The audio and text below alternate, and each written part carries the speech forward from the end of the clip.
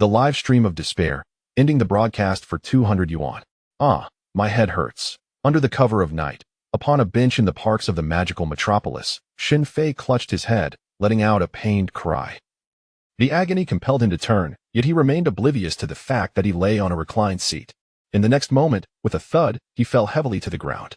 However, the pain from the fall paled in comparison to the excruciating throb in his head. Suddenly, an onslaught of memories, foreign yet overwhelming, surged into his consciousness like a breaking dam.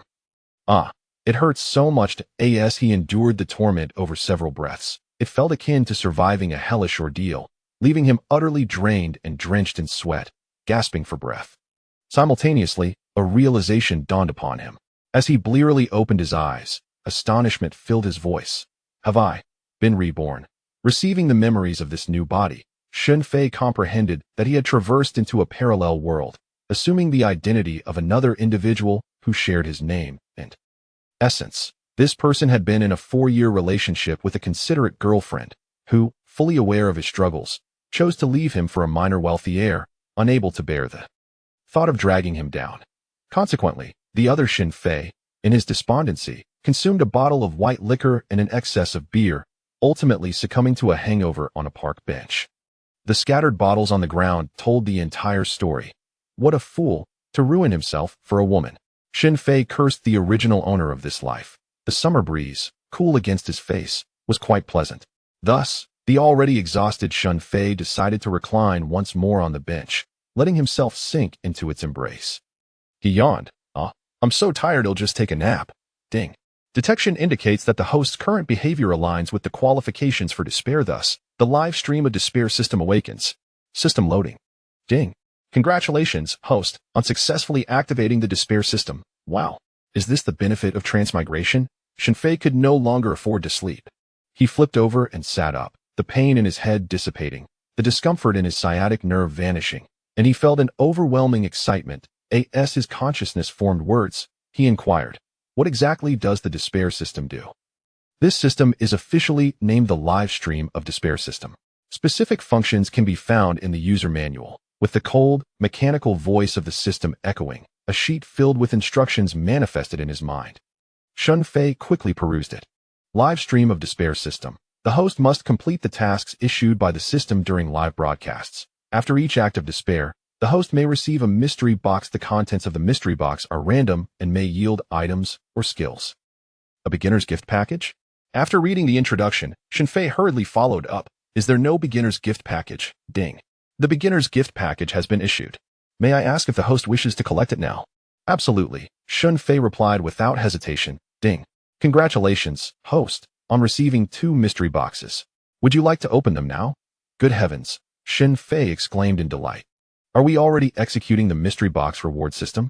Truly, the system lives up to its reputation. Open. Ding. Congratulations to the host for acquiring a body-enhancing pill. Ding. Congratulations to the host for obtaining emotionally immersive perfect singing skills.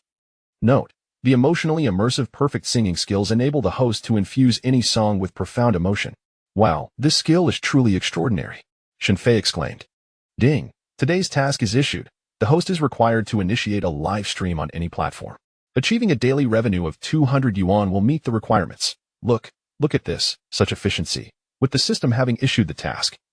Shen Fei could no longer linger on the park bench feeding mosquitoes, and thus he dashed towards the residence etched in his memory. He intended to return and test the effects of the body-enhancing pill, while also starting the live stream, to discover what extraordinary rewards awaited him upon task completion.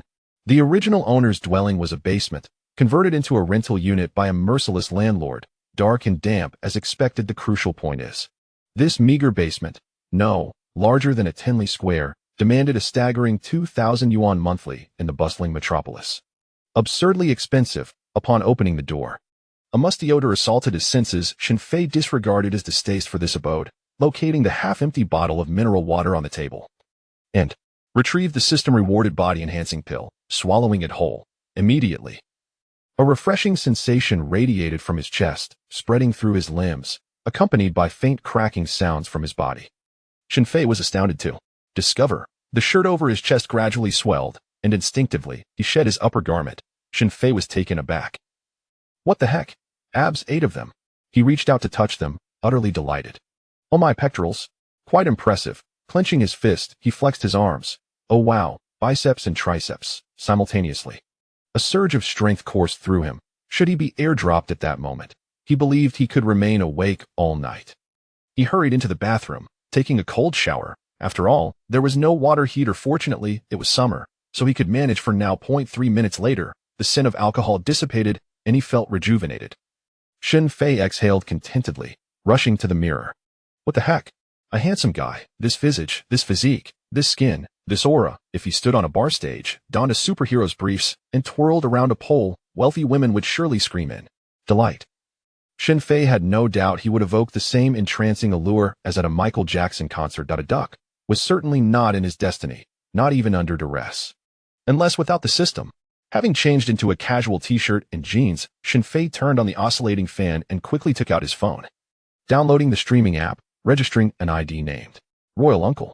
With the tagline, "He'll log off after earning 200." Excitedly, Shen Fei opened the live stream, waiting 5 minutes for a sparse trickle of viewers to enter, and he began chatting with them, even sharing a few jokes. For instance, at the age of 17, I stayed in a hotel for the first time. Unable to sleep due to hunger in the middle of the night, I called the front desk to inquire about fast food. From that moment on, I embarked on an irreversible path.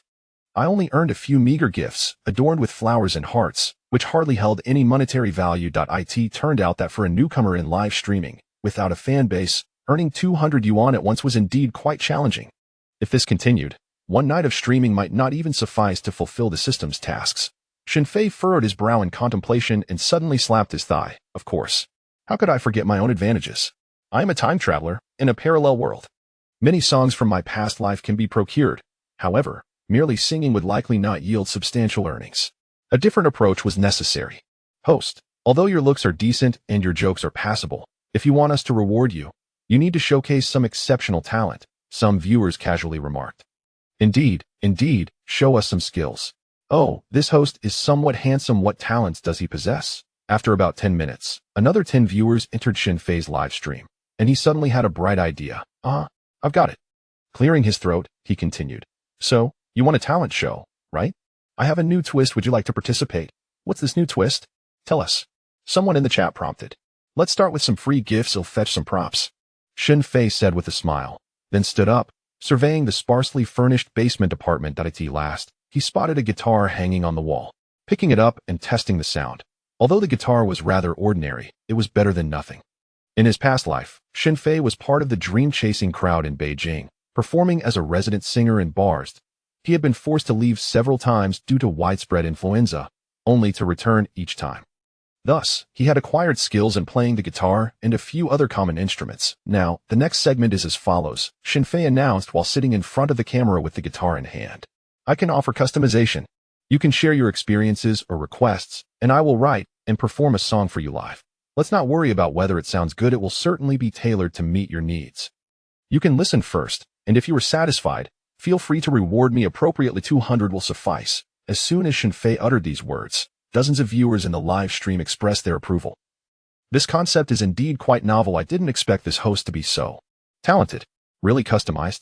Don't just make things up. Is this how begging has become so straightforward? To fulfill the task, Shen Fei reiterated.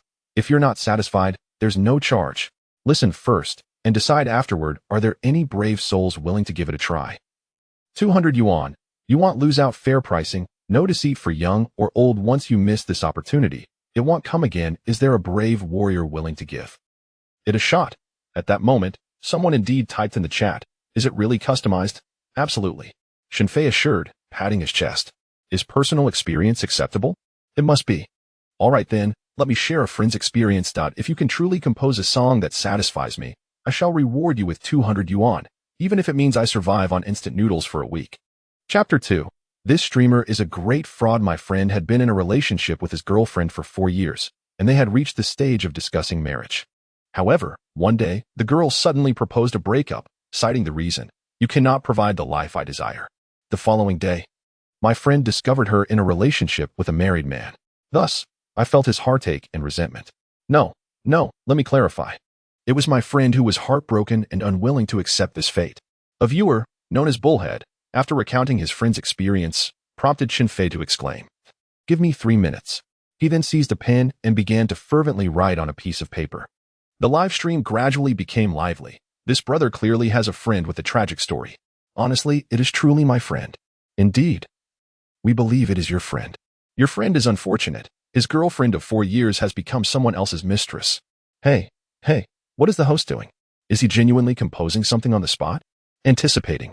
At this moment, several newcomers entered, each wearing a puzzled expression. What's going on here? Just watching the host scribble aimlessly? Is this even interesting? The little streamer is composing a song live. Seriously? I was just wandering around and stumbled upon a talented streamer. Is this just a performance? Regardless of whether it is a performance, I must commend the host's courage. He deserves a free flower for that. I am eager to see what kind of masterpiece he can produce. To be honest, I do not expect the host to create anything remarkable, as 3 minutes is hardly sufficient. Even my conversations with my girlfriend last longer than that. I am merely curious to see if the little streamer will indeed log off after earning 200. 3 minutes later, Shen Fei had set down the oil pen, embraced his guitar, and gazed at the screen. Dear Minotaur brother, it is evident that your friend is also a hopeless romantic. The song titled The Other Woman strikes at the heart of the matter. Dedicated to your friend. Allow me to sing it for you slowly. Although I did not voice it, I had long anticipated this moment. The inability to offer you happiness now stands as my greatest resignation. I await your revelation that you desire more than just my affection. I confront your honesty with a solemn demeanor, as the joy we once shared has dissipated into nothingness. As the main melody began to play, Shen Fei poured his emotions into a poignant performance, painting a heart-rending picture of a boy deeply enamored with a girl. For several years, he loved her dearly. While she contemplated separation multiple times, the boy understood her sentiments, patiently waiting for her to speak. For he currently could not meet her many desires or provide the life she envisioned, ultimately leading him to resign himself to letting go. Then, Shen Fei raised his voice, delivering the climactic chorus of the song. At last, you have become someone else other woman, and I know it is not out of love. The city night shines so brilliantly, yet it is devoid of your companionship. Finally, you have become someone else other woman, and from this moment, I am no longer your refuge. As you nestle in his embrace, have you forgotten the love I once offered? The melody of the song was simple, and the lyrics were unadorned. Just from the title, one might even deem it pedestrian. Yet it encapsulated the boy and Apos as poignant despair. The live chat room erupted with frenzied comments. Wow, this guy is truly creating on the spot. I must admit, though it and Apos, a bit glitch, it and Apos, rather catchy. I can guarantee this will be a favorite among middle-aged uncles and aunts. Glitch, so incredibly glitch. I've never heard such a banal song, yet it genuinely conveys the plight of the impoverished. Damn, this host is incredibly talented.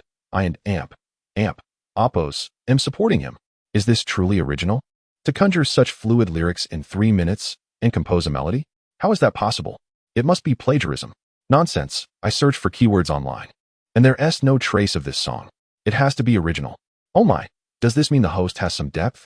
Minotaur, this song seems to resonate with your friend's real experiences. It brought me to tears. This truly exemplifies the blend of the mundane and the profound, appealing to both the refined and the common. Let us give the host a thumbs up and follow him. Quickly, Minotaur warriors, it's time to fulfill your promises. Unbeknownst to many, the bull-headed man was already shedding tears behind the screen, while at that moment, Shen Fei's live stream had swelled to over 1,000 viewers. And the numbers continued to rise rapidly. The audience was eagerly waiting, anticipating the bull-headed man to fulfill his promise. Curious to see if the host would indeed conclude the stream after earning 200. Observing the lack of activity, Shen Fei grew anxious and called out directly, Well? Dear bull-headed man, I have fulfilled your request. ISNT at time 2. Ding. ID bull-headed man has sent a cash gun. Instantly, a visual of a gun labeled with money appeared on the screen, spitting out bills. The bull-headed man responded, Little host, I have graciously presented a cash gun worth 300. Thank you for your song. I am quite pleased. Oh no, my friend says he is very satisfied. Thank you, bull-headed man, for the cash gun. We look forward to your next custom order. Shen Fei replied with a smile. Simultaneously, he swiftly checked the system to see if the recently rewarded gift of 300 had completed the system task and whether the blind box reward had been credited. To his dismay, upon checking, he felt an urge to curse. Damn it, only 120. Hastily, he reviewed the gift-sharing rules, realizing it was a 60-40 split, with the host receiving the lesser portion. Shen Fei couldn't help but mutter, Damn the capitalists. This indicated that the task was not yet fulfilled, and that he needed to continue streaming. Little host. Your signature states that you would conclude the stream after earning 200. Now that 300 in gifts has been sent, exceeding the target by 100. Why are you still on air? Right? Are you not a man of your word? Can't handle it? I knew it. The host is just stalling. If money is so easy to earn, I wouldn't log off either. Shen Fei smiled wryly and explained, indeed, I will conclude after earning 200. But the platform takes the lioness share of these 300 gifts. We, the small hosts, receive but a fraction. Then how much do you still need, little host? Currently, I am at 120, needing an additional 80, Shen Fei replied candidly. Are there any more patrons for custom orders? Moreover, let us send out some free gifts. Click the top right corner and follow and amp, Oppos, Emperor Uncle and amp, Oppos, to stay on track. At this point, the stream had been live for 13 minutes, and the follower count had surged to 2,000, with numbers still climbing. Yet, despite the multitude, they could not gather even 80 more, leaving Shen Fei feeling quite helpless. Are there any more patrons for custom orders? Absolutely tailor-made. If you are not satisfied, you owe nothing. I guarantee it in the name of my brother's wife. Oh, what are you all discussing? Why do you want the host to log off? An ID named Blossoming Happiness chimed in. What has this host done to incite such outrage? Why do you wish for him to end his stream? Check the host's signature. Blossoming Happiness replied, oh, it says here that he would log off after earning 200. What an interesting host. Surely he cannot be deceiving us? Whether he deceives or not, who knows? Why don't you, little fairy, give it a try? Blossoming Happiness responded, no. My money does not come easily. Does this handsome young host have any talents to showcase, or is he merely strumming his guitar aimlessly? The young streamer is offering personalized creations, whether it pertains to one's own experiences or other requests, as long as you can articulate it. The streamer will compose and perform a song for you on the spot. Happiness blossoms. Is this for real? A talented streamer? Very well, I'll give it a try. Streamer. I don't and amp, Oppos, to have any extraordinary experiences, but I and amp, Oppos, am feeling a bit down. Could you sing a song that moves me? I shall reward you. With a smile, the streamer. Shen Fei nodded and asked, Dear Happiness Blossoms, what kind of emotion do you seek to evoke? Is it related to love, familial bonds, friendship, or perhaps something more profound? Then, Happiness Blossoms began to type. You see, my siblings and I are working in different cities and rarely return home. Chapter 3 Goodness. This host is truly serious, incredible. The user known as Happiness Blossoms recounts her story. She and her siblings are all working in different places, each absorbed in their own careers or families, seldom returning home to visit their aged father. They only manage to come back during the new year, and even then, they cannot gather as a complete family. Day by day, year after year, every time she sees her father, she notices he has aged a little more. With calloused hands and deeply etched wrinkles on his face, each departure is marked by her father's feigned nonchalance, warmly waving goodbye with a smile, urging, go back. Work is important. Happiness Blossoms feels an overwhelming sense of debt towards her father, yet she must work to support herself and cannot always be by his side. After listening to her brief narrative, Shen Fei picks up paper and pen. Please hold on for 3 minutes, Happiness Blossoms. Then, he immerses himself in writing and sketching. Meanwhile, Li Shui, the head of the first studio at Hawaii Brothers Music Company, unexpectedly wanders into Shen Fei and Oppos' live stream. Observing Shen Fei cradling a guitar while scribbling on the table, she curiously sends a message. What is this young host doing? What are you all here to watch? Another user responds. The host is naturally writing a song live. We are eagerly awaiting the music, right? You must be new here. Haven't you heard? This host is a talent performer who can create custom songs. Li Shui comments, oh, custom songs? Quite intriguing. In reality, Li Shui sits at her computer with a cup of coffee, intrigued by the unfolding scene. Recently, Hawaii Brothers has undergone internal restructuring, and each studio must now be self-sufficient. Li Shui has been worried about her studio lacking fresh talent and singers of note. After a long day, she did not expect to encounter such an interesting young host. 3 minutes later, Shen Fei sets down his pen, picks up his guitar, and clears his throat. Happiness Blossoms, are you ready with your gift? I am about to begin. Happiness Blossoms replies, a custom song? As long as I am satisfied, I want just offer money. I will reward you with a treasure map. A treasure map worth 5,000 yuan. Shen Fei doesn't hesitate, lightly strumming his guitar, and chuckles softly. The song is titled and amp, Oppos, Father and amp, Oppos, dedicated to Happiness Blossoms and to all the workers who have left their homes behind, always asking for your support. yet never saying thank you. It is only when we grow up that we understand your struggles. Each departure is cloaked in a facade of ease. As you smile and say, go back, while tears brim in your eyes. How I long to hold your gentle hand as before, yet you are not by my side. Entrusted to the breezes that carry my wishes for your well-being.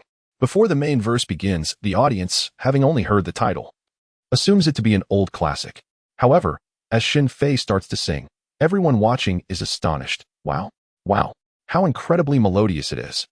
I initially thought it would be mediocre, but upon hearing the voice, it's truly exceptional.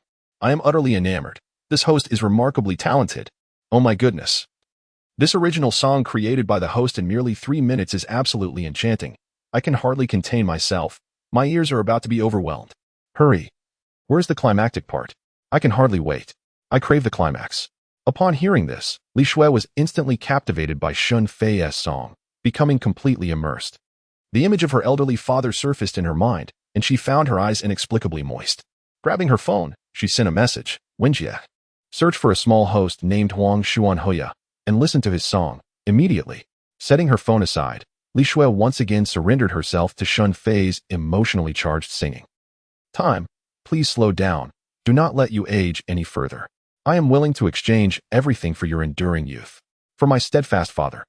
What can I do for you? Please accept this humble concern. Thank you for everything. Your 2 hands have supported our home, always giving me the best. Am I your pride?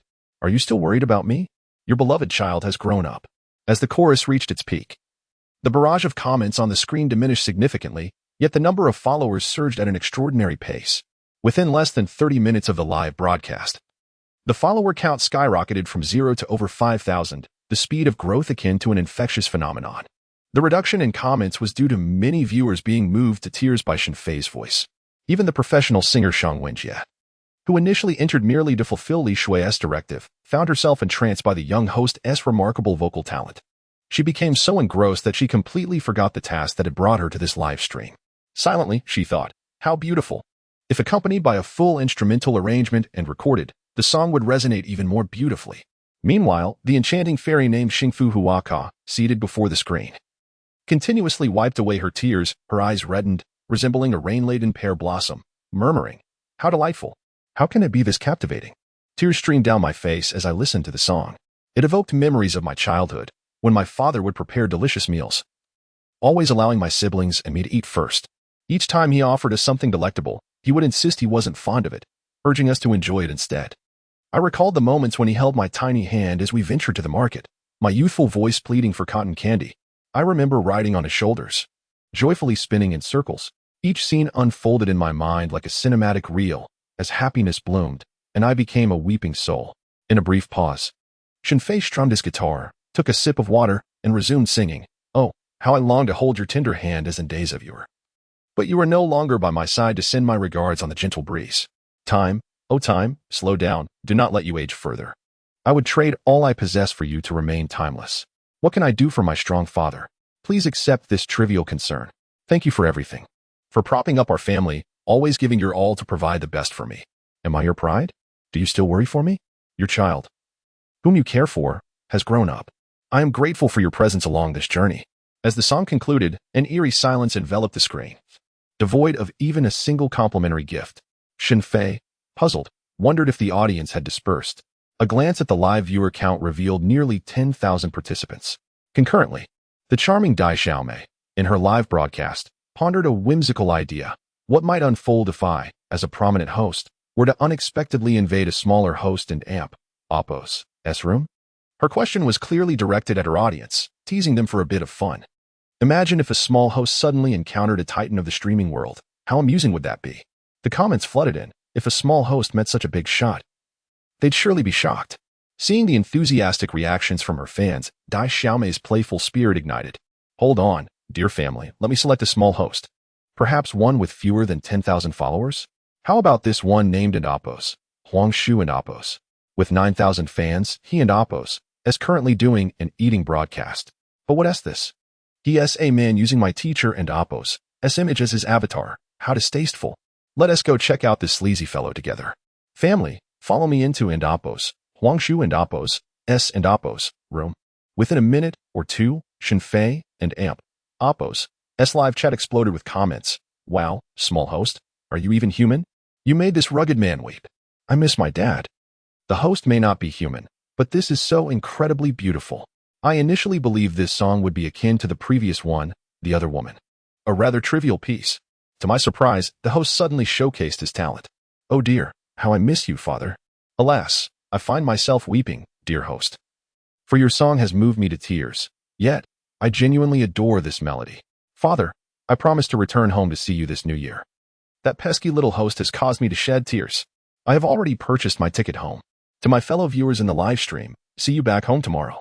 Envious of those who can return home and reunite with their parents. I am now a devoted fan. This host must be followed.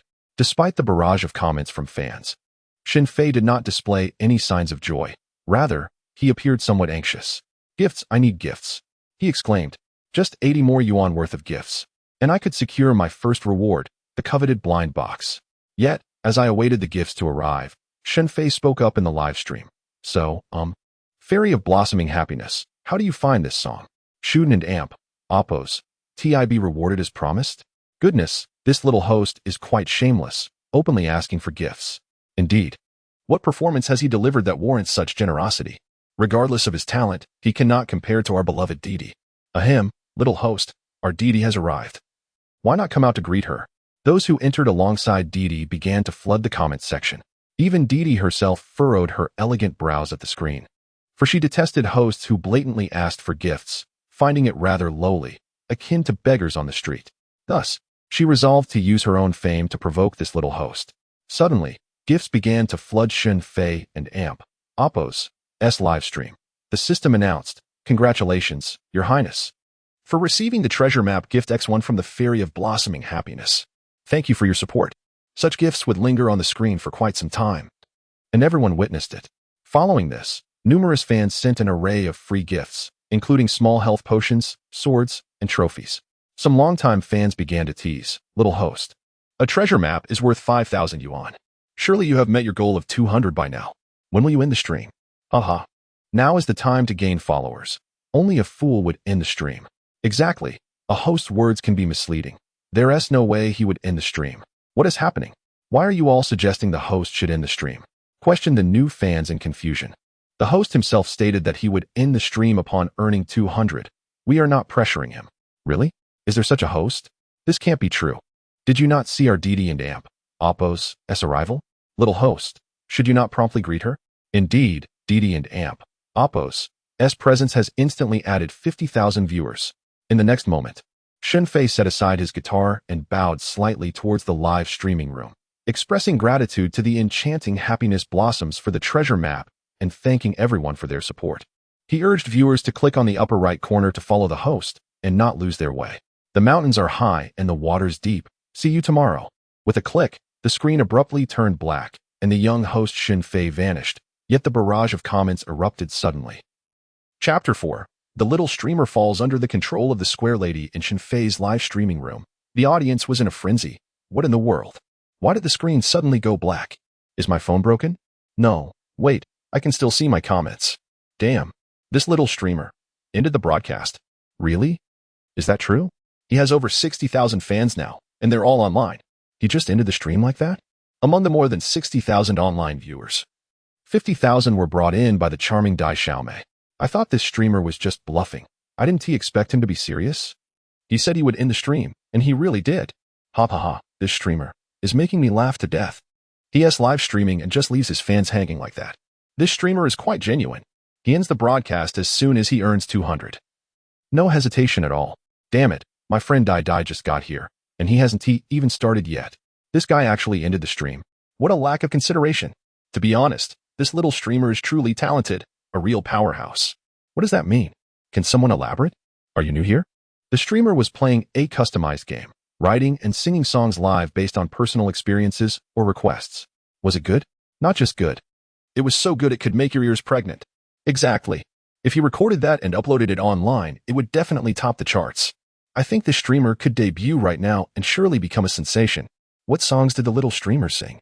At this moment, Dai Xiaomei, unable to suppress her irritation, typed in a comment asking, "One was the other woman, filled with heartfelt emotion, revealing the sorrow and helplessness of modern-day losers. And another was Oppos, father, and Oppos, which made me cry. Did anyone record it? Fortunately, I screen recorded it. V50, here you go. Ha ha ha. Meanwhile, in the office of a corporate supervisor, a woman dressed in an elegant outfit, known as Happy Flower, saw Shen Fei in his stream and muttered, "What a dog." She then picked up her phone and made a call. "Dad, I want to eat our family's scallions dipped in soy sauce." Her voice carried a hint of a sob, filled with longing. "Daughter, what's wrong? Is something the matter?" Came the aged voice on the other end. "Do not be afraid. I am here," came the familiar and comforting voice, bringing tears to the eyes of the young woman. "It's nothing. I just feel so weary in this city. I long to return to my hometown and be by your side." She was overwhelmed with the desire to go home and had even booked a high-speed train ticket for that very night. Meanwhile, Shen Fei was blissfully unaware that his 2 songs and accompanying videos had been uploaded to the internet, igniting a sensation across various platforms, including short video and social media sites. Even the ever-enthusiastic girl had sought out Shen Fei's songs. At that moment, Shen Fei was oblivious to the happenings in the live stream. He sat on his bed, shirtless and exhilarated. The basement room was stifling and humid. And despite the fan and amp, Oppos' efforts, the heat was unbearable. Since he was and Oppos' broadcasting at the moment, he decided to shed his t-shirt. Feeling the discomfort of the sticky fabric against his skin. Ding. Congratulations, host, for completing today's live streaming task of earning 200. You have earned 3 mystery boxes. Would you like to open them now?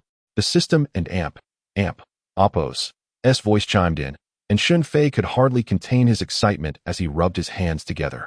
Open them. Ding. Opening mystery box 1. Congratulations, host, you have received a high-performance Bugatti Veyron Herm S edition. Note, all assets acquired by the host through the system are obtained through legal means. Ding. Opening mystery box 2. Congratulations, host, you have received a 100-fold cashback voucher. Ding. Opening mystery box 3. Congratulations, host, you have received an exquisite feminine voice. Upon seeing these 3 rewards, Shen Fei was overjoyed, as expected of the system. It truly is remarkable, ha ha ha. The specifications for the high-performance Veyron appeared on Shen Fei's system panel. A pure black body, brown front, sleek design.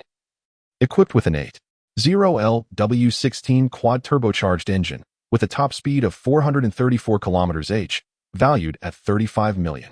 A definite tool for showing off. The 100-fold cashback voucher was a timely blessing for Shen Fei, who had less than 1,500 in savings, insufficient to cover his rent. If he were to spend that amount in one go, he would receive a cashback of 150,000. No, that cryptocurrency owes me 20,000. He hasn't repaid me in 3 years. I must get it back tomorrow before I spend.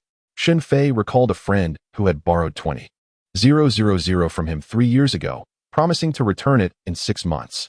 3 years had passed, and that person had not mentioned repayment once. If he could reclaim that debt and utilize the cashback voucher, it would instantly transform into 2 million. No matter what, I must get that money back tomorrow. As for the 3rd reward, Shen Fei felt a bit puzzled. An exquisite feminine voice? What use is that? Am I to pretend to be a girl while gaming, hoping someone will buy me skins? The thought of such a scenario made him cringe, leaving him with goosebumps. Forget it. Skills are never a burden. I will deal with it later. How exhilarating. I feel as if I have reached the pinnacle of life. Just then, Shen Fei and Oppos' phone rang, displaying an unfamiliar number. He answered casually. "Hello, whom are you looking for? Are you Mr. Shen Fei?" A mature male voice inquired over the phone. "Yes, what is it?" "This is Zhang Liang, the manager of the Volkswagen 4S dealership. The high-performance Bugatti Veyron Herm S edition that you ordered 6 months ago has just arrived. Would you like us to deliver it to you personally?"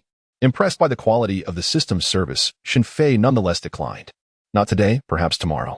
Please contact me at 10 in the morning." Having indulged in a night of heavy drinking, Shen Fei was still reeling from the effects. The scent of alcohol lingering on his breath. Even if he wished to experience the luxury of his new vehicle, he was not about to drive under such conditions. Never drink and drive. At over 30 years of age, Shen Fei understood this principle all too well. "Very well, I shall refrain from disturbing your rest. I will reach out to you tomorrow morning at 10. Sweet dreams." Manager Zhang responded courteously. His respectful demeanor was undoubtedly influenced by the value of the car in question. After all, who but a person of considerable means could afford a Bugatti Veyron worth 35 million? Patting his stomach, which grumbled in protest, Shen Fei realized he had neglected to eat dinner amidst his sorrowful drinking spree. "I suppose I should find a late-night snack," he mused, grabbing a slightly damp t-shirt. Just as he was about to put it on, a rapid series of knocks echoed at the door, accompanied by a woman's voice calling out, "Xiao Shun, Xiao Shun." Open the door quickly. With a start, Shen Fei's expression shifted. Oh no, it's the landlady. This landlady was a rather square-shaped woman, standing at 155 centimeters, who had divorced her husband and divided their property, even converting the basement into rental units. Upon their first meeting, she had subtly hinted that she would forego rent in exchange for certain favors from Shen Fei. Hearing the persistent knocking, a shiver of apprehension ran through him. I know you're in there. I heard you singing just now. Open the door. The knocking grew more insistent, as if she intended to break it down. How dare you call it singing?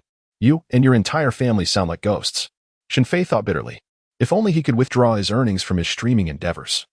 He would gladly toss a handful of cash at this square lady's face and command her to leave. Unfortunately, the payments were only settled at the end of each month. With no escape from the situation, he resolved to face it head-on. Shen Fei rubbed his cheeks to summon a smile and opened the door. Ah, landlady, why didn't you notify me of your arrival? I was just about to discuss the rent with you. Oh please, you've lived here for 3 years. Do you think I don't know your temperament? She retorted.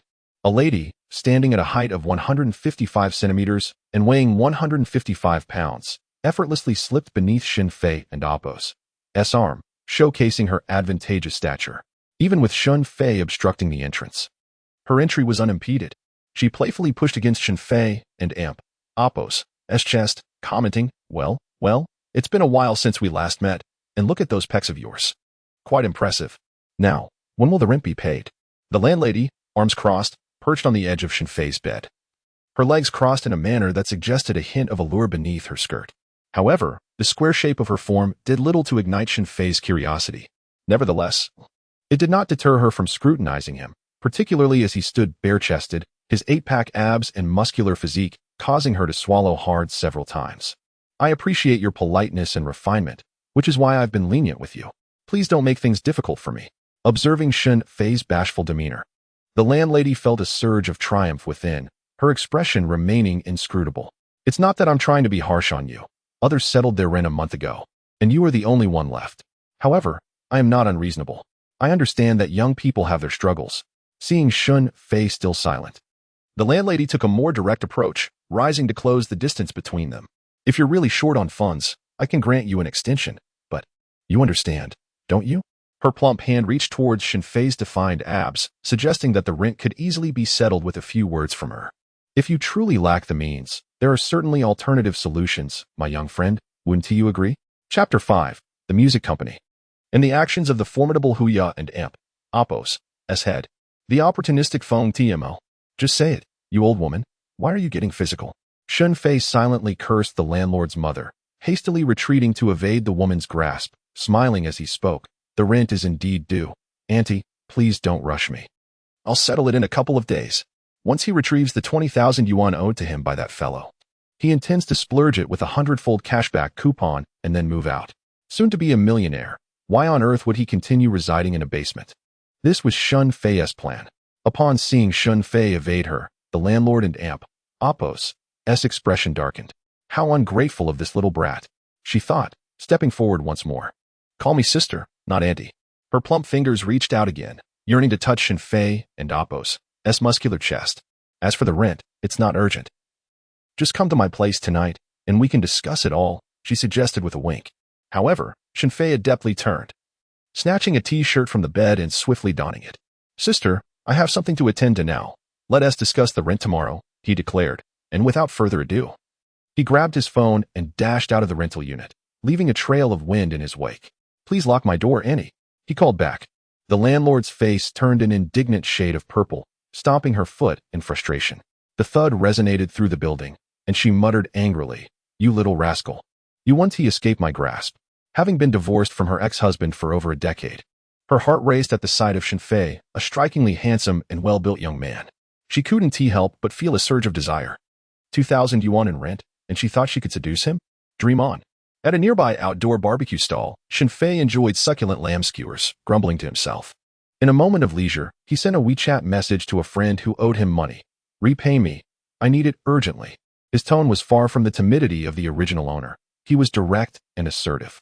After devouring over 10 skewers, He found that his message had seemingly vanished into the void. Clearly, his friend was employing his usual tactic of feigning ignorance. Shen Fei refused to relent, calling directly. Return the money. I have an urgent need for it. You just broke up with your girlfriend. What could possibly be so urgent? Came the impatient reply from the other end. It's just 20,000 yuan. Is it really necessary to hound me every day? Are we still even brothers? Are you kidding me? In this world, those who owe money are kings, while those who demand repayment are mere servants. Do you even deserve to use the word brother? Shen Fei retorted firmly. This guy had just spent 500,000 yuan opening a clothing factory. Did he really think he could afford to ignore Shen Fei and Amp, Oppos, as 20,000? Squeezing between the teeth, it finally emerged, though I simply chose not to return it. All right. I shall provide it to you in a few days. Please refrain from being so insistent. The other party responded impatiently. I am currently accompanying a business partner for a bath, and then hung up. Not in a few days. But tomorrow. I demand it by tomorrow. Shen Fei reiterated emphatically. Damn it. Are you not yet finished? I never claimed I wouldn't return it. Must you be so aggressive? If you provoke me further, do you truly believe I will refuse to repay you? The other party retorted angrily. You may attempt it. After all, Shen Fei is unperturbed by this superficial friendship. If I do not receive the money by tomorrow, brace yourself for a lawyer's letter. Are you intent on destroying our brotherhood? You were the one who tarnished it first. We agreed on a 6-month repayment, and you have delayed it for almost 3 years. Stop with the unnecessary chatter. If you dare, go ahead and sue. Let us see if you can retrieve this money. Fine. That's your assertion. We shall see. Shen Fei abruptly terminated the call. Boss, a bottle of cold beer, please. He had initially planned not to drink. Yet he found himself infuriated by this absurdly flimsy camaraderie.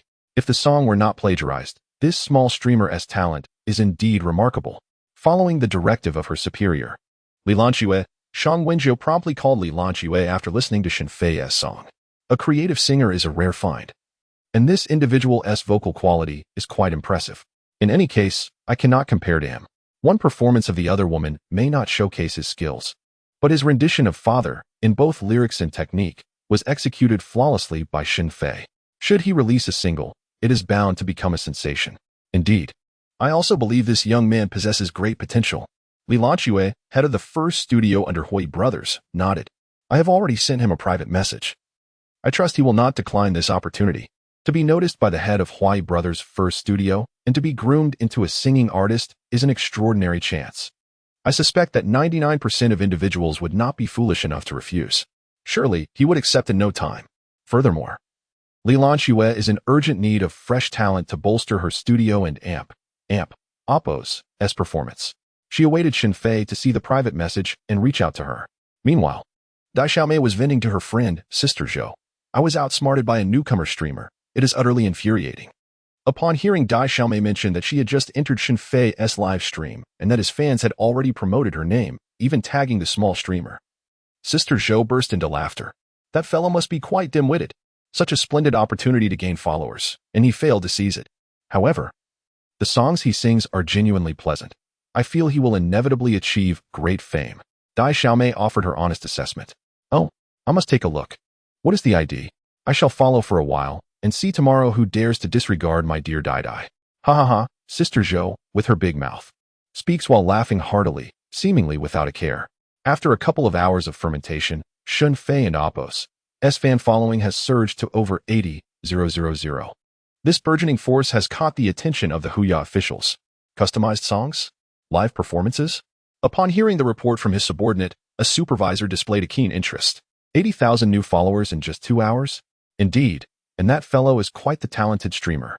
Undoubtedly of a high caliber. I feel that with just a little push, he will surely explode in popularity, the subordinate asserted confidently. Is this being funded by the guild? The supervisor inquired. No, he is a wild streamer, having just registered today. And he hasn't Oppos to even signed a contract yet. The subordinate replied. Let me first send you a video of his live stream. You can take a look. Moments later, the supervisor wiped the moisture from his eyes, moved by the singer's performance. I too long for home, he chuckled. Is that not indicative of great potential? The subordinate asked eagerly. Indeed. The supervisor nodded, observing the live stream. He seems to be in dire need of money. Anyone witnessing a streamer incessantly requesting gifts while surrounded by bare walls would certainly surmise that this streamer is struggling financially. I share that sentiment. The subordinate concurred. Let's proactively reach out to this young streamer tomorrow and offer him a contract, the supervisor casually suggested. Dear friends, today's outdoor live stream theme is mooching for food. We shall randomly select a passerby to share in their late-night snack. Recently, the petite and charming streamer Fong Timur has not relinquished her streaming career despite the challenges in her musical transition. With her adorable face beaming at the screen, she reveals a bright smile showcasing her pearly whites and large eyes, exuding an aura of whimsical cuteness. Who would have imagined that a woman nearing 26 could still possess the vivacity of a 17 or 18-year-old, radiating youthful energy? Her large eyes twinkling, Fong Timur scanned the barbecue stall and swiftly locked onto Shen Fei, who was drinking beer alone, his youthful and handsome features. The way his Adam's apple bobbed as he drank exuded a certain boldness that instantly captivated her. She discreetly directed the live stream camera towards Shen Fei and announced to her audience, I have chosen him. Dear friends, your MOMO is going to mooch some food. Wish me a smooth start. Instantly, the live chat erupted with comments. Wow, MOMO, you're such a beauty lover. Picking such a handsome guy to mooch from. Haha, our MOMO has always been a beauty lover. Did you just realize that? Be careful not to get pregnant. Ahem, MOMO, to be cautious not to be dazzled by the young man's handsome visage. You belong to all of us. Chapter 6. I initially wanted a free meal, but unexpectedly became a major source of frustration. Hello, handsome. Fong Timur approached. Gripping the live streaming pole, Shen Fei glanced up and, to his astonishment, encountered the renowned live streaming queen. With an expression of indifference, he inquired, Is there something you need? In the live stream chat, wow, this passerby is incredibly handsome. I wonder if he has a partner? If gender is not an issue, I would like to date him. The previous commenter is too bold. I and Amp, Oppos, M.A. girl. Could you ask him if he and Amp, Oppos, is available? Oh no, look at Timo and Amp, Oppos, S gays. She and Amp, Oppos, S definitely smitten. My Timo is about to betray me.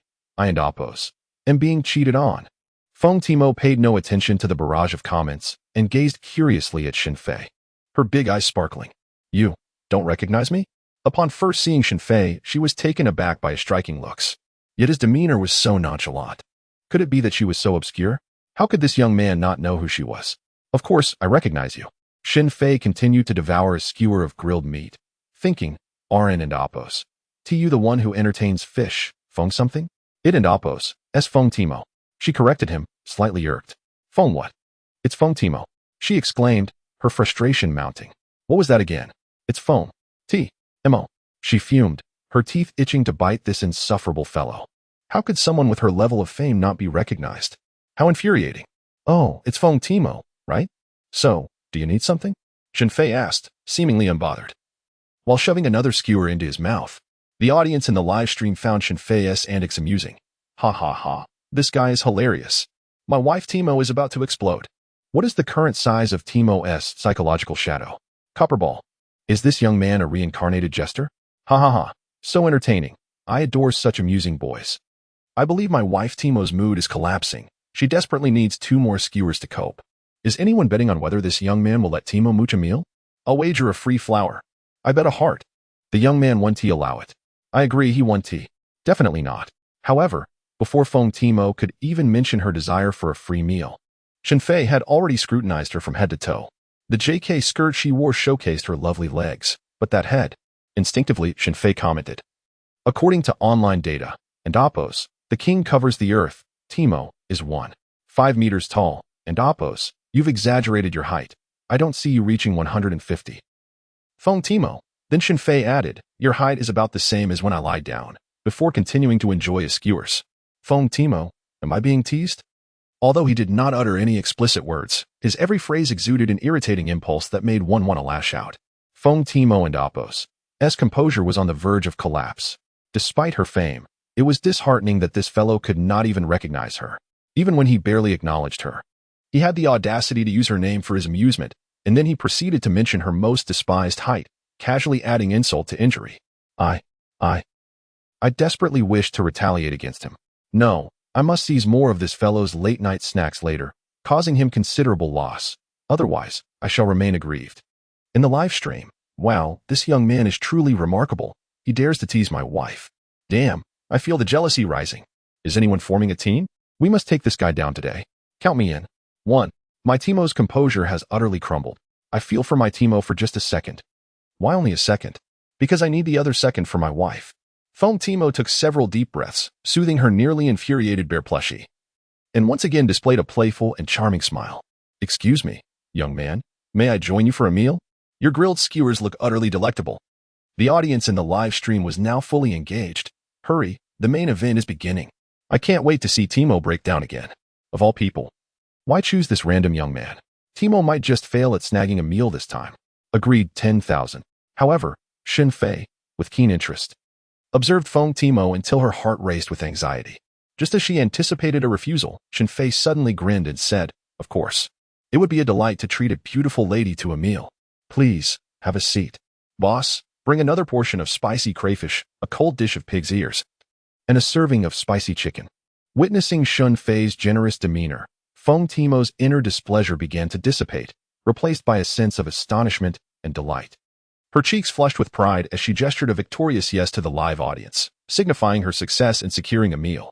In the live stream, viewers exclaimed, "Wow! Why is this young man not following the usual script? Indeed, given his earlier demeanor, you should have refused Timo and Appo's request for food. Something is definitely off." Especially Shen Fei and Appo's hospitable attitude, as he eagerly picked up 2 skewers and urged, "Here, enjoy these while they and Appo's re-hot." This bewildered the live stream audience even further, stretching the corners of Foam Timo's mouth into a broad smile as she quickly accepted the skewers he offered. "Thank you, young man." Then, addressing the audience, she declared, "Dear friends, I shall not hold back." The aroma wafted with a tantalizing allure, and it appeared irresistibly delectable. She immersed herself in interaction with the audience in the live stream, oblivious to the fact that Shen Fei was devouring his food with great fervor. His responses to her inquiries were merely curt, as if he feared that any delay would detract from his culinary enjoyment. 15 minutes later, Shen Fei let out a satisfied burp and rose, saying, "Beautiful lady, please take your time. I must visit the restroom but will return promptly." Take your time. And thank you for the supper." Foam Timo replied with a wave of her delicate hand and a beaming smile. 1 minute passed, then 2, 5 minutes, 10 minutes, and 30 minutes had elapsed. Foam Timo grew increasingly anxious, as did the viewers of the live stream. "Timo, why has that lad returned? It's been half an hour. At this rate, he could have fathered a child. I have an ominous feeling. I suspect he may have slipped away." "Surely not. He seemed too enthusiastic to abandon his meal. Indeed, that young man explicitly stated he was treating us." As Foam Timo scanned the surroundings with growing concern, the owner of the barbecue shop, a rotund figure holding a ledger, approached her. "Miss, have you finished your meal?" "Yes, I have, and the food was quite delightful," Foam Timo responded with a smile. "Thank you for the compliment." The owner chuckled, then handed her the ledger. May I settle the bill? We are about to close." Foam Timo and Appo's eyes widened in shock, her expression one of confusion. The audience in the live stream echoed her disbelief, and the barrage of comments erupted. "Where's the young man who dined with me just now?" Foam Timo pressed, suppressing her foreboding intuition. "That lad has left. He mentioned his girlfriend would cover the bill." The owner replied candidly. "Foam Timo, am I to be the unwitting fool in this situation?" Chapter 7. Everyone, remember not to tip the streamer. The barrage of comments in the live stream was filled with laughter and disbelief. "Haha, looks like he shot himself in the foot. As I suspected. The young man dined and dashed. What a move. This guy is really something. I can't stop laughing. He ordered a feast and then bolted. And to top it off, he let my girlfriend pay the bill. How hilarious. Congratulations to TMO for scoring a boyfriend through a free meal. Though this thrifty boyfriend seems a bit too cunning. Is he trying to make me laugh to death? Is he inheriting my credit? What a character. TMO must be on the verge of a breakdown. Her heart shattered into pieces. In the live stream room, Foam TMO had lost interest in the comments, staring blankly at the boss. The boss shot her a sharp glare. "What? You think you can have a free meal?" He flexed his muscles, glaring at Foam TMO.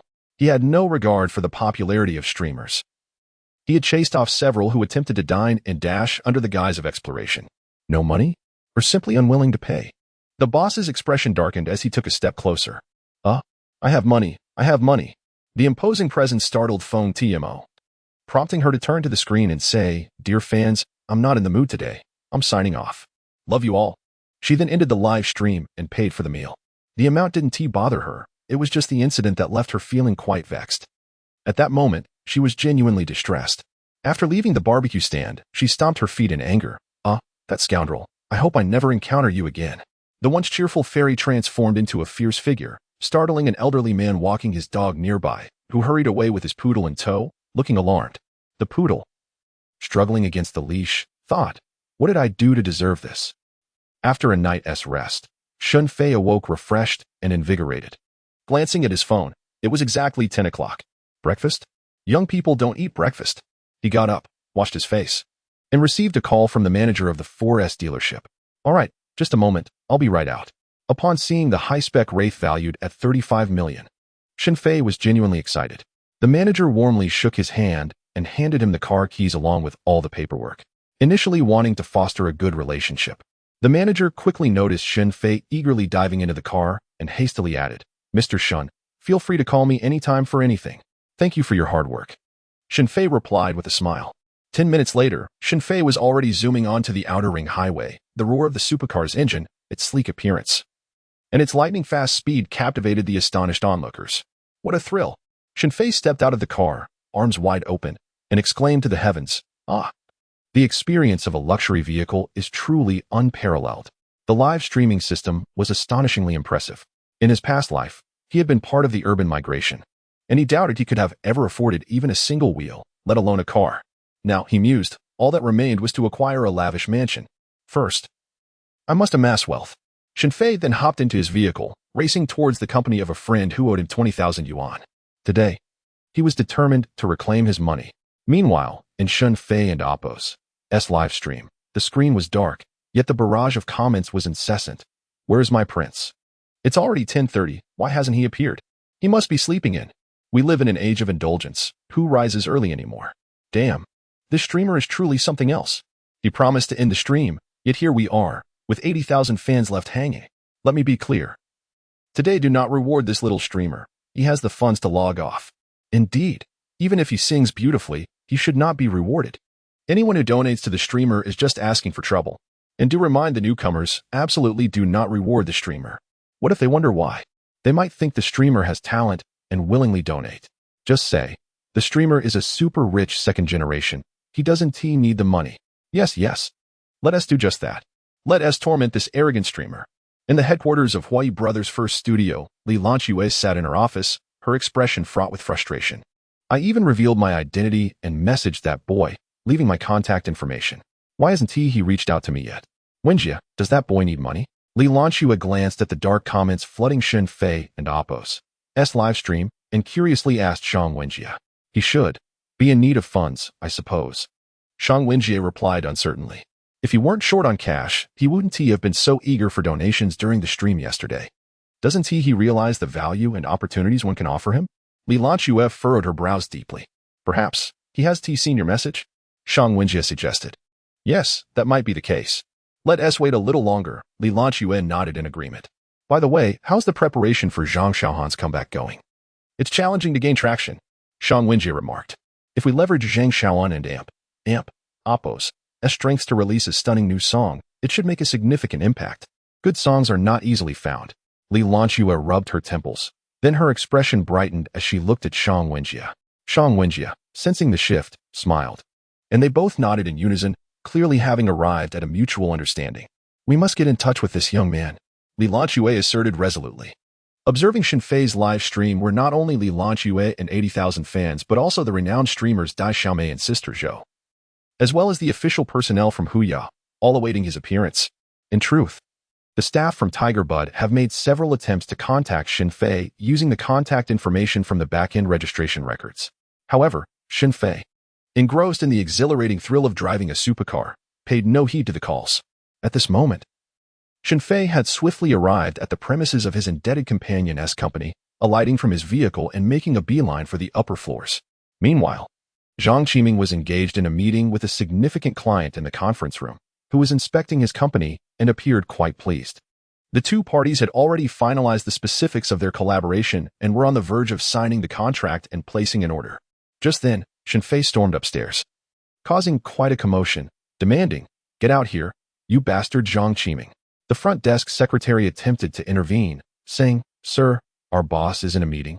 You really cannot go in." To which Shen Fei retorted, "There's time for meetings, but not for repaying debts." Ignoring her pleas, He forcefully pushed the secretary aside and kicked open the conference room door, pointing an accusatory finger at Zhang Qiming, demanding, "Repay me."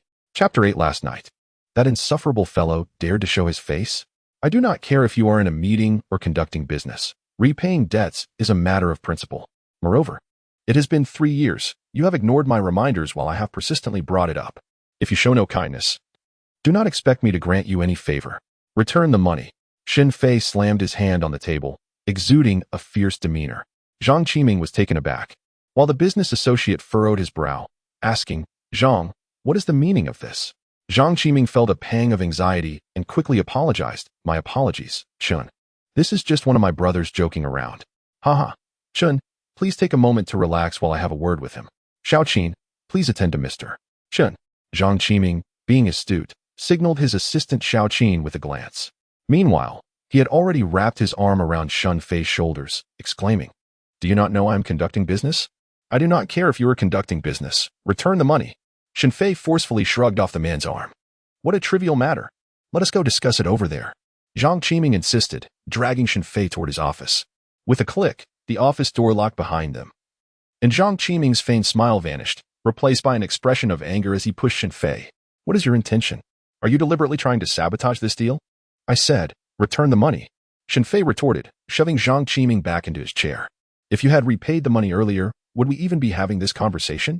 Did I ever say I wouldn't repay you?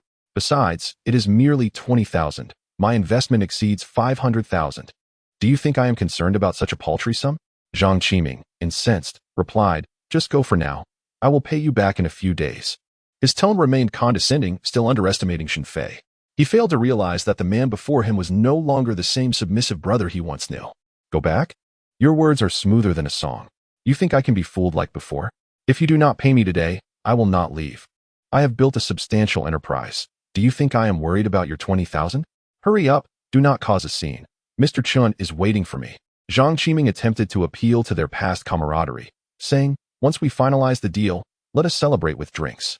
Do not try that with me." Shen Fei once again shook off his grip. "Return the money. Is this never-ending?" Zhang Qiming, now infuriated, retorted, "You are the one who is being unreasonable. I see you are the one lacking in dignity. Return the money. If you anger me, I assure you, you will not receive a single cent. You may try." Zhang Qiming dismissed Shen Fei and Appo's threats entirely and stormed out of the office. However, the meticulously prepared Shen Fei produced a small loudspeaker from behind him, stepped into the corridor, and announced, "Zhang Qiming, the owner of XX Garment Processing Company, owes me 20,000 yuan, which he has failed to repay for 3 years now. He outright denies ever borrowing the money." Shen Fei's voice reverberated throughout the office building, which housed not only Zhang Qiming's company, but also numerous others. Curiosity piqued.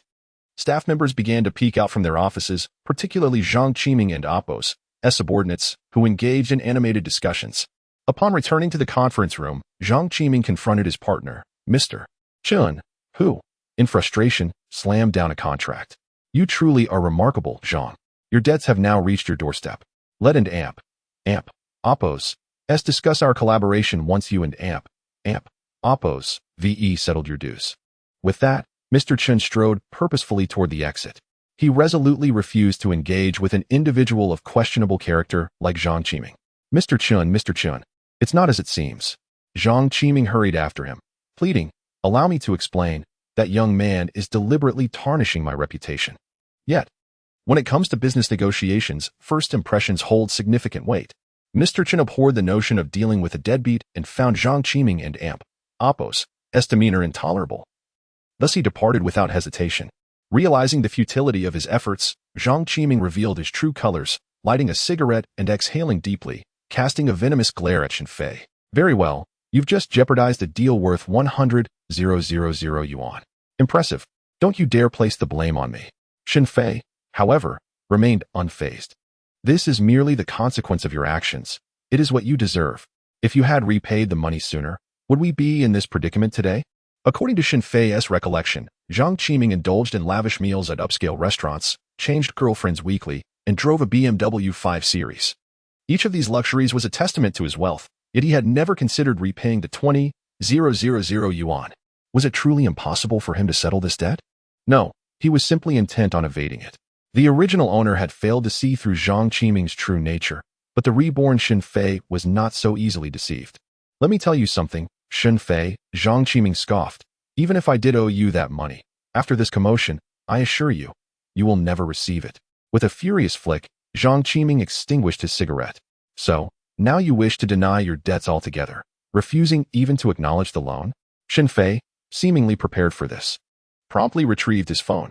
Believe me, I will print the transaction records and post them on your company's front door tomorrow. Feel free to take a look. Zhang Qiming was ready to abandon all hope, for General Qin had already departed, leaving this deal in ruins. The garment factory he had just invested in was beyond saving, doomed to declare bankruptcy. Initially, he had thought that by cleverly persuading a fool like General Chun to place an order, he could salvage his company. However, that plan was thwarted by Shen Fei. At this moment, Zhang Qiming cared little for his dignity, commanding his subordinates to disperse the crowd. Get this brat out of here. You needn't amp. Oppose. Lift a finger. I shall leave myself. Shen Fei shot a disdainful glance at the subordinates encroaching upon him and coldly surveyed Zhang Qiming. Do you think this is the end? Just wait. This is merely the beginning. I am eager to see how you will deal with me. With the facade of civility shattered, Zhang Qiming disregarded his pride. Shen Fei's earlier remark about it being just the beginning was not a threat but rather an assertion of his resolve. He was not intimidated by a mere facade of authority. The 2,000 yuan debt remained unpaid, leaving Shen Fei with a mere 1,500 in his pocket. With reluctance, he decided to use a portion of that to redeem a cashback voucher. As noon approached, he casually dined on beef noodles at a modest eatery, his mind preoccupied with thoughts of financial gain. Driving a luxury car worth over 35 million while eating noodles inevitably attracted attention. Several young women lingered in front of his vehicle, hoping he might take them for a ride. In a twist of fate, Shen Fei, who had previously found it difficult to attract female companionship, was now the center of attention, with women eagerly flocking to him. However, he had no interest in frivolous distractions or the shallow pursuits of materialistic women, deeming them unworthy of his time or consideration. Not even bothering to exchange WeChat contacts with them, he pressed the accelerator, his extravagant vehicle transforming into a blur as it sped away, leaving the women fuming in frustration. Upon returning to his rented apartment, Shen Fei's first thought was to seek a mobile loan. Hoping to secure some funds to fill the financial void with the help of the cashback voucher, he opted for legitimate lending applications, consciously steering clear of predatory loans. Yet, after trying a dozen apps, he found himself disheartened. The previous owner's reclusive lifestyle had resulted in a meager credit limit, with the maximum loan available being a mere 6,000 yuan. Even combined, the various applications could only yield 30 to 40,000 yuan.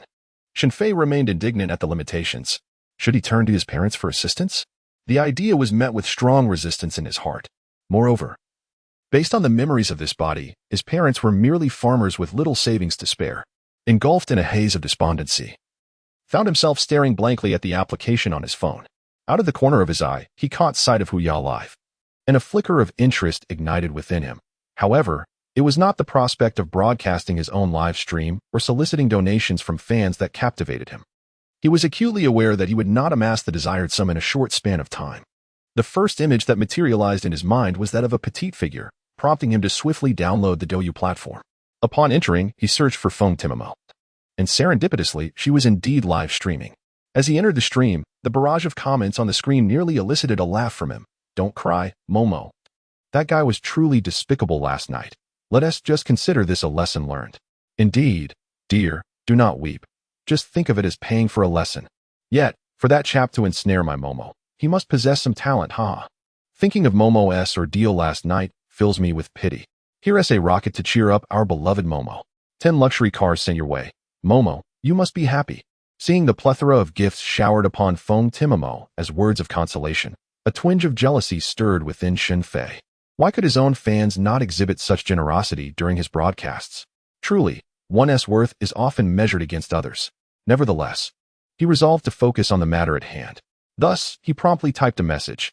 Timamo, I'm the one who was the sixth wheel last night. Shall we meet in person? As soon as Shen Fei's words left his fingertips, the screen erupted with an explosion of comments. Simultaneously, the tearful Feng Timamo caught sight of his message.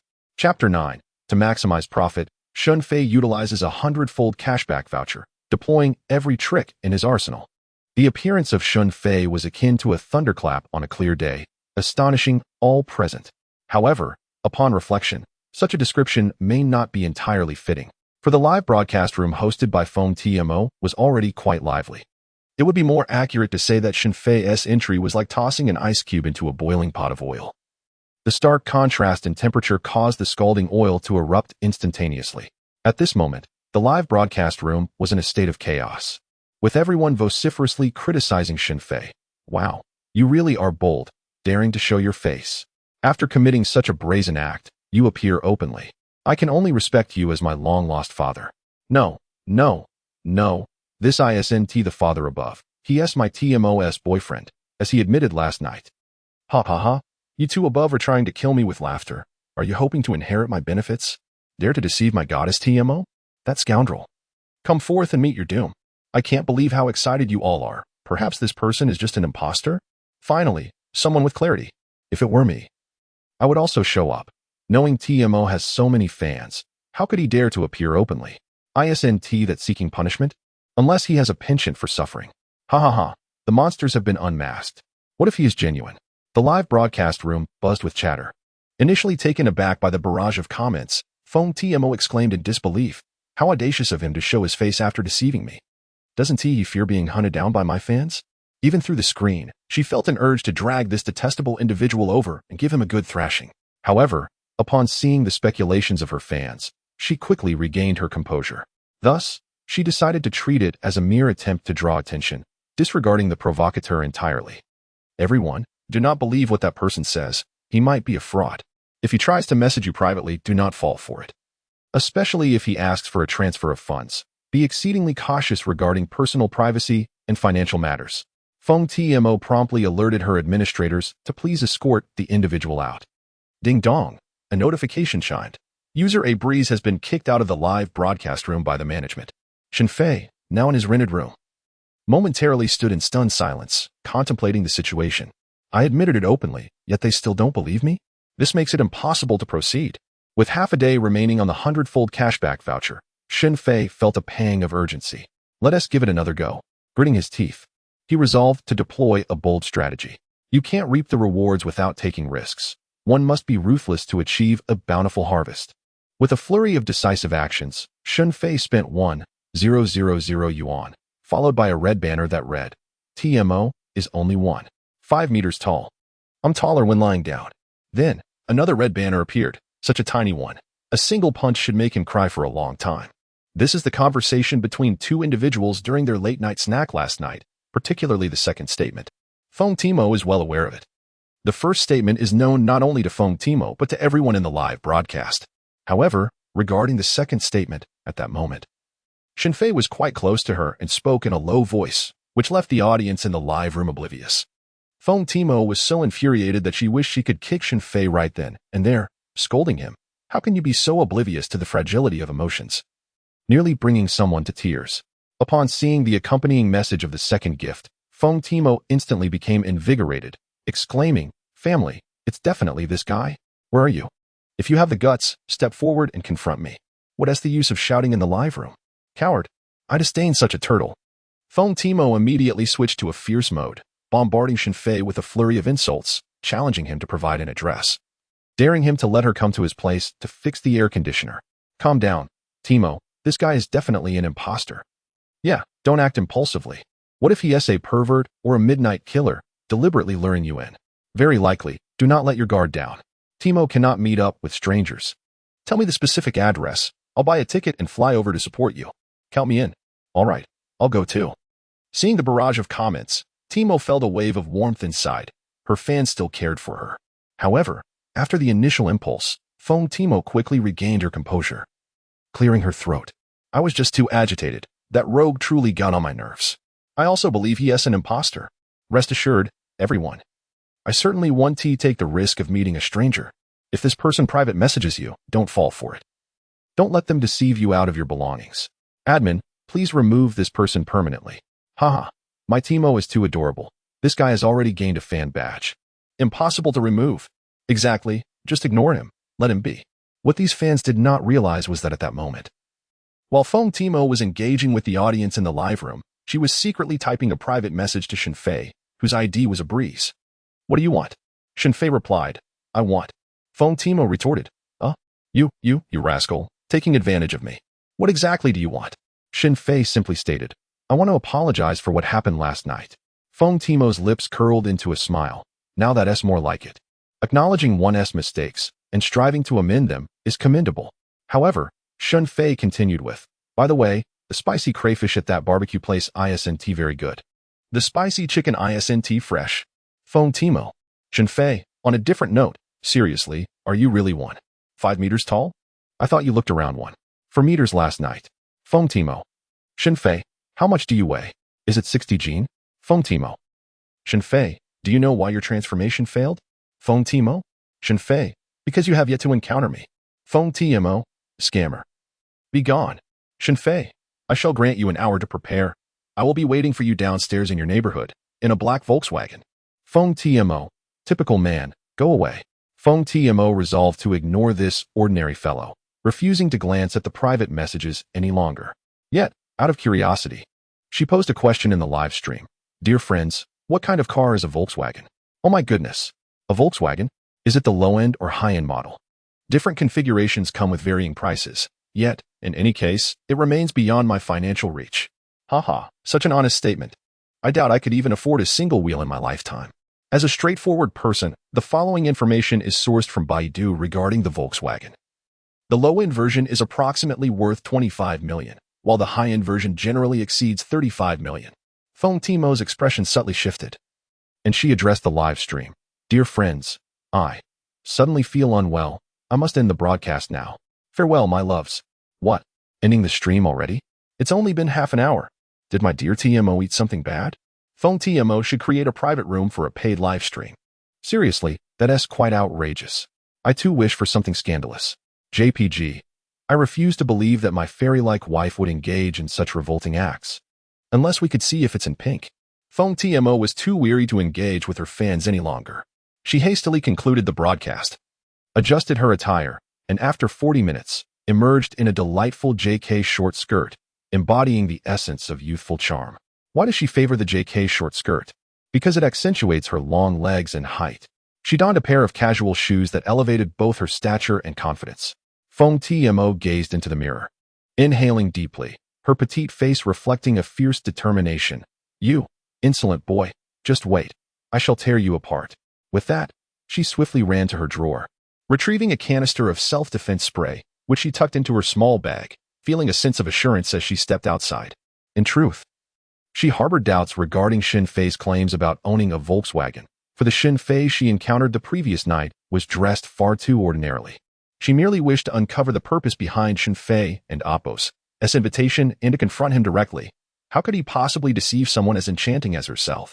Chapter 10. How could you let such a golden opportunity slip away? Hello, who is this? While waiting for Feng Timo, Shen Fei received a call from an unfamiliar number. This is the HR department of Huya. I saw your live stream yesterday, and you have excellent potential to become a prominent streamer. We haven't signed you yet. We are reaching out to see if you would consider signing with Huya Live. The caller was quite direct. At Huya Live, the income we provide to our streamers is among the best in the industry. We certainly do not exploit our streamers or impose unreasonable terms. Moreover, once you sign, you will receive a base salary along with commissions. Given your talent, you can expect substantial promotional resources at Huya. So, are you interested? Shen Fei replied, not interested. The call ended abruptly, leaving the Huya HR representative in disbelief. What? I was just rejected? An opportunity that other streamers would eagerly accept was turned down by this young man. Unwilling to accept defeat, the HR person dialed again. Brother Shun, are you sure you don't want to reconsider? Keep pestering me, and I might just switch platforms. Shen Fei interrupted sharply. After all, it didn't matter where he streamed. As long as he avoided inappropriate content and maintained his talent, what was there to fear? If Huya didn't work out, he could always go to Douyu, or even TikTok. There were plenty of options available. Shen Fei had no desire to be confined by a contract. He simply wished to complete his system tasks. Being a free-spirited streamer was quite appealing. The HR representative hurriedly went to speak with the manager. That kid is ungrateful. He outright rejected us. What should we do? Calm down. Let us assess the situation first. What if he is just a fleeting star? The manager remained composed.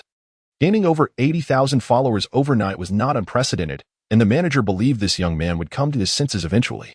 Meanwhile, Shen Fei's fans in his live stream were growing impatient. This damned old loose streamer still hasn't gone live by 1 in the afternoon.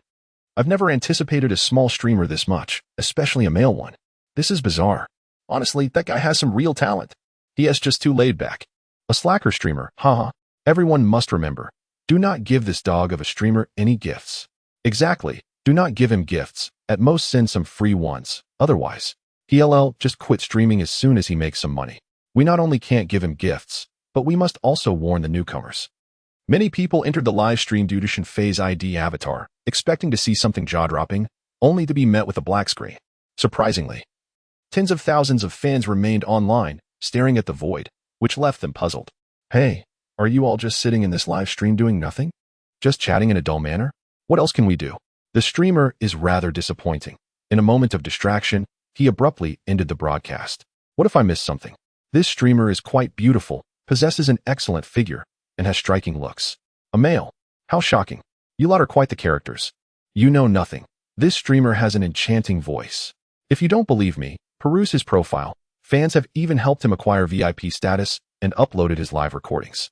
After viewing them, if you don't become a fan, I shall concede defeat. Is it truly that captivating?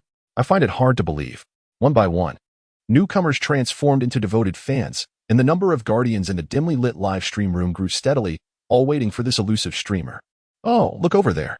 From a distance, in her JK short skirt, Feng Timo heard someone calling out.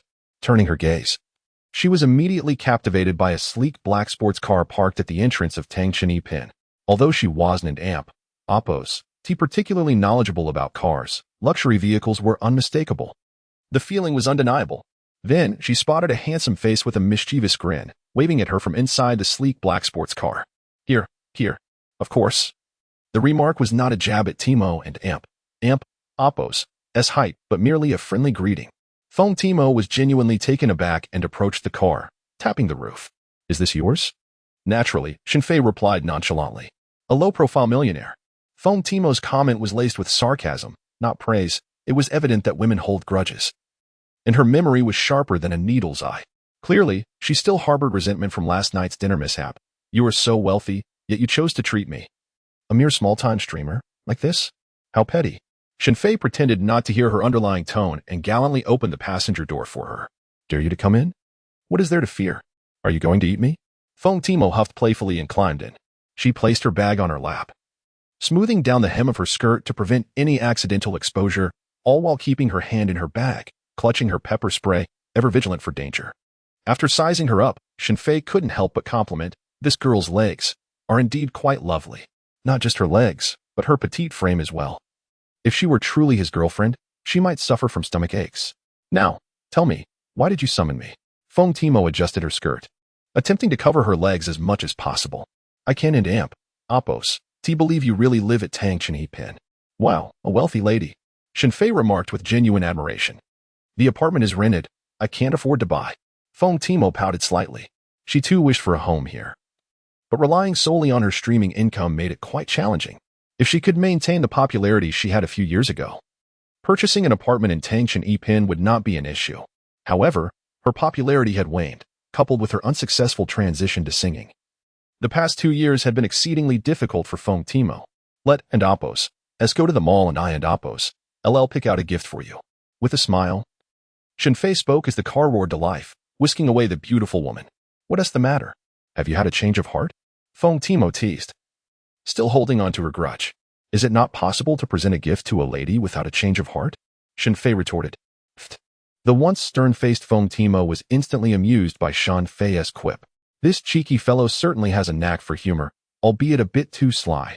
A handsome, wealthy, and witty man like him must have numerous admirers, one could easily surmise from his luxurious car. Before long, they arrived at the Global Harbor Mall. Handing the car keys to the parking attendant, Shen Fei declared, let us go see what catches your fancy. Are you serious? Feng Timo tilted her head back, looking up at Shen Fei. It was impossible not to look up, considering his towering height. He seemed to stand at least 185 meters tall. Can't you sense my sincerity? Shen Fei countered, bending down slightly, as Feng Timo barely reached his waist. If he were to look straight ahead, he wouldn't even see her. You're quite greasy, you know, Feng Timo pouted. As they entered the mall, Feng Timo genuinely had no intention of allowing Shen Fei to buy her a gift. His earnestness was enough of a gesture. Passing through the hat section, she picked up a sun hat and placed it atop her head, spinning in front of the mirror. With a smile, she remarked, "I still don't know your name." "A gust of wind," Shen Fei replied. "Who wants to hear your online alias?" Feng Timo rolled her eyes. "Shen Fei? That's a rather understated name." Feng Timo chuckled, then raised the hat in her hand, declaring, "I'll take this one as your token of apology." The hat, priced at 199 yuan, was particularly expensive. It was still less than last night's late-night snack. How could such a token suffice for a lady of your caliber? Absolutely not. Shen Fei firmly rejected the notion, asserting it was insufficient to express his regret. "Let us head over there and take a look instead." Soon, they arrived at the luxury watch section, where Shen Fei spotted a diamond-studded Patek Philippe Lady and Amp Opos S watch. He gestured towards the counter, saying, "Could you kindly let her try on that watch?" "Sir, you have a discerning eye. This is our latest model from Patek Philippe this year, featuring a platinum case and a black strap, subtly luxurious. It's part of the complex function series 516500G001. Suitable for women of various skin tones," the sales assistant excitedly explained, particularly noting how striking it would look on someone with such fair skin as your girlfriendess. Upon seeing the price, Feng Timo was taken aback. 15 million yuan. This was the most expensive watch in the store. Although she could easily afford it, receiving such an extravagant gift from Shen Fei on their second meeting felt rather inappropriate.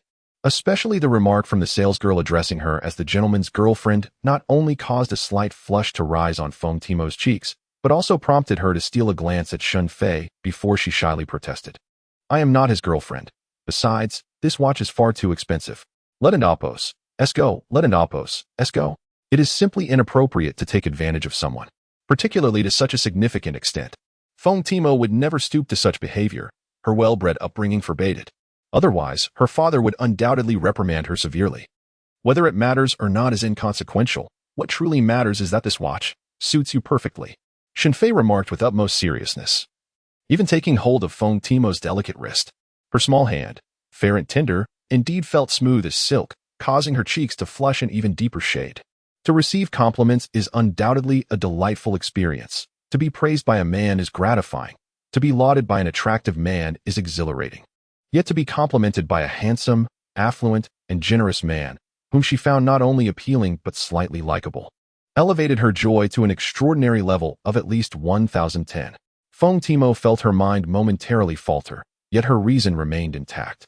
No. This is still far too expensive. We must leave," she insisted, grasping Shen Fei and Opos' hand as she attempted to depart. After all, how could one accept such lavish gifts after merely meeting twice? However, Shen Fei was not one to let such an opportunity slip away easily. In the next moment, Shen Fei. Chapter 11. Have I, this young lady, been ensnared once more by this insufferable rascal using the same old tricks? With a decisive motion, Shen Fei swiftly pulled back the departing Feng Timo. Due to the force of his grip and her petite frame, she found herself crashing directly into his embrace. The sensation of having such a delicate figure in his arms stirred within him an instinctual desire to protect. However, Shen Fei remained resolute, his thoughts clear. He would not be beguiled by the beauty before him, for his intentions were far from that. Yet, as he glanced down, his gaze softened with a depth of feeling he had never before exhibited. And he spoke with an earnestness that resonated. "You are the kind of girl who captivates at first glance, impossible to forget. Your eyes are clear and mischievous, enchanting enough to draw one in irresistibly. Watches and jewelry are mere adornments. As the saleswoman has stated, they merely complement your inherent brilliance. For you, my dear, are already astonishingly radiant, and to embellish such beauty is an honor in itself. From the moment I laid eyes on you, I was profoundly enchanted. By the second glance, thoughts of food and drink vanished. Subtext: you are my objective, my benefactor. Allow me to enhance your allure just once, would you? Subtext: you cannot escape. How else shall I redeem my 100-fold return voucher?" With that, Shen Fei gently clasped her small hands, his affection palpable. At that moment, Feng Timo's heart raced uncontrollably, as if it sought to break free from her chest and leap to her throat, yearning for liberation. She gazed at Shen Fei with wide, innocent eyes, utterly entranced by the romantic reverie he had conjured. Were his sweet nothings overly sentimental? Indeed, they were. They were also somewhat cliché and cringe-worthy. However, the impact of such lines is contingent upon the speaker's charm. When a girl harbors no disdain for a boy, perhaps even a hint of attraction, especially if he is handsome, affluent, generous, articulate, and possesses a delightful sense of humor, Then the most mundane of compliments transform into something smooth, rendering the experience more pleasurable for her. What once seemed trite now becomes the most touching and melodious expression of affection in the world.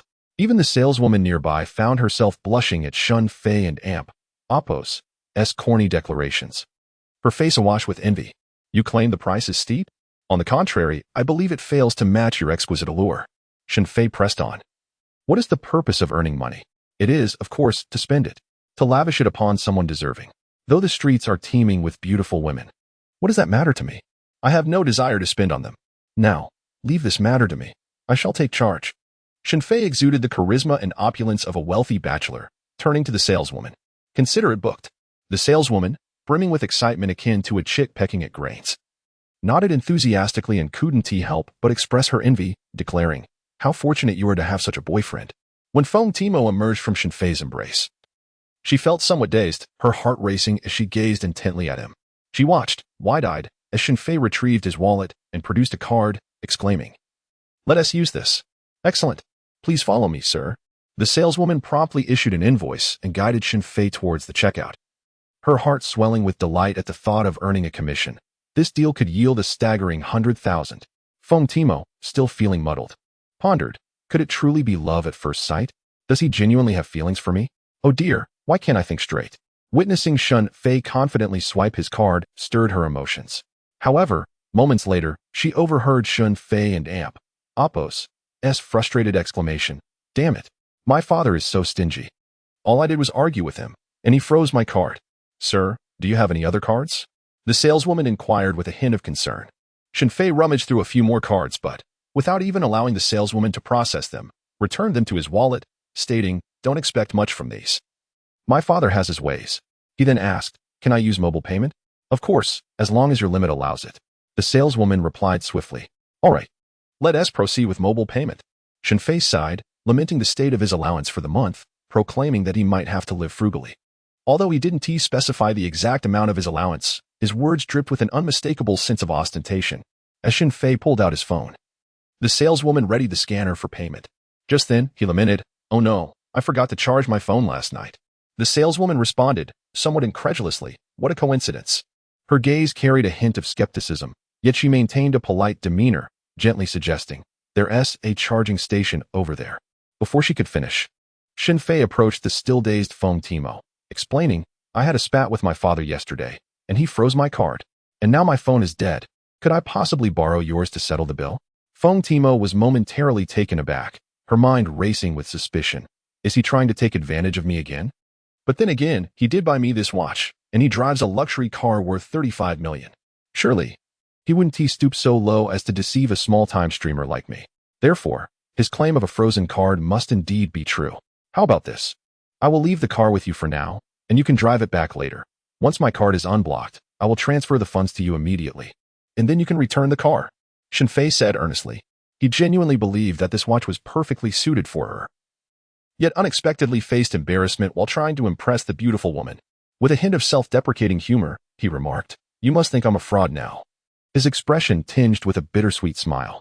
This scene instantly softened Feng Timo and Oppo's heart. He was even willing to let me temporarily safeguard his luxury vehicle. So what was there to hesitate about? If I linger any longer, Shen Fei might believe I doubt his sincerity. Would he be disappointed in me? Perhaps. Never mind, I'll cover the expense for now. How about we head back first, and I'll persuade my father to unblock my card.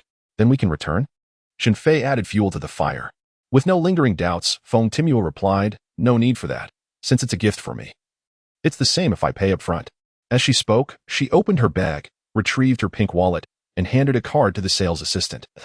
Please charge this to my account. Meeting you has truly been my fortune. Not only are you beautiful, but also incredibly understanding. Shen Fei placed his hands on Feng Timo and Oppo's shoulders, and, upon seeing her complete the transaction, he released a heavy sigh of relief. You wait here. I need to visit the restroom. Sure, go ahead. Feng Timo, enchanted by his sweet words, nodded like a little chick pecking at rice. However, this scene felt oddly familiar. It must be said that Shen Fei's series of maneuvers were indeed impressive. First, he intentionally entered the wrong password for his credit card 3 times, locking it, followed by turning off his phone, and coupled with the aura of a 35 million luxury car, he masterfully enacted this emotional performance. showcasing his skills more adeptly than even an Oscar winner.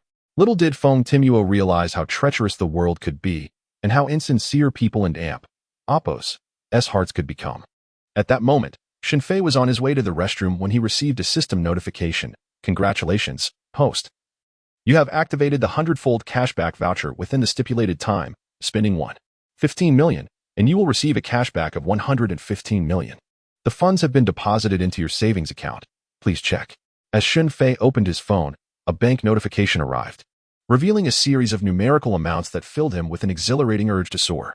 Ha ha ha, from this day forth, I am a billionaire. At the counter, Feng Timuo donned the watch and admired it repeatedly, utterly enamored. She couldn't quite tell if her affection stemmed from the watch itself or the person who gifted it to her. Coupled with the sales assistant's envious expressions and flowery compliments, Feng Timuo was thoroughly convinced Shen Fei was sincere. However, 5 minutes elapsed, and Shen Fei had yet to return. 10 minutes passed, and Shen Fei remained absent. A half hour went by, and Feng Timuo suddenly experienced an unsettling premonition. An hour ticked away, and her foreboding had intensified to its utmost. Miss, why has your boyfriend returned yet? Inquired a concerned saleswoman. Feng Timuo replied, I am uncertain.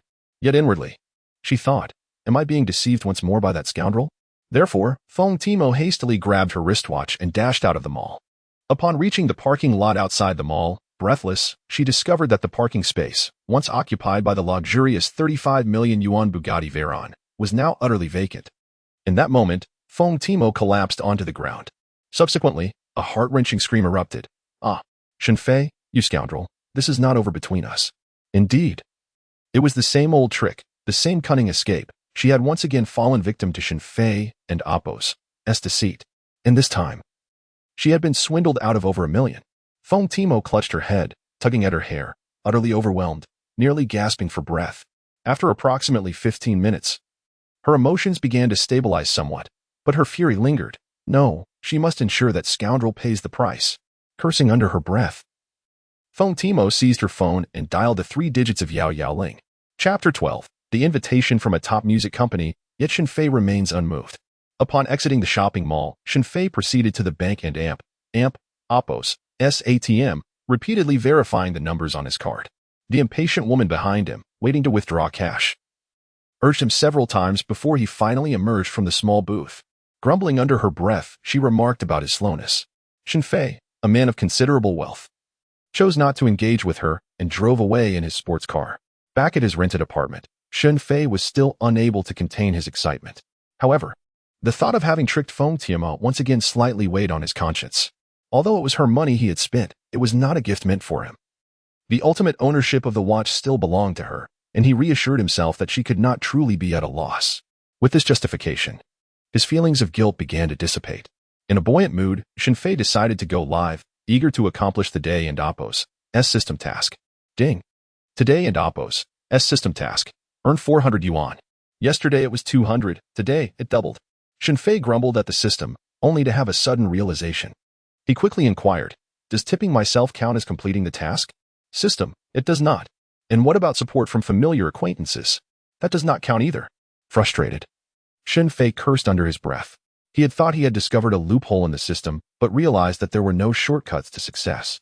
Resigned, he opened his live stream, logging into his account to discover a staggering 30,000 viewers online, with his follower count soaring to 130,000.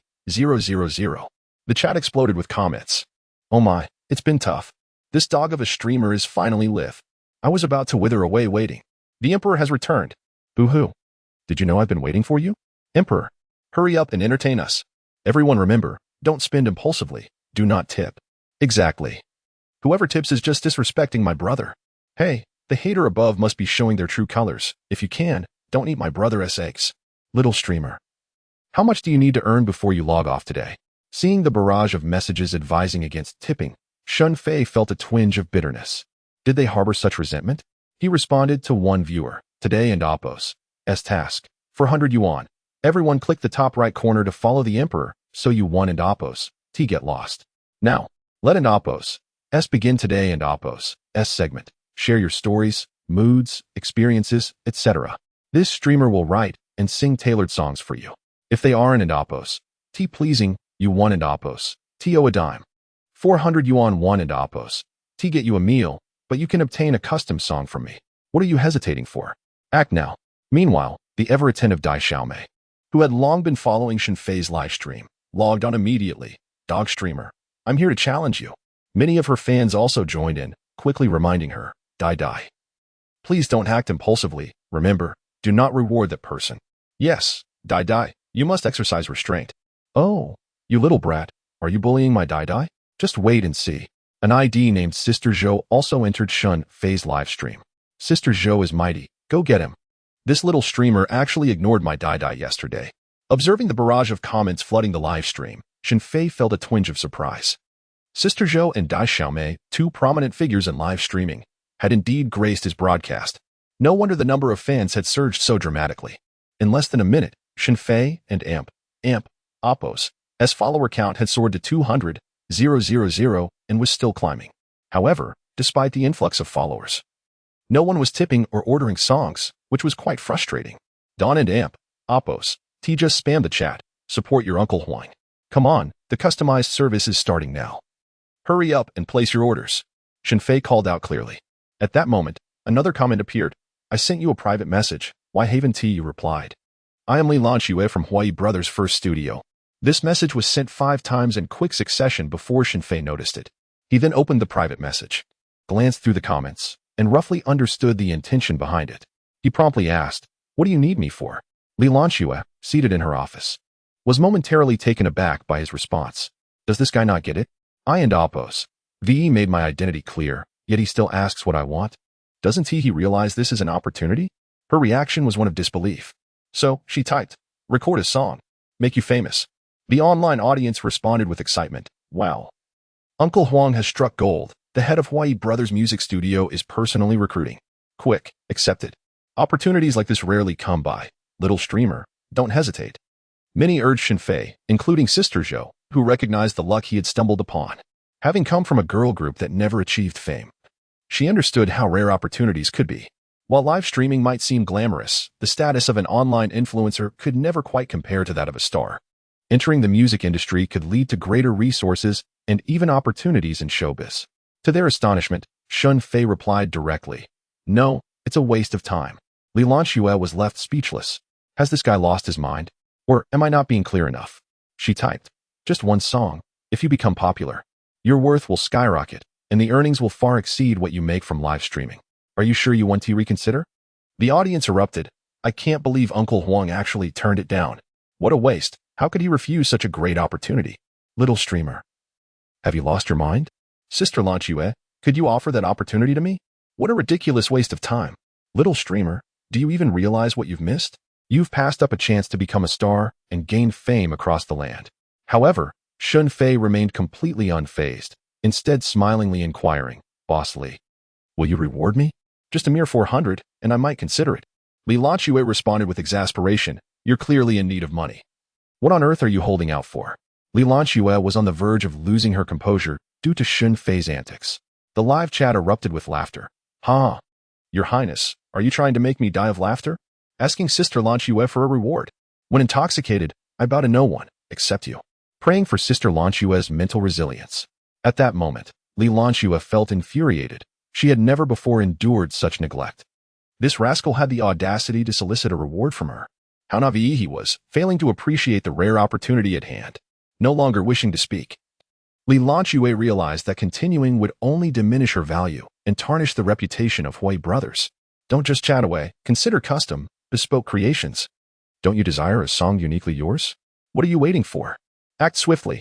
Shen Fei strummed his guitar, repeatedly urging them on. Meanwhile, Feng Timo emerged from the marketplace, ultimately deciding against reporting the incident.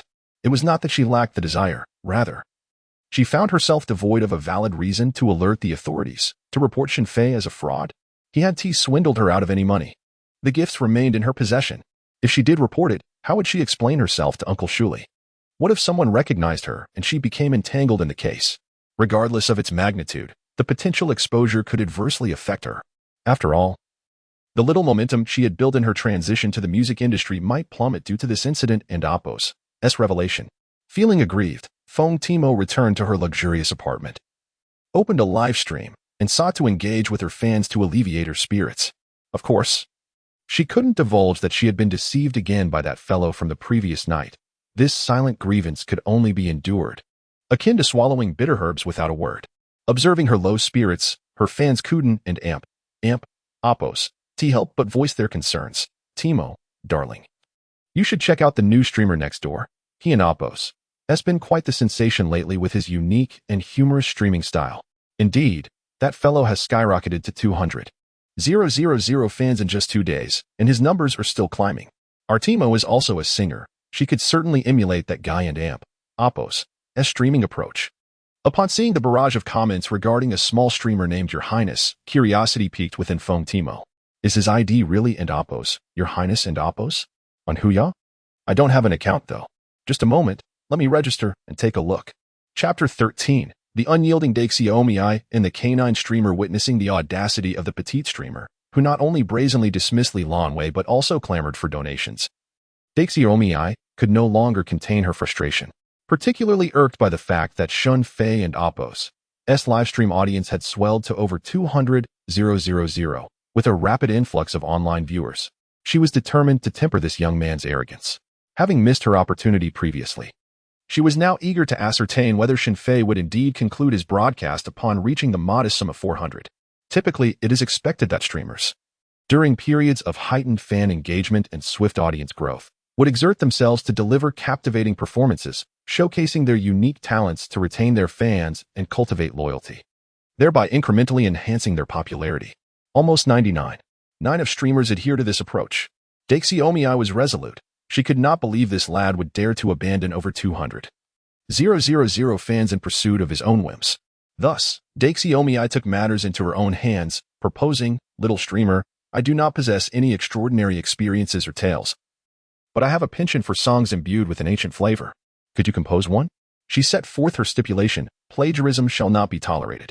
With that, she firmly added, "If I am unsatisfied, it shall not count." Observing Daxiomi's proactive engagement, Shen Fei's spirits were instantly lifted. "No problem, satisfaction guaranteed," he declared. Meanwhile, in the office of the head of Hui Brothers and Oppos' first studio, Li Lanwei placed her coffee down, her face alight with anticipation.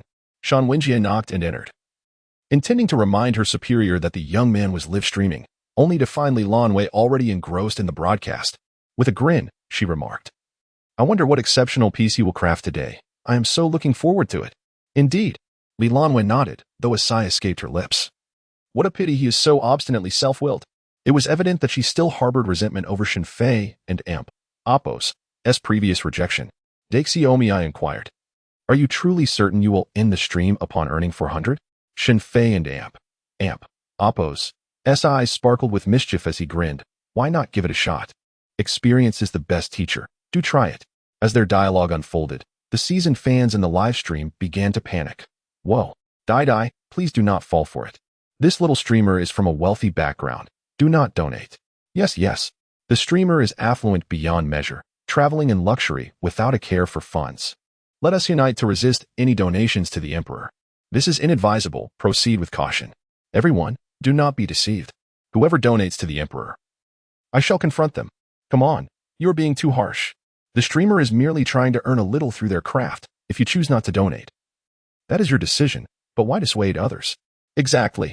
If the streamer and Oppos' talent is commendable, receiving donations is a well-deserved reward. You have gone too far. Alas, newcomers, you are too youthful and truly lack discernment. Heed the wisdom of the elders. Refraining from rewarding the emperor uncle is indeed the way to go.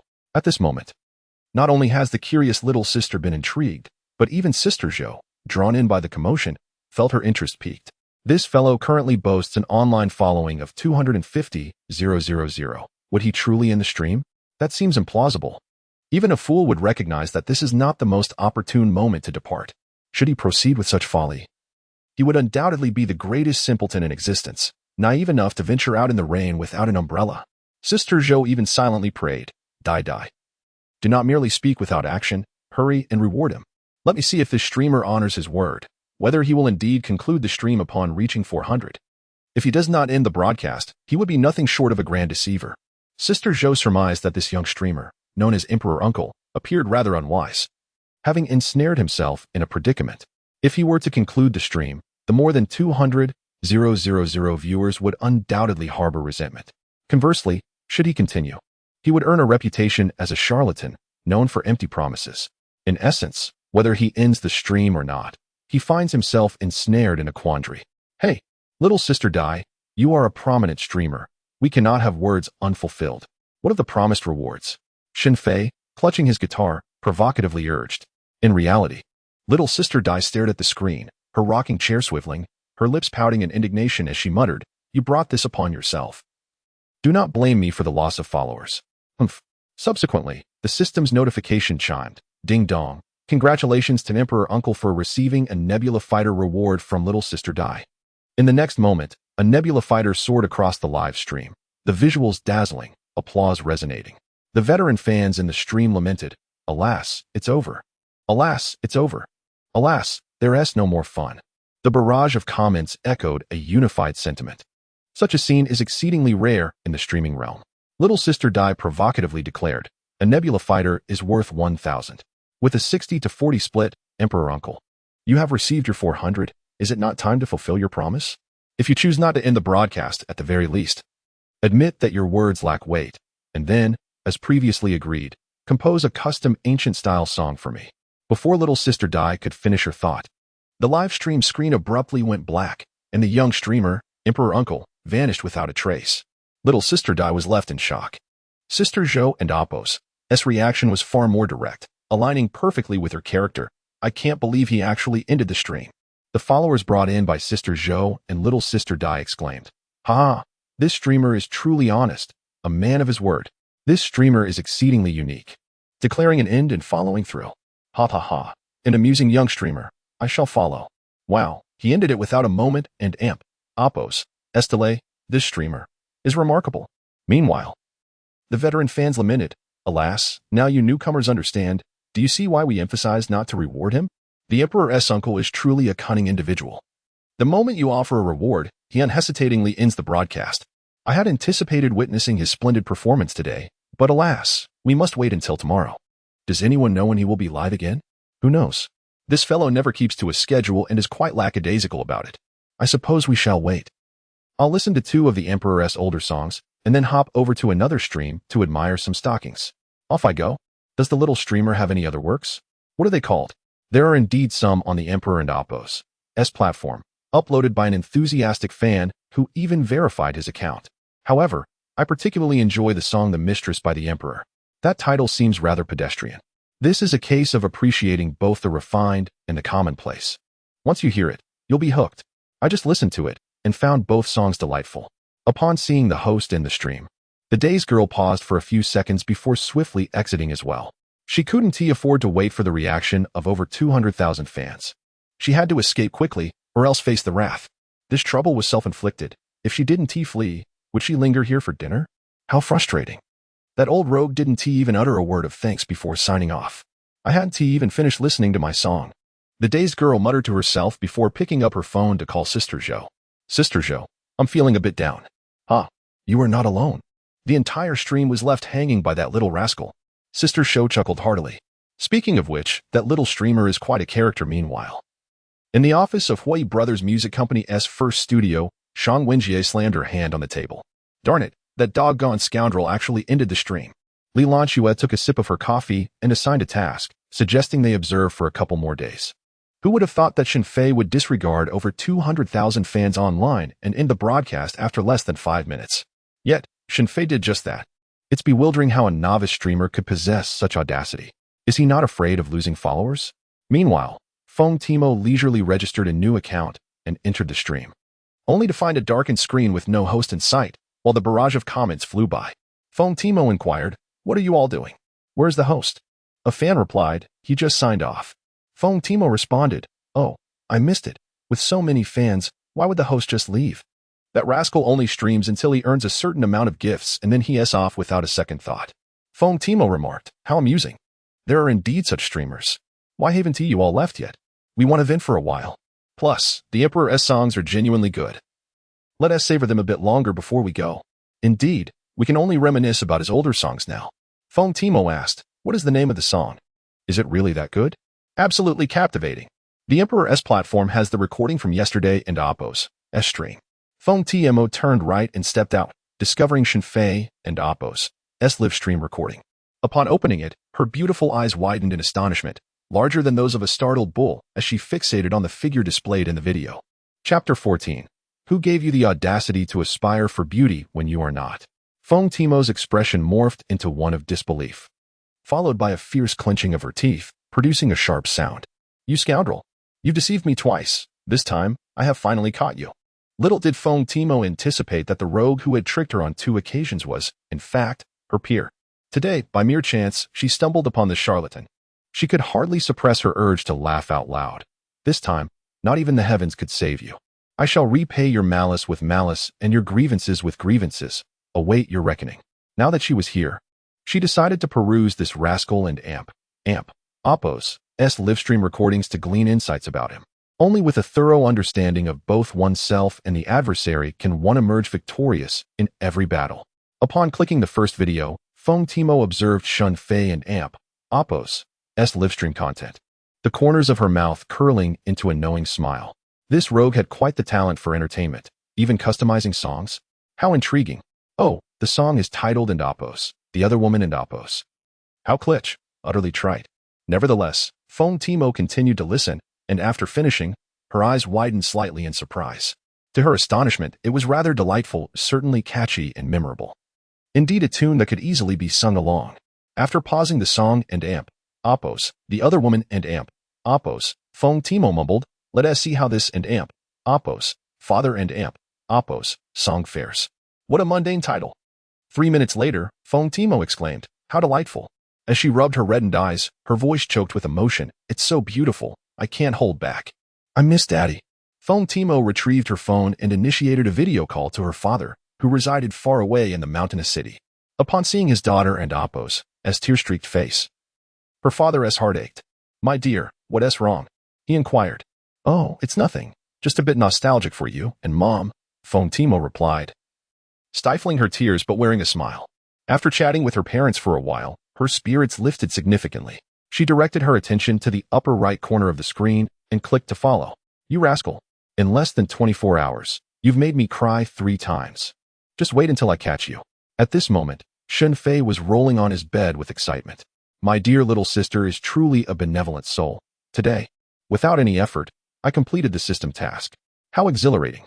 Eagerly, he wondered what the system reward would be this time. With a thought, he activated the blind box. Ding. "Congratulations, host. You have opened blind box 1 and received permanent ownership of 3 apartments on the 10th, 15th, and 20th floors of Building B in the prestigious Tangshan E-Pin, covering 300 to 500 square meters. The specific locations, details, and documentation have been stored in your system warehouse. Please check it. Tangshan E-Pin. It is known as one of the most luxurious residences in all of Magic City. It is widely recognized that Tangshan E-Pin is not at all like the cookie-cutter web novels portray, filled with villas everywhere. In the bustling metropolis of Shanghai, where every inch of land is precious, villas are a rarity. The renowned Tangshan E-Pin consists of 5 buildings labeled A, B, C, D, and E, with E being a complex that integrates shopping, business, and entertainment, while the residential units are confined to buildings A, B, C, and D. However, the top floors of these 4 residential buildings are indeed duplex villas. Shen Fei has acquired 3 of these, one of which is unoccupied while the other 2 are leased and soon to be vacated. The necessary property documents are conveniently stored in Shen Fei and Oppo's system repository. The price of properties at Tangshan E-Pin speaks for itself. Shen Fei and Oppo's worth has dramatically transformed. Suddenly, a notification chimes. "Congratulations, host. You have unlocked Blind Box 2 and received 10 million tiger food, with a potential cashback of 100 times upon gifting." Overwhelmed with excitement, Shen Fei leapt from his bed, exclaiming in disbelief at the practicality of such a reward. 10 million tiger food equates to 1 million yuan, which could yield a staggering cash return. The exuberance was palpable, yet it reached a point of excess, as Shen Fei, in his fervor, struck his head against the low ceiling of the basement, his face contorted in pain yet adorned with a silly grin. Tears welled up in his eyes. But his joy was undeterred. 3 villas at Tangshan E-Pin, 100-fold cash back. He felt an exhilarating rush of newfound wealth. As he contemplated his fortune, His stomach grumbled audibly, and he glanced at the clock, noting it was already 6 in the evening. Shen Fei decided to treat himself to a lavish meal and book the presidential suite for a night of indulgence, reasoning that life is fleeting and enjoyment is paramount. Just as he was about to step out, the door swung open to reveal a woman, petite yet striking, who scrutinized him with keen interest and swallowed nervously. "So, Xiaoshen, have you made up your mind?" she inquired. "I have. Let and amp, oppos, let's go." Shen Fei replied with a beaming smile, succinctly affirming his decision. The landlady, pleased, remarked, finally, "You and amp, oppos, ve come to your senses. Just visit me 8 times within a week, and your rent will be waived. Do you think that and amp, oppos, is a bit much?" Shen Fei retorted, a cryptic smile gracing his lips. 7 times is acceptable too, she generously countered. "Do you think I look young?" Shen Fei suddenly asked. "Young indeed. And am I handsome?" "Your looks are passable. And what of your beauty?" "Average at best. Not conventionally attractive, but you have quite the imagination. Do you really believe that a young man like me, with such charm, would be interested in a sow?" "What do you mean by that?" The landlady was instantly infuriated, her anger palpable.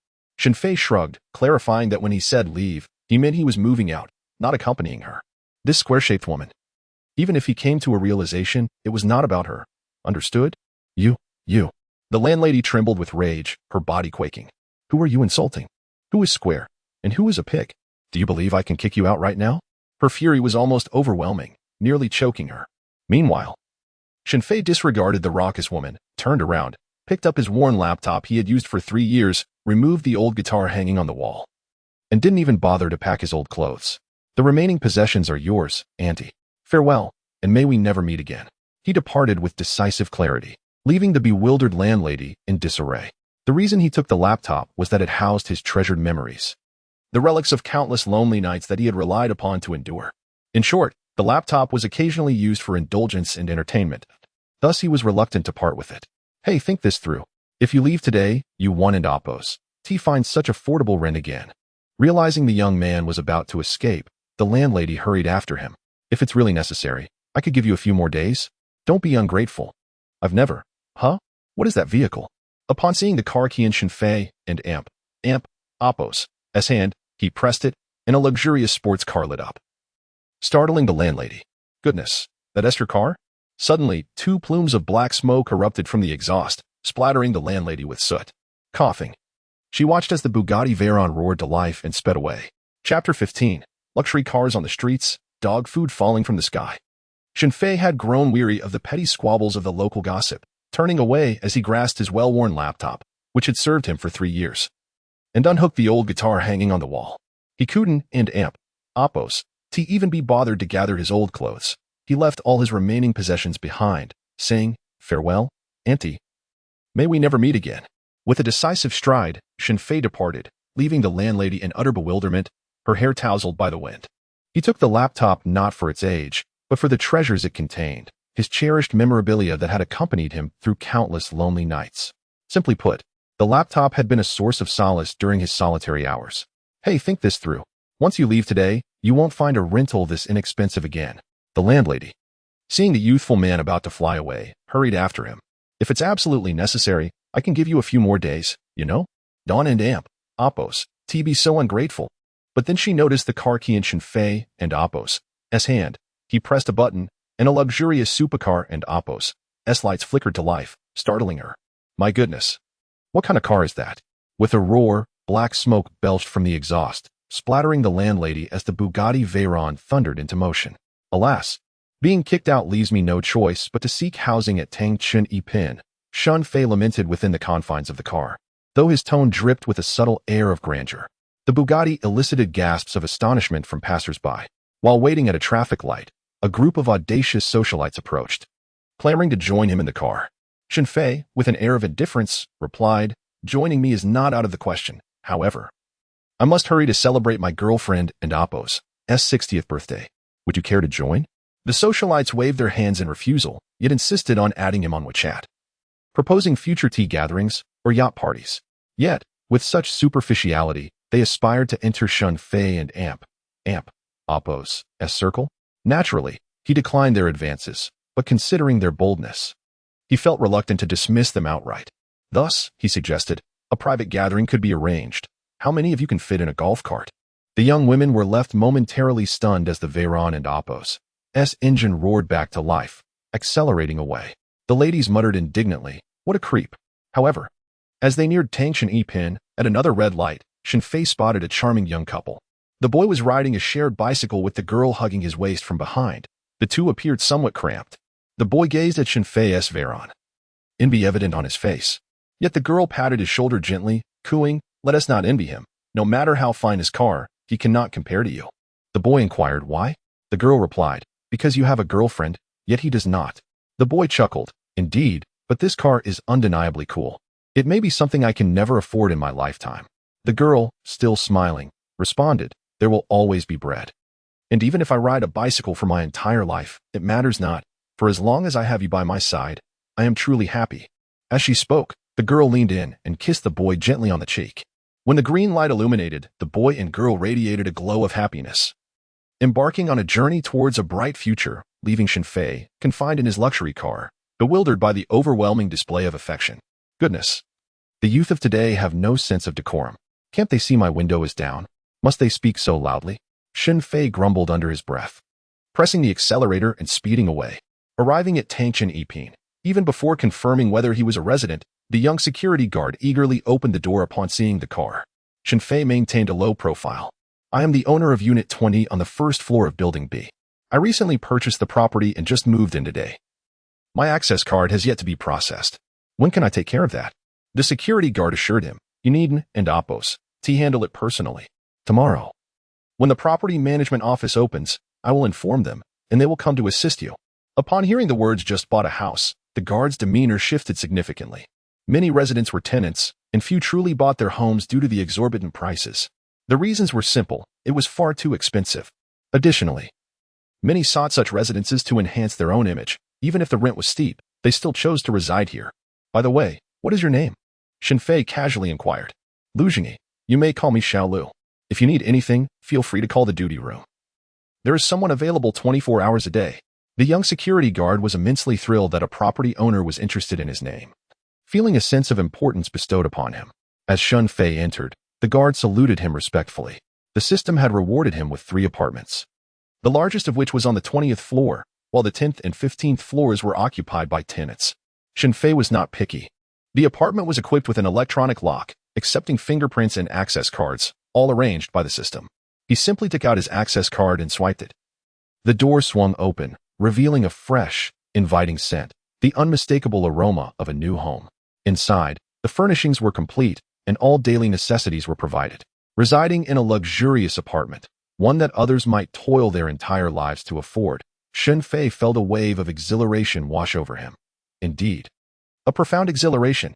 However, upon recalling the young couple he had encountered earlier, he suddenly found Tangshan Epin less appealing. Murmuring to himself, "Should I consider dating a girlfriend?" Quickly, Shen Fei shook his head. No. I am still young. Pursuing a girlfriend now would only bind me with a metaphorical iron ring. I must embrace life to the fullest. Bah, women only serve to hinder my swiftness. After relocating from the basement to the luxurious Tangshan Epin, it was already past 8 in the evening. The opulent and refreshing ambience of the residence made Shen Fei reluctant to venture out for a grand meal. So he opted for takeout, ordering a sumptuous seafood feast that included Australian lobster and oysters. This extravagant meal cost him over 5,000 yuan. After indulging in a hearty dinner and feeling thoroughly satisfied, he took a shower, donned a pair of breezy beach shorts, and reclined in a languid position, grasping the remote. He projected the screen onto the wall, relishing the experience akin to a lavish private cinema. Just as he was about to select a film to test the system, Shen Fei suddenly recalled the second reward from today and Apos' blind box, 10 million tiger grain. Utilizing it would yield a 100-fold return. However, if left unused, it would expire by the end of the day. Thus, he cast his phone screen onto the expansive display and opened the Tiger Live platform, intending to playfully tease a small streamer.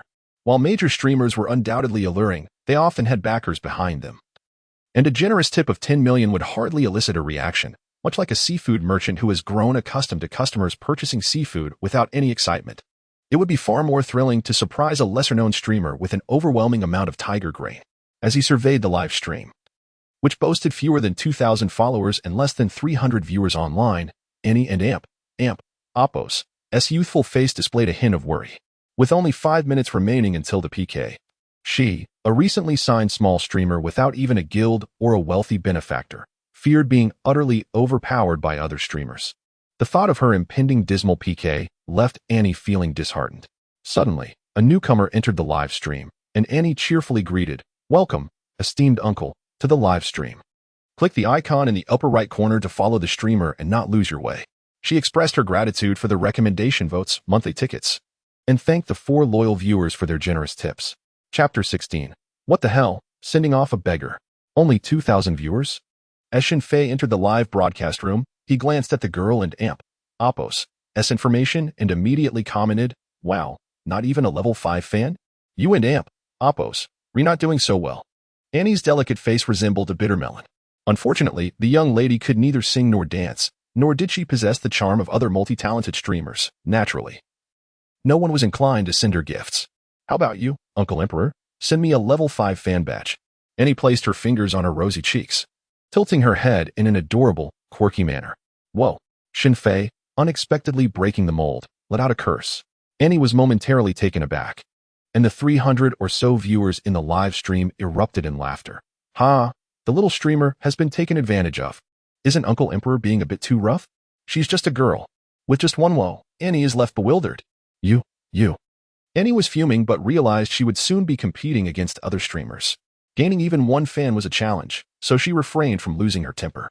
After all, fans are akin to deities. Offending them could lead to her losing viewers altogether, leaving her ill-equipped for the competition. Her large eyes darted around quickly. "Uncle Emperor, you're now like my father. Could you send me a gift?" With her fingers playfully tapping together, Annie assumed a charmingly obedient demeanor. The viewers reacted, "Wow." She just acknowledged him as her dad. "Congratulations, Uncle Emperor. You've just gained a goddaughter." Whoa, ha. With that Uncle Daddy line. It would be unacceptable if Uncle Emperor didn't send an 18-level fan badge. Shen Fei. What the hell? Is this a new tactic? No wonder Annie is gradually gaining popularity. It seems that being able to engage in conversation is indeed a talent. Thus, Shen Fei typed, "An 18-level fan badge is merely a trifle for a father. Even a few treasure maps or some interstellar battleships are not out of the question." Oh wow, Uncle Daddy ISN and Appos, T pulling Annie and Appos' leg, right? Annie and Appos' big eyes sparkled as she continued to act cute. In the streaming industry, gifting is akin to parental affection. Whether it and Appos' through charming antics or even offline meetings, it and Appos' not unusual. However, Annie maintains a commendable moral compass. She would never compromise her principles for money. Some things, once tainted, are impossible to shed.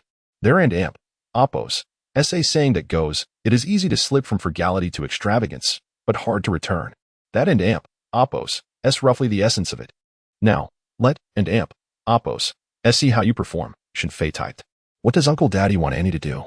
How about singing a song? Annie Petite exclaimed. "Let us learn to meow together. Meow, meow, meow. And I'll be adorable by your side. Meow, meow." Her tiny hands animatedly mimicked the actions as she hopped and sang in a sweet tone. However, after just a couple of lines, Shen Fei abruptly interrupted, Enough. Are you trying to send your father off? Singers require compensation, but you are risking your life here."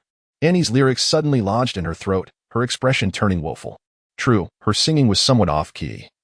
Yet she was a girl. Couldn't her royal uncle, father figure, express himself with a bit more tact? She feigned tears. "What do you mean somewhat off-key? You haven't hit a single note." Shen Fei retorted rather harshly. "All right, enough singing. Why not perform a dance instead?" "Very well. What kind of talent would you like to see, dear uncle?" Annie inquired, still suppressing her rising irritation, her voice sweetly innocent. "Just perform a pole dance or something," Shen Fei nonchalantly suggested. "But I can't dance." Annie and Appos' face fell into a frown. "Then just do a handstand while wearing a JK uniform. If you manage that, I shall reward you with a treasure map." Shen Fei was equally frustrated, having encountered a novice streamer devoid of any discernible talent, which diminished the enjoyment significantly. The viewers in the live stream commented, "Uncle, are you trying to drive the little streamer away?" "Ha. Little streamer, the internet police are on their way. Warning. Eyes. Ban. Eyes." Seeing Shen Fei and Appos' excessive demands, Annie felt her chest swell with indignation. Were it not for the official conditions stating that if she could win a round in the PK today, she would receive a bonus of 2,000 yuan, added to her base salary this month, enough to pay her rent, she would have surely lost her temper by now. Surviving 2 rounds would yield 4,000 yuan, and if victorious in the PK, she could secure an immediate reward of 6,000 yuan, along with a significant boost in popularity. Yet, lacking singing, dancing, or any other talents, Annie dared not aspire to survive even 2 rounds. This so-called royal uncle was truly despicable, bullying a mere novice streamer. Suppressing her fury, she continued to greet him with a smile. "You're so naughty, dear uncle. If I truly did that, I wouldn't be able to stream anymore." "Not streaming is fine. You could share private photos," Shen Fei replied, hinting at the treasure map again. "Little streamer, the uncle has already extended an olive branch. What are you hesitating for? Annie, your wealthy benefactor has arrived. You must seize this opportunity." He speaks of treasure maps right away, truly a benefactor. Dear uncle, could you share some private photos later? I am willing to offer a health potion. I would offer a grain of tiger food. Come on. The ones above are all lecherous, unlike me. I would offer a glow stick in exchange for a private photo. Just to clarify, I am a sketch artist, and I merely consider private photos as sketch material. It is impossible, absolutely impossible for a novice streamer like me to engage in anything inappropriate. Annie waved her small hands and shook her little head like a rattle drum, then exclaimed, "Oh dear, it's time for the PK. Dear friends, I rely on you. Please, please." Annie bowed humbly with her hands joined, feeling utterly insignificant. As a newcomer without the support of a wealthy benefactor, I have no choice but to be modest.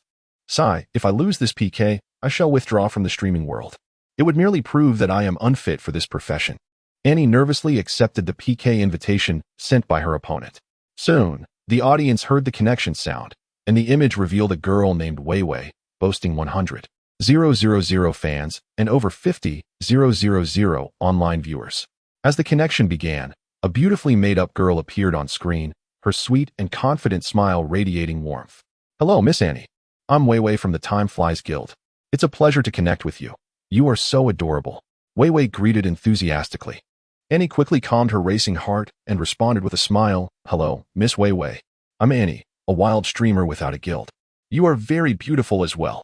However, a stark comparison emerged between their streams. In Wei Wei and Oppo's room, the VIP section had over 200 people, with the top spender of the week having consumed a staggering 5,000 yuan. In contrast, Annie's stream appeared quite desolate, with merely 10 people in her VIP section, and only one was active, the rest mere zombie fans. The top spender in her room had only contributed 20 yuan. Wei Wei, having checked Annie and Oppo's streaming conditions, directly asked, "Shall we showcase a talent first or dive straight into the PK?" At this moment, Wei Wei was in high spirits, feeling lucky to have encountered such an easy opponent in the first round. The comments from the audience reflected this sentiment. "You're clearly sending yourself to the slaughter." Annie, unable to respond to the commenter, forced a bitter smile and said, "I'm sorry, Miss Wei Wei, but I have no talents to showcase. Perhaps we should just begin." It was a moment of surrender. Wei Wei was momentarily taken aback by Annie's words. Initially, she had some concerns about this girl. After all, Annie's appearance was extraordinarily cute, and she was far more attractive than Wei Wei herself. She worried that her top supporter might be drawn to Annie instead. But now, it seemed the crisis had been averted.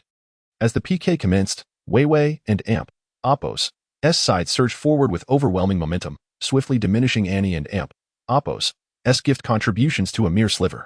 The PK lasted 10 minutes, and after 9 minutes, Annie had received about 30 yuan, while Wei Wei had amassed a staggering 3,000 yuan. At that moment, a leader account named Love Wei Wei for 10,000 years entered Annie's stream. Flaunting fan rankings of newcomer, VIP, lieutenant, captain, major, colonel, and general, leader. Shen Fei was momentarily stunned, then sneaked into Wei Wei's stream to take a look. Goodness. That's Wei Wei's top supporter, whose weekly spending exceeds 10,000 yuan. Subsequently, AI Wei Wan Yin remarked, "I concede this round. Thank you for your support, dear lady." Following this, they casually bestowed a magical tome valued at 99 as a gift. However, this individual promptly returned to Wei Wei's live stream and lavishly presented a celestial warplane worth 1,000. Such actions, one might exclaim, are akin to treating a beggar with disdain. Shen Fei furrowed his brow in response, recalling that his Huya account had merely rewarded him with 1 million Huya coins the previous night. Chapter 17. Congratulations to the little streamer for acquiring a wild number 1 daddy. However, confronted with the patronizing gesture from AI Wei Wan Yin, Annie found herself at a loss, compelled to suppress her displeasure and smile as she said, "Thank you for the medical expenses, big brother." What are medical expenses? Merely a euphemism to maintain dignity within the streaming industry. In fact, there exists a faction of streamers who specialize in soliciting such medical fees. After all, money, regardless of its origin, holds value. Yet, Shen Fei was slightly irked, commenting in the chat, "Seriously, how pretentious." The audience in the streaming room chimed in. "What can we do? I just strolled through the adjacent stream, and their number one spends over 10,000 a week." Alas, such is society. Wealth dictates everything. Indeed, reality is unforgiving. Annie noticed these comments, and since she was already contemplating her exit from the streaming realm, she felt little restraint and candidly remarked, "It is indeed a bit showy. But, after all, they are wealthy." Shen Fei retorted, "Is being rich so impressive?" Annie replied, "Of course." Shen Fei continued jesting, "So, does wealth grant one the license to do as they please?" Annie responded, "Why not?" Shen Fei playfully quipped, then, "I too wish to do as I please with you, little streamer." Annie responded in jest, "All right, then does Uncle Emperor have any wealth?" With that, emboldened by her lack of reservations, Annie's address for Shen Fei shifted from Uncle Daddy to Uncle Brother. Shen Fei paid no mind to the alteration in her address, casting a glance at the remaining 20 seconds of the live PK and decisively gifted 2 super battleships. Each super battleship was valued at 5,000 yuan, the highest gift available on the platform. With 10,000 yuan invested, the PK score surged, decisively overpowering the opponent just as the first round concluded. Simultaneously, 2 super battleships soared across Annie's stream, followed by the system's notification, "Congratulations to streamer Annie for receiving a super battleship gifted by fan Uncle Emperor. Thank you for your support." "Congratulations to streamer Annie for receiving a super battleship gifted by fan Uncle Emperor. Thank you for your support." The notifications flooded the screen, igniting a flurry of comments. "Wow, a super battleship. Is that the legendary super battleship? Truly wealthy. Damn, this must be the wealthy guy. 2 super battleships. Uncle Emperor is magnificent. Little streamer, hurry and thank your benefactor. This is undeniably a golden patron. You must seize the opportunity. Congratulations to little streamer Annie for acquiring a wild number 1 daddy. Uncle Emperor is magnificent. Uncle Emperor is magnificent." The striking display of gifts and the explosive atmosphere transformed Annie and Appo's earlier disappointment. Her expression froze momentarily, followed by an astonished gasp as she witnessed the PK score surge dramatically, crushing the competition. As the crimson KO illuminated her screen, Annie's eyes widened in astonishment. I have won. I won. My goodness. It feels like a dream. I actually won. I can't believe I turned the tide at the last minute. Who can I even talk to about this?" Realizing the barrage of comments from her fans in the live chat, Annie promptly bowed at a 90-degree angle, exclaiming, "Thank you, Uncle Wong, for the super battleship. Thank you. Thank you." Suddenly receiving a gift worth 10,000 yuan was an unprecedented event for Annie since she began her streaming journey just a month ago. It felt like an extraordinary stroke of luck, almost surreal. To confirm her reality, she discreetly pinched her arm. "Ouch, that hurts. This is real, not a dream." Yet, despite such a monumental gift, her response was merely a dry expression of gratitude, lacking any flourish. Unlike other streamers who would have showered the benefactor with kisses and affection, Annie had initially assumed that Uncle Wong was just a casual viewer, only to be astounded that he had bestowed upon her 2 super battleships valued at 10,000 yuan, equivalent to the earnings of many individuals over 2 to 3 months. Meanwhile, in Weiwei and Appo's live stream, the top supporter AI Wei Wan Yin was fuming. "Damn, I can end Appo's. Do you believe I got robbed of the tower?" Weiwei wore a forlorn expression, her disappointment evident. She had initially thought the match was a gift from her opponent, only to witness a dramatic reversal. "Who can I talk to about this?" The top supporter quickly messaged, "Weiwei, don't be upset. We will definitely win the next round. That guy must have been impulsive with his gifts. 1 super battleship would have sufficed, but he wasted 2. Seeing that her top supporter still had her back and was fiercely supporting her, Weiwei's mood improved slightly. "Yes, dear supporter, we will surely win the next round, right? If we lose again, I won't have any resources for recommendations next month, and it would be quite dire." Weiwei feigned a pitiful expression, evoking sympathy. Losing recommendation resources would indeed spell disaster for a streamer, as it would hinder her ability to attract new followers. In contrast, typical streamers would never behave like Shen Fei, who would sign off after earning 200, indifferent to his fans' emotions or potential limitations. AI Wei Wan Yin, rest assured. Victory is ours. Despite her top supporter and amp, Oppo's reassuring words, Wei Wei still felt a twinge of anxiety. She sent a private message. Didn't you say you would treat me to dinner? Since we won the first round of the PK, shall we dine together tomorrow? The top supporter gazed at the message, gradually revealing a smirk, and replied, we will definitely win. Having secured the promise of the top supporter, and bolstered by her own hints, Wei Wei felt that victory in the second round was virtually assured. Thus, she once again initiated a connection with Annie, eagerly awaiting the response. Upon receiving the call request, Annie couldn't help but shudder, feeling a thrill more intense than a mere fright. Indeed, it was a sensation bordering on terror. In the first round, perhaps the top supporter was right in his speculation. Prince Huang might have merely indulged in impulsive spending, which led to that victory. But for the second round, Annie remained uncertain, devoid of confidence. What is a PK battle? It is a contest of gifts, a contest of wealth. This is the reality. It merely depends on whose fans are more extravagant. Gazing at Prince Huang's avatar online, Annie found herself on the verge of speaking several times, yet ultimately, her lips moved without a sound as she pressed the button to accept the call. She did not wish to be reduced to a beggar online, nor could she bring herself to ask others to open their wallets. As the call commenced, the smile on Wei Wei's face appeared somewhat forced, and she stated directly, shall we begin, miss? Meanwhile, the audacious AI Wei for 10,000 years made a bold entrance into Annie and Oppo's live stream, tagging Shen Fei directly, Prince Huang. Your tower-stealing tactics are unbecoming. Do you dare to engage in a fair fight? I laid down the gauntlet. In the second round, victory is ours. If you have the courage, join us. Indeed, this was a direct challenge. The viewers in Annie's live stream were brimming with anticipation. Annie, too, clenched her small fists tightly, her youthful face betraying her excitement while her heart fluttered anxiously. Would Prince Huang accept the challenge? Would he rise to the occasion? Chapter 18. What does Uncle Huang want and to do? However, confronted with such a blatant, feeble challenge, Shen Fei merely cast a glance and could not even be bothered to respond. If that fellow were truly affluent, a genuine tycoon, would he resort to issuing a challenge of this nature? Such childish antics are the domain of the naive. Nevertheless, Shen Fei was not entirely inactive. Just as in, along with all her fans in the live stream, held their breath in anticipation, and as the top supporter, AI Wei Wan Yin, was about to provoke further, Shen Fei made his move, not by typing a retort, but by directly dispatching 2 super battleships. This action set the live stream ablaze. Wow, this is a real tycoon. Uncle Huang is my father. Could you kindly refrain from vying for my father? None of you can compete. This is, and the small streamer's dad. Damn, this is eye-opening. So this is the realm of the big shots. Where is In? Shouldn't she hurry out to express her gratitude to her top supporter? Little streamer. Such a wild dad is hard to come by. You must cherish this. And was once again astonished by Shen Fei's silent display. Her mouth agape as if it could accommodate a goose egg. He donated again? 2 super battleships? Another 10,000. Am I truly clinging to the thigh of a financial benefactor?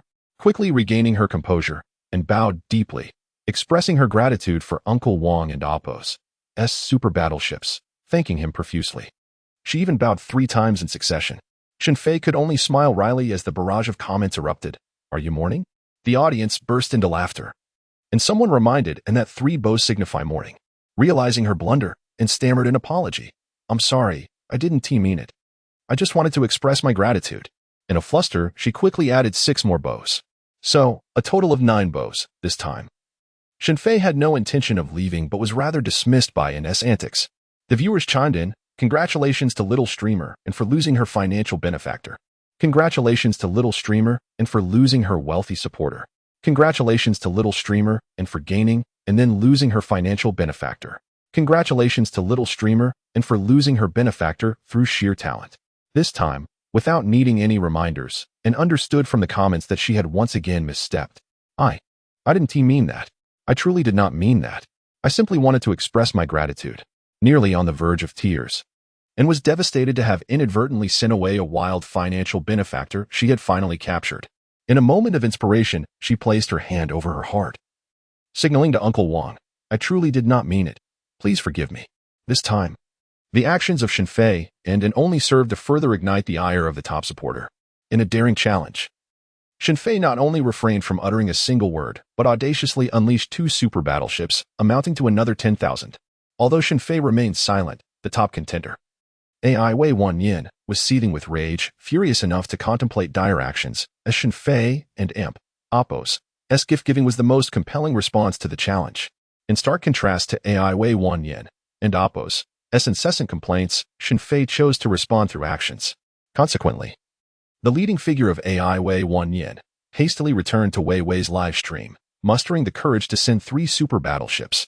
With a substantial fan base and the added contributions from ordinary fans, the gift competition swiftly eclipsed Annie and Appo's standing. Just as Annie and Appo's heart fluttered with anxiety. Fearing that her top supporter might abandon her, Shen Fei once again dispatched 2 super battleships. Annie rejoiced as the live stream erupted with excitement, while the opposing top contender struggled to comprehend the situation, only to find Wei Wei surpassed. At that moment, the casual viewers and ordinary users in both live streams had settled into a spectator mode. This was the battlefield of the top contenders, and they dared not engage. Lacking the strength to do so, both streamers were naturally focused on their respective leading supporters, viewing other smaller gifts as mere trifles. AI Wei, keep it up. Don't stop. We need more. Wei Wei cooed sweetly to her top supporter, her tone unmistakably hinting at private arrangements for further activities. The top contender understood her insinuation, his heart racing with excitement. Who would willingly spend money if not for the prospect of something more? Having already contributed 15,000 in gifts, halting now would mean squandering his efforts. Gritting his teeth, the top contender sent another 2 super battleships. While Wei Wei flirted and hinted, Annie and Imp, Appo's approach was starkly straightforward. Clenching her fists and rallying her supporter with fervor, "Uncle, you're the best. Is this a dream?" Shen Fei smirked, recognizing that Annie was still too inexperienced, with ample room for growth compared to seasoned streamers. However, witnessing the opposing top contender and Appo's consecutive displays of generosity only amused him rather than angered him. Was this their final stand? He hoped it wouldn't frighten the younger viewers. With a casual flick of his wrist, Shen Fei launched 3 more super battleships and commented in the chat, "Little streamer, ask your opponent if they will continue. I'm feeling rather bored." Finally, Annie stood tall, her confidence surging as she declared, "Miss Wei Wei, my uncle is asking if your big brother will keep going. If not, he'll head back to bed." In the opposing live stream, Wei Wei and Appo's expression froze yet maintained a smile. "AI Wei, let us give chase. Even if we can't catch up, we must at least try." Just as Wei Wei spoke, the rival live stream sent 5 more super battleships into the fray. At this moment, the smile on Wei Wei's face had vanished. Previously, her top supporter had once spent a maximum of 10,000 yuan, yet now he had already contributed 5 super battleships. It seemed unlikely that he would continue. Nevertheless, Wei Wei felt a tinge of reluctance. Thus, she sent a direct message. "I Wei Geizhai, if you win this PK, I promise to join you for dinner tonight. I can drink ice." The shift from dining together tomorrow during the day to tonight, coupled with the mention of her ability to drink ice, carried an unspoken implication. However, after sending her message, the account, "I Wei for 1,000 years, displayed an offline status. Wei Wei and Appo's expression turned completely blank. Yet, she refrained from uttering any reproach towards her top supporter. Instead, she sent him a few more messages, expressing that victory and defeat are merely part of life, and there was no need for Geisha to dwell on it. After all, he was her top supporter. Even in defeat, she couldn't afford to sour their relationship. It was indeed a challenging endeavor for a streamer to find a stable and enduring top supporter. Congratulations to Miss Annie for her victory. We have been thoroughly overwhelmed by your patron, and might we kindly request some medical expenses? Wei Wei lamented, "It hurts so much. I'm bleeding." She boldly requested compensation for what is dignity worth when it comes to the matter of money. However, Shen Fei replied bluntly, "I have no habit of giving alms to beggars." This remark needed to be relayed by Annie, who, with her kind heart, refrained from stating directly that their patron had no such inclination. In truth, Wei Wei's alternate account had been lingering in Annie's live stream and had witnessed Shen Fei's comment, yet she could not disclose this. Doing so would be far too embarrassing. After the call ended, with a best-of-3 format, Annie emerged victorious, triumphing over a major streamer with 200,000 followers. Annie was utterly elated, her joy soaring to unprecedented heights, her voice trembling with excitement as she exclaimed, "Thank you so much, Uncle Huang. I am overwhelmed to have received 10 super battleships. That amounts to 50,000 yuan in real money. How could she not be exhilarated? Uncle Huang, thank you for enabling my victory in this PK. What would you like Annie to do?" she inquired with a smile. Shen Fei pondered briefly and typed, "You can't sing. Let's not go there. I'm afraid of being sent away." Annie responded with an ellipsis. Shen Fei continued typing. And dancing? You can't do that either. Remember when you said you could do as you pleased? Was and oppos, see that your claim? Chapter 19, Royal Uncle. Is this my debut? Amid the lively banter of the audience, and felt a twinge of anxiety. Would this spontaneous benefactor truly compel her to cross her boundaries? She was resolute in her principles. If the royal uncle ventured beyond her limits, she would reconsider her stance. Oh dear, what was she thinking? What if he turned out to be a middle-aged, greasy gentleman? The mere thought was repugnant. Meanwhile, Shen Fei had already typed out his request. How about a rendition of the 8th set of radio calisthenics? And was momentarily taken aback. Struggling to find her voice when Shen Fei continued, your singing leaves much to be desired. You neither sing nor dance like other charming streamers. Let and amp, oppos, settle for calisthenics. In live chat, LOL, rich guy, are you a clown summoned by a monkey? The 8th set of calisthenics? I endured 11 years of that at school. I can do that. Royal uncle, your request is rather simplistic. I can perform calisthenics too, and I could even wear a leotard while doing it. Are you in need of a girlfriend? If you don't need a girlfriend, what about a boyfriend? Let us not be so rigid about gender. The little streamer is about to crack up, reflecting on the fact that this benefactor had already donated an astonishing 25,000 real money and had helped her secure the first round of the match and steeled herself. She simply had to comply with this request. What if the benefactor decided to leave? There were still 2 more matches to go, and she was counting on his continued support. Once one has tasted success, relinquishing it becomes an arduous task. Originally, and had intended to exit the streaming world forever if she lost this PK match. However, the appearance of this royal uncle had changed everything, granting her victory in the first round. Having experienced the thrill of winning, she was eager to pursue the second, third, and even the grand finale. All right, I shall perform, and resolutely declared, shaking off her apprehensions as she began the routine. As the music played, her movements were precise, her expression earnest. Thus commenced her journey into the world of live-streamed calisthenics with a firm resolve. If this benefactor continued to support her, she would dance until he was bankrupt. In the vibrant live stream, the audience erupted in excitement. Oh my, Asian, you're actually doing it. Haha. This radio calisthenics is utterly enchanting, awakening long-lost memories. I must say, the young host has quite the figure. I didn't notice while she was seated, but her bosom is impressive. Goodness, those legs are exceptionally long. I'm a fan of this host now, a lifelong supporter. The comments above are all from lecherous individuals. They should be reprimanded. I'm serious. Typing with both hands to prove my innocence. At this moment, Annie's live stream had garnered an extraordinary audience of 200,000, a remarkable surge from 2,000. Thanks to her victory in a PK event and generous donations from her patrons. Meanwhile, an ID slipped into the room, named Dai Xiaomei. Oh my, Dai? What brings you here? Is this truly the authentic Dai Xiaomei? Is there any doubt? I hold a general fan badge in her live stream. Young host. Quickly welcome my lovely Dai. The young host was engrossed in her calisthenics, hardly glancing at the screen, merely hoping that her wild brother would appreciate it. Dai Xiaomei chimed in. I'm just here to have fun. Pay no heed to me. Focus on this adorable sister's performance. Calisthenics? Indeed, you read that correctly. It is calisthenics. Dai Xiaomei laughed. Is this the first time you've witnessed such a performance? The host's figure is quite commendable. It's clear that you lecherous fellows are drawn to her physique, prompting this display of talent. That's a misunderstanding, a gross injustice. It was the number 1 patron's request. Dai Xiaomei paused, responding, the number 1 patron at Oppos. S request is truly unique.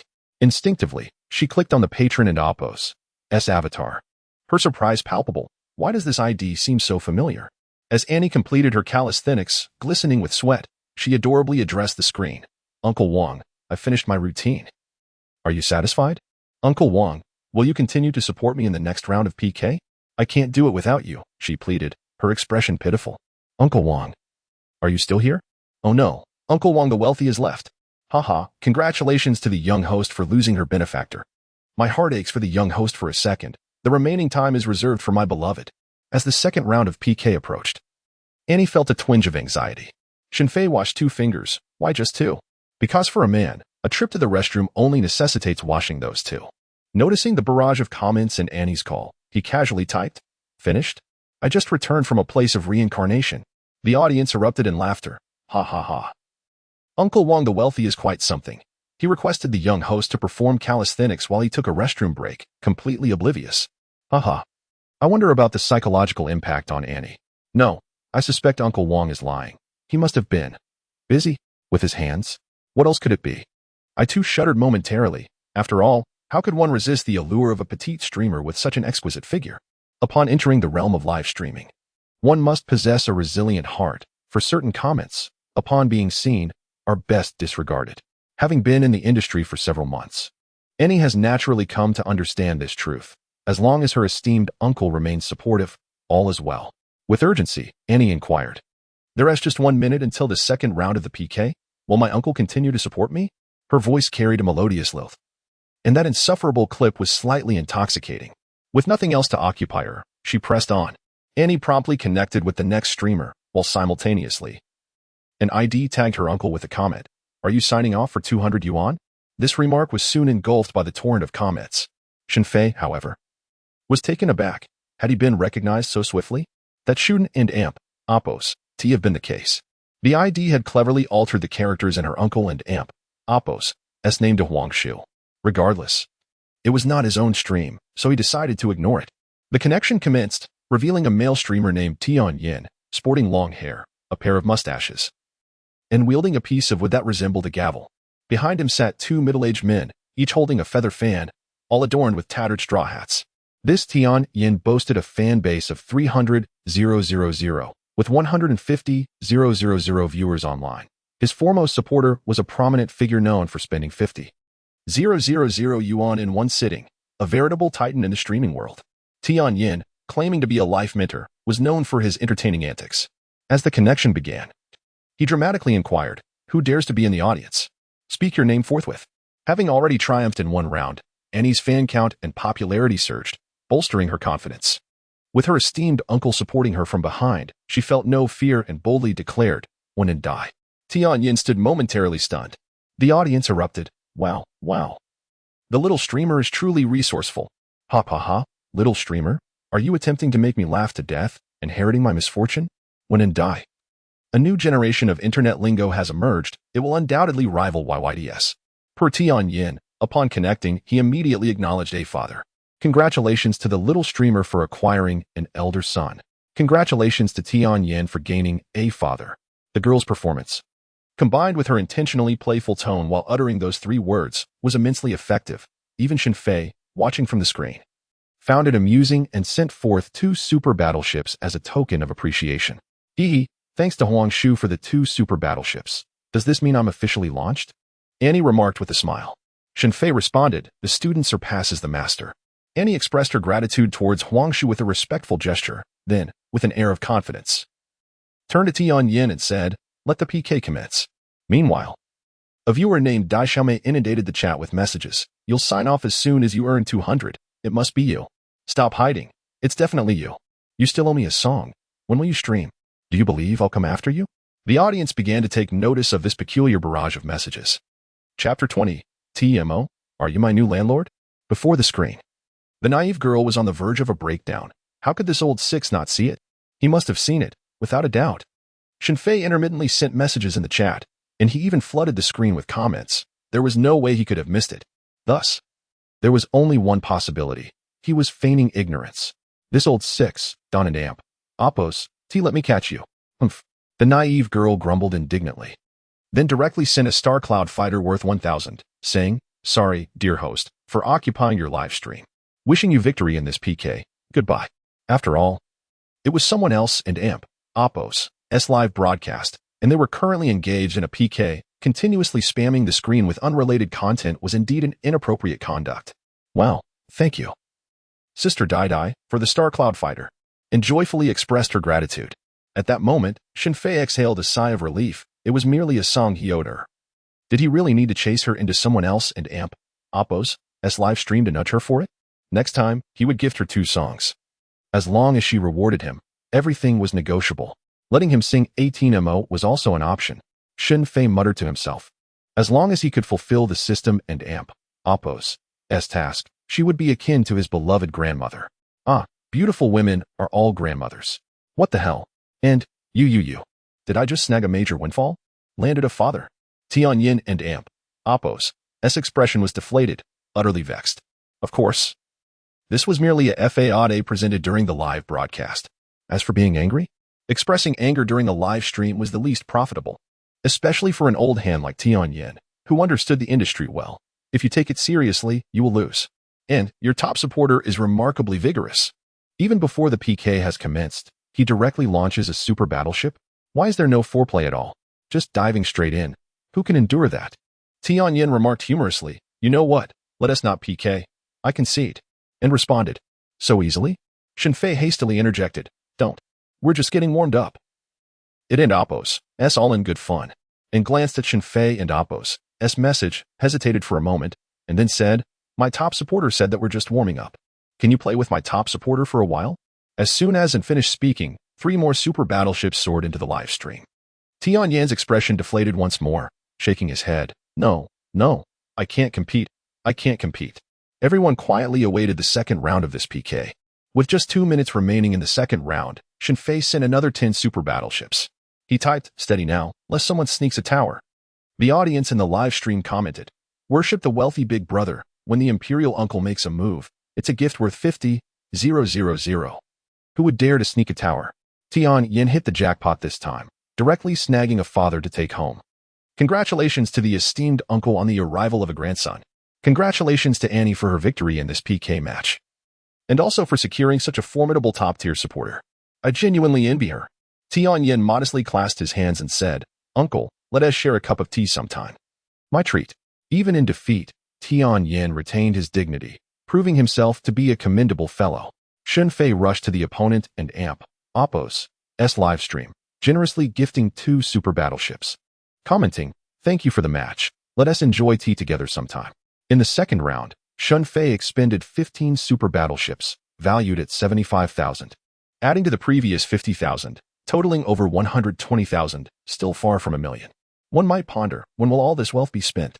Meanwhile, Annie, after 2 rounds, had advanced to the semifinals. She was filled with an overwhelming mix of anxiety and excitement, a feat she had scarcely dared to dream of. Grateful to her benefactor, Uncle, once again for her triumph. "Uncle, you are magnificent." She playfully formed a heart shape with her hands, although her words lacked confidence, revealing her inexperience. Shen Fei remarked, "Is that all the gratitude you can muster?" Annie felt a surge of nervousness. Did Uncle wish to hear a song or see a dance? "I fear my off-key singing might send you away," Shen Fei replied. Annie was determined to learn until she satisfied Uncle and Oppo's expectations. Having such a generous patron, she was unwilling to let this opportunity slip by. "Let us do some calisthenics." "I didn't see it earlier," Shen Fei suggested. Annie beamed, "As you wish, Uncle." Once a woman experiences the first time, the second, the third, it becomes second nature. Initially hesitant and shy during the calisthenics, she soon embraced the rhythm with vigor. The audience in the live stream reacted. "I never imagined Uncle had such a hobby. I bet he is off to the restroom again. And is that restroom visit appropriate? Charge, charge, charge, and hands, hands, hands." They chimed in. "You're all a bit much, a bunch of perverts. Just curious. Does Uncle need a wife? I can sing, dance, rap, and play games." Alas, Shen Fei was destined for misfortune. Perhaps the lavish meal he indulged in was more than his stomach could handle, resulting in a bout of indigestion. Thus, he found himself yet again in the restroom. This time for an extended duration, leaving his legs numb from squatting. Meanwhile, Annie completed her exercises, and the semifinals began. She was on the verge of tears, repeatedly calling out, "Uncle, are you still there? Uncle, please return. Annie needs you."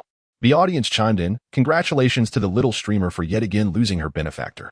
At this moment, the rival's talent performance was a captivating display of belly dancing, with her graceful movements and sensual twists truly enchanting the audience. Her popularity soared to an impressive 500,000, significantly surpassing Annie and Oppo's following. Although the host and Oppo's appearance was somewhat lacking, she still exuded charm in the dim lighting. In the first round, Annie undoubtedly faced defeat.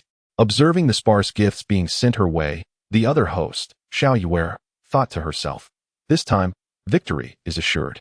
Upon connecting, her alternate account had entered Annie's live stream, revealing that Annie's top supporter was merely a novice account, who had generously donated around 70,000 to 80,000 throughout the night. This revelation sent a shiver of excitement through her.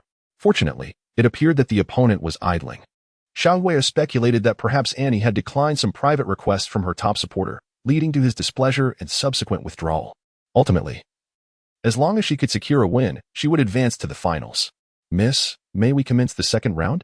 Xiaoyue urged for the third time. Feeling somewhat embarrassed, Annie nodded in agreement. She had already resigned herself to her fate. Merely reaching the semifinals had exceeded her expectations, and she felt a sense of contentment. However, at that moment, Shen Fei sent a message in the chat. Lost a round? It seems that without Daddy, things are truly dire. Upon reading this, Annie was nearly brought to tears. A grand welcome back to the esteemed uncle. Wait, Uncle is back? The little host can flaunt again. Uncle is undeniably formidable. Xiaoyue's alternate account noticed Shen Fei's arrival and was instantly startled, hastily inquiring of her top supporter. Do we have any chance? The top supporter, guarding Yue, replied. Slim, the opponent is too formidable. Xiaoyu and Oppos responded, let us chase a bit. Even if we can't win, it's no matter. After all, the opponent and Oppos' strength is evident. While one side was disheartened, the other was filled with exhilaration. Shen Fei unexpectedly sent another message. Little host, please hold on. I need to take a call. It was that Shen Fei was unsupportive of Annie. He had genuinely received a call from a charming young woman. Are you Mr. Shen? She inquired. I am. Who might you be? Shen Fei casually responded. I am a tenant from the 15th floor of Building B. Isn't it time for the rent to be due? I contacted the previous landlord, who provided me with this number, saying you purchased his property. Now, you are my new landlord. Feng Timo felt a bit nervous while speaking on the phone.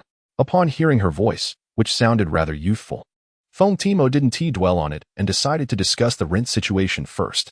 The original plan was to use the 100,000 for rent, but regrettably, she had been swindled by an insufferable individual yesterday, spending the money on a watch. She now harbored a deep-seated resentment towards that scoundrel.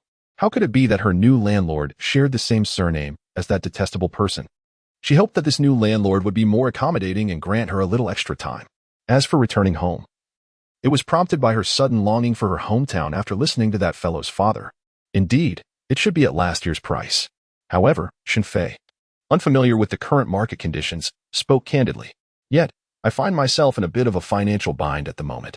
Mr. Shen, could you possibly extend the deadline? Once I manage to save enough, I shall pay you immediately, Feng Tiamo implored with a sense of desperation. Well, the issue is that everyone else has settled their dues. And you are the only one remaining. This would be unfair to the others. Shen Fei and Oppos' expression turned troubled. How about this? I am at home now. Why don't you come over, and we can discuss it in person? Chapter 21. Brother takes you to shine, takes you to the skies. Listening to the voice, Shen Fei found it somewhat familiar, but did not dwell on it, as the tone was quite pleasant. Yet, do not presume that a melodious voice absolves one from paying rent. Shen Fei's stance was resolute. Such a notion was untenable. However, the other party hesitated, responding, well, that might be a bit challenging. I am currently at my hometown and will likely return in a few days. Once I'm back, I will contact Mr. Shan. Is that acceptable? How long? Do not procrastinate. About a week. All right. As the two conversed, the second round of the live streaming PK continued. However, at the onset of this round, Xiaoyue had yet to receive any gifts. She urged her top supporter for contributions, but the top supporter replied, let us wait a bit. It's uncertain whether the opponent will be online. We must not let our guard down. Saving money could lead to victory. And the top supporter was reluctant to overspend. Xiaoyu and Oppos, the prominent host, chimed in, since Sister Annie and Oppos' top supporter is not home, we cannot take advantage of the situation. Let's hold off on gifts for now. Yet, the countdown for the PK persisted, and her words were clearly a guise of propriety. Seizing the moment, she decided to perform a dance for her top supporter. Xiaoyu and Oppos, a quintessential exotic beauty, with fair skin and half a veil, gracefully twisted her supple waist. The live stream resonated with the sound of tinkling bells, indicating her dance skills were commendable. Her streaming room was filled with both VIP members and ordinary fans. And although the gifts were modest, they accumulated to 3,000 or 4,000 yuan. With only 2 minutes remaining, Annie had lost hope. For the opposing supporter had already sent 5 super battleships in response to her call for Uncle Daddy, who had yet to reply. This was the second round. And should she lose, she would forfeit her chance at the finals. Having reached the semifinals, Annie was already content, forcing a smile as she remarked, Sister Yue's dance is truly beautiful. Little did she know, just as her words fell, a figure she had long awaited appeared. Indeed, the opposing host was exceptionally captivating. The waist, the hips, the figure, the enchanting movements, oh, how the little streamer could not compare. Even her attire paled in comparison. Such a dance was primarily comprised of sheer fabrics and minimal coverage, epitomizing sensuality.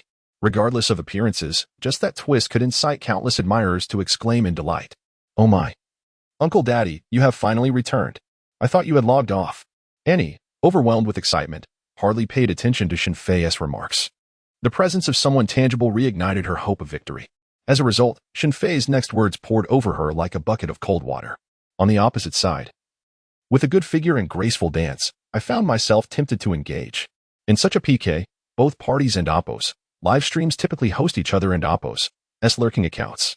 Naturally, Xiao Yuer noticed Shen Fei's comments and sweetly exclaimed, "Welcome, Uncle Emperor, to Play and Wear's live stream. This young lady can dance, occasionally sing, and even play delightful games." While speaking, she performed an even more dazzling dance, prompting a warning from the moderators. Who would and amp, oppos, desire to acquire an affluent benefactor? Who would complain about having too many wealthy patrons?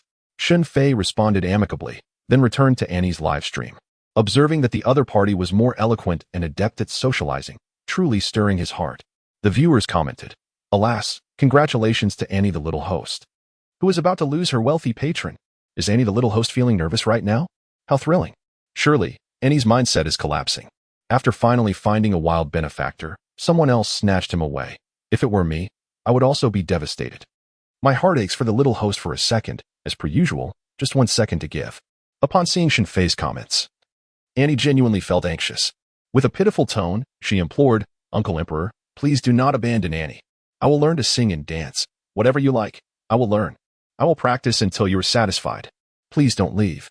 In her excitement, the girl nearly bowed deeply once more. Noticing there was only a minute left, Shen Fei said, "Given how pitiful you look, I won't leave just yet." Having missed 2 rounds of calisthenics, he promised to give her another performance later. Of course, it must be arranged. Annie transformed her sorrow into joy. She sent a few gifts to express her gratitude, and Shen Fei casually gifted 3 super battleships, with the PK line following suit. "Thank you so much, Uncle Emperor."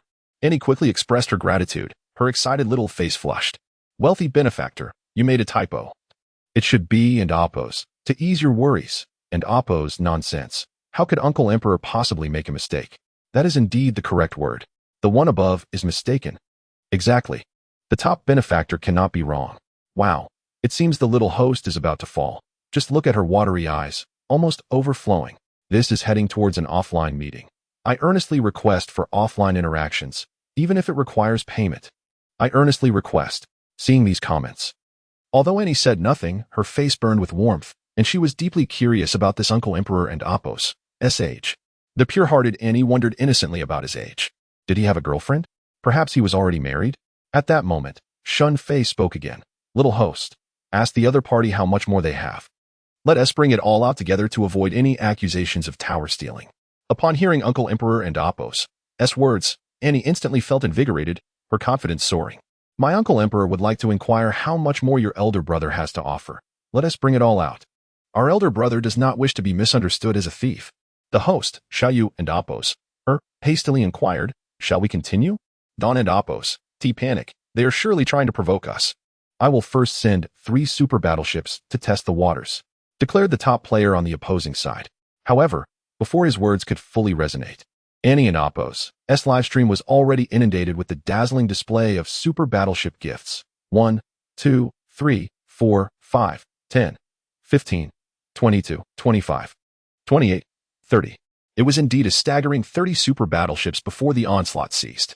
With merely 20 seconds remaining before the PK concluded, Shen Fei and Oppos' comment flashed across the screen.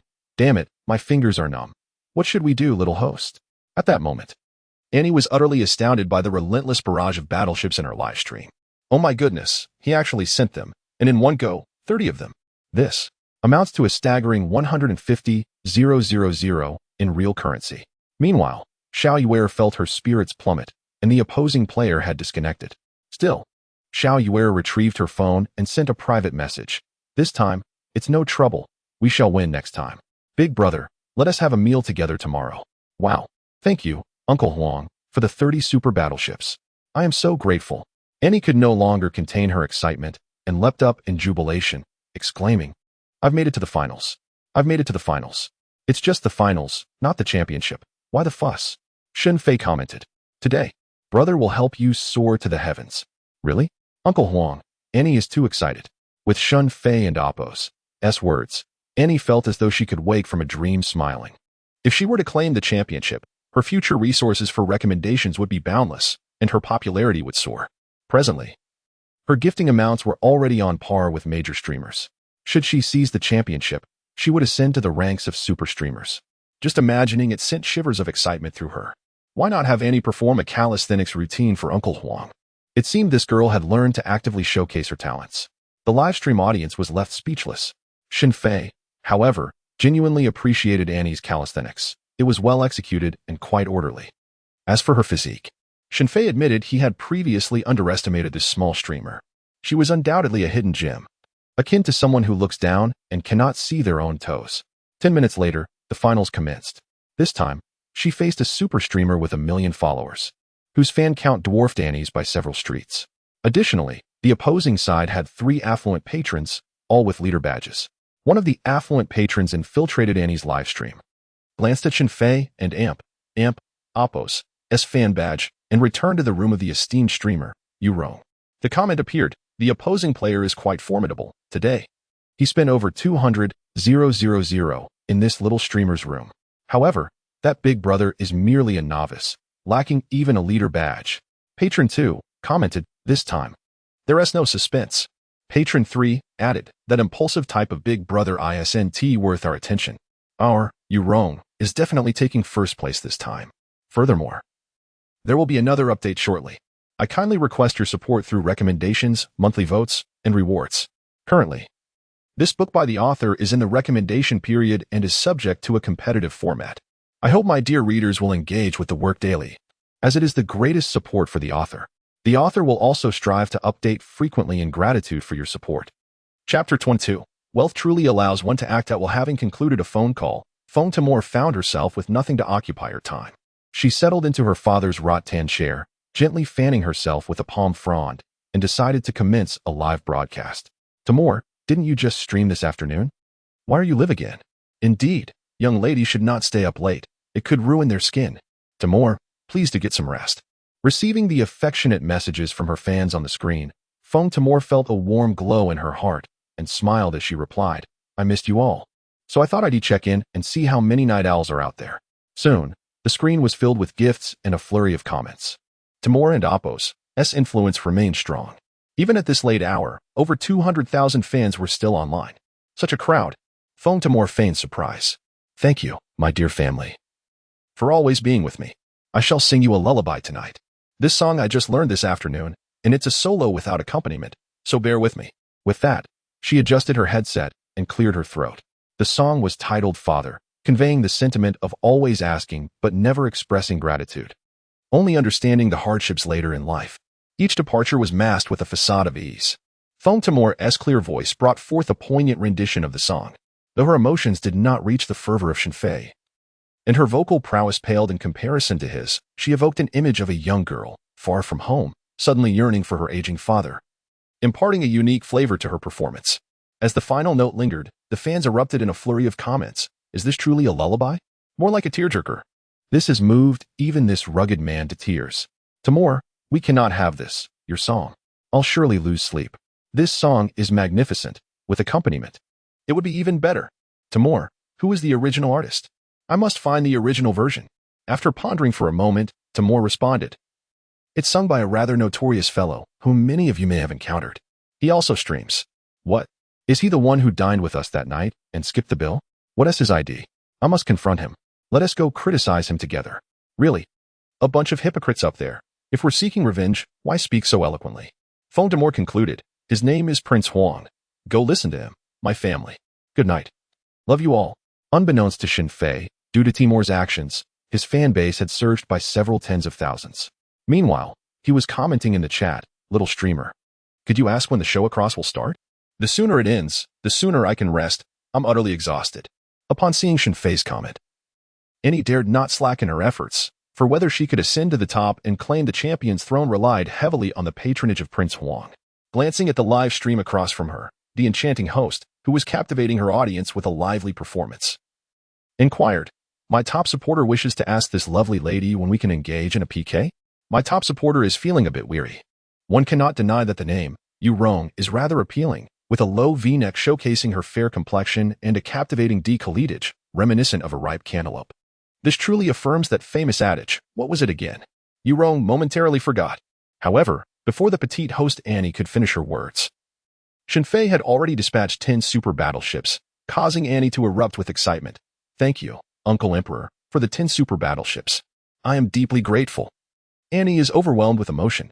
All right, please keep quiet for a moment. It disrupts my speed, Shen Fei commented in the chat. The audience watched in astonishment. Yet, such extravagance was simply part of the game. What could be done? After all, they were affluent patrons, free to indulge as they pleased. Annie offered no resistance, even sporting a cheerful demeanor, obediently silencing herself. The financial backer of Yu Rong was quick to employ familiar tactics, merely testing the waters. The leader led the charge, dispatching 10 super battleships with fervor. Yu Rong, in a flirtatious tone, exclaimed, "Thank you, big brother, for your generous gifts. Mua." The gift PK bar immediately shifted significantly towards Annie and Appo's side, as it was evident that she was a prominent streamer with a substantial following. However, the opposing patron, oblivious to Shen Fei and Appo's strategy of not spending a dime, mistakenly believed the challenge had ignited excitement on their end. I hope you can hold your ground. Conceding too early would be rather dull, Shen Fei typed, followed by another flurry of activity, sending down 20 super battleships in a single sweep. Annie's stream had spies from the opposing side, who swiftly relayed Shen Fei's remarks. The three leading supporters on the other side were immediately incensed, particularly Financial Backer 2. Cheating. I seriously suspect this guy is cheating. Financial Backer 3 echoed. I concur. I shall retaliate. Consequently, they promptly gifted Yu Rong 20 super battleships, causing her to sway with delight, thanking her daddies. As the first round drew to a close with merely a minute remaining, Annie and Appo's gift PK bar lagged by just 1 super battleship. This indicated that the past few minutes had seen a fierce contest. Ordinary fans were treated to a visual feast. This is the battle of the tycoons, truly splendid. With the skill acquired from 2 lifetimes, Shen Fei's speed was undeniably formidable. As the final minute approached, he unleashed another 20 super battleships in rapid succession. The opposing side faced utter defeat. In the first round, Annie emerged victorious. Thank you to my Uncle Emperor. I'm so ecstatic, we VE won again. Annie exclaimed, bouncing with joy, twirling in place. Oh, dear Lady Across, I graciously accept your challenge. Uncle Emperor, how shall I express my gratitude? A little exercise routine, perhaps? Who would dare believe that a small streamer, devoid of singing and dancing skills, and lacking any notable talent, could unexpectedly ascend to the finals solely through a series of calisthenics? Furthermore, they even secured victory in the first round. It is utterly fantastical. Please, I am far too fatigued. Let us urge the opposing team to commence the second round swiftly, so we can finish this endeavor. Shen Fei remarked in the chat. Annie obediently responded, all right. I shall adhere to the decree of my esteemed uncle. The young lady on the opposing side chimed in, our streamer is utterly exhausted. Her eyelids are drooping. May I inquire if we could expedite the start of the second round? At this moment, Yu Rong felt anxious, having lost the first round. A second defeat would obliterate any chance of a comeback. Thus, she pleaded sweetly, to the esteemed top 3 sponsors, we rely on you. I implore you, she bowed deeply. Her desperation palpable. The audience was thoroughly entertained. Sponsor 1 remarked, I suspect the opponent might be a genuine tycoon. This round is going to be challenging. Sponsor 2 questioned. Could they possibly have exhausted their resources, attempting to intimidate us? Sponsor 3 inquired, how many do you all have left? Private chat.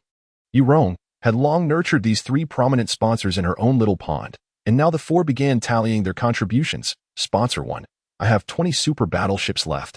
Sponsor 2 replied, I still have 28. Sponsor 3 added, I'm running low too, barely around 30.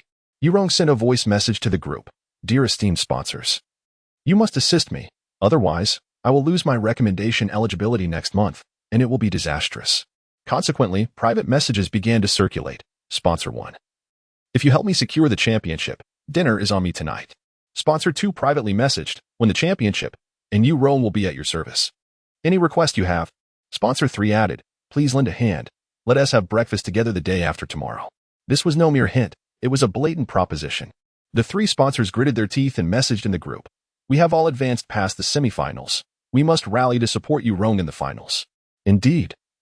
To counter the opponent and Oppo's arrogance, they resolved to deploy their resources. Let us start by throwing out 50. Let us see if they dare to respond. With their plan solidified, Yu Rong's face lit up with gratitude, exclaiming, "Thank you so much." With a sudden flurry, they cast out 50, a staggering sum of 250,000 in real currency. She was convinced that the opposing leader would be intimidated, assuring her that the second round was surely in the bag. Chapter 23. A minor affair. Shall we inquire if the other party wishes to join the children's table? In an unexpected turn of events, the first round was lost to a lesser-known streamer, whose popularity barely exceeded 200,000. The number of their privileged fans was, astonishingly, less than one-tenth of her own, and she had only one temporary supporter. To make matters worse, this streamer possessed no remarkable talents, with the sole exception being the 8th set of radio calisthenics, which was quite absurd. Yu Rong expressed her dissatisfaction. Having privately consulted with her 3 financial backers, they assured her of their unwavering support, pledging to stand by her side.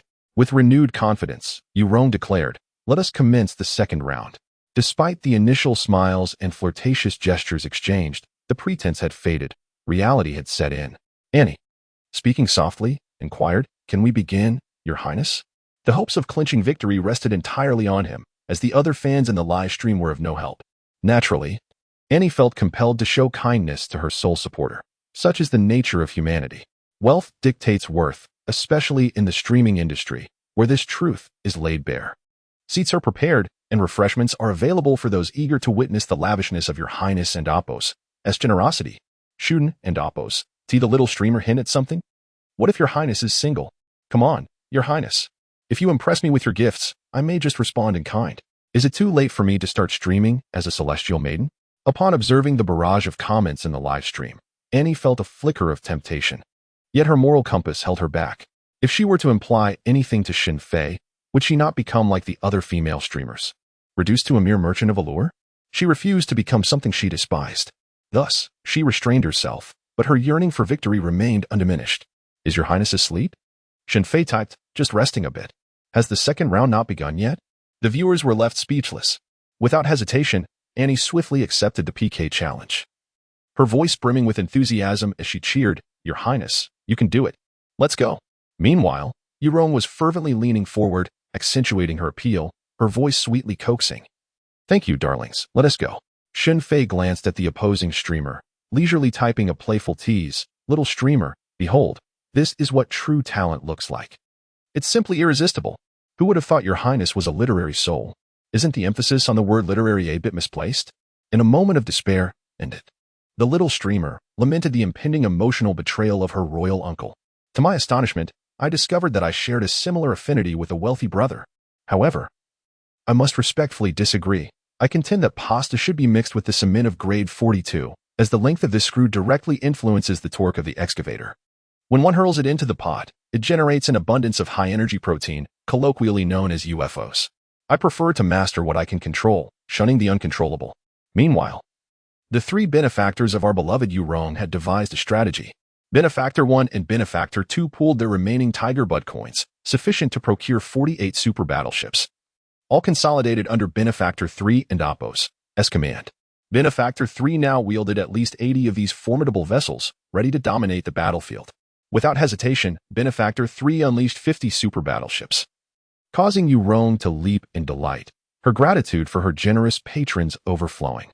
The gift PK bar surged like a tidal wave toward Anne, leaving her with barely a centimeter to spare.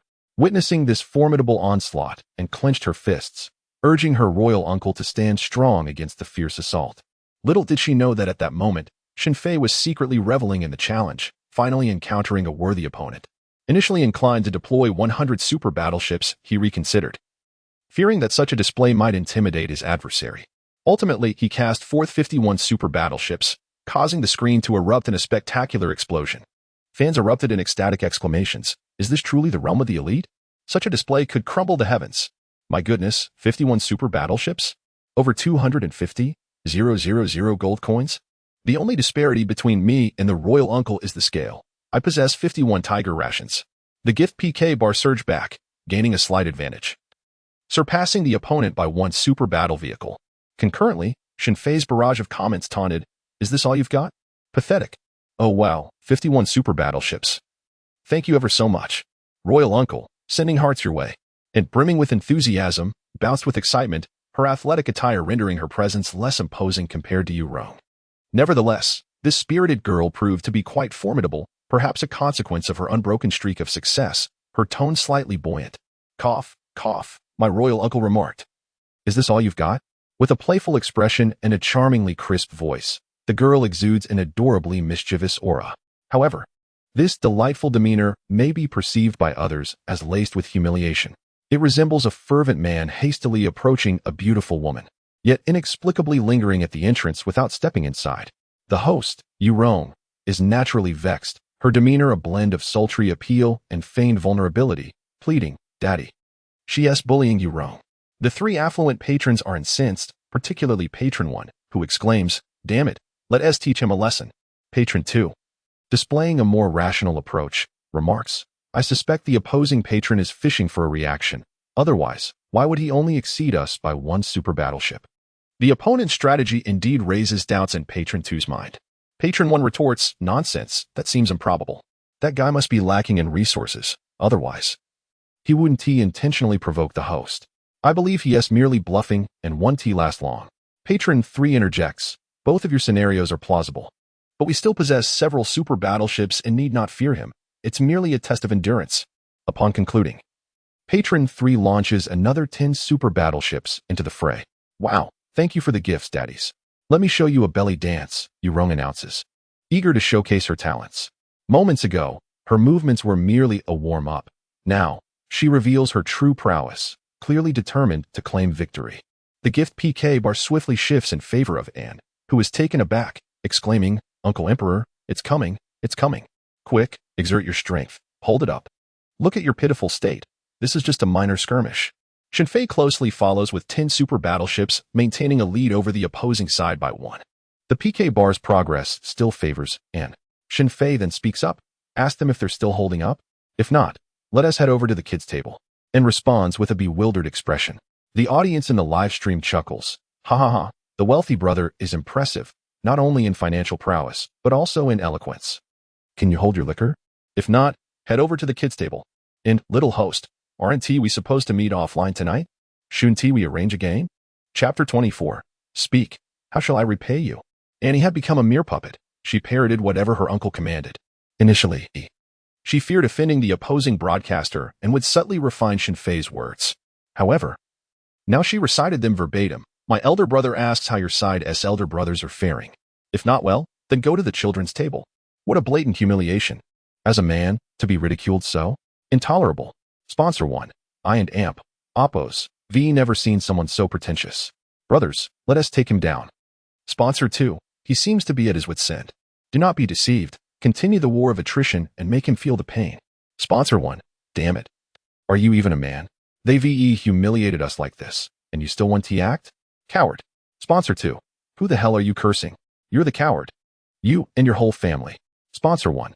You scoundrel, stop your empty threats. If you dare, give me your address, and I'll come fix your air conditioner. Sponsor 2. You old fool. Come on then, I'm terrified of you. Sponsor 3. What a ruckus. You think you're so superior in your own nest? Sponsors 1 and 2. You act so high and mighty, yet who isn't here for the drama? I've spent just as much as you. As the 3 sponsors prepared to bicker, the audience in the live stream stared at each other in bewilderment. The broadcaster, Yu Rong, was on the verge of losing her composure and exclaimed, "I implore you, stop the quarrel. Can we not unite and face the external challenge together?" Sponsor 2. That scoundrel lacks manners and started with insults. Sponsor 1. Am I wrong to call you a coward? What is wrong with me cursing? Sponsor 3. All right. I admit I might have spoken inappropriately. Let us all cool down and continue. Let us first observe the opponent's reaction. Yu Rong took her phone and privately messaged the 3, clearly indicating that this PK would conclude well, and even suggested a group activity she had previously declined. Upon hearing this, Sponsor 1's anger dissipated. Sponsor 2 received a similar message and also fell silent. Reports came in that Yu Rong and Oppos' 3 sponsors had clashed but were quelled by the broadcaster. Annie, taken aback, thought, can they really argue over this? Shen Fei, deep in thought, sent a barrage of 20 super battleships. At this moment, with 3 minutes remaining in the second round, Annie's PK progress had surpassed half of her opponent's lead. Grateful for her uncle's support, she recognized the effort put into arranging Annie as a broadcaster. While the opposing host entertained their sponsors with dance, she showcased her limited talents to please Shen Fei. Observing Shen Fei's demeanor, Sponsor 3 remarked, "Did you see that? The opponent is faltering. This is the rhythm of a sneak attack." Sponsor 2 replied, "I told you, this perfectly validates my earlier analysis. They've reached their limit. They're trying to intimidate us." Sponsor 1 inquired, "How much do we have left?" Investor 3, "We have approximately 35 super battleships left. What should we do next?" "I will heed the advice of my 2 brothers." Investor 2, "He might attempt a sneaky move, so let us retaliate with a counter-strategy. Let us deploy all 30 at once. Yu Yong, call out and see if the opponent is feeling timid. How many do they have left? Let us engage in a grand showdown to determine the victor once and for all." Investor 1, "Why are we holding back 5? Investor 2, "To prevent any sneaky tower captures and to keep our options open." Investor 3, "I concur." Investor 1 fell silent, seemingly acquiescing to this strategy. The game had reached a critical juncture, and Yu Yong was filled with anxiety, just a step away from claiming the championship, hinging on the next move. Moreover, she had garnered quite a fortune from the 3 gentlemen today. She had struck gold. "I implore the father figures of my leaderboard to inquire how many resources your elder still possesses. Let us settle this once and for all." Yu Yong relayed the message. While Annie anxiously scrutinized the screen, her small hands clenched into fists, awaiting Shen Fei's reaction. "How many resources does the Emperor still have? Can he hold on? Will the championship be mine?" After a moment's contemplation, Annie spoke. "Emperor Father, perhaps we should refrain from further donations. Achieving second place would already bring me immense satisfaction. Let us concede gracefully." Annie was not attempting to provoke. She spoke from the heart. Shen Fei had already contributed an astonishing sum of 700,000 to 800,000 yuan today, real, hard-earned money. Some might spend a lifetime without amassing such wealth, yet Shen Fei, this generous benefactor, had so willingly bestowed it upon her. Was Annie excited? Certainly, but she also felt a twinge of guilt. A stranger had poured out such generosity simply because she expressed a desire for victory. She was deeply touched. Wow, the little streamer is moved. Perhaps a bond should be formed. Little streamer, an in-person meeting is a must tonight. Otherwise, it would be a disservice to the lavish generosity of the benefactor. Annie jested, saying, "I would indeed be willing to form a bond, but would Emperor Father be amenable?" "Hiki, it's hard to say." Shen Fei, "As we all know, streamers often use beauty filters. Who can say what the little streamer truly looks like? What if she resembles a certain infamous figure? Wouldn't that be a loss for me?" "Hey, Emperor Father, that's rather insulting." Annie truly hadn't applied a beauty filter. She merely enhanced her cuteness a tad. "If you don't believe me, I can turn off the effects right now." In a defiant gesture, Annie switched off the beauty filter. Instantly, her pure visage emerged, now imbued with an alluring charm. The pinnacle of innocent allure, one might say. With just a flicker, Annie activated the cute effects once more, asking, "How about now? Surely Emperor Father believes me this time." Unbeknownst to her, Shen Fei was preoccupied with setting the cleaning robot's designated area, entirely oblivious to the screen. Thus, he languidly replied, "I'm quite busy at the moment," and perfectly missed the little streamer's natural look. Annie immediately adopted an adorable, blood-squirting expression, and the live stream was once again inundated with a flurry of comments. Meanwhile, Shen Fei unleashed 33 super battleships, accompanied by the words, "With such a level of skill, can they really determine victory in one go? Tell them they are unworthy." Although she had wished for Shen Fei to refrain from showering gifts, once the gifts started pouring in, Annie was naturally elated. She promptly echoed Shen Fei's words, particularly the phrase "you are unworthy," which she articulated with a peculiar intonation, finishing with a playful, tongue-out expression. At that moment, Annie's PK score slightly surpassed her opponent's, with only a minute and a half remaining in the round. However, chaos erupted once again in Yu Yong's live stream. Sponsor 1, who just claimed that the opponent was out of tricks, insinuating they were resorting to underhanded tactics. Seems like they've been slapped in the face, quite resoundingly. "I told you to throw everything into it at once to scare them off, but you wouldn't listen. What do they call it? Ignoring the wisdom of the elders leads to immediate loss." Sponsor 2 was instantly incensed. "What good is hindsight? Did you say that before? Don't act like you're some kind of sage, capable of predicting everything. You're nothing." Sponsor 3 felt ensnared by the opponent's trap, especially as Sponsor 1 continued to make snide remarks, prompting Sponsor 3 to retort, a classic case of post-event wisdom. Sponsor 1, infuriated, replied, "Damn you all. How could I be the one with hindsight? I clearly stated to donate everything, but you refused to listen. If it weren't for this trivial matter, I would have cut ties long ago. Sponsor 2, cut ties? You foolish buffoon, unaware that you've been played by the streamer, likely not even managing to hold their hand. Sponsor 1 was immediately livid. Damn. The ones who can't hold hands are you two idiots. Let me tell you. I was just with you Rome last night at the Golden Splendor. Would you like to see the evidence? Sponsor 3, is that so? Do you even know how many doors there are? I've been through all of them. You're merely leftovers, fit for cleaning the pots. Sponsor 2, do you want to know why I'm so ardently showering gifts today? Check the chat records. Then, Sponsor 2 sent several screenshots of their private conversations with you Rome, filled with explicit content, even arranging for a group rendezvous tonight. Sponsor 1 felt instantly nauseated. And Sponsor 3 didn't fare much better, promptly logging off. Sponsor 1, that scoundrel you Rome. I never imagined she could be so base. I've been made a fool, blissfully unaware while wearing the green hat. Farewell, we shall never meet again in this world. In a fit of frustration, Sponsor 1 left the group, disbanded the association, and logged off. The three sponsors began to expose the situation in the live stream, and Sponsor 2, feeling embarrassed, lost the will to continue discussing who among the three had been left with scraps as shame overtook him. The live stream went into a frenzy. Oh my. What a scandal. I thought you Rome was so pure, never realizing the truth behind her actions. Bro, how naive. To become a major streamer, one must have substantial backing. None are truly innocent. Three pitiable benefactors, how amusing. I can hardly contain my laughter. Who do you think entered first? Youngrong stood there, utterly stunned, her spirit seemingly shattered. Following this revelation, her image lay in ruins, and her career as a live streamer appeared to be drawing to a close. Thus, in a state of despondency, she turned off the live stream. The scandal surrounding the well-known streamer Youngrong not only spread within her own streaming room but rapidly gained traction, igniting a wave of reform across the website. Observing the discussions among fans regarding the other streamer, Annie could hardly bear to watch. She was taken aback by the sordidness of it all, realizing that these individuals had forsaken even the most fundamental principles of honor and integrity in pursuit of wealth. However, gazing at her triumph as she claimed the championship and was adorned with the crown of victory, Annie was overwhelmed with excitement. Is this truly me? Am I really the champion? Oh my, I am the champion. Annie spun in circles within her pink room, at a loss for how to express her emotions. After what felt like an eternity, she remembered her benefactor, Shen Fei, who had propelled her to such heights. It was imperative to express her gratitude. Uncle, I am first. I am first. Brother, I and Amp, Oppos, am not blind. Shen Fei and Amp, Oppos, S comments flooded the screen, prompting him to ask how she would repay him. Oh well, let and Amp, Oppos, S just make it whole for now. Before Annie could continue her thoughts, the screen erupted once more. A barrage of super battleships cascading across it. The sound of the system notifications rang incessantly, and after a full minute of overwhelming notifications, an astonishing 70 super battleships had been displayed before the screen finally quieted. Chapter 25. The old 6 streamer has finally resumed broadcasting.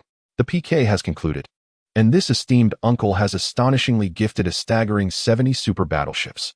What does 70 super battleships equate to? That amounts to an impressive 300,000 yuan, an astounding 35,000 in real currency. The live stream room erupted in fervor. Goodness gracious. Uncle is utterly extravagant. This is simply beyond comprehension. Little streamer, with such a formidable supporter, why hesitate? You must express your gratitude wholeheartedly. I'm envious. Wealthy brother. Do you perhaps need a son? I suspect I might be your long-lost offspring. What does true opulence mean? This is it. Just moments ago, the opposing player thought Uncle couldn't hold on any longer, yet it turned into a complete domination. What do you mean by domination? Nonsense. Our uncle didn't even regard the opponent as a challenge. He was merely playing with a child. Hilarious. It's pitiful how the opposing player kept provoking. TSK. When will I get to experience such grandeur from Uncle? Little streamer, I calculated it. Uncle has spent an incredible 1 million tonight. 1 million, not in virtual currency, but in actual cash. I'm tempted to start streaming myself. Imagine earning 40,000 in one night. It's a total win. No. The little streamer worked hard for it through the 8th set of calisthenics. Is someone possessed upstairs? What on earth are calisthenics? Little streamer, you must cling tightly to this golden opportunity. This is a golden rice bowl. Annie, the little streamer, was already astounded by the championship, but now, with the PK concluded and Uncle gifting an additional 35,000, her thoughts began to wander. Could he truly be interested in me? What if he turns out to be an elderly man? But what if he is a charming bachelor? Or worse, a lecherous man?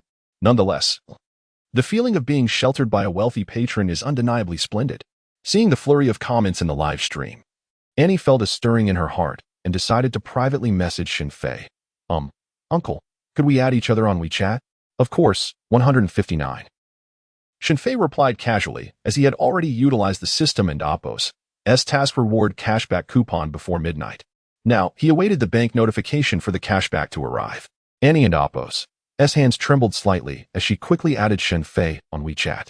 After the request was accepted, she discovered his name was half a lifetime of joy. While Shen Fei stared at the friend request ID in surprise, fate of the remaining life. What a coincidence. Half a lifetime of joy. Fate of the remaining life. What splendid couple IDs. Meeting you halfway through my life brings joy and fortune. Yet, you are also the calamity of my remaining days. Gazing at the ID, Annie fell silent for a few seconds, pondering, could this be destiny? A smile involuntarily graced her lips as she typed, since the PK has ended. Why continue to shower such gifts? Half a lifetime of joy. I have money, so I can be extravagant. The remainder of my life, genuine, envious. Thank you for allowing me to experience a taste of the champion's dream. I am grateful. From this moment forth, she too has become a super popular streamer. With an abundance of recommended resources flowing in next month, and her popularity is set to soar. All of this is owed to the remarkable contributions of Shen Fei. Ban Shenghuan. No need for thanks. Is there anything else? The remainder of my life. No, nothing at all. I merely wish to inquire if you have any further requests. Feel free to voice them, and I shall do my utmost to fulfill. Ban Xinghuan. Sleep. The remainder of my life took a while to respond, as she was uncertain whether Shen Fei intended to sleep or was suggesting he wanted to sleep with her. The two concepts are entirely different. Ultimately, after much hesitation, the remainder of my life typed out a few words, too fast. How about we meet first to understand each other better, and then? She refused to sell her soul for mere money. She did not wish to become the person she despised. Ban Xinghuan, what nonsense. I never said I wanted to sleep with you. I am simply very tired and wish to sleep, understand? Upon reading this reply, Annie felt her cheeks flush with embarrassment, muttering resentfully, what a scoundrel. Why not be clear? It led to a misunderstanding. How awkward, my face is so hot. However, she subsequently felt a twinge of disappointment. Even she herself did not comprehend why she suddenly felt this way. The remainder of my life. Then I shall not disturb Uncle Wang's rest any longer. Good night, sweet dreams. Shen Fei could no longer afford to respond to her, as the notification of a text message had already sounded. Upon opening the message, he saw, the account ending in 2345 for the construction bank has received an income of 100 million, with a balance of 215,004, 556. 23 yuan. Shen Fei smiled broadly, satisfied, and went asleep. The next day, Shen Fei awoke naturally. Having achieved two great aspirations in life, to sleep until awakening on his own and to count money until his hands cramp. At a young age, he had already realized this, waking up grinning in his dreams. Rising from bed, he ordered an exceedingly expensive custom takeout, and the cheerful delivery boy arrived promptly. Shen Fei indulged in a hearty meal, and by the time he finished eating, it was already 2 in the afternoon. He took his luxury car for a leisurely drive, rejecting numerous requests from beautiful women for social media connections, and arrived at a law firm. Upon seeing the luxury vehicle, the receptionists at the firm were exceedingly cordial, casting flirtatious glances, but Shen Fei had high standards. He was not interested in anyone below a 9 out of 10, not even in the slightest. He had not forgotten about Zhang Qiming's debt of 20,000. He instructed the lawyer to send a formal letter. After seeing the letter, Zhang Qiming called Shen Fei. Are you really intent on making this difficult? I'm telling you plainly, I have the 20,000, but I refuse to pay you back. Shen Fei, no, you've misunderstood. It is now your turn to repay, and I no longer want it. Prepare for a lawsuit. With that, Shen Fei hung up the phone, deleting and blocking him in one fell swoop. After attending to his affairs, Shen Fei felt drowsy again and returned to take a nap, sleeping soundly until after 8 in the evening. Upon awakening, he gazed at the street lights and night scenery outside, exclaiming, wow, is this the post-rebirth stress response? Such an extraordinary capacity for slumber. Never mind, let me first procure some sustenance. I have procured air-freighted Kobe beef, renowned for its unique and costly rearing process. From the moment they are born, these cattle are fed beer, resulting in their meat being exquisitely tender and delectable. Shen Fei, having spent over 5,000 on this meal, contemplated whether he should send some money to the biological parents of this body, allowing them to live a better life. After all, he was no longer short of funds. However, as an orphan from a past life, he was utterly at a loss on how to address them as parents. The thought of that awkward moment made Shen Fei decide to postpone the matter, allowing it to unfold naturally. Having enjoyed a leisurely day, Shen Fei remained oblivious to the throngs of viewers waiting in his live stream. Though the screen was dark, an astounding 200,000 fans were online, with the total follower count exceeding 500,000. Strangely, these fans were actively chatting, and some bewildered newcomers entering the room were left puzzled. Hey, brothers. What are you doing staring at a black screen? Hand-drawn? This is quite bizarre. You must be new, brother. We are waiting for this infamous streamer. Or over 200,000 online just waiting for this streamer. What else could it be? Is she exceptionally beautiful? Or does she possess unique talents? Do elaborate. Beautiful? Nonsense. This infamous streamer is a man. So, you all fancy that sort? Come on.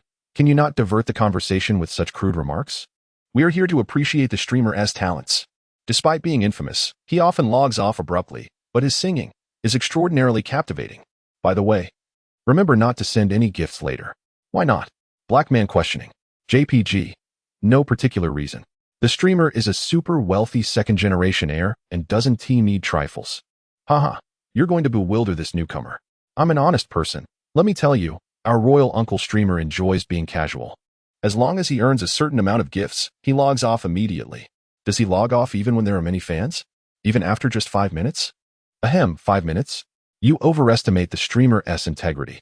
Just yesterday, he streamed for merely 3 minutes, received a gift from Xiaomei, and left without a moment's hesitation. Do you know how many fans were online then? A full 200,000. Wow, doesn't the streamer fear losing followers? If he did, would he log off? Clearly, he doesn't give a hoot. Phew, having listened to the song, he truly is a talented streamer. And his streaming style is quite innovative. No wonder you're so enamored. I, too, am growing impatient. Brother, remember, absolutely no tipping. Free gifts are fine. But no tipping. It was not just the 200,000 fans in the live stream waiting for Shen Fei, Xiaomei, Sister Zhou, Feng Timo from the distant mountain city, Li Lanxue, head of the first studio under Huai Brothers, and relevant officials from Hoya were all eagerly anticipating Shen Fei's arrival. After much anticipation, at 11 o'clock in the evening, Shen Fei finally appeared online. Good evening, everyone. I've missed you all so much. Haha. A special thanks to my dear friend Sher, who made 3 generous contributions. Your support is greatly appreciated. I am also grateful for everyone's monthly votes, recommendation votes, and donations. Thank you for your unwavering support. I shall compose another chapter shortly. Chapter 26. Dammy has taken an interest in a certain streamer. Ancient-style songs. Before Shen Fei went online, Sister Zhou and her friend Xiaomei had a brief chat. It's already 11 o'clock. Why aren't you resting? Are you still waiting for that little streamer? Sister Zhou inquired via WeChat. He is no longer a small streamer. He is now a prominent figure with 500,000 fans. Xiaomei replied with a hint of envy. I spent an entire year live streaming to reach 500,000 followers, and this pesky fellow achieved it in just 2 days. Truly, comparisons can be disheartening. That scoundrel still owes me a song. How could I possibly sleep now? I must stay vigilant, unwavering. Xiaomei had already been in Shen Fei's live stream for nearly a day. She had initially thought this fellow wouldn't dare to fulfill his promise after earning 400 yuan and would shy away from ending the stream. Yet this rascal actually abandoned 100,000 online fans and logged off. Women can be rather petty, having spent her money without seeing even a ripple in return. How could Xiaomei not feel aggrieved? With her friend being wronged, Sister Zhou, determined to stand by her, decided to stay as well. Eventually, they waited for Shen Fei to go live. As soon as Shen Fei appeared, the fans erupted with excitement. And the barrage of comments exploded in the chat. Oh my goodness, you pesky fellow finally started streaming. Where did you spend the 400 yuan you earned yesterday? How and Oppos? As the craftsmanship in that pink little house. First comment, ended and Oppos. S already nostalgic. Little streamer, hurry up and get to it. High alert, everyone. Please do not give any gifts. Impulsiveness is the devil. Yes, everyone must control their emotions. Do not give gifts. What kind of people are you? The streamer is holding a guitar. It's obvious he is about to showcase his talent. If he performs well, fans will naturally want to show their support. Brother, are you new here? Take my advice. You won't be able to handle it. Is there an inside story? To tell you the truth, the Emperor and Amp, Apos, S uncle is a super-rich second-generation heir. He doesn't and Amp, Apos, T lack for money. Oh, so that and Amp, Apos, that's the reason. Reading the comments. Dai Xiaomei let out a laugh and sent a voice message to her friend Sister Zhou. Oh dear, this scoundrel is finally getting his comeuppance. He deserves it. Sister Zhou replied, forget about whether he deserves it. You need to make that fellow fulfill his promise from yesterday. I'm still waiting to hear it. Oh right. I almost forgot. Let me urge that scoundrel right away. Dai Xiaomei exclaimed, realizing her oversight. All right, hurry up. Once he finishes singing, I'll give him a hard time. Who told him to bully my dear Dai Dai? I'll take my revenge. Sister Zhou declared with conviction. How righteous. Love you. Meanwhile, in the office of the president of Jiahong Entertainment, Yang Mi, clad in a form-fitting skirt, black stockings, and high heels, was watching Shen Fei's live stream. She casually asked the girl next to her, what do you think of him? The girl beside him was none other than Zhuang Dafei, who had portrayed the character of the hedgehog girl. With her three-dimensional features and large, captivating eyes, she was undeniably beautiful. The song Little 3 was rather cliché, yet widely popular, while Father was a poignant masterpiece. Yang Mi nodded in agreement, pondering the potential of signing him. How great would the chance be to elevate his career? Mijia, please Don and Apos. T put me in a difficult position. You are the boss. And I am merely a small singer. What do I know about these matters? Zhuang Dafei pouted playfully. Do you still remember you were a singer? Yang Mi gently tapped Zhuang Dafei's forehead with her delicate fingers, casting a flirtatious glance at her. The originator of the nasal tone truly had a captivating charm. I've been busy filming, Zhuang Dafei replied with a shy smile. Let us see how he performs tonight. If he indeed possesses talent, we can certainly consider it. Additionally, it might just rekindle your singing career, Yang Mi remarked, internally echoing her thoughts. Zhuang Dafei was a promising prospect, albeit lacking tailored songs to ignite her success. Moreover, even if Shen Fei had no real talent, his handsome and radiant appearance would likely secure him a successful debut. Yang Mi harbored confidence in her ability to make him shine. However, the primary consideration was Shen Fei's worth and whether it justified her efforts to court him. Li Lanxue, the head of the first studio under Huai Brothers, shared similar intentions as Yang Mi. Besides these renowned figures, Shen Fei and Apos' livestream also featured a prominent streamer's secondary account, Feng Timo. Although she vocally disparaged Shen Fei as a scoundrel and lamented his previous betrayals that left her struggling to pay rent. His talent and vocal skills were undeniably captivating to her. She had waited in his live stream for several hours, nearly ready to shower and sleep. When she finally saw him go live, upon noticing the decor of Shen Fei's background, Feng Timo's expression momentarily froze. It bore an uncanny resemblance to the luxurious Tang Chenyi pin. Considering that this fellow drove a 35 million yuan vehicle, her surprise diminished. Yet, a flicker of annoyance surged within her. This insufferable fellow, who would have thought we reside in the same community. Now, I have his address. Just wait. I will catch you eventually. However, observing the barrage of comments in the live stream all urging against gifting him, Shen Fei felt his composure slipping. The system had issued a task today that was undoubtedly more challenging than yesterday's. He needed to earn 800 to receive the blind box reward. Judging by the atmosphere, it seemed quite difficult today. Do you all harbor such resentment? Their fans are like family. Why do mine feel like enemies? Shen Fei pinched his nose, utterly perplexed. Haha. This little streamer is quite amusing. Seriously, only now do you realize? If you hadn't been such a scoundrel, constantly logging off, would we be in this predicament? Right, folks? Exactly, it's all this jerk's fault. Whoever gifts him anything, I'm furious. Let us boycott the prince. I'll be the first. Absolutely no gifting. Let me reiterate, do not gift, do not gift, do not gift. Indeed, the host is a super wealthy heir, lacking for nothing.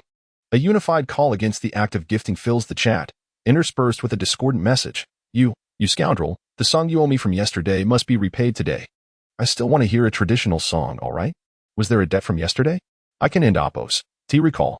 Shen Fei feigned confusion without hesitation. You scoundrel. How can you deny it? Di Xiaomai was exasperated. Di Xiaomai's fans chimed in. We bear witness. His Highness owes our Di a traditional song. I testify too. So do I. Shen Fei's fans echoed. Everyone is a witness. Let us get started, scoundrel. Don't think you can weasel out of this. All right. I seem to recall there was indeed such a matter. Shen Fei pretended to ponder. However, if I sing to your satisfaction, will you still reward me? Not too much, just enough to meet today's goal. Earn 800 yuan. 2 Nebula Fighters will suffice. 1 Nebula Fighter costs 1,000 yuan, 2,000 yuan, and with a 40 commission, that amounts to precisely 800 yuan. Di Xioma replied. Let us see your performance. When it comes to fishing for rewards, Di Xioma considered herself quite adept. All right, everyone wait for me for 3 minutes. Shen Fei grabbed paper and a marker, beginning to scribble. Yang Mi's comments appeared. What is the host doing? Is he writing a song live? Of course. That's His Highness's signature style. Just can't quite see what song it is. Produced by His Highness, undoubtedly a masterpiece. True, though his character may be lacking. His songs are truly exceptional. Agreed. Absolutely. Young Zhuangdi of Ai's face was a picture of astonishment. He is genuinely writing? What was it called again? Something about a concubine. Too far away, can't see clearly. Feng Tian's beautiful eyes sparkled as she gazed at the screen, her lips curling upward. This insufferable fellow looks rather handsome when he takes things seriously. As the 3 minutes elapsed, Shen Fei placed the marker down, set the paper on the desk, and picked up the guitar. In truth, this song would be better suited to a traditional style, but alas, this host must make do. The song is titled And Appos, New. More revelations to come tomorrow. Chapter 27. This streamer is truly unbelievable, leaving only sorrow for others. The system rewarded a remarkable female singing style. And with the whimsical demands of the charming girl, Shen Fei found himself with no choice but to comply. Thus, he strummed his guitar. And the song titled The New Concubine's Drunkenness was dedicated to our beloved streamer, the charming girl, as well as all the fans in the live stream. New followers. Do not forget to click the upper right corner to follow the streamer, lest you lose your way. Let me first share the inspiration behind this song on the eve of the gathering. Emperor Xuanzong of Tang had appointed Yang Guifei to host a banquet in the 100 Flowers Hall to enjoy the blossoms and indulge in wine. However, on the following day, Yang Guifei arrived early to prepare the imperial feast, yet she awaited the emperor's arrival to no avail. Time dragged on interminably. Suddenly, news arrived. The emperor had gone to the palace of consort Jiang. Upon hearing this, Yang Guifei was filled with despair. Thus, she drank alone, lost in her intoxication and lamentation. Then, Shen Fei adjusted his vocal tone and began with a high-pitched, melodious utterance. Your Majesty, one more cup, please. Just a single line of theatrical soliloquy, the exquisite clarity of his voice resonated throughout the live stream, causing a ripple of astonishment among the audience, particularly among the male fans who were instantly covered in goosebumps, not out of disgust, but sheer shock. Wow, this is simply uncanny. Did the little streamer activate a voice changer? Impossible. The little streamer's hands have been on the guitar all along, not a hint of movement. What a talent. The little streamer is impressive. I genuinely thought it was a woman. The charming girl and sister Zhou also displayed expressions of astonishment. Wow, this kid truly possesses some level of skill. Feng Tianma mused to herself, with one hand. He drives a Ferrari. What can he not do? Li Lanchue, head of Hui Brothers' first studio, adjusted her sitting posture. He is indeed capable of surprising people. Yang Mi, with her mouth agape in adorable astonishment, rested her chin on her delicate hands, ready to thoroughly enjoy the unexpected delight this audacious fellow had brought forth. The hedgehog girl, Zhuang Dafei, unabashedly pulled over a stool and nestled beside her boss, Yang Mi, exclaiming, this voice is simply phenomenal. Meanwhile, in the capital, Li Hongtu, the head of the opera troupe, suddenly heard the resounding voice of a danjiao, female role in traditional Chinese opera, echoing through the courtyard. His spirits soared. And with the vigor of someone well over 60, he briskly made his way outside. Who just sang that? It was delightful. Continue. You lad. Instead of diligently practicing your Peking opera skills, why are you watching a live stream again? Li Hongtu observed that only his young apprentice, Du Xing, was watching a live broadcast in the courtyard, his expression one of exasperation. Ah, the youth of today. Sigh, Peking opera is destined to decline further. Master. It is this little streamer who is singing. His voice is extraordinarily delightful. Du Xing, a lad in his 20s, hurriedly approached with his phone in hand. The fusion of operatic singing style with contemporary music undoubtedly presents a new avenue for the future of traditional opera. Yet, witnessing his apprentice's unabashed admiration for modern songs only fueled Li Hongtu's ire. He rapped the lad's head with his ruler, exclaiming, nonsense fusion. Such a disjointed singing style is an affront to our art. At that moment, the serious male vocalization of Shen Fei resonated. The snowflakes of that year fell as plum blossoms bloomed. By the azure pool of that year, too many sorrows remained. Do not speak of right or wrong. Emotions are neither here nor there. I only wish to dream with you once more in intoxication. The golden hairpin and jade hairpin you bestowed upon me the melodious dance of the feathered robe I perform for you in countless cycles. Jimin Pass. A testament to your deep longing for me. At the foot of Maui slope, I would willingly sever my soul for true love. As the main melody commenced, the opening's exquisite four pitches, a treasure of Peking opera, flowed lightly like silk, painting a scene of the enchanting Yang Guifei, adorned in her phoenix crown and embroidered gown, standing beneath the plum tree amidst dancing snowflakes. Though the blossoms were in full bloom, she continued to drink cup after cup, embodying her complex feelings of expectation, disappointment, solitude, and resentment. The initial 4 lines of lyrics poignantly express Yang Guifei and Appo's bittersweet resignation and yearning, evoking a profound sense of empathy for her unrequited love. The golden hairpin. This line recalls the emperor and Appo's affection for her. The following line, about the dance of the feathered robe, pertains to the tune of Emperor Xuanzong. Jianmin Pass signifies the emotional watershed between the emperor and the concubine, a barrier of life and death. Maui Slope further reflects her passionate devotion. Indeed, the lyrics convey such fervent love. However, in the historical context, it illustrates the exhilarating thrill of their clandestine escapades. Once promised vows and enchanting dreams ultimately succumb to the tragic fate of love lost. All fans and spectators have fully immersed themselves in this scene, as if witnessing a poignant and heart-rending love story unfold before their eyes. In the climactic chorus, Shen Fei employs an exquisite feminine voice. Love and hate exist in a fleeting moment, as has been the case since time immemorial between emperors and their consorts. Men and women note, this does not imply that Emperor Xuanzong of Tang is the Appo's second emperor and Appo's. Raise a glass to the moon, feeling as vast as the sky. Love and hate are both boundless, merely without an end. When shall I inquire of your affections? The reflection of the chrysanthemum platform mirrors the bright moon. Who knows the chill within my heart? Drunk in sorrow stemming from a heart frozen in despair. Drunk in the embrace of the sovereign. I dream back to the Tang dynasty and Appo's love. Such beautiful romance, yet I can only revisit it through dreams. At this moment, all spectators are enveloped in a sense of compassion, moved by Yang Guifei and Appo's fervent devotion. Especially Yang Mi, who instinctively wipes the corner of her eye. Shuang Dafei, too, has reddened eyes, murmuring, poor Yang Guifei. Dai Xiaomei exclaims, that rascal has made me weep again, sob. Sister Zhou remarks, it feels as though bricks have entered my eyes. Li Lanchua exhales deeply, expressing the stirring within her heart. Far away in her hometown, Feng Timo, while touching her reddened eyes, murmurs with a hint of melancholy, what a scoundrel, truly a scoundrel. Leaving only sorrow for the audience while being so carefree himself in the opera troupe, the old leader, Li Hongtu, gently taps his folding fan, praising, exquisite, truly exquisite. I told you, master, you must adore Dusheng. You rascal. Li Hongtu playfully swats the fellow's head. This piece deserves appreciation. Master, do refrain from impulsiveness. Such rewards do not come cheaply. How much? 2,000. Li Hongtu gasps in astonishment. Their opera performances, featuring many participants, typically yield several thousand after hours of performance. Yet this fleeting few minutes demands 2,000? Old Li refrains from mentioning rewards any further. A song generally comprises a verse and a climactic chorus, often sung twice, with some songs concluding with a brief reprise. After Shen Fei delivers the second rendition, he concludes at this juncture, the live stream remains silent for an extended period. Gradually, a starship drifts through Shen Fei's live stream, prompting a fan's comment. Lovely song. Let's show some appreciation. Then, the fans erupt. What the hell? Are you crazy to reward the prince? Dude, you and Appo's lost your mind.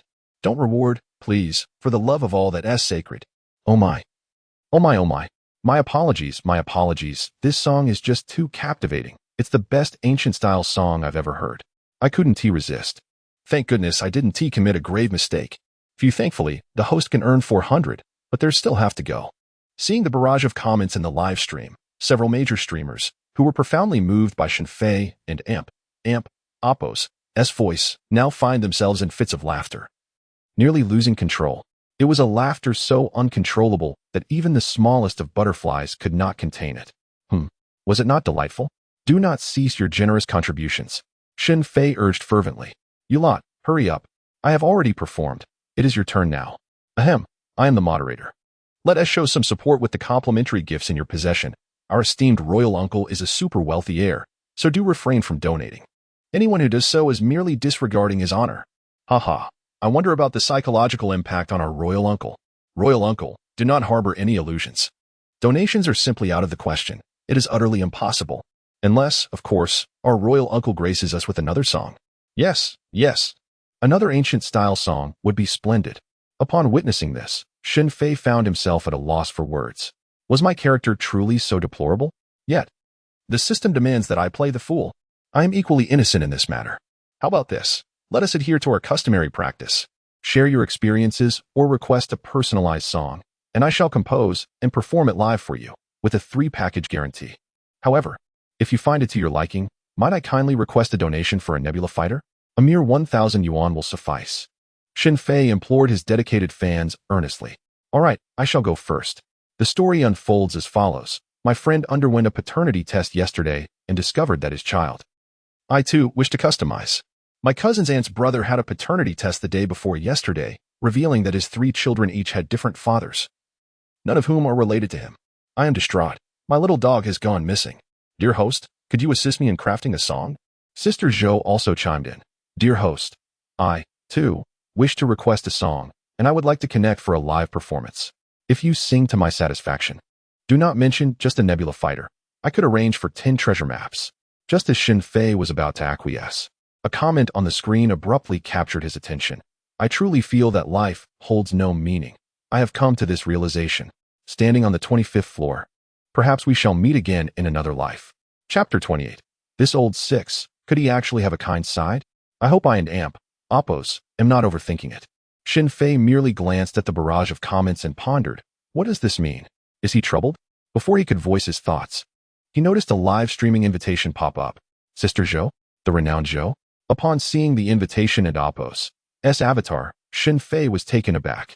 Recognizing the urgency of saving a life, he hurriedly accepted the invitation. As the screen stabilized, the audience in the live stream was left in utter astonishment. Wow, the prince has quite the influence. Sister Zhou initiated the connection herself. The prince is impressive. He has now ascended to the ranks of top streamers, standing shoulder to shoulder with Sister Zhou. Sister Zhou, why are you connecting with our prince? The audience member, Daime, was equally puzzled and even sent a private message. Sister Zhou, what are you doing? Why connect with this old 6? Sister Zhou promptly replied in the live stream. The purpose of connecting is to request a tailor-made song, of course. Look, old Zhou is personally reaching out. You surely wooed and Amp, Oppos, you want to refuse, right? Before Sister Zhou could finish her sentence, a notification chimed. The connection has been terminated by the other party. Sister Zhou in the live stream was left speechless, her mouth agape in astonishment. What on earth? He actually ended the connection. Instantly, Sister Zhou and Amp, Oppos, fans erupted in laughter. Haha, my heart aches for Sister Zhou for 2 seconds. Who would have thought she would be rejected by a small streamer? Forgive my lack of decorum, but I can't help but laugh. Sister Zhou was actually turned down. Spread the word. Sister Zhou and Oppos' confession was rejected. Spread the word. Sister Zhou and Oppos' pursuit was denied. Spread the word. Sister Zhou is pregnant. And after much effort to find the father, he actually shut his door. Sister Zhou was utterly disheartened and swiftly rushed to the barrage in Shen Fei's livestream. Hey, what do you mean? She's a girl, for goodness sake. You can't just reject her outright. That's quite embarrassing. However, Shen Fei was not particularly concerned. He smiled and remarked, That's right, Sister Zhou. I know you. We can discuss the connection later. What a wonderful person you are. But alas, you have quite the mouth. The viewers in the live stream erupted in laughter. Haha, is the prince trying to offend Sister Zhou? This old joke has suddenly struck my tender heart. Right. Sister Zhou? The prince. What a lovely girl, but unfortunately, she is quite the mouth. The prince is not lewd. The prince is not fond of women. Conclusion confirmed. Shen Fei then stated, Everyone, please refrain from teasing and hold off on the barrage. Let us invite the user with the ID warrior to share their experience. Today, you are the lucky audience member. Although many were requesting tailor-made songs in the barrage, Shen Fei chose the one who had not asked for a song. As the crowd perused the barrage of comments, they finally located the individual identified as warrior. Upon examining the comments, they were taken aback. What the hell, brother? What is going on? Don't lose hope. Indeed, there is no obstacle that cannot be overcome. Exactly. My child is not biologically related to me. And I have not lost hope. What is the matter with you? Upstairs, when I ordered a custom song, I still had a friend. Now, it seems the truth has come to light. Brother warrior, please don't despair. The Emperor's songs have healing effects. Trust in him. Share your story. The one upstairs must be a devil. The Emperor's songs have healing effects? I think they induce sorrow. The mistress's song made the infatuated weep. The father's song made the strong men cry. The new concubine's drunken song made the former women weep. The Emperor only leaves sorrow for others. Shen Fei interjected, I genuinely wish to compose a song for you, dear brother warrior. After hearing it, you may decide at your leisure, rest assured. This song is a complimentary custom piece, and I will accept no gifts. Upon hearing this, the live stream erupted once more, with viewers extolling the host's benevolence. The girl in front of the screen remarked, this guy is so kind. Sister Zhou replied, is he merely pretending to be compassionate? The girl retorted, this scoundrel showed no mercy when he was deceiving me. Doesn't he know how to cherish delicate feelings at all? Zhuang Dafei commented, Sister Mimi. This fellow has a bit of kindness in him. Yang Mi nodded, it seems so, but it appears to be limited. The brother identified as warrior finally contributed to the barrage. I am grateful to everyone for granting me this opportunity, and I thank the Emperor for this chance. I have indeed encountered emotional troubles and have contemplated ending my life. Upon hearing this, the barrage fell silent as the audience refrained from commenting further. Wishing to allow this warrior to express his grievances, the brother named Warrior recounted his experiences. He had been with his wife since high school. He did not gain admission to university while she attended a vocational college. Consequently, Warrior worked to support her education, and they even got married along the way. Eventually, his wife was accepted into a degree program. Everything seemed well, but just days ago, Warrior visited his wife at school, only to discover that she had been unfaithful. Climbing over the wall to confront her, he was met by 5 individuals who assaulted him. This warrior proved to be truly courageous, facing the harshness of life head-on. Daring to confront 5 adversaries and emerging victorious, he continued, I have always indulged her, always spoiled her, yet this is what I received in return? Haha. In truth, I had long suspected and sensed something amiss. I simply lacked the courage to confront it, to seek the truth. When this Chen warrior finished recounting his tale, some viewers immediately commented, what the hell? Are you the very warrior who made headlines for charging forth in the name of love just a few days ago? Warrior replied, please forgive my folly. I am at a point where I feel as though I wish to die. Royal uncle, this is my sorrowful tale. If you truly wish to compose a song for me, regardless of its quality, I shall reward you generously. Though my finances are meager, I assure you that I will keep my promise and help you achieve your live streaming goal today. Shen Fei, as for the reward, let that be. I shall gift you this next song without charge, for I too adhere to my word. By heavens, this cunning rascal suddenly appears more admirable to me. Royal uncle's gallant spirit makes even my prime beauty feel overshadowed. A resounding commendation for royal uncle's integrity. Please continue to uphold it and refrain from abruptly ending the stream. Shen Fei has already immersed himself in creation. Amid the audience and Apos' anticipation, 3 minutes swiftly elapsed. Shen Fei set aside his brush, picked up his guitar, and expressed, inspired by your experiences and current state of mind. I hope my warrior brother can find peace and embrace new beginnings with a smile. Chapter 29, Sister Zhou and Imp, Apos' mental breakdown. Have I made too many promises to you, or was what I originally offered insufficient? You always have countless reasons, while I have consistently attuned myself to your feelings, allowing you to indulge and be reckless, believing that one day you would be moved. I feigned indifference to the rumors until all dreams lay in ruins. Only then did I see your tears and regret. How I long to give you another chance, to inquire whom you truly love. Since love is fraught with complexities, let us not evade, but face it courageously. Having given him your heart, can you ever reclaim it? At this point in the song, Chen Yongshi, watching the screen, was overwhelmed with emotion. This little streamer has touched my heart. He promptly began to recharge. Meanwhile, Shen Fei set down his guitar, causing the audience in the live stream to erupt. What the heck, streamer? What are you doing? You Haven and Apos, T received any gifts yet? You Haven and Apos, T reached your daily goal. Please don't log off. Wait, don't act impulsively. Finish this song. Yes, nearly 500,000 fans online are awaiting the climax. Hurry, finish the song. This suspense is unbearable. I want to hear the crescendo. The simple yet poignant lyrics vividly depict a lovesick individual. To love someone is to embrace all of their imperfections, even to ultimately let them go. Shen Fei's lyrics lay bare these sentiments, resonating deeply with the lovesick viewers, each one feeling the emotions in their core. Dai Shame exclaimed, this rascal is going to make me cry again. Sob, you scoundrel. Hurry up and update. While dabbing at her tear-streaked cheeks, she wished for a boyfriend who would spoil her like that. Where can I find such a one? Sister Zhou, watching intently, remarked, "Goodness, I think I just got a brick in my eye." The comments flooded in. "Dog Emperor, do the right thing and keep going. I want the climax. I can end Appos. Wait another moment." Sister Zhou and Appos' manner of speaking is bold and unrestrained, embodying a refreshing authenticity that distinguishes her in the streaming world, a breath of fresh air, not the salty sea water. Zhuang Dafei was even more direct, pulling tissue after tissue from boss Yang Mi's desk while wiping his nose. Yang Mi and Appos' beautiful eyes glistened with moisture as she murmured, "It's evident that this young man is deeply affectionate, and his song is truly beautiful, quite moving. With such a versatile singer, how could we let him slip away? He must be brought on board." Feng Timo was also brought to tears by Shen Fei and Appos' performance. "Why does this rascal always make me cry? Does he know I'm watching the live stream? Was it intentional?" While murmuring to herself, she cast a glance around her surroundings, checking if anyone had secretly set up surveillance in her home. She pondered, "The anniversary gala of Billy is approaching, and the director has invited me. Should I sing this song of his? Let me first listen to the climax. If it resonates well, I shall provisionally select this song."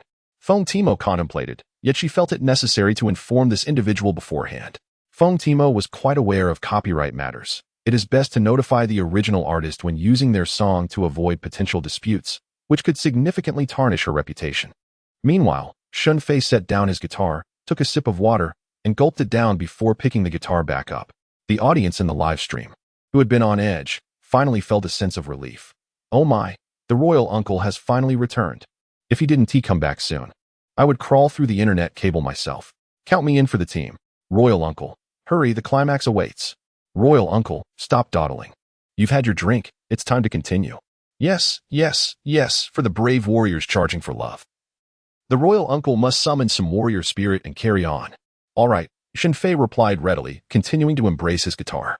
"How could I bear to blame you for your mistakes?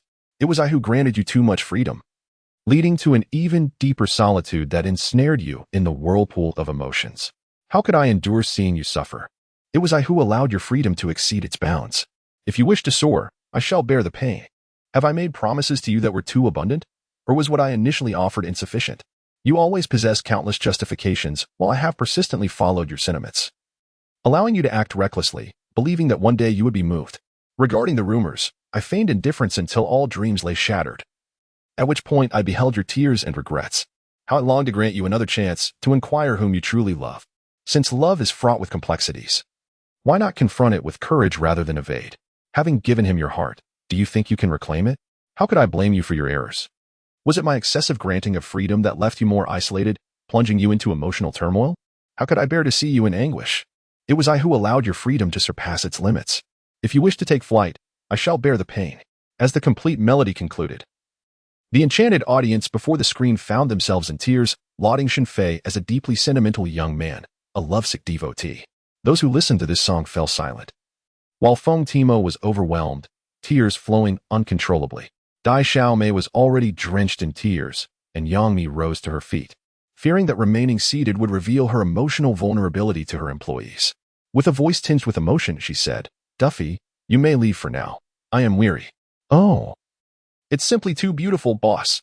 Allow me to watch this performer a little longer. Surely, he will sing again soon," Zhuang Dafei pleaded, her already tear-streaked face reflecting her pitiful desire. In the office of the first studio under Hui Brothers, Li Lanque set down her tissue and said, "Wenjie, head to the Magic City and secure him as soon as possible." However, Li Lanque was unaware that sending Shang Wenjie this time would not only fail to sign Shen Fei but would also provoke a major disaster. Sister Zhou composed herself and hurriedly connected with Shen Fei once more. Shen Fei answered promptly, "Apologies for the interruption, Sister Zhou. Were you too moved? Should I accept a reward? Your fans have insisted that you must not accept any gifts." Sister Zhou teased. "As long as you can persuade your fans. Not just for one starship, even 10 treasure maps would earn you my appreciation." Of course, there existed another method to acquire gifts, which was to create a custom piece for me. I have little experience to share, so let me recount something that brings me joy. Please compose a song for me following this idea, Sister Zhou stated. Yet, before she could finish her thought, a starship gift suddenly burst forth in the live stream, with a comment in the barrage, "The song is delightful. This humble lady rewards you on behalf of the brave soul who just requested a custom song." In the next moment, Shen Fei's live streaming screen abruptly turned black, leaving everyone momentarily stunned. What the hell? Who did that? Who was so shameless as to reward the Emperor? I was looking forward to the Emperor and Apos' sleepless performance tonight, and you all went and rewarded him. Damn it. Who was so careless as to give the Emperor a reward? State your name. I'm coming to fix your air conditioner. Sister Zhou, I might have indulged a bit too much. Chapter 30. The battle for attention commences. What to do about the abundant system rewards. In the office of Jiahong Entertainment, as the girl with a prickly demeanor, Zhuang Dafei, stared at the darkened live stream on her computer. She slammed her palm onto the desk in frustration. Where is everyone? The sudden noise startled Yang Mi, who had been discreetly wiping her tears beside her. She leaned in to glance at the screen, searching for the young man. Upon seeing the barrage of comments in the live chat, Yang Mi was momentarily speechless. She extended her slender finger and playfully poked Zhuang Dafei's smooth forehead. Did you really send him a reward? I was moved, all right. His singing is simply too enchanting. Zhuang Dafei replied, sticking out her tongue in a bashful manner. Who would have thought that this rascal would actually end the stream? Mimi, look, just look. He had nearly 600,000 online fans. Zhuang Dafei exclaimed. And he just left without a word, leaving all his supporters hanging. Doesn't he fear upsetting them or losing followers? Zhuang Dafei and Apos' innocent face reflected a hint of sorrow as she pondered the situation. And what about you using my account to send him gifts? What do you think you're doing? Yang Mi glared at her with wide eyes, feigning a fierce demeanor. Tell me, do you even care about your paycheck this month? Well, Mimi, I have something to do. I'm leaving now. Zhuang Dafei exclaimed, suddenly bouncing up like a little rabbit and darting out the door. That girl. Yang Mi shook her head in exasperation, her flowing hair accentuating her authoritative presence as she gazed at the chaotic comments on the screen, muttering to herself, this little brat is quite the sly one. After checking the ID, Yang Mi opened her private messages and typed a few words before sending them to Shen Fei. Coincidentally, she planned to visit the Magic City this week, hoping to arrange a meeting with him, perhaps to entice him to join their ranks. Meanwhile, the live chat was filled with both curses and a flurry of gifts. When Shen Fei was present, they hesitated to send gifts for fear of him abruptly ending the stream. But now that he had left, they unleashed a torrent of gifts, from tiger food to swords, health potions, and hot pots, flooding the screen with their generosity. Occasionally, there were substantial gifts like spell books and silver notes, as well as high-value items such as treasure maps and time-traveling battleships worth 5,000 yuan, with dozens appearing. The reason? They were utterly captivated by the extraordinary talent of this cunning streamer. Feng Tianma sent 5 treasure maps before diving under her blankets to rest, contemplating how to explain to her new landlord about the delayed rent. In the opera troupe, Disciple Du Xing held up his phone for the troop leader Li Hongtu to see. Master, this guy collected nearly 500,000 yuan in gifts in less than 10 minutes. Do you still think this little streamer is poor? That rascal has some nerve, doesn't he? Daring to tease the master, Li Hongtu chastised the young man with a ruler, lamenting, what a pity for such a promising talent in opera. Indeed, my friend. Why not try to reach out to that young streamer and inquire about his interest in traditional opera? However, I fear your approach may not yield success. Once you establish contact, simply inform me, and I shall converse with him myself. Li Hongtu is genuinely reluctant to see such a promising talent in the realm of opera squandered. At the Tiger Bud office building, the boss pointed to Shen Fei's backstage data and issued a directive. Xiaolu, make sure to get in touch with this young man named Shen Fei again. We must secure him. In just 3 days, he transformed from a streamer with 0 followers to a prominent figure boasting 800,000 fans. With a staggering popularity rating that soared to 2 million, all achieved without any promotional resources or guild support, merely through his own talent and capabilities. Such a gifted performer is a rare gem in the entertainment industry, worthy of a debut. He is precisely the kind of promising talent every streaming platform covets. The boss is determined not to lose such a remarkable streamer, as a talented individual can generate immense profits for the platform. Meanwhile, at the villa, the naive girl indulged in a few interstellar battles before departing from the live stream. She then video-called Sister Zhou. As the connection was established, Sister Zhou was in a fit of rage. Ignore me, I am about to explode. This scoundrel is utterly devoid of decorum. At the very least, he should have signaled before signing off, leaving me looking foolish in front of my fans. Does he not realize this? And furthermore, how could he be so inconsiderate? Nearly 600,000 fans were present online, yet he simply signed off without a second thought. Does he not fear losing followers? This scoundrel must have a screw loose. You wait, next time, if I don't deal with him during the live stream, I shall no longer be called Zhou de Zue. To be fair, even superstars like Sister Zhou and the naive girl would hesitate to treat their fans in such a manner. It appears that no other streamer in the industry would dare to behave so recklessly. Shen Fei, however, is a unique exception, the only one of his kind. After patiently listening to her friend's rants for a good half hour, the naive girl finally managed to interject, albeit with a hint of schadenfreude. Having experienced a taste of the chaos from the previous day, not just chaos, I felt like committing murder, Sister Zhou exclaimed, clutching a cushion and hurling it towards the sofa, as though it were Shen Fei himself. Calm down, Sister Zhou. Next time, we shall confront this unscrupulous fellow together. The naive girl attempted to soothe her. Wait a moment. I recall you gifting this young man a treasure map earlier, and you sent him 8 of them, which amounts to 40,000 yuan, a rather substantial gift. Sister Zhou's eyes widened in disbelief. This is merely an appreciation of that scoundrel's talent. His character is another matter entirely. Nonetheless, he truly possesses remarkable skills. Hence, I couldn't help myself, the naive girl admitted sheepishly, her expression betraying a touch of embarrassment. Alas, my dear friend, are you not feeling a bit amorous? Sister Zhou's eyes widened once more. Oh, surely you must be, you mischievous girl. Look, you are blushing. Could it be that you have developed an affection for that insufferable fellow? How could that be? I am hardly acquainted with him. Dazedly, she vehemently denied it, though her voice lacked conviction. Indeed, you claim it is impossible, yet your tone is steeped in a hint of jealousy, even I can sense it from across the screen. Is this love at first sight? Sister Zhou tugged at her hair in exasperation. My goodness, Days, have you lost your mind? Ji Sun is likely to feel envious. Do refrain from such nonsense. My relationship with Ji Sun is not as you presume. The young lady hastily distanced herself from that notion. Then, whom do you share that kind of relationship with? It cannot possibly be that odious royal uncle, can it? Meanwhile, chaos reigned in the live broadcast room, but Shen Fei was indifferent to it all. At this moment, he reclined in a heart-shaped double bathtub, luxuriating in a bubble bath, thoroughly at ease. The only thing lacking was, if only there were another stunning beauty in the tub, and they could engage in some delightful activities together, life would be perfect. Oh, right, the blind box. Shen Fei suddenly recalled this and hurriedly inquired of the system. System, has the blind box reward been credited? Ding. Congratulations, host, you have completed today's system task. The blind box is being dispensed. Ding. Congratulations, host, you have received 3 blind boxes. Would you like to open them? Shen Fei, open. Ding. Opening blind box 1, congratulations, host, you have obtained and Oppos, the Wry-Mouthed Dragon King and Oppos, all-encompassing combat skills.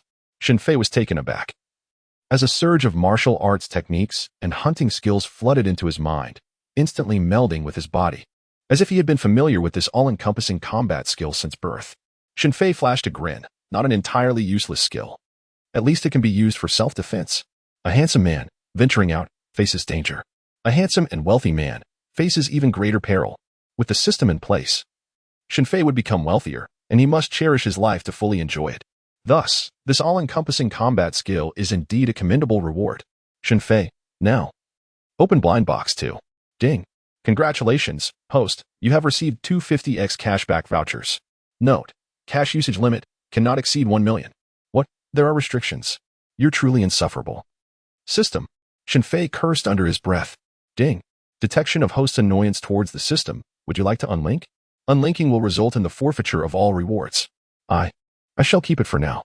Shen Fei felt a surge of frustration but retained some semblance of rationality. Now, open blind box 3. Ding. Blind box 3 opened. Congratulations, host. You have acquired proficiency in a musical instrument. The types of instruments are as follows. When morning comes, do not forget to cast your recommendation votes, monthly votes, and tips at your discretion. A little sincerity goes a long way. Additionally, guess which musical instrument proficiency the protagonist will choose. Please leave your usernames when making guesses. Tomorrow, I will update a chapter exclusively for those who guessed correctly. Chapter 31. He currently does not have a girlfriend. This matter is truly unnecessary for the time being. Upon opening the 3rd blind box, the system interface revealed nearly 100 musical instruments, encompassing both domestic and foreign varieties, including some obscure instruments that even Shen Fei could not name, such as the qing, an ancient stone percussion instrument from Huaxia, suspended on a rack and struck with wooden mallets. Additionally, there was the triangle harp. Of course, the piano, tuba, trumpet, flute, shao, eru, and drums are all common instruments. Shen Fei was pondering which instrument to choose when suddenly his eyes brightened at the sight of the suona. Renowned as the king among various instruments, the suona signifies either ascension or a wedding when played. With a history stretching back a millennium, the pipa and guzheng are timeless. Yet it is the sound of the suona that concludes the performance. When the melody begins and the curtain falls, the entire village awaits the feast. People come and go, following behind in a procession of white. Such a historically significant national treasure of an instrument, what is there to hesitate about? Without reservation, Shen Fei selected the mastery of suona as his musical skill. Ding! Congratulations, host, you have acquired the skill of suona proficiency. The system and amp, oppos, s voice echoed. Instantly, a wealth of knowledge regarding the suona and its playing techniques surged into Shen Fei and amp, oppos, s mind, becoming second nature. After choosing this instrument, he wondered if the audience in the livestream would go wild, or perhaps even collapse in shock. Regardless, having received the system's reward, Shen Fei was already in the midst of a quick shower. However, as he showered, he recalled that he was also a craftsman of a traditional trade, and thus, a while later, feeling rather dispirited, Shen Fei tossed the homemade luo rolls into the trash and muttered to himself, "Is it time to find a girlfriend?" Around 1 o'clock in the morning, Shen Fei, weary, lay on his soft and comfortable bed, picked up his phone, and unlocked the screen. It is a modern norm to check one's phone before sleeping, to see if there are any WeChat messages, whether anyone has reached out, or if there are any parcels yet to be collected, regardless of the outcome. The act of handling the phone serves as a form of psychological anticipation or perhaps a pre-sleep ritual. Fortunately, this subtle psychological expectation did not go unfulfilled. Messages from a small streamer he had added yesterday appeared on his screen. Yuxing Jia, what are you up to, Uncle Huang? I didn't see you online for my live stream today. Message sent at 10:30 a.m. Yuxing Jia, have you had lunch? Eating alone is really boring. I can't even decide what to eat. Message sent at 12:30 p.m.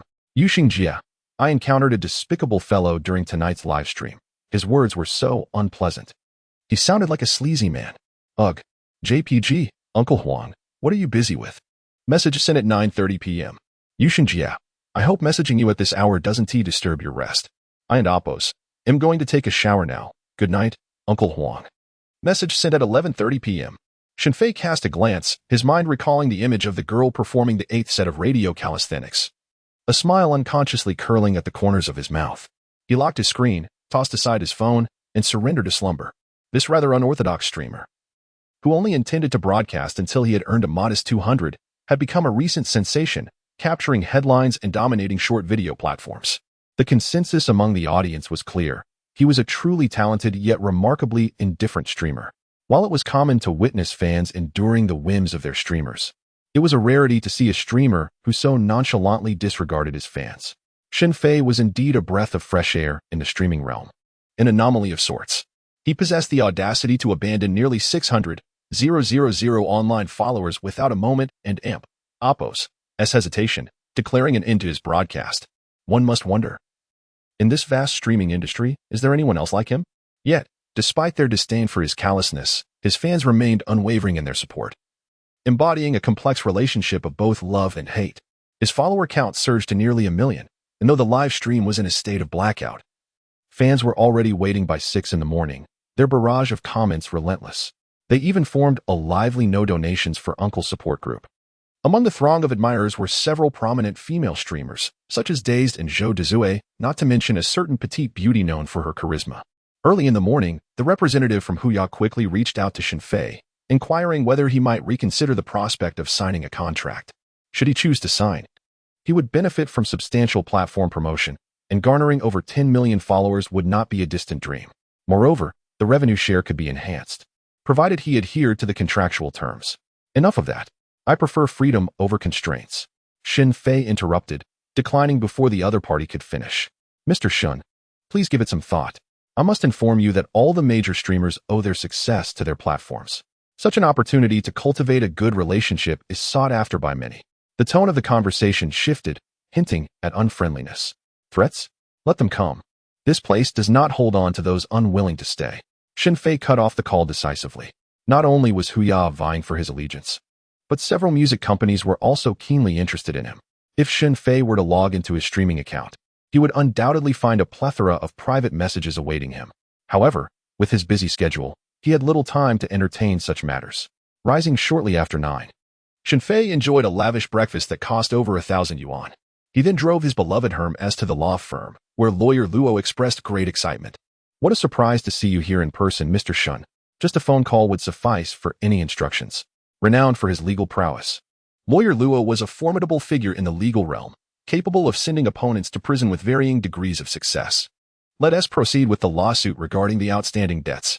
Directly addressed the matter at hand and promptly transferred 50,000 yuan. If that proved insufficient, he instructed to inform him further. Subsequently, he handed over the audio evidence of Zhang Qiming and Amp Oppo's previous phone call, in which he had attempted to evade repayment, to lawyer Luo. A formal letter had already been dispatched to Zhang Qiming. The next step would naturally involve the issuance of a court summons to that young man. As for the 20,000 yuan, even if Zhang Qiming desired to repay it now, would categorically refuse. He intended for Zhang Qiming to face consequences for that sum. Such trivial matters cannot warrant taking Mr. Shen and Amp Oppo's money again. Lawyer Luo outright declined the payment, assuring that the case would be handled with utmost diligence. "Apologies for the inconvenience. I'll treat you to a meal later," responded without formality.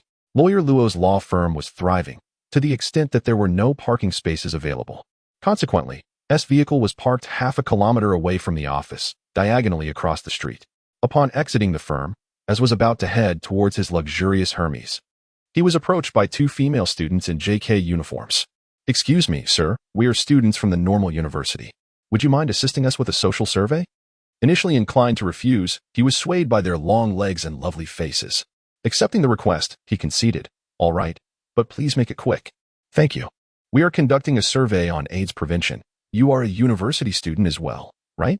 The 2 young women, blushing, asked him a few questions regarding AIDS prevention. In gratitude, they presented him with a small gift, saying, "Thank you for helping us complete this survey report. This is a token of our appreciation." They shyly placed the small gift into his hands before scurrying away. Glancing at the exquisitely packaged raincoat in his hand, he chuckled to himself, "I currently have no girlfriend, so this is rather unnecessary." Embracing a frugal mindset, he casually tucked it into his pocket. As he approached his vehicle, he discovered a gathering of onlookers surrounding it, many capturing the moment with their phones. It was customary for luxury cars to attract attention.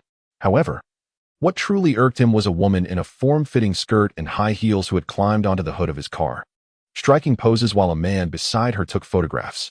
Chapter 32. I know you have a second-hand girlfriend, but is this car truly yours? Good morning, my friends. Wow, so many of you are here. On the way, Annie activated her live stream, gripping the streaming rod, and glanced at the viewer count. An astonishing 50,000 people were online, a number she had never even dared to dream of before.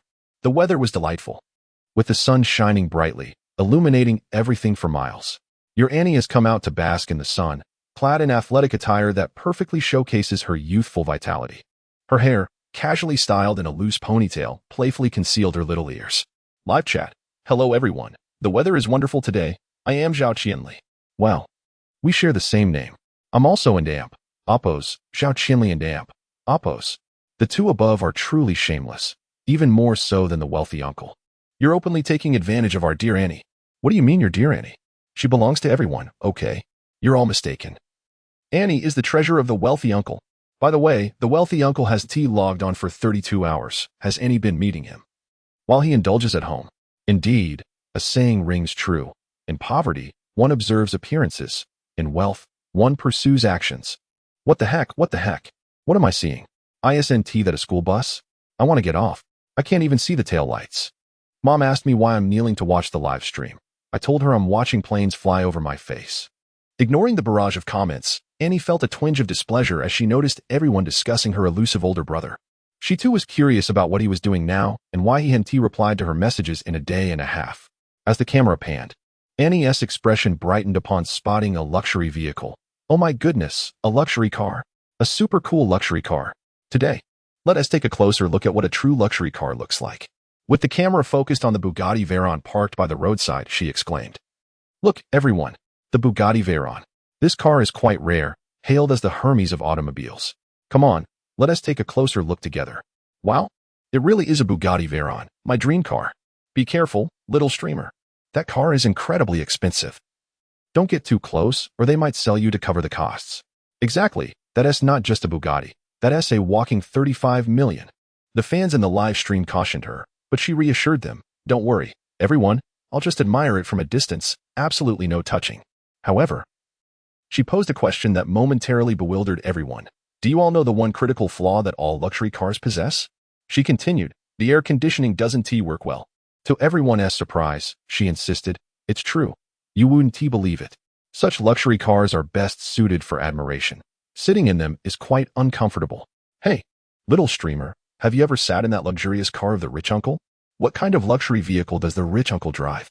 At the very least, it must be a modest Maserati, right? And, like a cooked duck, was left with no choice but to remain obstinate. Truly, she was not deceiving anyone. Such vehicles may be aesthetically pleasing but are utterly impractical. The air conditioning is truly ineffective, especially in the driver and oppo's seat, which is the most evident. Oh my goodness, look at this person, climbing onto someone else and oppo's car to take photos. This simply cannot stand. I must intervene. At that moment, and noticed a woman draped over the hood of a Bugatti Veyron, posing provocatively. With a D-cup figure and an average appearance, she struck various poses, urging her companion to assist her in capturing the perfect shot. Move a bit further back, further back. This angle will surely not yield a flattering result. The woman instructed in a sultry tone to the well-dressed man across from her. Come closer, let me see how the candid shot turns out. After numerous clicks, the woman remained perched on the car's hood. The man, slick-haired in a suit, leaned in with his phone, and the woman scrutinized the images. Oh no. This one and amp. Oppos. Do. It makes my legs look too thick. And this one, wrong angle. It makes my face look too large. Let us retake. As the man stepped back with his phone, he advised, lift your gaze toward the sun. Yes, look at the sun. That way, there won't be shadows. And your complexion will appear fairer. Is this the right pose? Is this acceptable? The woman twisted her body on the car hood, flaunting her vanity to the fullest, embodying a sense of materialism. At that moment, and could no longer bear to watch. Hey, if you want to take photos, that's fine. But climbing onto someone else and oppo's car is inappropriate. The woman atop the car immediately scowled. Who are you? We're taking our photos. How does that concern you? It doesn't concern me, but your actions might damage someone else's vehicle. And kindly warned, you're meddling far too much. Whether it gets damaged or not is none of your business. The woman retorted sarcastically. Yeah, my girlfriend took photos. So what?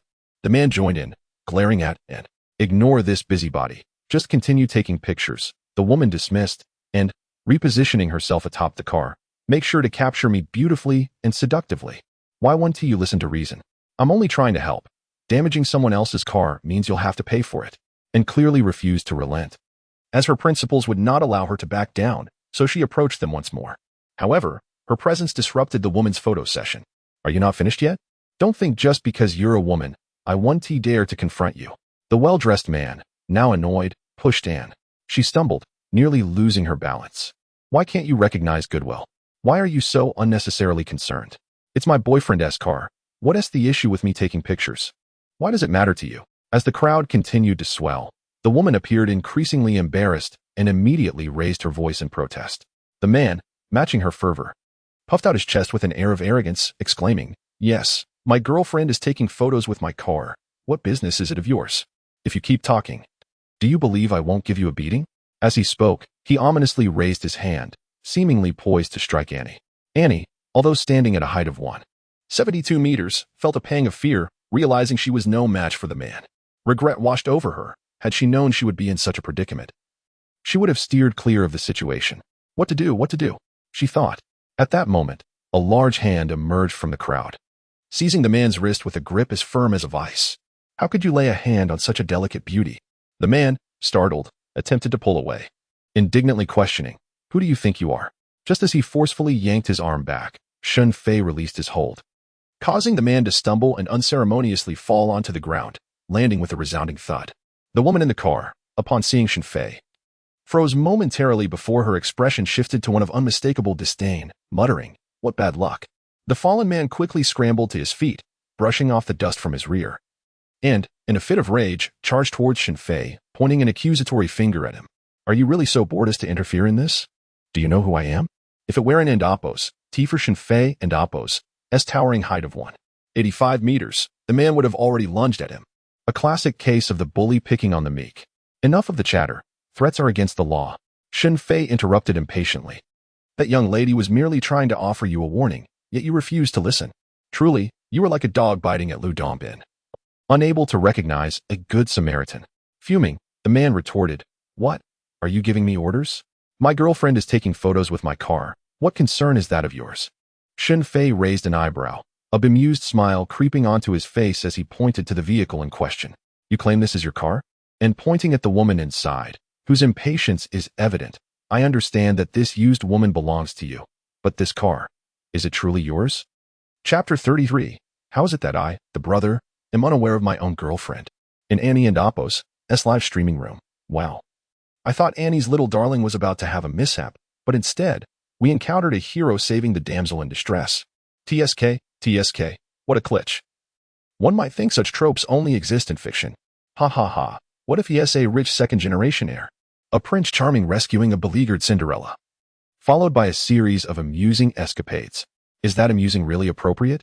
Our Annie has a solid moral compass. Encountering a similarly righteous passerby shouldn't be too hard to fathom. Exactly. There are still many good people in the world. However, a friendly reminder to the young streamer, Appos, it's best to refrain from meddling in such trifles in the future. Don't mention it. The last time I assisted an elderly lady, I still haven't shaken off the aftermath. What do you think gives me such charm? Annie, engrossed in the live stream, hardly paid attention to the barrage of comments. Yet, a sudden appearance of a young man caught her eye. He was quite striking.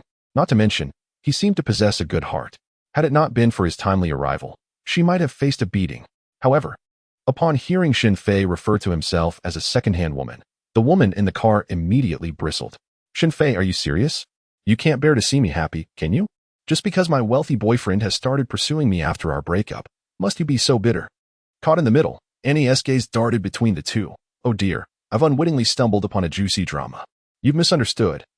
Shen Fei replied with a nonchalant smile, "It's merely a second-hand car. What is there to be envious about? I'm not that petty." He then turned to the gentleman, "I'm merely concerned that this brother might not adapt well. So, if you need any guidance, feel free to ask. For instance, regarding postures, preferences, or angles." Annie's cheeks flushed crimson, silently cursing. Lecture.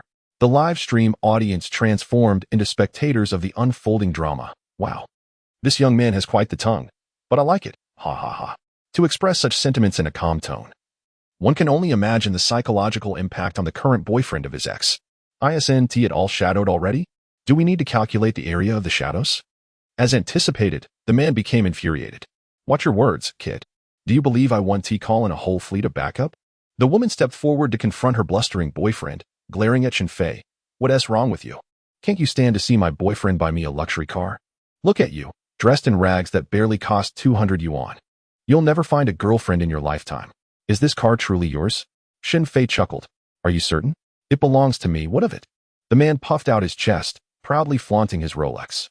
"Calm down, I mean no harm," Shen Fei replied with another smile. "I'm just a bit puzzled. When did my car change ownership? The actual owner isn't even aware." "Ha ha ha, you claim this is your car." The ex-girlfriend leaned against the car, laughing unabashedly. "After spending 3 years in a basement, I truly had no idea when you acquired such an expensive wraith." However, Shen Fei had grown weary of engaging with this woman and turned his attention to Annie. "I believe I heard you mention that the air conditioning in luxury cars isn't particularly effective?" Yes." Annie nodded, her pretty face a picture of confusion. This fellow and Appos' train of thought was rather erratic. How had the conversation shifted from an argument to discussing luxury car air conditioning? Especially regarding the driver and Appos' seat. "Is the air conditioning the least efficient?" Shen Fei inquired again. "Indeed," Annie replied with conviction. "Should we give it a try? I feel your assertion is somewhat absurd." Shen Fei said earnestly, then took a couple of steps towards her current boyfriend, delicately holding out a finely packaged item. "Here you go. She doesn't want it." "No need to thank me. This was given to me by a lovely lady promoting AIDS prevention on the road, and Appos, as complimentary." The man stared bewilderedly at the raincoat in his hands. Meanwhile, Shen Fei had already produced the car key, and with a chime, the Wraith and Appos' headlights flickered. The ex-boyfriend. The audience. Wow, truly a case of the real deal meeting a counterfeit, huh? Goodness, that slap in the face must sting. Ha ha. Quickly snap a photo and post it on social media. This trending topic is bound to attract considerable attention. They were naturally mocking the couple posing for a picture. Just as the ex-girlfriend was about to interject, her current boyfriend grasped her hand firmly. What are you standing there for? Paven and Oppos. Till you humiliated yourself enough. Let and Oppos. Go. Thus, the two humiliated lovebirds hastily made their exit. Annie, too, was left bewildered. While the live stream erupted, ha ha ha, little Annie has truly encountered a wealthy heir this time. And a low-key wealthy heir at that. The hero saving the damsel in distress has come to fruition. I want to see what happens after the hero saves the beauty.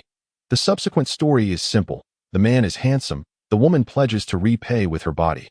If the man were unattractive, the woman would say she would repay him in the next life by working as an ox or a horse.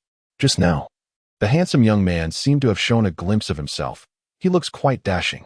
Oh no, my darling Annie is in jeopardy. Have you forgotten something? What did that luxury car young man just say? The air conditioning is ineffective? The driver and amp, Oppos, S seat and amp, Oppos, S air conditioning is even worse? This seems to be a quest for revenge. Ha ha ha. Poor little Annie. May you find peace. The funeral music plays. The whole village awaits the feast, encountering a vengeful wealthy heir. Annie is now truly in dire straits, amidst the flurry of comments in the live stream. Shen Fei had already pulled Annie to the driver's seat, ushering her into the cabin. Just so happens I didn't sleep well last night and am lacking energy. Here. You drive, and let's see how the air conditioning performs in this car, shall we? With a firm slam, he shut the door. Then circled to the other side and took his seat in the passenger area. Asin settled into the soft, luxurious leather seats of the Bugatti Veyron. She found herself at a loss for where to place her limbs, her entire being enveloped in a surreal sensation, her mind momentarily adrift. Am I really seated in a luxury vehicle? And not just any vehicle, but the illustrious Bugatti Veyron, often hailed as the Hermes of automobiles? My goodness, this feels utterly unreal. Gently caressing the steering wheel, she traced her fingers over the sumptuous seats and the delicate embellishments within the car. Still entranced as if in a dream, she instinctively turned her head and inquired, may I stream live from here? No problem, just keep the camera away from me. I prefer to remain low-key, replied Shen Fei, who had comfortably nestled into his seat, his eyes closed in a brief respite. He had indulged in a shower the previous night, and now felt somewhat languid. Indeed, he could use some rest. Oh. And don't forget to check if the air conditioning works, he added. In the live stream chat, comments flowed in. Ha ha ha, this young man surely holds a grudge. Little host, could you ask the wealthy gentleman if he is in need of a girlfriend? If not, would he mind adding one more? I'm quite well behaved.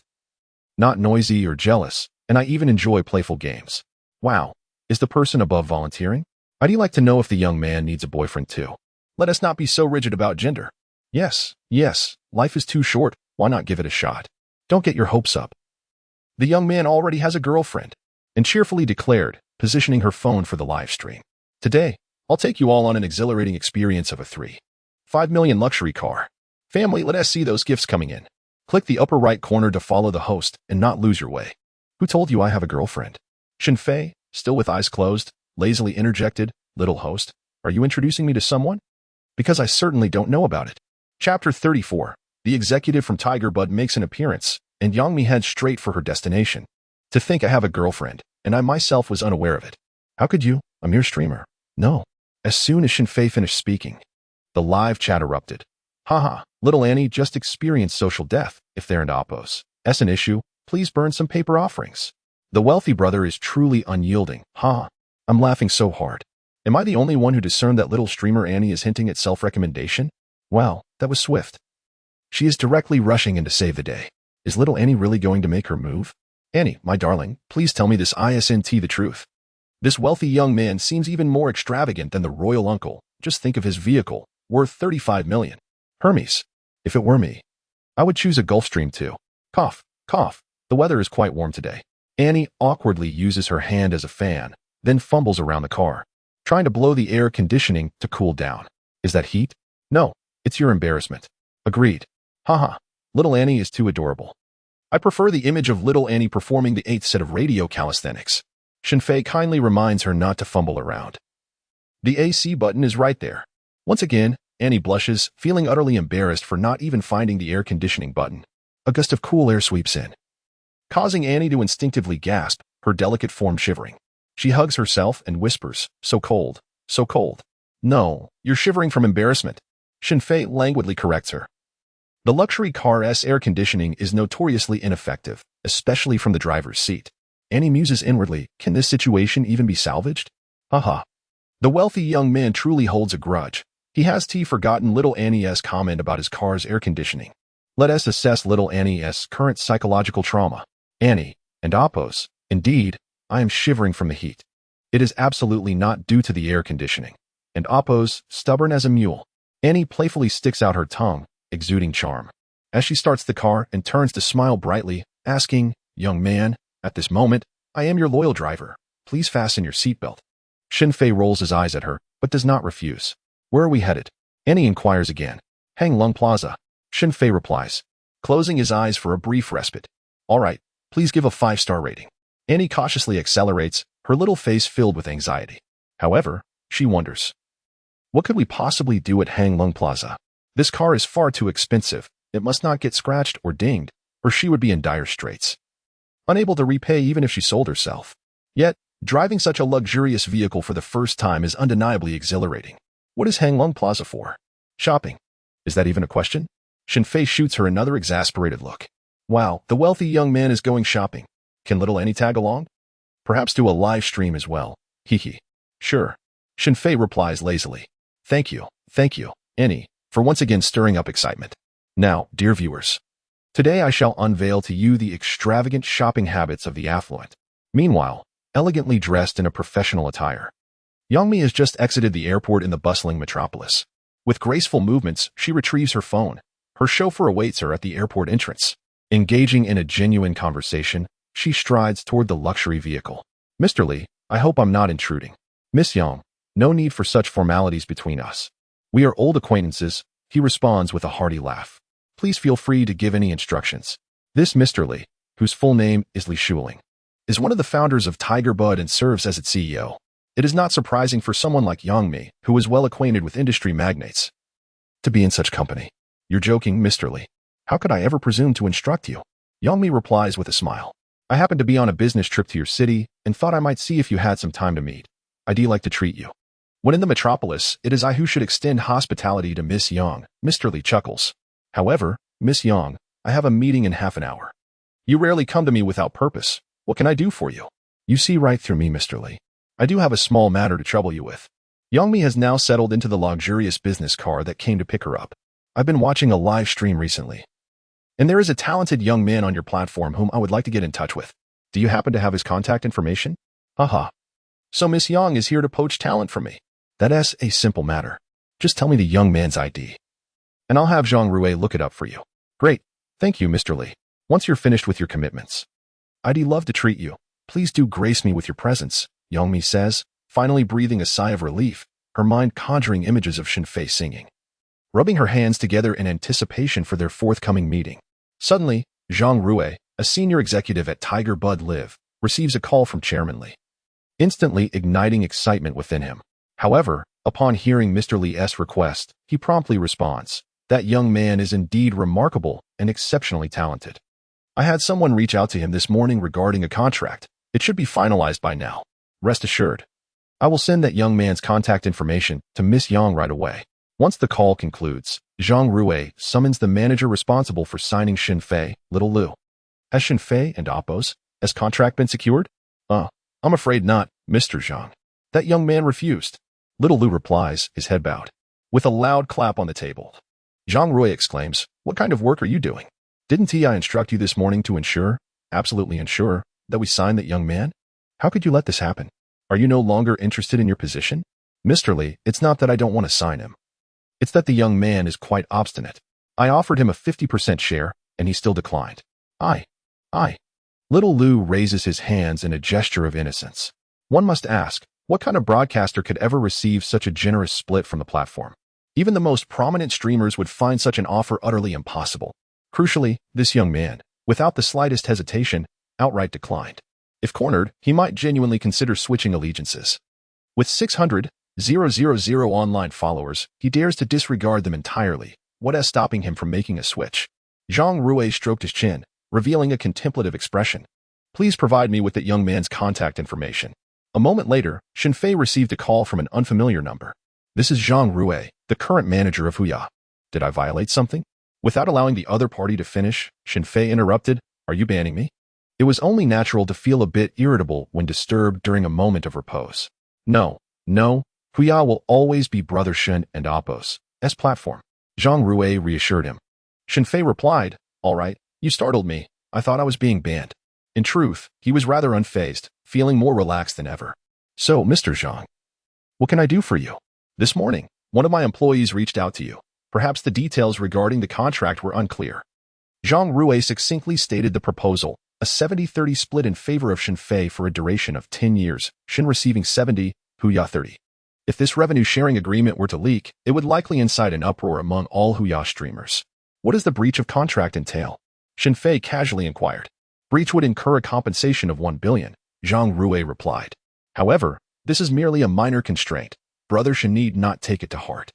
It serves to regulate other streamers, preventing them from engaging in inappropriate content, thereby maintaining a wholesome platform environment. After all, who would willingly breach a contract? That would be detrimental not only to themselves but also to their fans, wouldn't it? Understood. I will consider it. Shen Fei was evidently not inclined to acquiesce. He was no longer in need of money and naturally wished to avoid contractual constraints on his freedom. If the other party insisted on a daily minimum of 2 hours of streaming, he would refuse. Nonetheless, as the discussion was cordial, Shen Fei saw no reason to be impolite. Furthermore, Zhang Rui offered an early congratulation to Mr. Shen, hinting at an imminent opportunity for significant success. Before long, Brother Shen will come to realize this.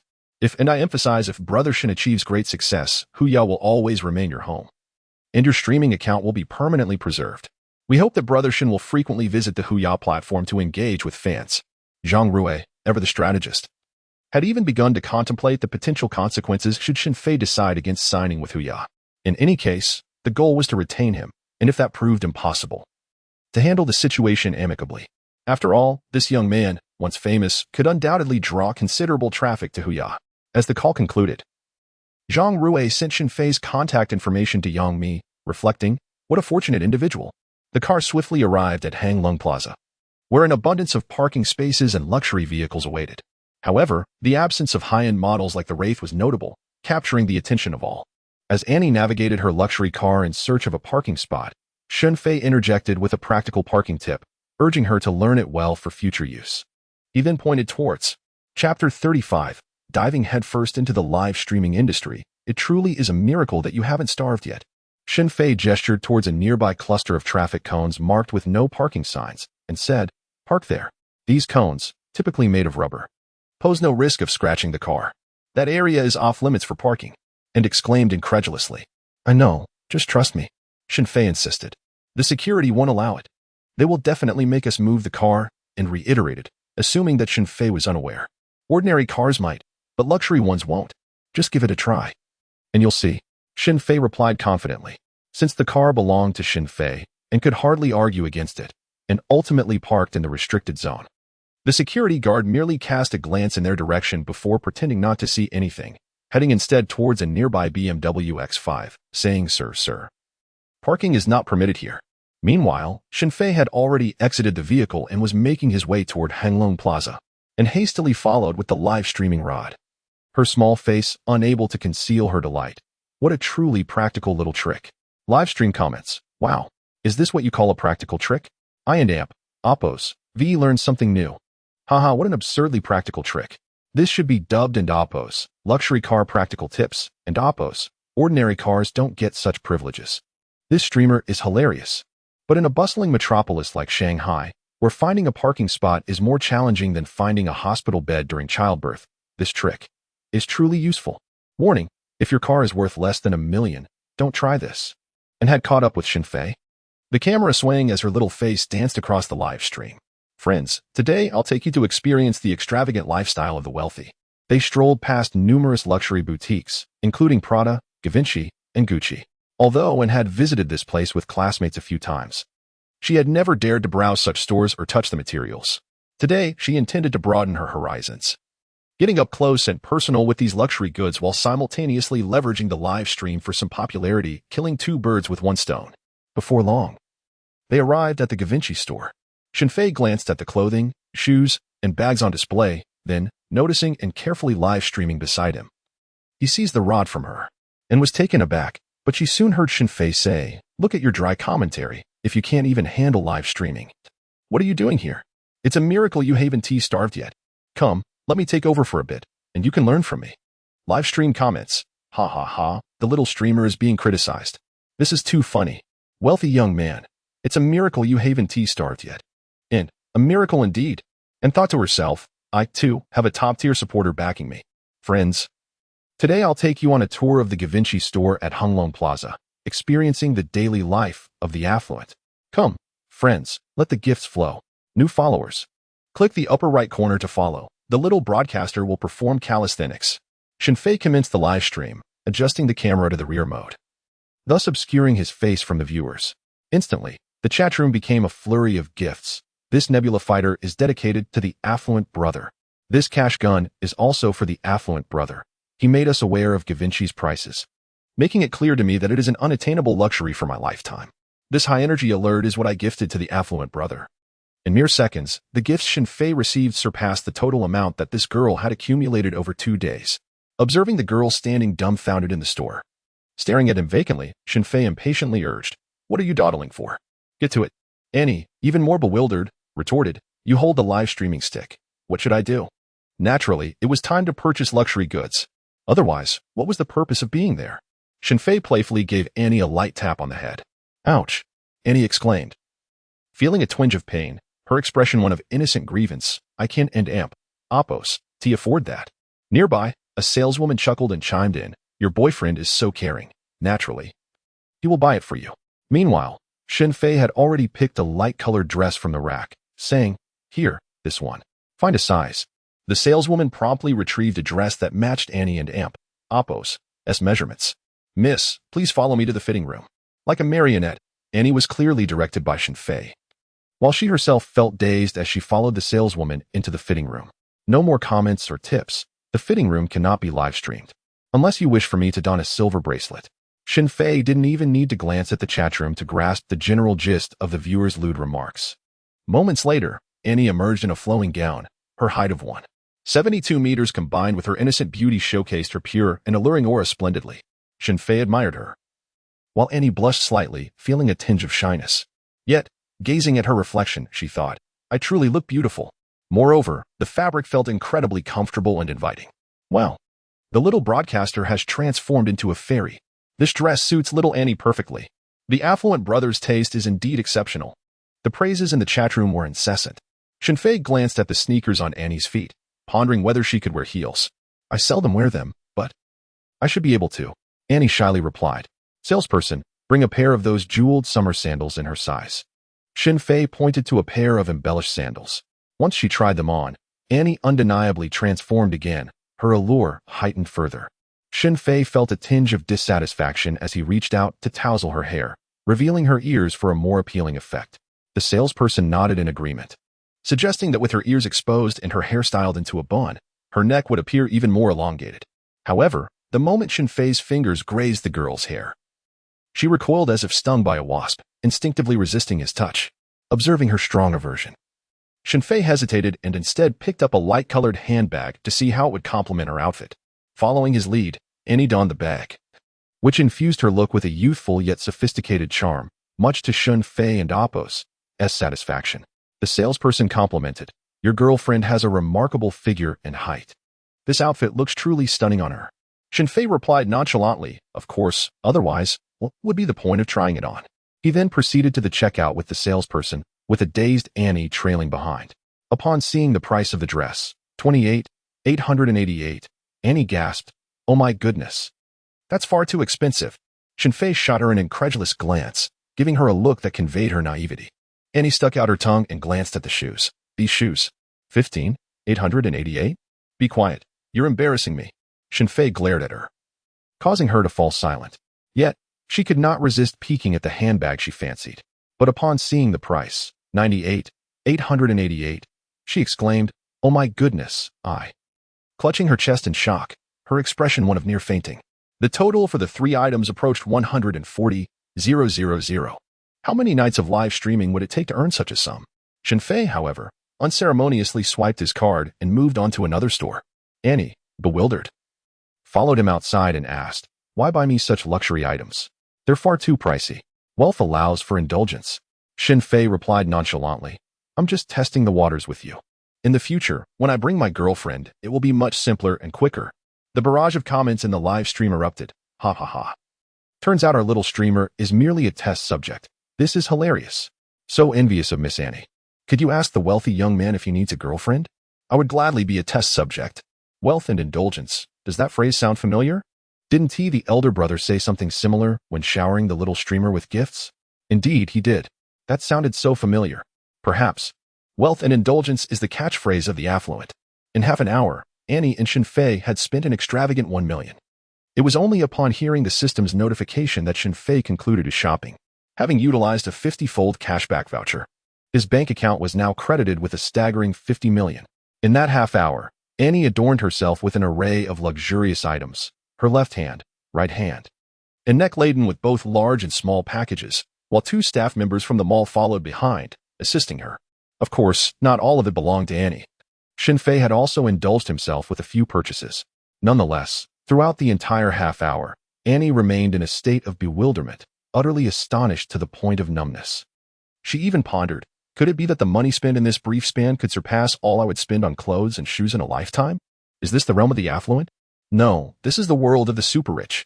The audience in the live stream was equally stunned, bombarding the chat with comments. Little Annie, should we develop this wealthy young man into a real-life boyfriend? Yes, yes. A top-tier benefactor and a real-life wealthy boyfriend. I envy Annie so much. I wish I could visit Thailand. Being a woman is such a delight. After tossing all the items into the car, Annie remained dazed, unable to regain her composure. Shen Fei, exasperated, gave her a light smack on the head, urging her not to be foolish. Hurry up and drive. Take me home. Huh? Oh. Annie clutched her head and quickly slid into the driver and Oppo's seat, then suddenly realized, you want to take me home? Moreover, the little author needs to eat. Without a monthly subscription, the little author might truly starve. However, here, the little author assures that the subsequent plot will become increasingly intriguing, and the main character and Oppo's outrageous behavior during the live stream will escalate in madness. I hope the dear friends continue to support as always. Today's explosive updates are ongoing. Chapter 36. 3 sentences that drove Mimi to despair. Oh dear. Is the pace of development not a tad too rapid? And what about Uncle Wang? Returning home with him feels too embarrassing. What should I do? However, he has given so much. Just today, on clothing, bags, and shoes alone, he has spent no less than 700,000 to 800,000 yuan on her. If she goes, she feels guilty towards Uncle Wang. Such a dilemma, such discomfort. Just as Annie found herself in this quandary, Shen Fei playfully tapped her on the head and remarked, "What are you thinking? You and Oppo's, Regis the chauffeur, ISN and Oppo's, it only natural to take your brother home?" In the live stream, why do I feel that the phrases and Oppo's, take me home and Oppo's, send me home and Oppo's, imply the same thing? You are not alone, agree. Oh my. This wealthy young man truly knows how to charm. Under the guise of a chauffeur, he has little Annie take him home, and once at the doorstep, he and Oppo's, surely invite her in for a drink. Annie would undoubtedly feel too shy to refuse, and then, everything would fall into place. Exactly. Once inside. Can a cooked duck still fly away? Oh no, my dear Annie is going to be in for a beating today, the kind that makes a sound. Today, the wealthy young man has spent 700,000 to 800,000 on Annie. How could such money be spent in vain? Congratulations, little Annie. You've earned yourself a bubble experience. Annie pondered internally, is there truly a difference between these two phrases? As the car roared to life, Annie felt an overwhelming sense of anxiety, neglecting her live stream, and paying no mind to whether the air conditioning in the luxury car was functioning well. Her mind was in a muddle, repeatedly contemplating one matter. If he were to express his intentions, should I accept or refuse? The indecision is unbearable. Before she knew it, the vehicle had arrived at the luxurious Thompson Epine. Gazing at the opulence before her, Annie felt a surreal sense of detachment. Before she could even express her thoughts, Shen Fei spoke up. Don't be foolish, get out. Do you live here? Annie instinctively inquired. I've heard it's quite expensive. In the live stream, where does the wealthy young man reside? Please share the address. I want to catch a glimpse. Copperball 1, I want to join in. Is anyone else interested in teaming up? However, Shen Fei had already exited the vehicle and opened the trunk, retrieving item after item he had bought for Annie. Approaching the driver's door, He pulled her out, saying, "What are you lingering for? Your task is complete. Excellent service, 5-star rating. We'll seek you out next time." With a slam, the car door shut, and with a roar, the engine surged forward into the gates of Thompson Epine, leaving a bewildered Annie in the swirling wind. Glimpsing the pile of purchased items on the ground, Annie felt her mental state further unravel. The audience in the live stream erupted in laughter. "Ha! The wealthy brother. Your task is complete. Excellent service, 5-star rating. We'll seek you out next time." "Annie, welcome, dear brother. Do come often. Is the upper floor toxic? It feels like I've entered a certain kind of establishment. Has little Annie been left outside the door? How pitiful. Forgive my unkind laughter. This is not merely being left outside. It is being excluded from the grand entrance. Little Annie's dreams of entering high society have been dashed. Pray, consider the psychological impact on dear Annie. You, upstairs, are you not tired of repeating the same phrase?" Annie, still in a daze, mused, "Have I truly been heartlessly rejected? I have yet to even step inside. No one has invited me for a glass of water, yet I feel a twinge of displeasure. I have accompanied you all morning. And now it's nearly lunchtime. My stomach is growling. This wretched fellow, so dense, destined to remain single forever. Humph." Annie kicked the steps at the entrance, wincing in pain and stumbling back, feeling utterly embarrassed. The guard, Xiaolu, shot her a glare. "You'll have to pay for any damage." Upon hearing this, Annie hastily picked up the fallen luxury item and dashed away. "Oh dear, Tang Shen Pin, everything here is beyond my reach. I cannot afford to pay for it. This girl, really, dragging things out endlessly, hoping to mooch off my lunch. What a pipe dream." Shen Fei reclined comfortably on the sofa, languid like a grandmaster, exuding confidence, relieved that his cleverness had thwarted her attempts. He pulled out his phone and ordered a lavish meal worth thousands. As he indulged in the simple yet opulent life of the wealthy, he pondered what to buy in the afternoon. He had 2 vouchers for a 50-fold cashback. Having only used one so far, they would expire within 24 hours, compelling him to spend extravagantly. After a brief nap, Shen Fei's live stream was abuzz with activity. When will this wretched fellow appear? I'm about to lose my mind waiting. I suspect something is amiss upstairs, though I lack evidence. When will the host go live? I've been waiting all night for this wretched fellow. It's nearly 1 o'clock in the afternoon. Does anyone have this guy's contact information? We need to urge him on.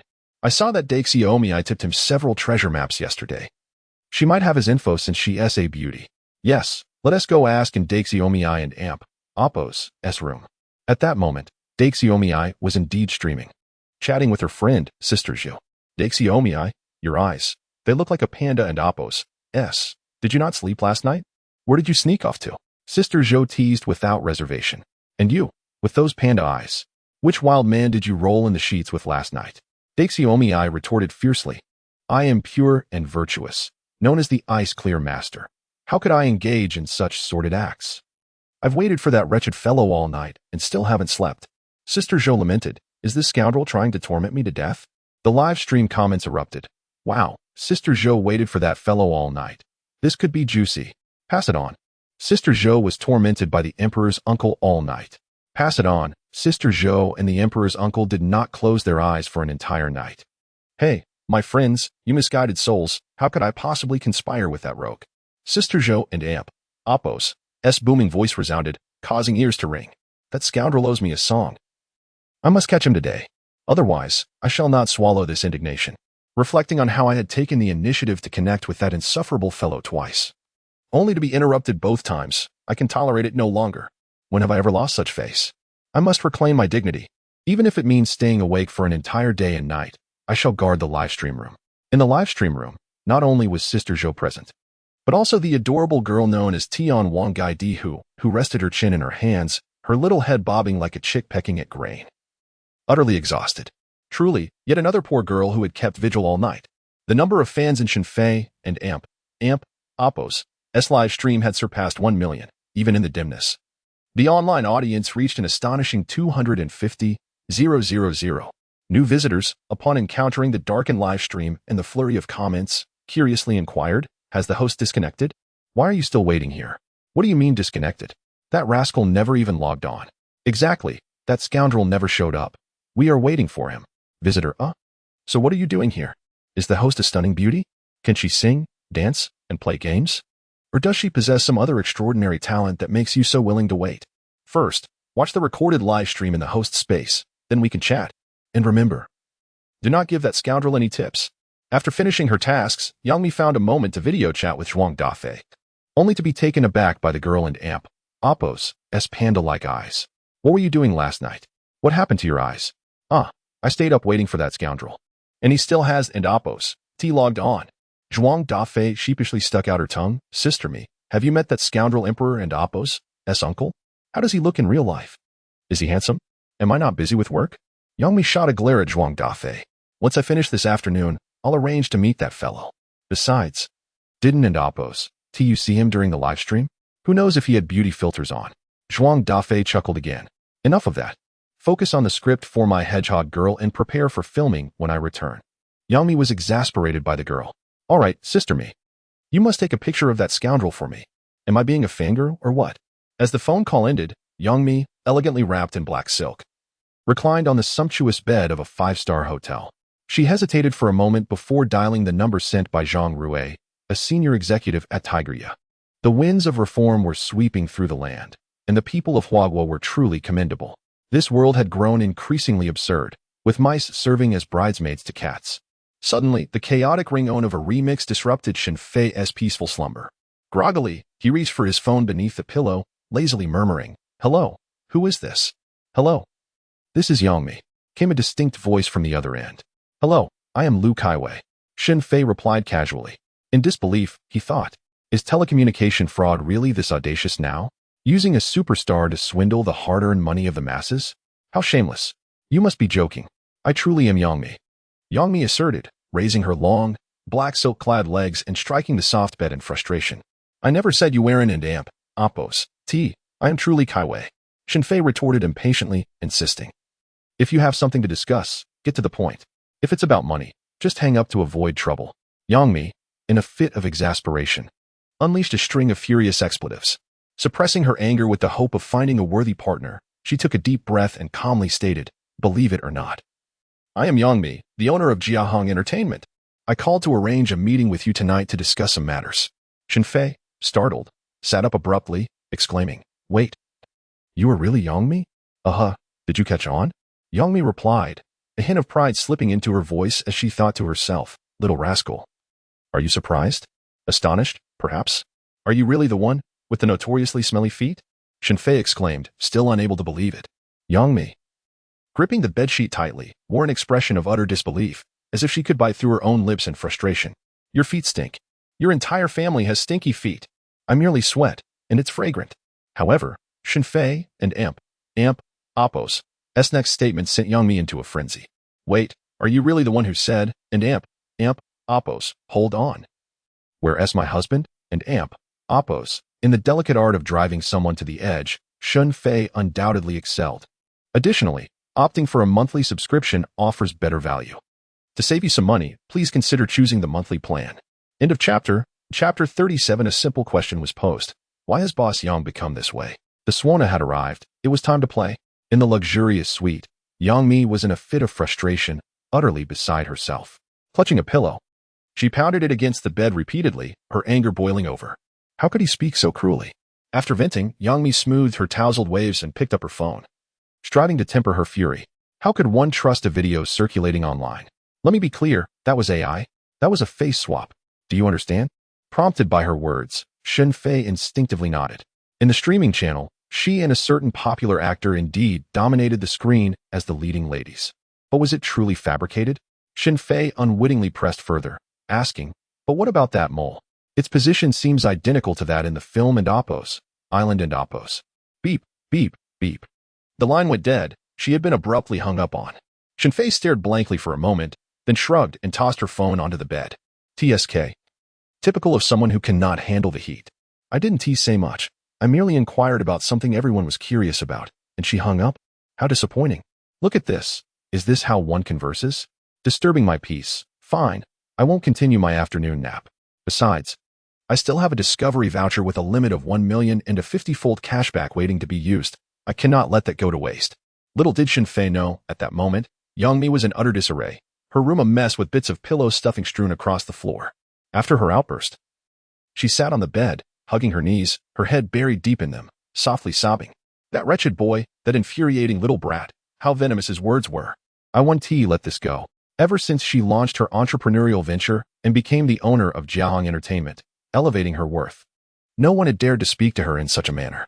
Yet today, she found herself reduced to tears by a lad in his 20s, completely shattered. After a moment, a call from Zhuang Dafei came through, immediately inquiring if she had arranged to meet with the Uncle Emperor. Was he handsome? She insisted on receiving photos. Yang Mi, still simmering with unresolved emotions, felt her anger flare up once more, nearly shouting, "Don't mention that wretched boy to me. Ugh." Listening to the busy tone on the line, Zhuang Dafei was taken aback. What was happening? I haven't angered the boss, have I? I merely asked a question. She wouldn't really put me on ice, would she? If Shen Fei were to face Zhuang Dafei, she would undoubtedly wear the same bewildered expression, muttering, "I just asked a question. Is this how she reacts?" Meanwhile, in her room, Annie was distracted during the live stream, her thoughts wandering. Below the table, hidden from the camera, she held her phone, editing messages repeatedly before finally settling on one. "Uncle Emperor, it's been 3 days since we last spoke. Are you well?" It is not merely a matter of two individuals having not contacted each other for 3 days. Rather, throughout these 3 days, she has consistently sent messages to Shen Fei during the morning, noon, and night. However, Shen Fei, engrossed in his own affairs, has found himself too preoccupied to respond. Indeed, he is occupied with idleness. At this moment, Shen Fei has entered a piano store. Regardless of his proficiency, acquiring a piano to place in his home would undoubtedly enhance his artistic aura, wouldn't it? In the future, should he find a girlfriend, this piano could prove quite advantageous. For instance, the games they might indulge in could take place in the kitchen, on the sofa, on the balcony, in the bathtub, or perhaps accompanied by a melody on the piano. How delightful and novel, making life all the more flavorful. Upon retrieving his phone, Shen Fei notices Annie and Oppo's WeChat message and swiftly types a response. Busy. Initially, he presumed he would, as in the previous 2 days, refrain from replying to her messages. Annie had even contemplated sharing an encounter she had on the street today with a charming young gentleman who had extravagantly spent 70 to 80,000 yuan on her. She felt it imperative to inform her esteemed uncle, not wishing him to perceive her as a disloyal girl with divided affections. If her uncle suggested returning the lavish sum, Annie might very well comply. The esteem in which her uncle is held surpasses all else. Primarily because he had propelled her from a small streamer with merely 2,000 followers to a prominent figure boasting over 700,000 fans and nearly 2 million in popularity. Furthermore, she would continue to receive promotional resources from the platform, which had essentially granted her a new lease on life within the streaming industry. In the days to follow, she would hardly be lacking the 70 to 80,000 yuan. Should her uncle insist on returning the funds, Annie would unhesitatingly acquiesce. However, upon receiving a reply from her uncle, Annie initially felt a surge of joy, for after 3 days, he had finally responded. Yet, almost instantaneously, she hesitated to share the encounter with the dashing, wealthy gentleman, particularly as her uncle had simply replied with a word indicating his busyness. Suggesting he might be engaged in work or discussions, she felt even more reluctant to intrude on his time. "All right then, uncle, do attend to your matters. When you have a moment, do catch my live stream. I have recently enrolled in a dance class," she conveyed earnestly. This was indeed true. The day after winning a championship, she had signed up for a dance class, whether from the fear of losing her top supporter or the realization that to thrive in the streaming realm, one must possess a distinctive skill. She had taken the plunge. Upon reading her message, Shen Fei paused momentarily, a smile gracing his lips, before shutting his phone. "Sir, how much is this piano?" he inquired. 888 yuan, tuned and ready for use as soon as you bring it home, replied the shopkeeper. "If you are interested, we can round off the price for you. Let us make it a neat 1,000,000. Shen Fei, disinterested in haggling, responded, "Yes, I will take this one." "You'll handle the delivery, correct?" "Absolutely. We also provide installation with a 1-year replacement guarantee and a 10-year warranty," the shopkeeper assured him with confidence. After settling the bill, Shen Fei heard the system's notification. Ding. "Congratulations, host, for spending 1 million. You have successfully used a 50x cashback voucher, earning a reward of 50 million in cash. Please check your account." Subsequently, a text message chimed on his phone. Glancing at his bank balance, Shen Fei displayed a look of satisfaction. While the boss instructed the workers to load the goods, Shen Fei's gaze fell upon a wall in the store. Suddenly, an idea struck him. He approached and picked up a suona hanging on the wall. "Boss, how much for this?" 5888. "If you like it, I'll throw it in as a complimentary gift with the piano," the boss eagerly replied.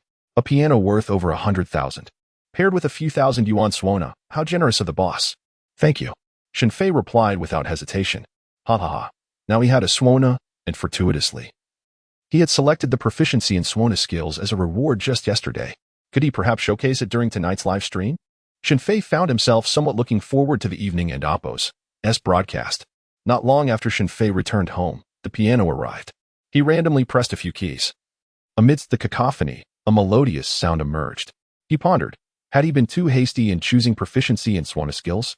Clearly, the piano would serve a greater purpose during future live streams. Would selecting proficiency in piano skills have aided him in completing subsequent system tasks? Perhaps next time. He hoped for another chance to draw a blind box related to piano skills. Murmuring to himself, he dismissed the thought for now. Regardless, he must try out the suona tonight, and he had already decided on the songs he would perform. However, at present, he needed to venture out to purchase a few pairs of underwear, having forgotten to buy them earlier that day, and his old ones had developed several holes. It was becoming quite inappropriate to delay the replacement. As a man, one generally hesitates to replace underwear unless it becomes torn, since new ones require a period of adjustment to become comfortable, while the old ones are already familiar. This time, Shen Fei opted not to drive, believing that a bit of walking would be beneficial for his health. After all, one should not squander money without regard for their well-being. While Shen Fei was selecting items at a lingerie store, he received another call from Yongmi TSK. She was indeed a woman of considerable endurance. Also, a heartfelt thanks to the supportive readers for their votes, subscriptions, and monthly packages. The little author shall continue to strive, penning words diligently. End of chapter. Chapter 38.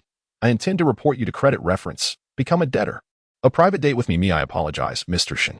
My phone unexpectedly fell into the toilet this afternoon, and I had to replace it before I could call you. Yongmi's alluring voice echoed through the receiver. Not a problem at all. I forgive you, Shen Fei replied, demonstrating that he was not a petty person.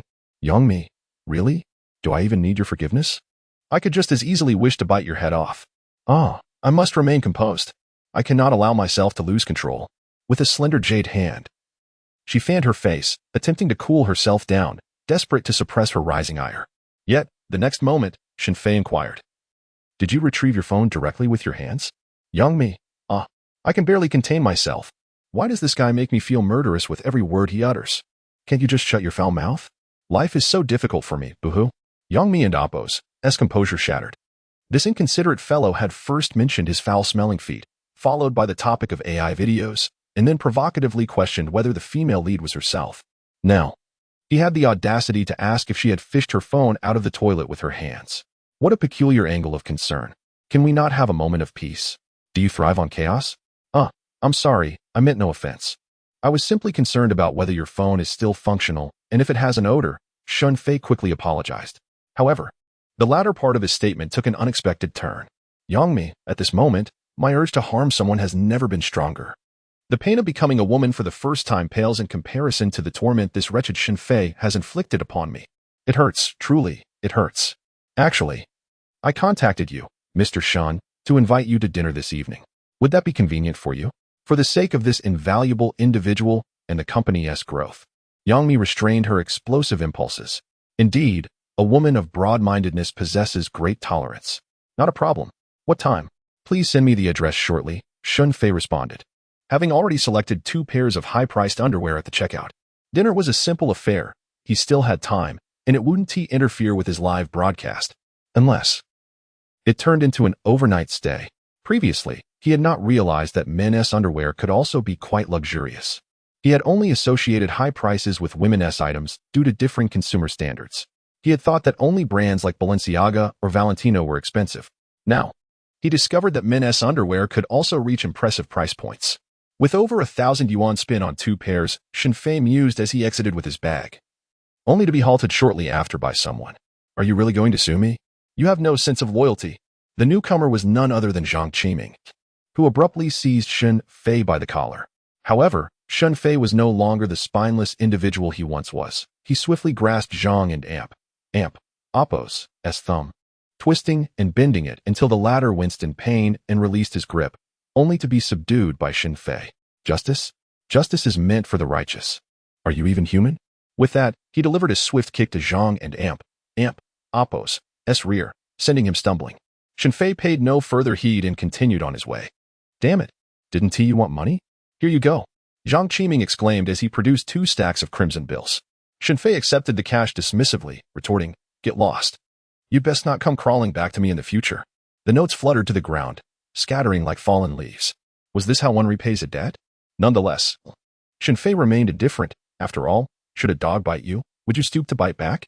Observing this scene, Zhang Qiming was momentarily taken aback before shouting, "You don't want it.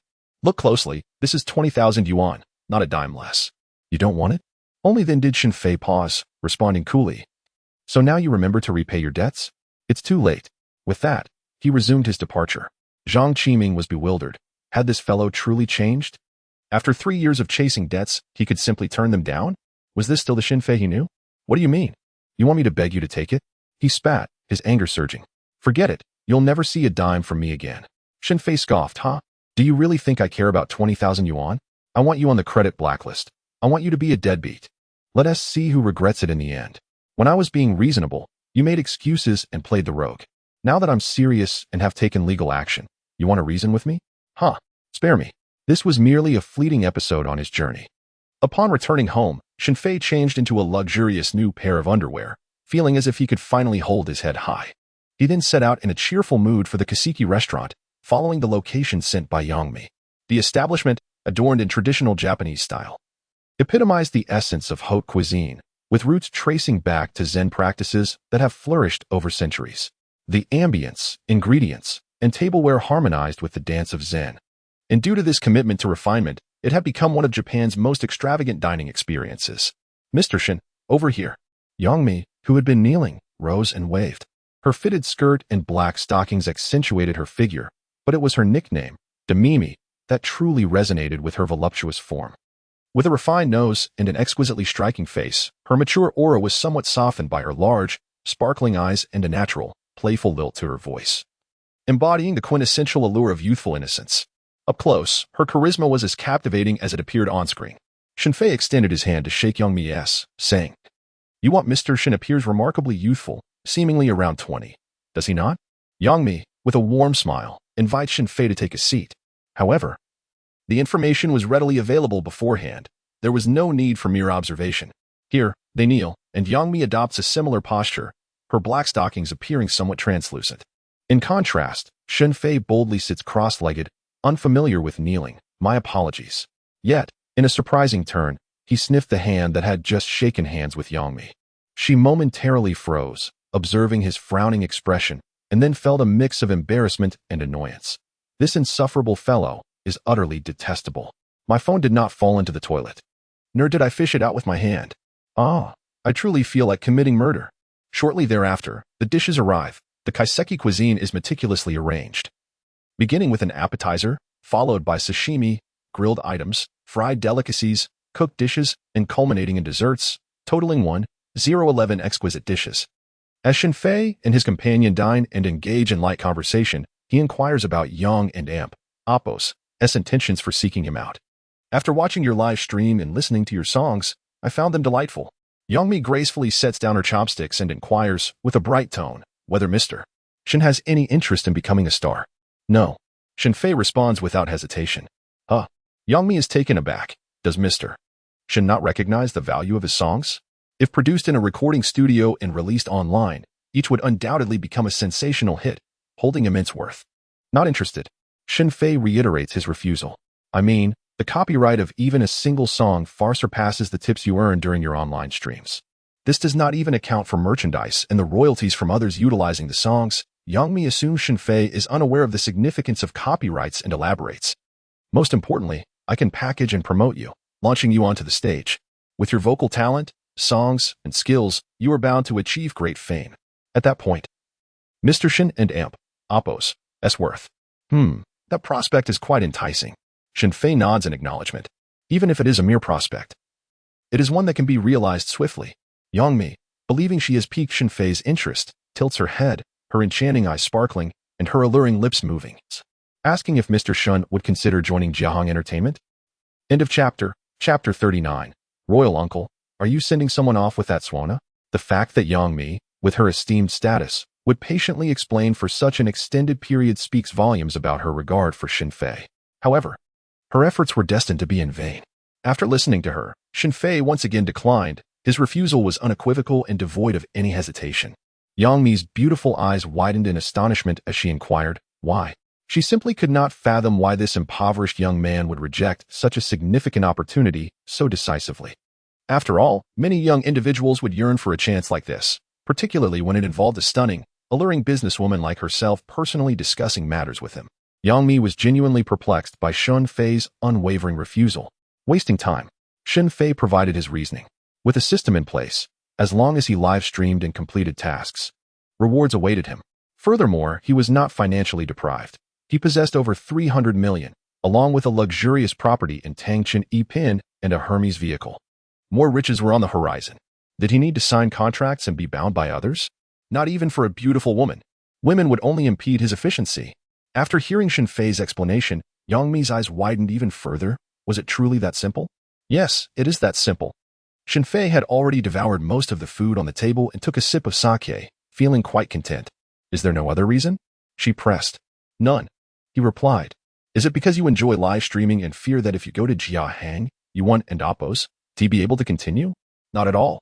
Shen Fei, propping himself up against the table, stood up.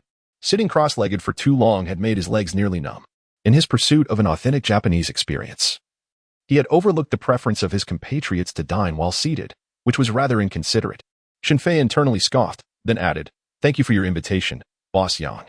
The food was delightful, and I thoroughly enjoyed it. Is there anything else? If not, I shall take my leave.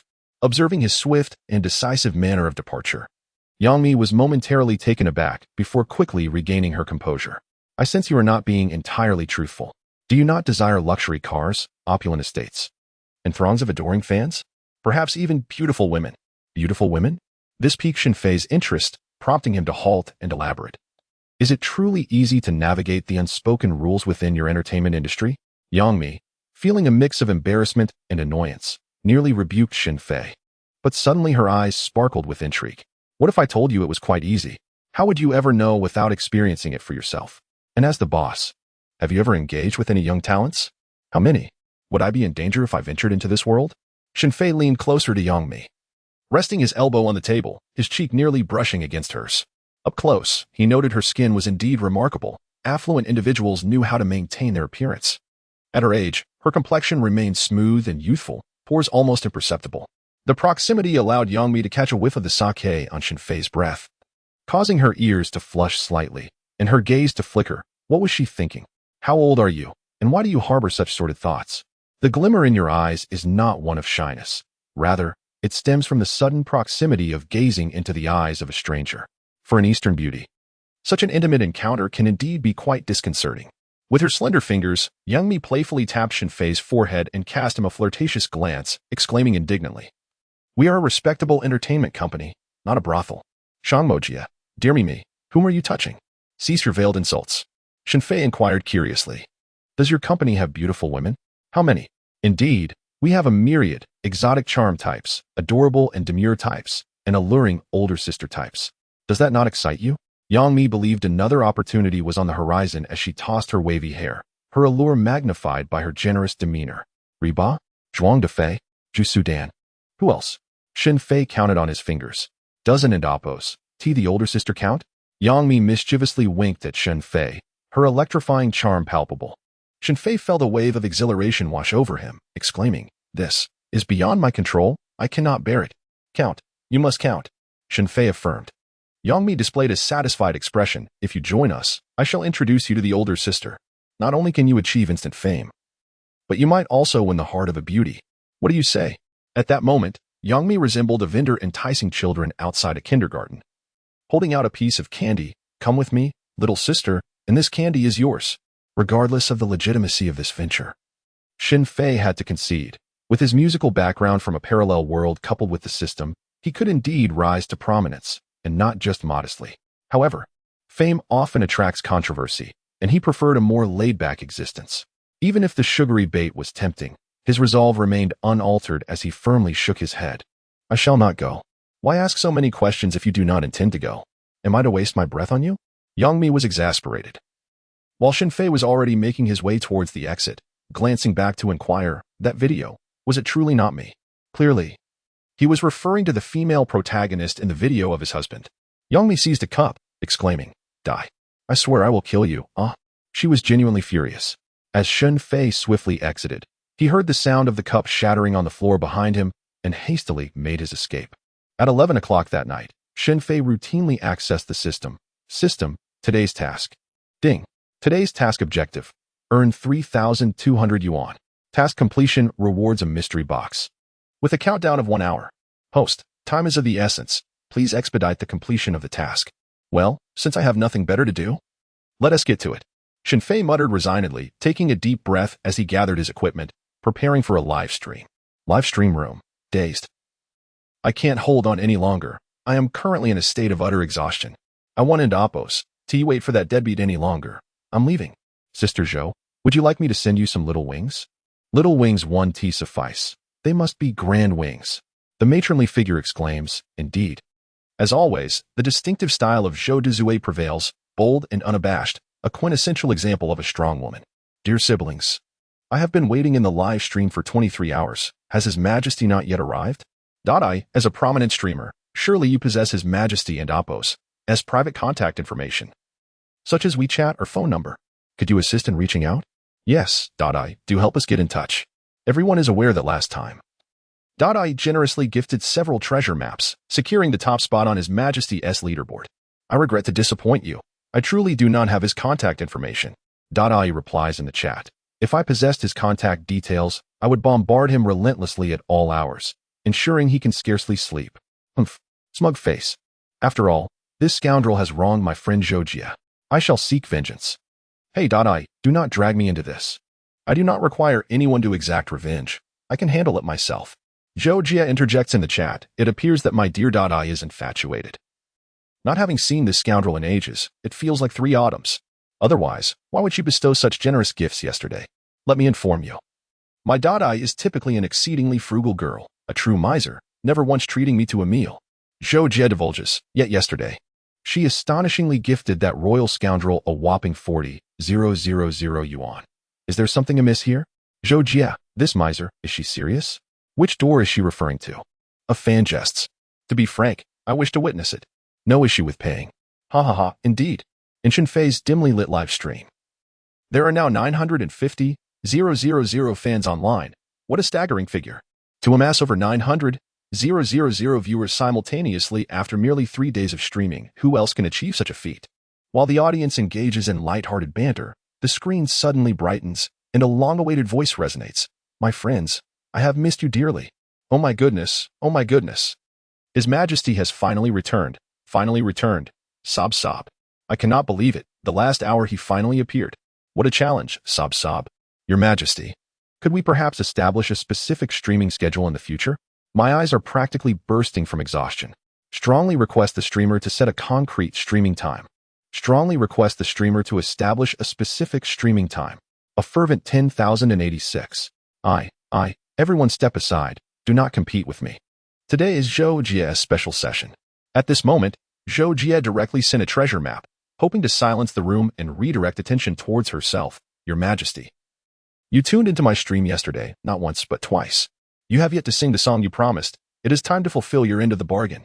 Remarkably, the tactic proves effective. Oh no. Zhou you have acted impulsively. Did you not vow to refrain from rewarding His Majesty? How could you start by sending gifts, especially a grand gift worth 5,000 yuan? If this scoundrel were to log off immediately, you would have lost both the lady and the soldier. Indeed, Zhou, have you become dazed from staying up late? Rest assured. The signature of this dog broadcaster clearly states today's goal, 3,200 yuan. According to the revenue sharing from Tiger Bud, he will only receive 2,000 yuan, leaving a shortfall of 1,200 yuan to reach his target. Therefore, I implore you all not to reward him, allowing this dog coin to feel the itch. Sister Zhou explained, accompanied by a mischievous smile. Sister Zhou, isn't this a bit hasty? Are you certain today is your special event? Just look at what Prince Huang is holding. Oh my goodness, it just dawned on me thanks to the reminder from upstairs. What Prince Huang has in hand is a Suona. Sister Zhou, it seems no one will contest this special event with you today. How sinister. When the Suona sounds, it either ascends to heaven or attends a wedding. With a millennium of Pipa, a lifetime of Guzheng, and a single era played over a lifetime. When the swana rings, the curtain falls. Is Sister Zhou preparing to bid herself farewell? Aha. Prince Huang, is that swana specifically prepared for Sister Zhou? In gratitude, I can only offer an explosive update. Today, I present 13,588 words, and I shall continue with an explosive update tomorrow. If all else fails, shall I perform a swana for everyone? One last note. Based on my research, a monthly subscription is relatively cost-effective. End of this chapter. Chapter 40. The song has yet to begin, but the fans are already in tears. In response to the myriad of inquiries from the fervent fans, Shen Fei glanced at the swana in his hand and casually replied, "For those who do not wish to contribute, I shall send you all away." Wow! The host is ruthless, even more so than the fiercest of individuals. As the melody begins and the cover is unveiled, the entire village eagerly awaits the feast. Uncle Shuli is bewildered. What is happening? The host, it's all in the music. Is it still possible for me to exit the live stream at this point? At that moment, Sister Zhou chimed in with a barrage of comments. Hey, little host, hurry up. I am unafraid of the swana. If you really send me away, I'll reward you with ghost coins. As for why Sister Zhou had not proactively connected with Shen Fei today, it was likely due to her 2 previous rejections. She feared that the cunning emperor uncle might attempt to engage her a 3rd time, which could tarnish her reputation. Despite being known as Zhou Big Mouth and the loudspeaker, she was far from foolish. In fact, she was quite astute. Shen Fei remarked, jumping straight into a major performance is a bit inappropriate. We shall see how it goes. If you all insist on hearing a swana piece, that is acceptable, provided there is a reward. Everything is negotiable. Everything is negotiable. Grateful for Sister Zhou and Amp Oppo's generous contribution, he noted that only 1,200 units remained to reach the goal, requiring just 3 Nebula warplanes. With 3 Nebula warplanes, one could possess a song uniquely their own. Why not place your orders swiftly? Opportunities like this are fleeting. U1 and Oppos, T regretted. Personalized creations are worth having. To the newcomers, he urged, click the top right corner to follow the host and never lose your way. Shen Fei enthusiastically hawked his offerings, reminiscent of a street vendor. Exuding fervor, the fans in the live stream were equally witty. It's impossible for us to reward you. It will never happen in this lifetime. Exactly. Emperor Uncle, stop dreaming. We shall never reward you. Don't think we're oblivious to your schemes. Smug face, dog Emperor Uncle. Don't expect to extract a single penny from me. Everyone, do not fall for the Emperor Uncle's tricks. Do not reward him. Do not reward him. What heinous act has this little host committed to deserve such disdain?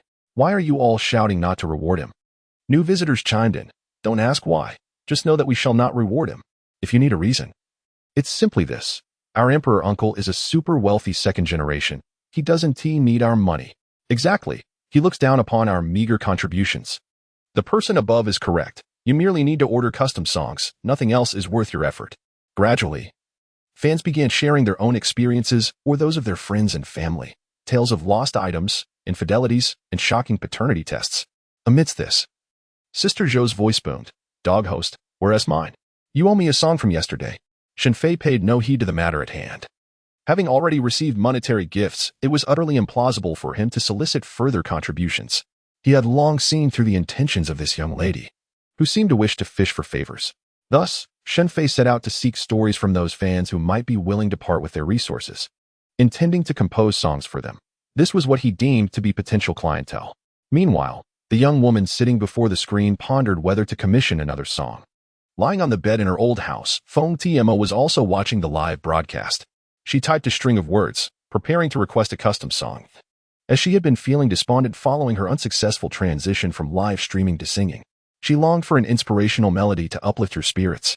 Before she could send the meticulously crafted message, an unexpected barrage of comments caught her attention. I am a retired firefighter. Due to injuries, I can no longer return to the career I cherished. Could you sing a song for me, Your Majesty? Although my income is modest, I can contribute within my means. This comment stood apart from the others, devoid of tales of infidelity, DNA discrepancies, or lost pets. It was easily noticeable, and naturally, Shen Fei spotted it as well. He promptly responded, could you elaborate on your request, dear firefighter? Perhaps share your story? I can compose a song based on your experiences. The firefighter replied, 3 months ago, there was a tragic incident involving a young woman who attempted to leap from a building. She was heartbroken and stood precariously on the edge of the rooftop. At that moment, he had been part of the rescue team. The building towered 8 stories high, and the young lady teetered on the balcony and Oppos ledge in a perilous position. A slight misstep could lead to her demise. Moreover, upon seeing the firefighters and Oppo's arrival, her emotional state became even more volatile, complicating the rescue efforts considerably. The firefighter, secured with a safety harness, stealthily approached from behind, yet he was still 3 meters away from where the young woman stood.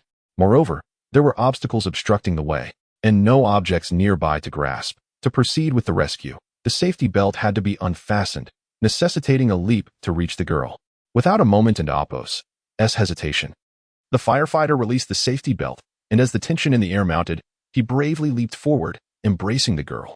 However, the girl, consumed by despair, struggled fiercely. With no leverage to aid him, she suddenly bit the firefighter and Oppo's hand with ferocity, drawing blood. Despite his unwavering grip, she managed to break free from his embrace and bolted downwards. In a moment of desperation, he seized one of her hands, yet she retaliated with a brutal kick, causing him to lose his hold. Without a second thought, he dove after her. But alas, he was a step too late. Days later, the firefighter awoke in a hospital bed, only to learn that the girl's body had already been cremated. As a consequence of this rescue attempt, he suffered the amputation of one leg and was forced into retirement. Each night, he is haunted by nightmares, visions of the girl's desperate face. He dreams of her anguished cries, lamenting, "Why didn't you hold on to me? Why did you let me fall to my death?" He lives daily in torment and guilt, believing that had he clung to her more tightly, she would have survived. If only he could have been a fraction quicker. Cushioning her fall, she might have lived. As the retired firefighter recounted his anguish, the barrage of comments suddenly fell silent, leaving only his voice.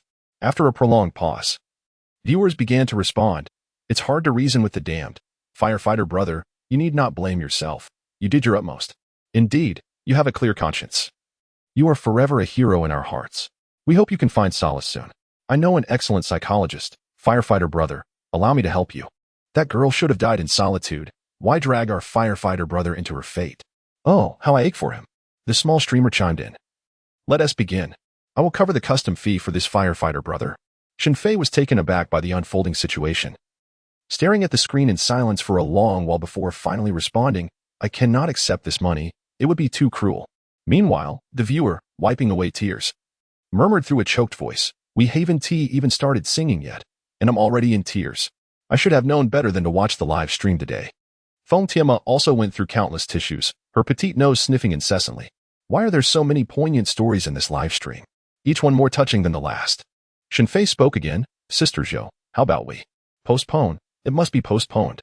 Sister Zhou replied without hesitation. "First and foremost, we must arrange for the firefighter brother, but you are not allowed to escape today." Gazing intently at the live broadcast, Yangmi found herself in a state of bewilderment. This young man, clearly exhibiting a flirtatious and unreliable demeanor, devoid of any semblance of empathy or moral integrity. How could he possibly reveal such a side of himself during the stream?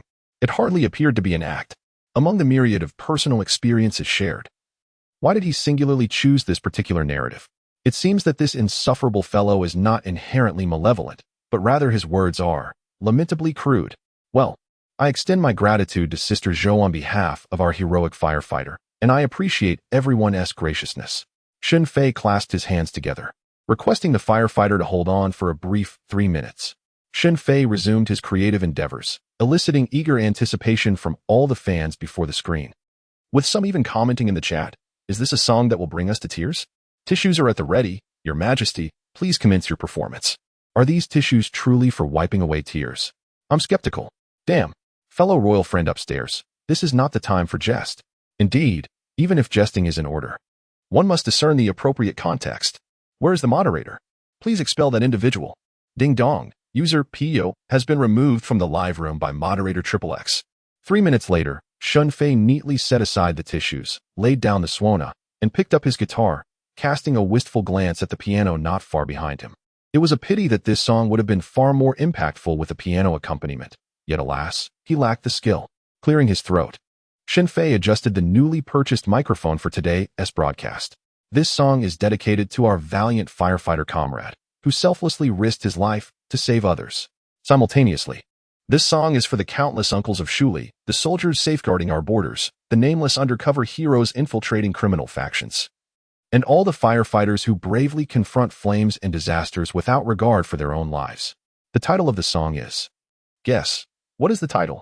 End of chapter. Chapter 41. Something's off. Is the Emperor Uncle about to falter? As the music began to play, the crowd was momentarily taken aback, murmuring, "What on earth is this song? The melody is utterly disjointed, and it's horrendously off-key, a disgrace to artistry." Others chimed in. Isn't it customary for lyrics to rhyme? Why does this sound so peculiar? Even the Emperor Uncle seemed to have a rare off day, however. Shen Fei disregarded the comments, his expression still vibrant as he sang. "All are courageous. Your forehead bears scars. Your differences, your mistakes, need not be concealed. Your tattered doll. Your mask, your true self. They claim one must bring light to tame every beast. They assert one must stitch up your wounds, for no one loves a clown. What is solitude that can't be glorified? It is the imperfections of humanity that deserve celebration. Who says that those muddy with filth are not heroes?" As he reached this point in the song, the barrage of comments turned into a chorus of derision, critiquing the lack of lyrical quality, the absence of rhyme, and the unpleasantness of the singing. Even Yangmi, watching from her screen, appeared momentarily stunned before breaking into a grin. "Ah, you finally stumbled, you little rascal." Feng Tianma looked bewildered. Is this a misstep? Surely not. She recalled his earlier hit, The Mistress, with its cliché yet catchy lyrics, or Father, which moved hearts profoundly.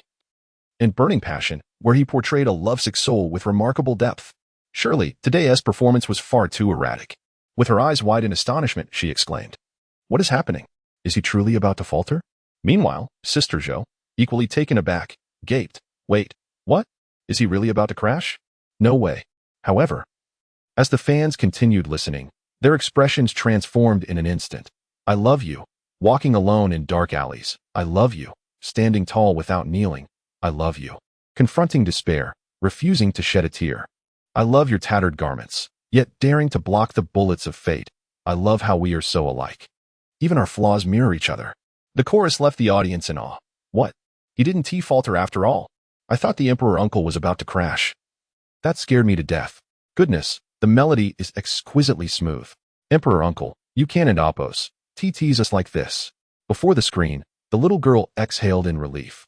A delicate smile gracing her lips as she rested her chin on her hand, continuing to listen with rapt attention. Sister Zhou exhibited a demeanor reminiscent of a spirited woman. Tossing a cushion aside and placing a foot upon the bench, pointing at the screen with a fervent exclamation, "Goodness, that rascal, the infamous sixth, is finally going to sound pleasant. Hurry, it's the climax, I crave the climax." Feng Timo, on the other hand, displayed a more composed nature. Her delicate hands tightly clenched into fists as her petite frame gradually tensed with the rising tension of Shen Fei's performance. Her small face bore an earnest expression, eagerly fixated on the screen, resembling someone in the throes of a pressing moment, akin to a person awaiting a significant call of nature. The goddess Yangmi, however, was not like these ordinary individuals. At this moment, she instinctively clutched the bed sheets, her grip tightening as she held her breath, as if bracing for an impending climax. Reminiscent of the anticipation in a short video, querying, Where is my husband? Where is my husband?" At this juncture, the live stream had amassed a staggering 1.05 million online fans, a number that continued to escalate, all eagerly awaiting the arrival of the chorus's peak. Shen Fei's song initially unfolded with a seemingly mundane narrative, recounting the scene of a firefighter who, after extinguishing a fierce blaze and rescuing trapped individuals, sat wounded and weary. Subsequently, the lyrics unfolded like a reverse cinematic tale, immersing the audience in the heroic confrontation against the inferno, depicting the firefighter's audacity and unwavering resolve to save lives, undeterred by the threat to his own existence. They were not celebrities basking in the limelight, drawing cheers from fans. They were not renowned experts whose names remained etched in memory. Nor were they prominent leaders commanding a following. They were merely ordinary youths, flesh and blood, who emerged from a catastrophe, tattered and exhausted, their bodies soiled. Yet, their spirit and will shone as the most radiant presence. They were the true heroes in the hearts of the people. Finally, after repeated calls, Shen Fei made his final push, the veins in his neck visibly straining as he exerted himself. "Do you dare?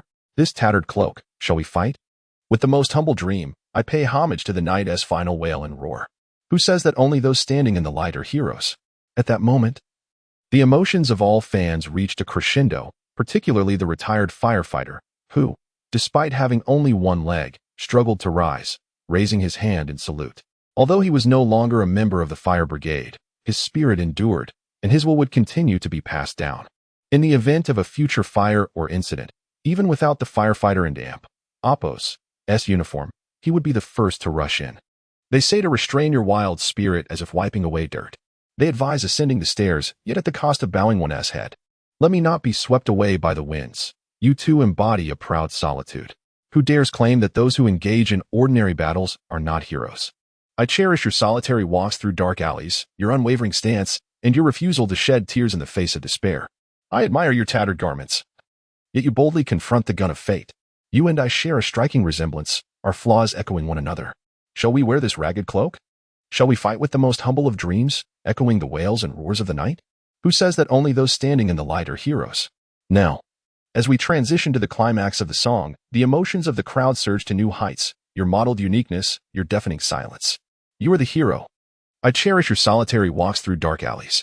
The entire song unfolds with a main verse, a chorus, a soaring refrain, and a concluding section, structured in a rhythm of 1, 2, 2, 3, 3, 3, 4, elevating the fans and amp, Oppo's emotions to the clouds.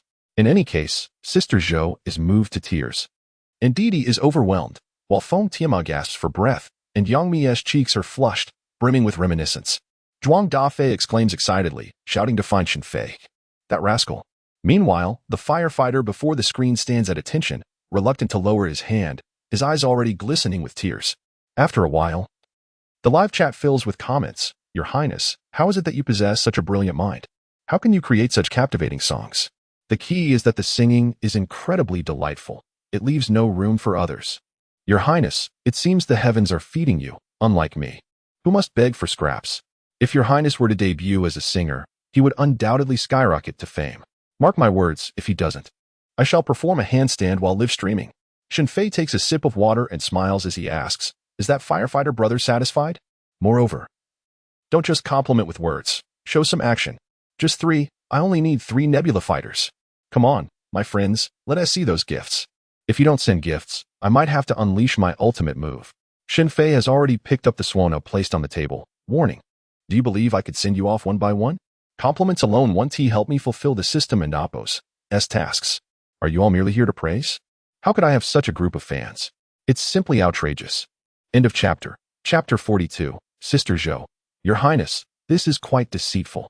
Upon witnessing Shen Fei produce a Suona and hearing his exasperated wail, the audience in the live stream erupted in laughter, bombarding the screen with comments.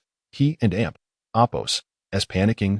He and amp, Oppo's panicking. Our dear uncle is in a frenzy. Haha, retribution indeed. What poetic justice. The cycle of cause and effect, how delightful. Is this the day of reckoning for our uncle? You pesky old dog, always ending the stream at whim. Have you now tasted the bittersweet fruit of your fans' persistence? The revolution is yet to succeed. Our fans must remain steadfast, hold on tight. Let us see if we can keep the host awake all night. For those compelled to offer rewards, feel free to deposit your Tiger Bud coins with me. Newcomers, do not be deceived by the facade of our uncle. He is a super-rich second-generation heir. Money is of no concern to him. Impulsiveness is the devil. Do not, under any circumstances, offer rewards. However, at that moment, a voice calling in from the live stream caught everyone off guard. They anticipated it to be Sister Zhou urging for a song, but instead, it was a young man. Good evening, Your Highness, he greeted. I too am a host on Tiger Bud, though lacking your fame. It is such a stroke of luck to connect with you. I am utterly thrilled. The young man spoke with such fervor that he stumbled over his words. Having streamed for a year with a modest following of just over 50,000, he had stumbled into Shen Fei's stream and was captivated by his unique style. To be honest, dear uncle, I have emulated your streaming methods and indeed gained many fans. However, your talent is something I cannot replicate. This young man was quite loquacious and candid. Recently, he had indeed been adopting Shen Fei and Oppo's format, albeit with covers of existing songs rather than original compositions, catering to custom requests which had garnered him a wave of followers. The trend of emulating Shen Fei and amp, Oppo's streaming strategy was not confined to this individual alone. Many aspiring hosts with a modicum of singing talent were following suit. Shen Fei was the pioneer of custom singing, igniting a trend that swept across the internet. Of course, Annie, who lacked the flair for singing and rapping, paid little heed to such matters, as she deemed them irrelevant to her. So, are you inclined to offer a reward? Shen Fei inquired, intrigued by the young man's flushed visage. Learning comes at a cost, you know. A reward of 3 Nebula battlecrafts is quite reasonable, wouldn't you agree? The young host was momentarily taken aback. With so many fans, he hardly appears to be in want of money. Why is he so forthright about asking for rewards? Surely, there must be a more subtle approach to such requests. Clearing his throat, he awkwardly coughed. Please, do consider rewarding me. Yet, in the next breath, he fell back into his garrulous ways. Dear uncle, you cannot fathom how much I admire you. Internally, Shen Fei was exasperated, thinking, admiration is all well and good, but let us see some tangible action. Merely speaking without taking action is but a fade. Your admiration without rewards is mere folly. Had I known this fellow was so loquacious, I would have refrained from engaging in a conversation with him. Ahem, everyone is eagerly awaiting custom songs, dear sir. Shall we converse when time permits? As the clock approached midnight and the system tasks remained unfinished, Shen Fei had no choice but to decline further idle chatter with this exuberant young man. The audience in the live stream grew impatient. What an oblivious little host. Ken and Appos, did he see that over 1 million fans are waiting for the Emperor and Appos as performance? Off you go. Indeed, lacking any sense of awareness, exactly. If you wish to request a song, speak up promptly. If not, do not delay others. I believe it's Sister Zhou's turn now. She doesn't even deserve a turn. It must be me. Come on, the one above is delusional. Certified. Young man, hurry and disconnect. Do not interfere with my Emperor's performance. The anxious Xiaomi even commented, Dear young man, could you please halt your chatter? Everyone is eager to hear the music. Feng Timo also urged, Emperor, ignore that person and proceed with your talent. Sister Zhou was even more direct. Goodness, you over there. Are you here to stir trouble? Do you wish to seize my opportunity or challenge me? Moreover, Emperor, you were never this slow in the past. Where's your manhood? Stop dawdling and get to it. I'm lying here waiting. Just look at the audacity of these words. Yet, this indeed reflects Sister Zhou's bold demeanor. Do not rush, dear Emperor. I have a matter to discuss with you during this connection, genuinely, and I assure you a reward. The young man hastily interjected. Then, the camera panned, revealing a wall adorned with an array of military commendations, followed by a military uniform that commanded respect with its insignia. The young man did not intend to showcase this. The camera merely captured it as it swept by. Next, the lens focused on an elderly gentleman with silver hair and white brows, seated in a grand chair. Though his complexion was withered and his appearance aged, the vigor in his eyes was striking. The military aura he exuded was unmistakable. The young man promptly spoke, This is my grandfather, who is 84 years old. He just heard the song The Lonely Brave by you, Emperor, and insisted on joining in. Grandfather, please. Young man, your song was commendable. The elder's voice, though slightly hoarse, resonated with a robust timbre. This song embodies the spirit of our valiant men in China, capturing their silent dedication, their willingness to devote their lives, and even to sacrifice for their country and people. Thank you for your high praise, esteemed elder. Shen Fei, rarely serious, even bowed in respect. Given the military uniform and the countless commendations upon the wall behind the elder, such a bow was indeed warranted.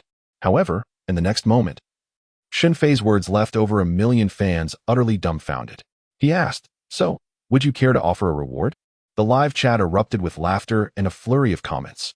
Whoa, Your Highness, please don't stir up trouble. This esteemed elder is quite formidable. For heaven's sake, don't cause a ruckus, Your Highness, I beg you. Let's not inadvertently send you into the fray.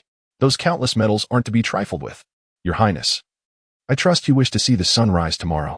Your Highness, surely you Wooden and Amp, Appos, T want our million-strong fanbase to miss the dawn alongside you.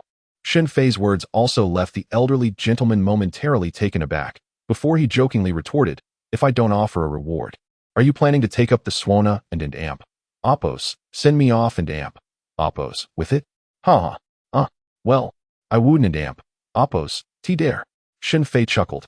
May you enjoy a long life like the pine and cypress, and may your days be boundless. At least you know how to flatter, the elder replied with amusement. But alas, this old body one and Amp, Appos, T last much longer. When the day comes for me to depart, I and Amp, Appos, LL Leavable requesting you to play the Swana for me. To see me off. Shen Fei, I cannot accept that. The live chat. If you have any instructions, please feel free to command.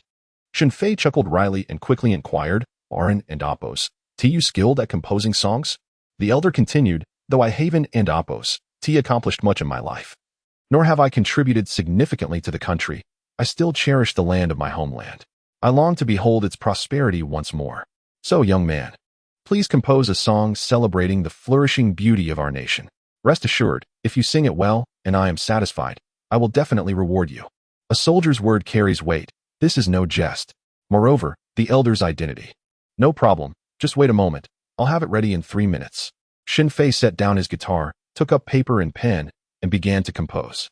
As everyone awaited with bated breath, 3 minutes passed, and Shen Fei placed the paper on the table before picking up his guitar once more. Cough, Sister Zhou. Upon hearing her name, Sister Zhou felt on the verge of tears. Damn it, can we not bring me into this? Just pretend I'm invisible, all right? How could I dare to interrupt this venerable elder and Amp, Apos, S words? Damn it, Your Highness, you and Amp, Apos, putting me in a bind. You rascal, you troublesome son. Additionally, thanks to everyone for your monthly votes, recommendations, and rewards. The updates continue. End of chapter, chapter 43, Boundless Love for Our Nation. In the imperial capital. After listening to all of Shen Fei's songs and engaging in a lengthy conversation with the responsible party, Li Lanxue, Zhang Xiaoan resolved to visit the bustling metropolis of Magic City. The song Little Third, although exceedingly kitsch, was discerned by Zhang Xiaohan's professional eye as destined for tremendous success. However, it was not the type of song she desired. She could not deny Shen Fei's spontaneous creativity and talent. The song Father, which centers on familial love, struck a chord with her, though she regarded familial ties as a grand joke. Having already marred her own future due to what she termed family affection, as she prepared for her re-debut, she naturally would not opt for a song like Father. The piece New Noble Concubine Drunken was also quite melodious and required remarkable vocal prowess. Moreover, it represented a fusion of modern music and traditional opera, marking a novel musical style. Nevertheless, Zhang Xiaoan felt that this genre was not quite suitable for her comeback. Tonight's lonely challenger resonated with themes of determination, courage, and righteousness. If she were to perform it, it could create a sensational impact, considering her vocal prowess was well known. Yet, Zhang Xiaohan sensed something was amiss. It did not perfectly align with her essence. Li Lanxue had informed her that Shang Mojia had arrived in the Magic City specifically to invite Shen Fei to join Huai Brothers' music company. However, who was Shang Mojia? Merely a puppet master in her eyes. Zhang Xiaohan was not willing to let her first step toward resurrection be marred by such a woman. Thus, Zhang Xiaohan decided to make the trip to the Magic City herself. A talented and creative singer-songwriter deserved her personal visit and request for songs. After her discussion with Li Lanxue, she booked a flight to the Magic City that very night. Meanwhile, in the live broadcast room, oh my. This dog of a host is about to end my wife's sister Zhou and Amp, Apos, S broadcasting career. This scoundrel deserves to be punished. Is it really that serious? After all, Sister Zhou had reserved the song first. It is only reasonable for the dog emperor to consult her opinion. Ha ha ha. I also think there and Amp, Apos, S no problem. It's merely roasting Sister Zhou a bit. Do you prefer the cumin-flavored Sister Zhou or the spicy one? Personally, I lean towards cumin. Barbecue requires cumin. Cumin is forever. This emperor is truly cunning. Unable to offend the esteemed elder on the other side, he passed the ball to my wife, Sister Zhou, who had no choice but to accept. Ha ha ha. My heart aches for Sister Zhou for a moment, and the remaining second is reserved for my wife. The barrage of comments on the screen had Sister Zhou gritting her teeth in frustration. This cunning old fox truly lived up to his reputation. Moreover, why was she so unfortunate today, encountering nothing but military personnel? How disheartening. What to do? What to do? Should she concede to this esteemed veteran? Was her worth such that a mere girl like her needed to yield? Feigning death? That seemed a tad disrespectful to the venerable elder and Amp, Apos, S illustrious achievements. Ah, the challenges I face. At that moment, the elderly gentleman in the live stream remarked, am I, with my frail old bones, taking away a custom opportunity from some young child? Young man, please, postpone my song request. Now, it was not only Sister Zhou who was anxious, but also Shen Fei. With midnight approaching and the day's system tasks still incomplete, how could this be deferred? Was he expecting me to work overtime on the live stream? Absolutely not. Thus, Shen Fei called out in the live stream, Sister Zhou, dear Sister Zhou, did you hear that the old man wants to pass the opportunity to you? Once again, he diverted the blame, proving himself to be quite the rascal. Sister Zhou, watching from her screen, was on the verge of losing her temper, her teeth grinding in frustration, wishing she could simply bite Shen Fei to death. Where exactly? That hardly mattered. In that moment, all she wanted was to eliminate Shen Fei, that insufferable rogue. The audience in the live stream fell silent, eagerly awaiting Sister Zhou's response. Meanwhile, Yang Mi, watching from her screen, thought, "Indeed, this wretched fellow is truly a rascal. It seems today, my mischief at his hands is not an isolated incident." Instantly, her spirits lifted, and she ceased to dwell on trivial matters concerning her husband. Dai Xiaomei felt a twinge of sympathy for her friend Sister Zhou and sent a private message. "Sister Zhou, are you asleep? Perhaps you could pretend you didn't see?" Sister Zhou replied, "How could I possibly pretend not to notice? Even if I did, it wouldn't be right to keep the old man waiting. This insufferable rogue is unbearable." From her screen, Feng Tianmo remarked, "What a troublesome fellow. Anyone who encounters him is doomed." Thankfully, I acted with restraint and did not request a song. In the future, I shall steer clear of this rascal to avoid falling into his traps. I prefer to remain unencumbered and at ease. Sister Zhou, please speak. I know you and Appos, rewatching the live stream. The old man is quite advanced in age. You cannot keep him waiting forever, can you? Shen Fei pressed again. Sister Zhou responded with an expletive-laden Morse code of high obscenity. Finally, an idea struck her. She quickly typed in the chat, "What are you all talking about? I was taking a bath and didn't see anything. You all carry on, don't mind me. I'm not in a hurry for my song." Sister Zhou's nimble mind was truly impressive. Though she had a carefree and bold demeanor, it did not imply foolishness. Through her playful and exaggerated response, even bordering on cheeky, she clearly conveyed her thoughts, despite others perceiving her as slightly off-kilter. Yet, had she not always embraced that persona? It aligned perfectly with expectations. Wonderful. The audience, unwittingly in sync with her, rallied in support. Wow, Sister Zhou is taking a bath. What? The monkey is bathing? Is there a live stream feed? I want to see. VMe 50, and I'll send you the link. The person above is a fraud. Trying to fool me with a face swap. Didn't Sister Zhou just say she was feeling unwell? The arrival of her monthly cycle did not deter her from indulging in a warm bath. Was she perhaps weary of life itself? Menstrual irregularities are not uncommon among women. After all, the goddess of my secret admiration is often afflicted by such issues, frequently missing our planned outings. Yet, on several occasions, I have spotted her emerging from a hotel in the early hours. Witnessing this scene, Shen Fei achieved the desired outcome and genuinely commended Sister Zhou in his heart for her remarkable cleverness.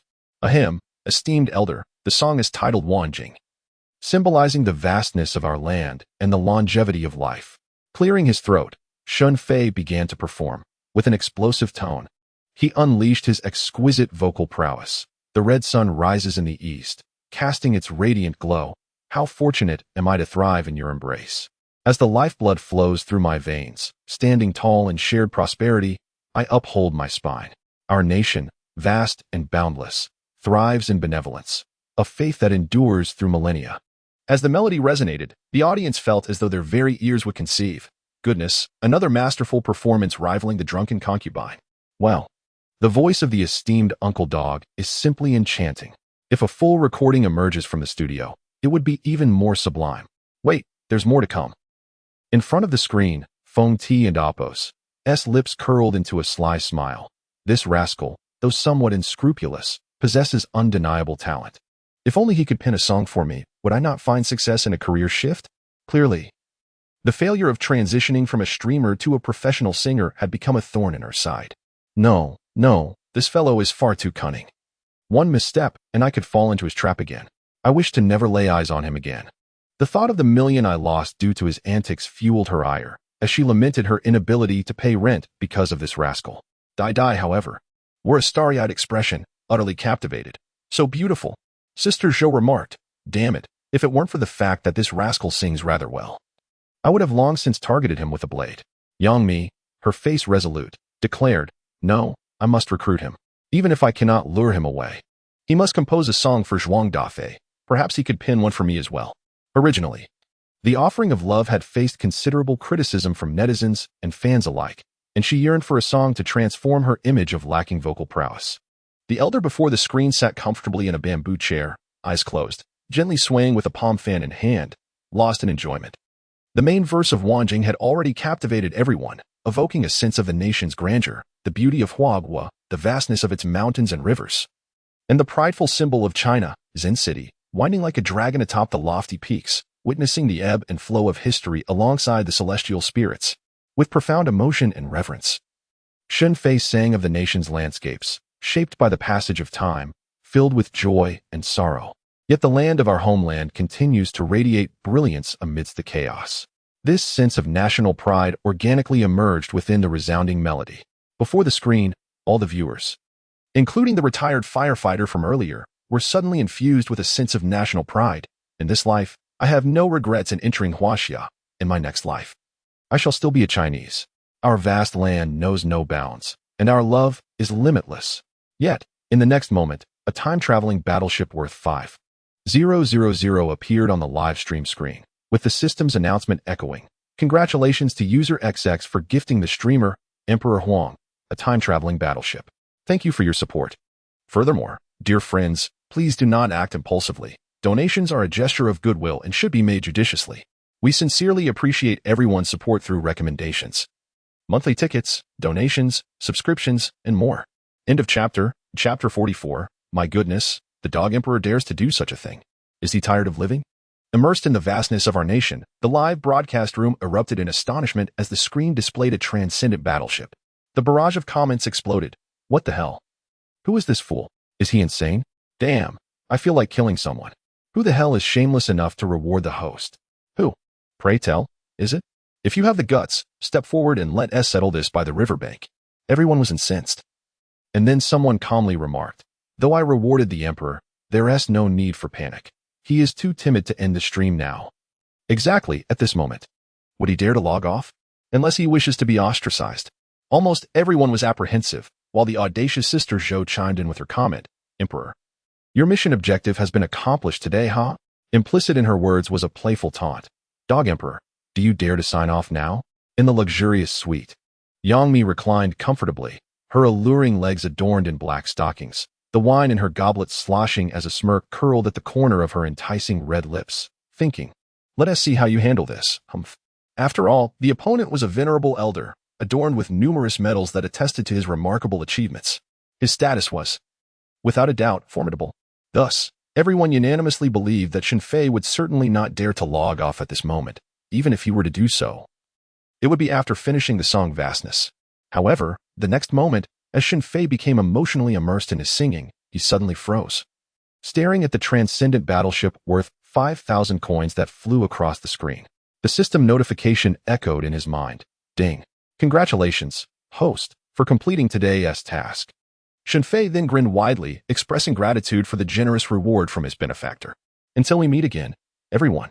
Ding. The live broadcast room abruptly turned to black, leaving only the barrage of comments and the visual effects of the transcendent battleship gift dancing across the screen, while the Emperor had vanished without a trace. Everyone. What the hell? This dog truly dares. You've got to be kidding me. Dog Emperor has signed off again. Damn. What about the climax? You've stripped down, and this dog host just logs off. Foam T's mouth fell agape, her face a canvas of astonishment. He truly dares. Die. This is madness. This scoundrel must be out of his mind. Sister Zhou, what the hell? Where's the host? The song isn't finished yet. My song has even been queued.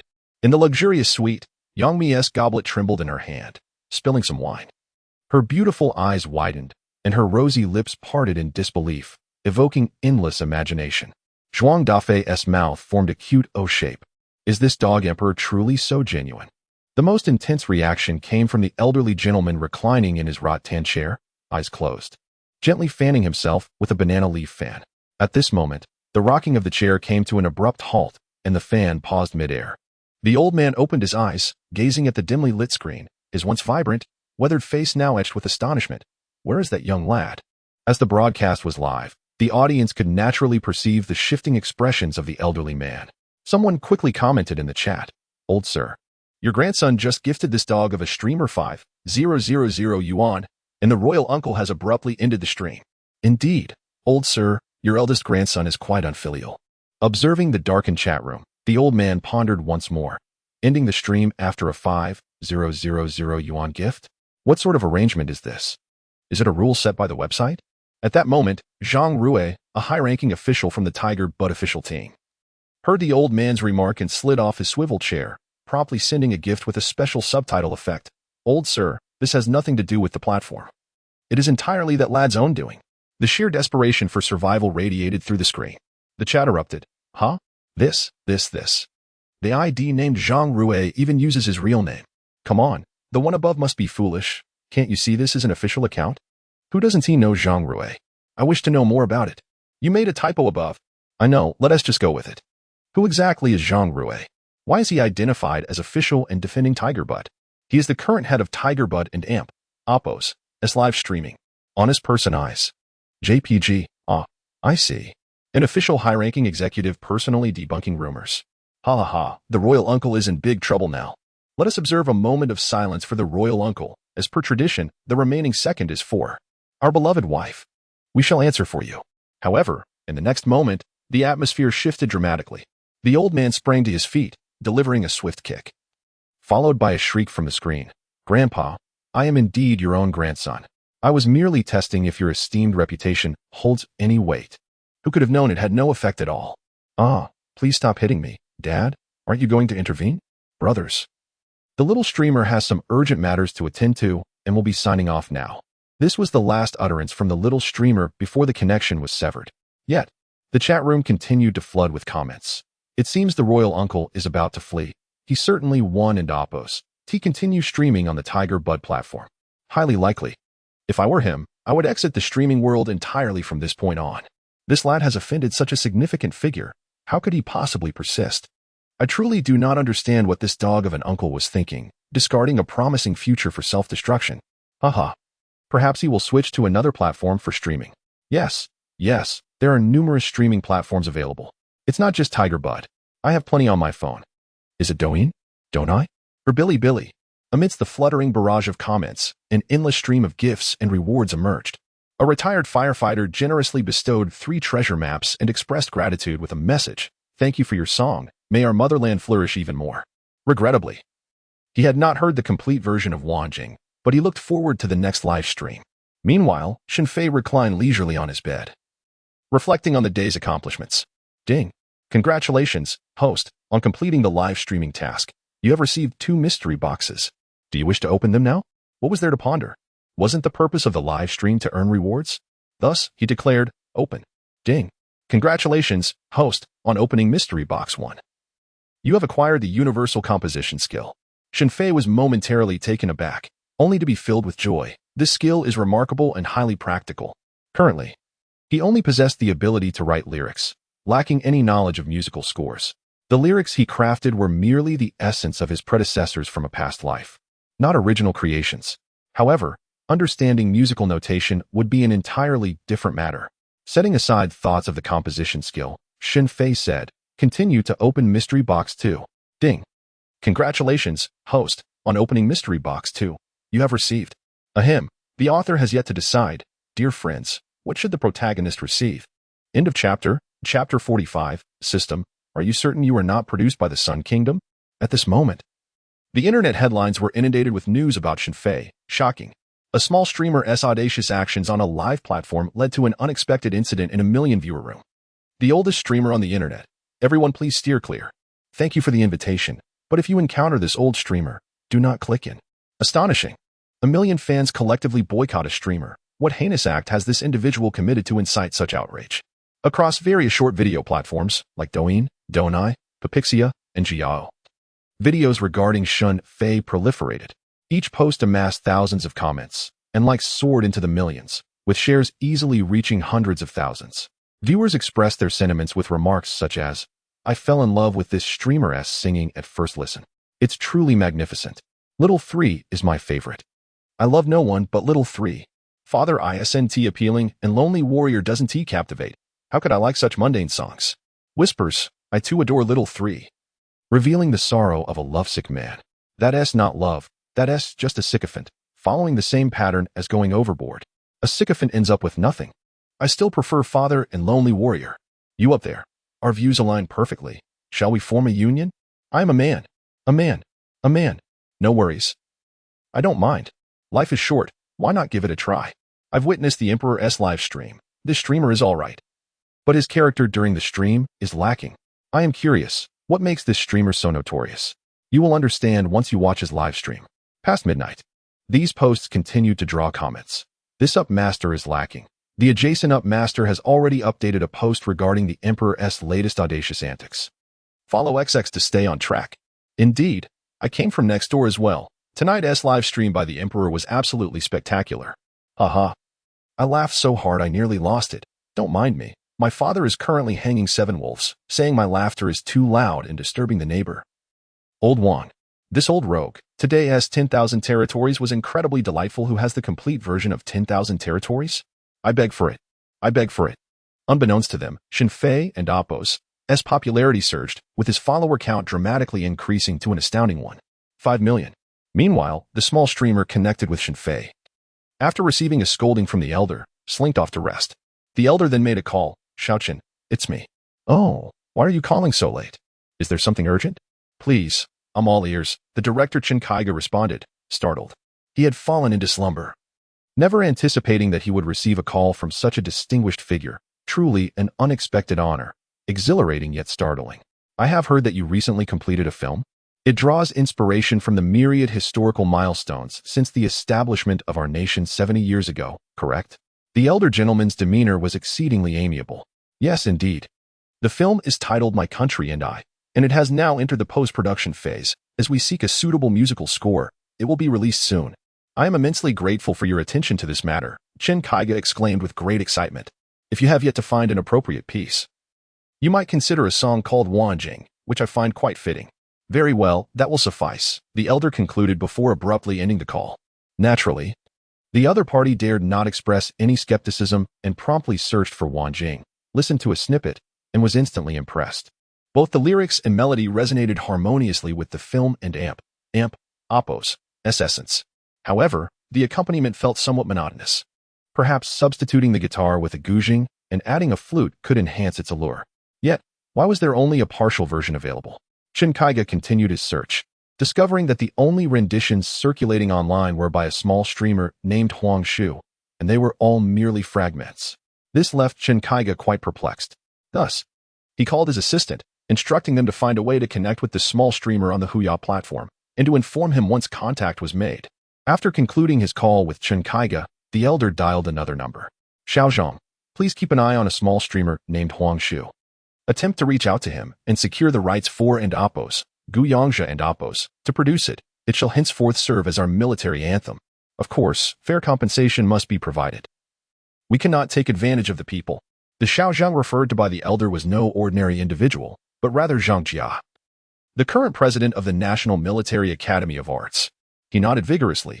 Yes, I shall verify the information and contact that small streamer immediately. It was destined to be a restless night. Meanwhile, Zhang Rui, the current head of Yahoo, had been in a state of unease ever since witnessing the elder's live stream collaboration with Huang Shu. Indeed, shortly after 1 in the morning, renowned director Lao Chen called, specifically requesting the contact information for the small streamer on his platform. This alone was not enough to instill fear in Zhang Rui. He could only surmise that Director Chun had taken an interest in Shen Fei, wishing to involve him in a film project. However, the next call came from the president of the military academy, which was rather shocking. Remarkably, the content of these two calls was strikingly similar. Zhang Rui was left bewildered. Just how many influential figures had Shen Fei attracted? Should he consider shutting down his live stream channel? Initially, Zhang Rui had merely recognized Shen Fei and Appo's talent and the success of his broadcasts, yet now he found himself compelled to ponder the potential ramifications with trepidation. If he did not address the situation concerning Shen Fei, who could say what calamities might befall the Huya platform in the future? At this moment, Shen Fei found himself somewhat speechless as he gazed at the spinning icon on the system interface. This emblem resembled the frustration one experiences when attempting to open a friend and Appo's image on a sluggish mobile network. Unable to restrain himself, Shen Fei quipped, "System, are you also prone to crashing? Who could have imagined that unboxing a mystery box could lead to such delays? Ding. Congratulations, host. You have opened Mystery Box 2 and received the hand of Kato Takashi." The system, akin to a woman suffering from constipation, finally delivered the reward after much anticipation. However, the reward left Shen Fei once again at a loss for words. System, are you certain that your Haven T malfunctioned? Products from your system are supposed to be top-notch. If the host does not desire the reward, the system may retract all rewards. Damn, are you kidding me? Is this what you call a premium item? With my hand speed from 2 lifetimes, do I really need this hand of Kato? Tell me, system. Are you perhaps a product of some country that has been living rather well? Shen Fei pressed on, Only products from that nation could be this bizarre. Ding. Congratulations, host. For completing tasks consecutively over the past 4 days, you have earned an additional reward, 1 mystery box. Would you like to open it? Ignoring the peculiar reward for now, Shen Fei rubbed his hands together and decided to proceed. Ding. Congratulations, host. You have opened the mystery box and acquired a skill in musical instrument proficiency. The available instruments are as follows: eru, piano, shao. A satisfied expression finally crossed Shen Fei's face as he decisively selected proficiency in the piano skill. Since he had just spent $1 million earlier that afternoon on a grand piano, and its usage in future performances would undoubtedly surpass that of a guitar. Thus, this skill was exceptionally practical. As for the hand of Kato, ahem, even if I were to find a girlfriend. While Shen Fei lost himself in thoughts, relentlessly critiquing the system's increasingly absurd nature, his phone rang, revealing yet another unfamiliar number. What is this? A call in the middle of the night? Shen Fei grumbled before answering with a curt tone. Hello, who is this? The writing continues. End of this chapter, chapter 46. Do not disturb me again. Farewell, never to meet again. Your attitude is quite unpleasant, remarked the other party, questioning Shen Fei with a tone far from amiable. Shen Fei was taken aback. Here he was, calling someone at such an ungodly hour. Yet they dared to blame him for their own poor timing? What audacity! Were it not for the fact that this individual was a woman, he would have unleashed a torrent of expletives. Shen Fei chuckled in disbelief. Do you not check the time before making a call? Such trivial matters. The line went dead, leaving Shang Wenjie, who was in her hotel room, momentarily stunned. Why is this person so rude? She pondered. A mere 20-year-old, his words and actions lacked maturity. Evidently in need of a good dose of reality. With a sigh, she redialed. Shen Fei's impatient voice returned. Is this ever going to end? I'm not interested in cards or packages. If you're looking for a scam victim, seek elsewhere. I am not a scammer, Shang Wenjie retorted, her tone tinged with a hint of arrogance. I am Shang Wenjie. Never heard of you. Shen Fei was ready to hang up once more. The head of Huai Brothers Music Company has taken an interest in you, she continued, suppressing her frustration. This little broadcaster is quite outrageous. Who in the music industry has heard of my name? Anyone who is a singer would treat the name Shang Wenjie with respect, regardless of gender. How old are you? Are you attractive? Shen Fei asked lazily. I'm not your matchmaker. I'm not here to set you up. Shang Wenjie was on the verge of losing her composure. Her voice cooled. Our boss recognizes your talent and believes you possess the potential for stardom. However, without the backing of a reputable music company, you will not achieve success. Thus, I represent the first studio of Huai Brothers Music to recruit you. Not interested. Shen Fei bluntly refused. Do not disturb me again. Goodbye, and never return. With that, he hung up, blocked her number, and, feeling uneasy, powered off his phone, muttering, You're not even close to the sincerity of Demimi, yet you think you can recruit me? Dream on. Meanwhile, Shang Wenjie stood by the window of her hotel room, gazing at the night skyline of Shanghai, utterly disheveled. Frustrated, she attempted to call again, only to find her call could not be connected. Had she been blocked? Damn it. She cursed, nearly throwing her phone in anger. Shen Fei's decision to turn off his phone granted him a peaceful sleep, but it left certain individuals, including a director surnamed Chun and a dean surnamed Zhang, visibly perturbed, as well as Zhang Rue, a senior executive at Huya, who was equally displeased by their inability to reach him. The following morning at 10:30, Shen Fei finally awoke, feeling rejuvenated from a solid 9 hours of sleep, perhaps even with the potential for growth. Stretching lazily, basking in the sun, Shen Fei decided to venture out for breakfast. No, rather a combined breakfast and lunch. Although he relished staying indoors, he understood the importance of maintaining a modicum of outdoor interaction each day. Health is paramount. Otherwise, with such wealth, one cannot truly savor life. Jiajia soup dumplings have become a renowned brand in the bustling metropolis, in this particular branch on Liyuan Road relocated from Dongjiadu Road. Shen Fei had often frequented it in the past, drawn by the delicate skin and the savory, soupy filling. Indeed, the flavor is distinctive. Recalling the taste from memory, he came to sample it once more, and it did not disappoint. At that moment, a girl holding a live streaming pole entered, her cheerful voice ringing melodiously. Here we are at the Liyuan Road store, which used to be on Dongjiadu Road. This is my first time dining here. She beckoned her audience to savor the thin-skinned, juicy dumplings of Zheng's renowned Jiajia soup dumplings. As she stepped into the restaurant, her gaze met Shen Fei's, and surprise lit her face. Oh, what a coincidence. I didn't expect to encounter the affluent brother here. Stop. Old rules. Shen Fei interjected hastily. Annie understood immediately. shifting her phone and Oppo's camera away from him and smiling at her audience. Today, I've run into Brother Wang again. It seems Wei Heng is also dining here. How similar their tastes are. Without hesitation, Annie settled herself across from Shen Fei. Boss, I'll have what he is having. Viewers in the live stream chimed in. What a coincidence. Could it be that Annie knows the wealthy brother frequents this place and is deliberately creating a chance encounter? Very likely. Wei Heng, the Hermes of luxury cars, who wouldn't he love that? Indeed, this is quite the setup. Annie, I never imagined you to be so vain in the comments. I hereby declare, I no longer desire you. Annie, seize this opportunity. This is a handsome gentleman from the prestigious Soup residence. Only the wealthy reside there. I fear Annie might lose her innocence today. To my surprise, you enjoy dining here as well, she said playfully. Annie carefully bit into a dumpling, creating a small opening. With her cherry-like lips, she slurped the delicious broth, relishing the moment. However, the soup was quite hot, and she promptly expelled it, waving her small hands to cool herself. Ouch, it's so hot. So hot. What plans do you have today? Annie asked eagerly. Are you going shopping? It was evident that she wished to ride on Shen Fei's affluent shopping wave while garnering a few more followers, not out of a desire for luxurious gifts, but rather for the thrill of association. Nothing in particular, just wandering around, Shen Fei replied casually. Did you often dine at this establishment before? Yes. I used to come almost every day, but now that it has moved farther from where I live, I don't come as often. Annie nodded eagerly, her enthusiasm evident. Their dumplings are absolutely delicious, aren't they? The taste is indeed remarkable. Shen Fei nodded. Shall I treat you? No, allow me to treat you. Annie replied with enthusiasm. All right. Shen Fei acknowledged, finishing his bean juice and wiping his mouth in preparation to rise. Annie remarked. You and Oppo's. Quite straightforward, aren't and Oppo's. To you? It was merely a meal, and Annie was not at all concerned. After all, she had become a small wealthy lady worth hundreds of thousands, and as a prominent live streamer, she earned considerable tips daily. Even if it meant treating Shen Fei to soup dumplings every day, she could afford it. In the live stream, this wealthy young man is truly candid, completely devoid of formalities. Perhaps this is the reality of the affluent. What an eye-opener.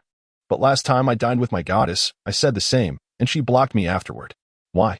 Annie swiftly finished her meal and hurried to catch up with Shen Fei. Even she was unaware of why she felt compelled to follow him.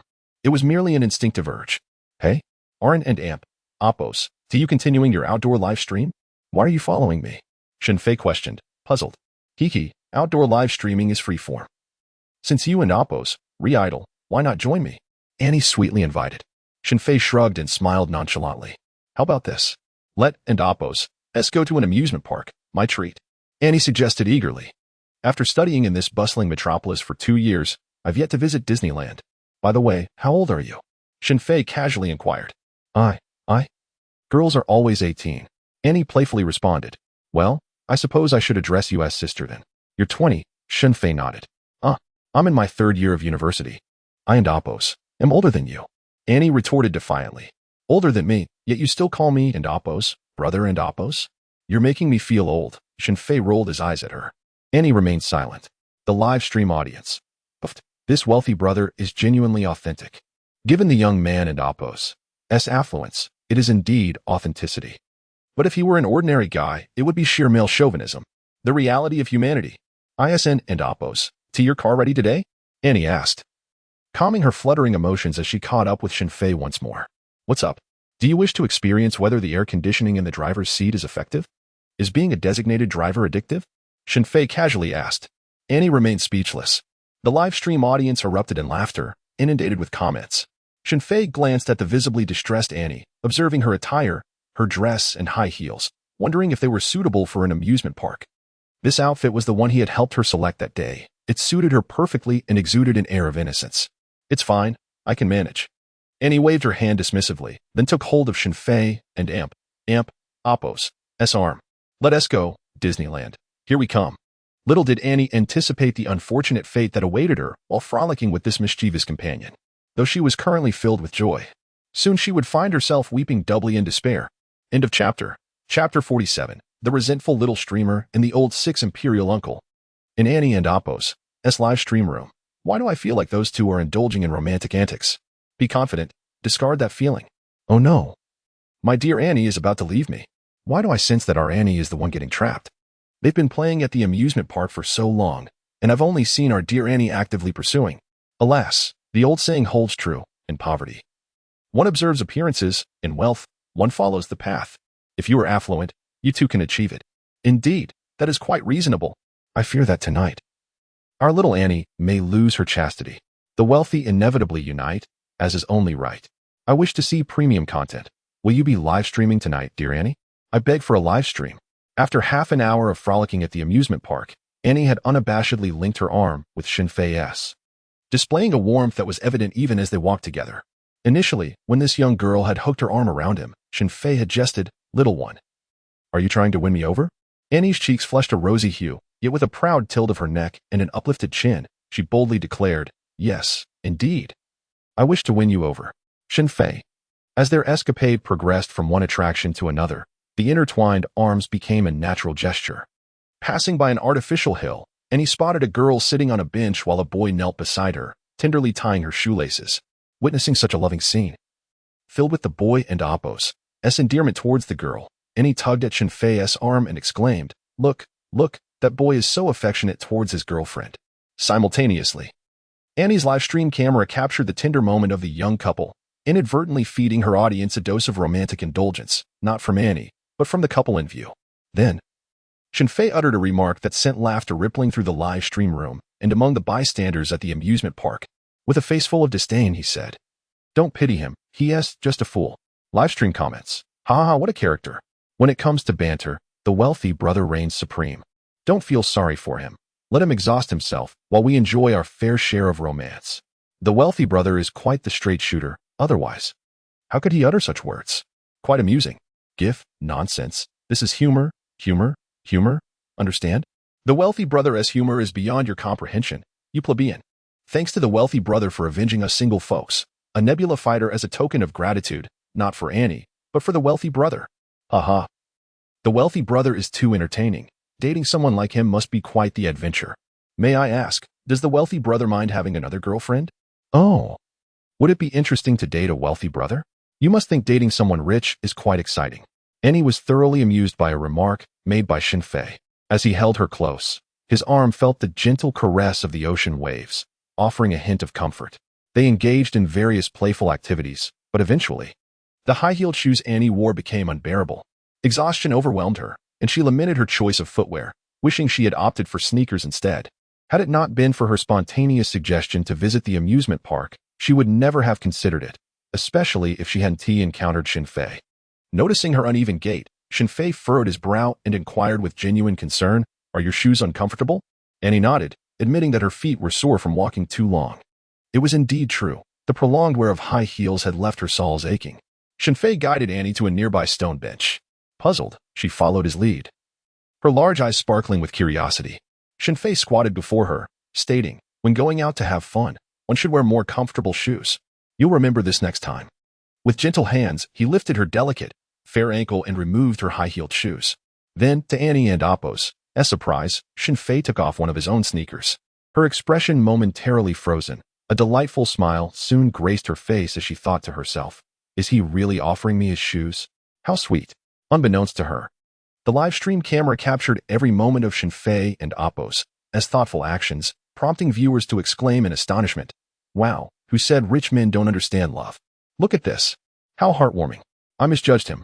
After 4 hours of play, we finally witness a warm gesture from him. I bet Annie and Appo's heart is racing right now. Annie quickly interjected with a sweet tone, "No, really, you don't have to. Your shoes are too big for me. I wouldn't fit them. Besides, if you give me your shoes, what will you wear?" Her words trailed off as her sweet smile froze. For Shen Fei had already raised his sneaker above her high-heeled shoe, preparing to strike. With a decisive crack, the heel broke off, and a satisfied expression spread across his face. "There, now it's a flat shoe. This will be much easier to walk in. Genius move, if I may say so myself." As he swiftly removed the heel from her other high-heeled shoe, he couldn't help but boast, "Now, give them a try." In the live stream, viewers erupted, "Wow, wow, wow. This move from the rich guy. Too bold. Haha. I thought he finally showed a warm side, but then, haha. Are you trying to make me laugh to death? Will you inherit my credit? Oh dear, wealthy brother, are you showing off? This is a showcase of elegance. What a twist. I never would have imagined this. Haha." I and Oppos. Am laughing so hard, I might just need to burn some paper offerings. A wealthy person indeed. Their thought process is quite unlike that of ordinary folk. Question. Given that the host, Annie, has lost the heels of her shoes, what is the area of her psychological shadow? Annie stared at the two heelless high heels lying flat on the ground, her expression twitching several times before she came to the stark realization that this was indeed reality, not a figment of her imagination. With innocent eyes, she gazed at Shen Fei and asked, "Brother, are you a devil? Don't idolize me. First, see if this is comfortable." Shen Fei urged her on, even kindly assisting Annie in donning the heelless high heels. Annie exclaimed, My mind is crumbling, shattered into pieces. These shoes cost over 20,000. Even second-hand, they and Oppos, still be worth more than 10,000. With just a couple of snaps, they are utterly ruined. Are you a devil sent to torment me? I want to cry. Woohoo.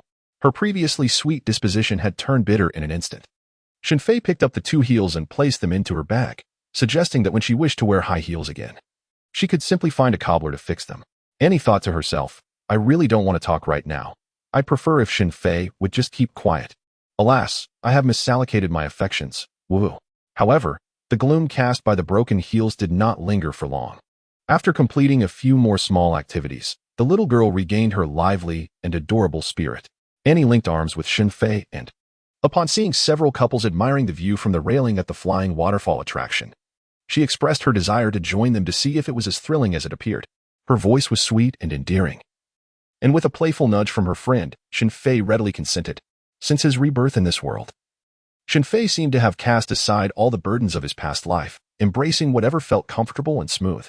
For instance, at this moment, listening to the delicate voice of the charming girl and feeling her playful nudges, he found great contentment and decided to follow his instincts. Yet, he couldn't, and Oppos, help but remark, if you enjoy excitement, why not partake in it yourself instead of watching others? The flying waterfall was not a natural cascade, but rather an artificially constructed wide waterway, designed to allow small kayaks to slide down from a height of around 10 meters into a pool below. Water was pumped up to ensure a smooth descent for the kayaks. However, at the moment the kayak plunged downwards, the velocity was remarkable, and the splashes of water were quite substantial. And, underestimating the magnitude of the splashes, pointed at a kayak carrying 8 individuals swiftly descending from above, excitedly exclaiming, "Wow! It's coming down! It's coming down!" The other couples instinctively recoiled, and even their boyfriends hurriedly removed their jackets or shielded their girlfriends, using their bodies to block the impending deluge of water. As for Shen Fei's subsequent actions, they were exceedingly cunning. End of chapter. Chapter 48. Annie lamented her lack of foresight in consulting the almanac before venturing out today. Like many girls with boyfriends, she yearned to seek refuge in Shen Fei's embrace, wishing to shield herself from the splashes of rain. Although they were not officially a couple, should he not embody the qualities of a true gentleman? It seemed only natural for a man to protect his companion from the downpour, showcasing a modicum of chivalry. As the raindrops began to rise, Annie squealed in alarm and instinctively darted behind Shen Fei. Unexpectedly, he turned around and, with a swift motion, pulled her towards him. His strong hands swiftly grasped her under her arms, lifting her effortlessly off the ground. In that moment, the scene unfolded like a captivating tableau. Annie was held aloft before Shen Fei, her delicate form acting as a makeshift umbrella against the torrential rain. The downpour cascaded like a waterfall, while other couples experienced a more traditional scenario, the splashes soaking the boys' clothes, thereby preserving the girls' dryness. In stark contrast, Annie emerged from the encounter drenched, resembling a forlorn, waterlogged rabbit, while Shen Fei remained relatively unscathed, his hair still dry, and only the hem of his clothing slightly dampened. The viewers in the live stream erupted with commentary. Goodness, this wealthy gentleman is quite the character. Haha, what a display. Absolutely remarkable. I take back my momentary admiration for this rich guy. He is undoubtedly a quintessential straight man. No, he is a diamond straight man. Late-stage straight man syndrome. With moves like that, I would have long been condemned by my goddess. Pray tell, what is the extent of Annie's psychological trauma? Do we even need to ask? She and Oppos, as practically engulfed in shadows. Annie sputtered, expelling water from her mouth, her hair soaked, and her predicament utterly pitiful, evoking sympathy. She stood there in a daze, grappling with despair. Was her misfortune due to neglecting the almanac, or was it simply that today had been flawed from the very start? Shun and Oppos, boys cherished their companions with care? What kind of individual had she encountered? Oh dear, her heart felt shattered into a million pieces. Overwhelmed with frustration yet unable to vent her anger, Shen Fei's next remark nearly sent her over the edge. He patted the water off his clothes, shook out his hair, and with a hint of relief, declared, "Fortunately, I am clever and quick-witted." Annie could hardly contain her exasperation. "You consider yourself clever and quick-witted? You treated me like an umbrella. What have I done to deserve this?" With a heavy heart, she lamented, "Oh, mother, I wish to return home. The city dwellers possess far too many cunning tricks." Her expensive shoes, worth 20,000, had been ruined by this man. And now he had the audacity to utilize her as a shield against the rain. The words spoken were truly capable of leaving one speechless. "Oh, my apologies for drenching you." Shen Fei glanced at the soaked end and offered a sincere smile. "I had warned you about the dangers of the waterfall project. Yet you refused to listen," and lamented, "Who can truly understand the despair of a collapsing mindset?" She could proudly declare, "I alone reign supreme." In the live stream chat, haha. The wealthy brother and amp, Appo's, S words, simply akin to a mix of cumin and pig and amp, Appo's, S heart. So cruel, I kin and amp, Appo's, T bear to watch. Little end. Did you step in dog poop today? All the misfortunes seem to befall you. My heart aches for and for just a moment. As per tradition, 1 second left. The wealthy brother and Appo's, S classic quote. Don and Appo's, T pity him. Tire him out. Removing the heels, is it more comfortable now? I told you it was dangerous. But you wooed and Appo's, T listen. Thankfully, I am quick-witted. Haha, daily tips on breaking up. The wealthy brother has taught us countless lessons today. I and Appo's am immensely benefited. Poor little, and the wounds in her heart, likely more profound than the Taklamakan desert. Sending a Nebula fighter jet as a consolation for my injured little, and treasure map, hoping it helps my little and suffer a little less. Look at you, drenched from head to toe. What are you standing there for? Let us go. Shen Fei, with his hands in his pockets, appeared completely unfazed. His demeanor and expression reminded me of a time when I stood with my hands in my pockets, oblivious to what it meant to have an adversary. However, one cannot say that Shen Fei is devoid of conscience. Rather, it can be said that he possesses a conscience, albeit a limited one. After and got soaked, Shen Fei took her straight to a clothing store, spending 50,000 on a new outfitted shoes, which slightly alleviated an emotional turmoil. Yet, drenched as she was, when the two of them went to purchase undergarments and bitter tea seeds, and was astounded to find that the size Shen Fei requested from the attendant fit her perfectly. How did he know? I never showed him, and was taken aback, her cheeks flushed with embarrassment. As they parted ways, Shen Fei remarked, "I'll look for you again when I have the time," and instinctively replied, "No." She was frightened, fearing that she would endure another day like today. "I spent an entire day with you. Don't you have a shred of sympathy? Are you reluctant to accompany a friend?" "I must have misjudged you," Shen Fei sighed. "He considers me a friend? Am I now his friend?" Hee. The distance from friend to boyfriend is merely a word apart. That isn't too far, is it? No. What I mean is that I will never wear high heels again nor visit amusement parks with water rides." And hurriedly explained, the audience in the live stream. As they parted ways, and pouted and complained, "It's nearly evening, and he didn't even suggest treating me to a meal." Ugh. Such a typical straight man. As the day progressed, the atmosphere in Shen Fei and Amp, Appo's, unmanned live streaming room was anything but desolate. It was, in fact, quite lively, albeit filled with disparaging remarks directed at the so-called dog old six. A coalition was even formed to boycott this character, with Sister Zhou appointed as president and Dadai as vice president. Everyone must show Sister Zhou some respect and refrain from tipping that dog old six during the stream. She declared, "It is indeed quite unethical to discourage others from tipping, considering that streamers rely on these donations for their livelihood." Naturally, Sister Zhou would not sever the financial lifeline of Old Six. However, what perplexed her and the others was this: while it seemed Old Six was in dire need of money due to his constant pleas for tips during his streams, he would abruptly end the session once he reached a modest target. He showed no effort to retain his fan base. Did he truly not fear losing followers? Strangely enough, it appeared that this insufferable character was not losing fans at all. Rather, his followers had swelled to an impressive 1.7 million, with over 500,000 viewers online in his unmanned stream. The discontent was not limited to the audience in the streaming room. There were also those online fans of Wang Jing, who were left yearning for the complete version.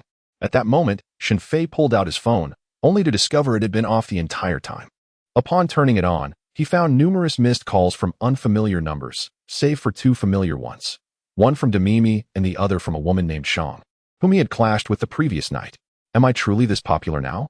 Shen Fei chuckled to himself, pondering where to find something to eat that evening when Yang Mi's call came in. Meanwhile, at the airport in the bustling metropolis, Feng Tianma finally disembarked from her flight, dragging her suitcase behind her. Taking a deep breath, she inhaled the air of the city, thick with urban grit. This was the essence of a big city. With a slight grimace, she mumbled, I still need to contact the new landlord about the rent tonight. I hope this new landlord is a decent person. Someone easy to negotiate with. It was all because of that dog old Six who had diverted $1 million from her, leaving her unable to pay her rent. I sincerely appreciate everyone's tremendous support over the past week. The author manages to update approximately 12,000 to 15,000 words daily, which is double the output of 90 of authors. I hope my dear readers will continue to support me and refrain from neglecting the book. This is vitally important for the author. Thank you. End of chapter. Chapter 49. Boss Yang, is your swimming pool actually suitable for swimming? Ultraviolet Restaurant. One of the most expensive dining establishments globally and among the most avant-garde in the bustling metropolis, requires all patrons to reserve their tables 3 months in advance via their website. Upon successful booking, a dedicated luxury vehicle will transport guests to the restaurant located at 18 Bund, Mr. and Mrs. Bund, on the evening of their reservation. Guests are prohibited from arriving independently as the restaurant has not disclosed its exact location. As Shen Fei stepped out to purchase some toilet paper, a luxury vehicle pulled up before him. The window rolled down to reveal Yang Mi, elegantly adorned in a black lace-trimmed evening gown, her visage meticulously made up. Clearly the result of careful preparation. Mr. Shen, please get in, she beckoned with a soft, alluring tone. Is this a designated chauffeur service? Shen Fei chuckled, not hesitating to enter the vehicle. Of course, we must welcome the future king of the music industry. Yang Mi teased, her playful smile exuding a charming, feminine allure. Noticing the toilet paper in Shen Fei's hand, she inquired with curiosity, why are you carrying that? Is there a shortage at home, or are you resorting to twigs? Shen Fei replied with a hint of annoyance, do you think I am Oppos? Am that primitive? Yang Mi playfully rolled her eyes at him. But it was evident that she was more adept at social niceties than a certain someone with the surname Shang. Each time they met, she maintained a respectful demeanor, unlike another woman who would call late at night with a haughty attitude, as if to say, what have you done for me lately? Where are we headed? Shen Fei casually asked. To Ultraviolet Restaurant. Yang Mi responded. Shen Fei and Oppos' expression shifted to one of astonishment as he jested, Boss Yang, you're really splurging. He had heard of the Ultraviolet Restaurant, which required a 3-month advance reservation, hence his reluctance to pursue it. Certainly, for the future superstar of our music scene. It's worth it. Yang Mi laughed melodiously. Ah, that proclamation is music to my ears. Oh, by the way, can I ask you something, Boss Yang? As they settled into the back seat while the vehicle navigated through winding streets, Shen Fei leaned closer and lowered his voice. Not now, please. Yang Mi and Oppos' demeanor shifted to one of caution. This vehicle is not solely occupied by us. The driver from Ultraviolet Restaurant is present as well. If this mischievous fellow were to pose indiscreet questions as he did the previous day, Yang Mi would be at a loss, necessitating vigilance in her association with such an unpredictable individual. After nearly an hour of winding through the city, the vehicle came to a halt. When the server guided them into the restaurant, Shen Fei couldn't and Oppos' help but marvel at the extraordinary ambience. The restaurant artfully utilized projectors and lighting to craft distinct environments, offering diners an unparalleled sensory experience. During the formal dining experience, each dish was presented with unique tableware, accompanied by visual displays, music, and aroma, with the names and creative presentations of the dishes showcased on screen walls. The innovative culinary techniques were nothing short of astonishing, such as the treatment afforded by an upscale restaurant, unparalleled in its grandeur. It transcends a mere sumptuous dinner. Its allure and mystique lie in the exquisite pleasures it bestows upon the visual, auditory, and sensory realms. To elucidate this experience, one might liken it to a visit to an opulently adorned spa, where the ambience is enriched with ambient lighting, melodious music, and enchanting company, all designed to tantalize your senses far beyond the simplicity of a fast food establishment. Sipping fine red wine, savoring gourmet delicacies, and reveling in the attentive service, one finds oneself immersed in a feast for the senses, elevating the very essence of existence. This venue is ill-suited for business discussions. Rather, it is a setting for romantic interludes, as evidenced by the fact that Yang Mi has yet to broach any matters of work since their arrival. Securing a reservation at this esteemed establishment required her foresight, having booked a table 3 months in advance. Such privileges are not merely the result of wealth. After their meal, Yang Mi extended an invitation. Shall we go to my hotel for a drink? That seems inappropriate, Shen Fei replied, raising his hands in a gesture of uncertainty. If I, a woman, am unafraid, what do you have to fear? Yang Mi shot him a playful, flirtatious glance. That is indeed a point. Shen Fei shrugged nonchalantly. With sunglasses perched upon her nose and a silk scarf enveloping her face, Yang Mi summoned a taxi, keen to avoid tomorrow and Oppo's headlines. Yang Mi sparks romance. Entering hotel with new flame. Shen Fei sighed. The life of a celebrity is exhausting. One must always hide, fearful of prying eyes. Once in the cab, Yang Mi urged Shen Fei to hasten, prompting the driver to exclaim, "Aren't you that big star?" "No, just drive," Shen Fei retorted coldly. After that, Yang Mi remained silent, wary of drawing attention to themselves. Shortly thereafter, they arrived at the Amon Hotel, a choice made by Shen Fei, having treated him to 2 meals. It seemed only fitting to cover the taxi fare. The Amon Hotel boasts a mere 30 locations worldwide, with only 4 in the country, featuring 12 villas and 24 modern one-bedroom suites, all characterized by minimalist elegance and airy sophistication. Each villa is equipped with a private infinity pool and a spa bathtub, nestled within a spacious courtyard that enhances its natural ambience. The taxi driver observed the pair entering the hotel and mused, "That must be the big star, right? The voice sounds quite similar." Upon reaching the courtyard, Yang Mi suggested, "Let us wander a bit. I will prepare some drinks." Shen Fei pointed towards the swimming pool, inquiring, "This is swim-capable, isn't it?" "Of course," Yang Mi responded playfully, rolling her eyes. After a brief interlude, Yang Mi reappeared, having exchanged her evening gown for a towel-like wrap, balancing a tray with a bottle of red wine and 2 elegant glasses. Her delicate feet were now adorned with a pair of casual slippers. She set the wine down and handed Shen Fei a small bag. "What is this?" he asked, perplexed by the paper bag in his hands. The hotel provided swim trunks, Warren and Oppo's. "Are you curious whether this pool was suitable for swimming? Why not try it for yourself?" As she spoke, Yang Mi had already unraveled the towel around her. Suddenly, scenes from the island of fear unfolded before Shen Fei and Oppo's eyes. He widened his gaze in astonishment. Goodness, this red wine. So pale. This bear. And those legs. Witnessing it firsthand, Shen Fei felt that the film and Oppo's portrayal was far too conservative, utterly failing to reflect Yang Mi and Oppo's true figure. "Have you had enough of staring?" Yang Mi playfully rolled her eyes at Shen Fei before gracefully stepping into the bath. However, a single remark from Shen Fei nearly sent Yang Mi into a frenzy. He inquired, "What about the mole on your chest? Did you remove it?" Yang Mi. Indeed, this scoundrel was truly infuriating. With such an exquisite figure, he could only focus on that little black mole. Kuden and Oppo's. He compare her to the visuals in the short video? Yang Mi gritted her teeth and exclaimed, "The person in that viral video is not me, not me, not me." Well then, to provoke a sultry fairy into a rage, Shen Fei merely needed to utter a simple phrase. "Do you still want to swim? If not, then hurry up and leave." Yang Mi was genuinely upset. Good heavens. This rascal, could they not move past this? A while later, Shen Fei emerged in his swim trunks, showcasing his 8-pack abs, a physique chiseled with muscle. Standing at an impressive height of 185 meters, complemented by a strikingly handsome face. As he made his entrance, Yang Mi was momentarily stunned. Shen Fei instinctively crossed his arms over his chest, adopting a wary demeanor. "What are you planning to do?" "Just a warning, I perform for a living, not for sale. No amount of money would persuade me." End of this chapter. Chapter 50. The 36 Stratagems. Is this a case of the beauty trap, my dear brother? Upon witnessing the antics of that mischievous fellow, Yang Mi could not suppress her laughter, which sent ripples through the crystal-clear pool. Bear too joyfully splashed the water. Yet in the next instant, Yang Mi boldly reached out, pulling Shen Fei into the pool. "Come down here. I am simply drawn to your physique. What can you do about it?"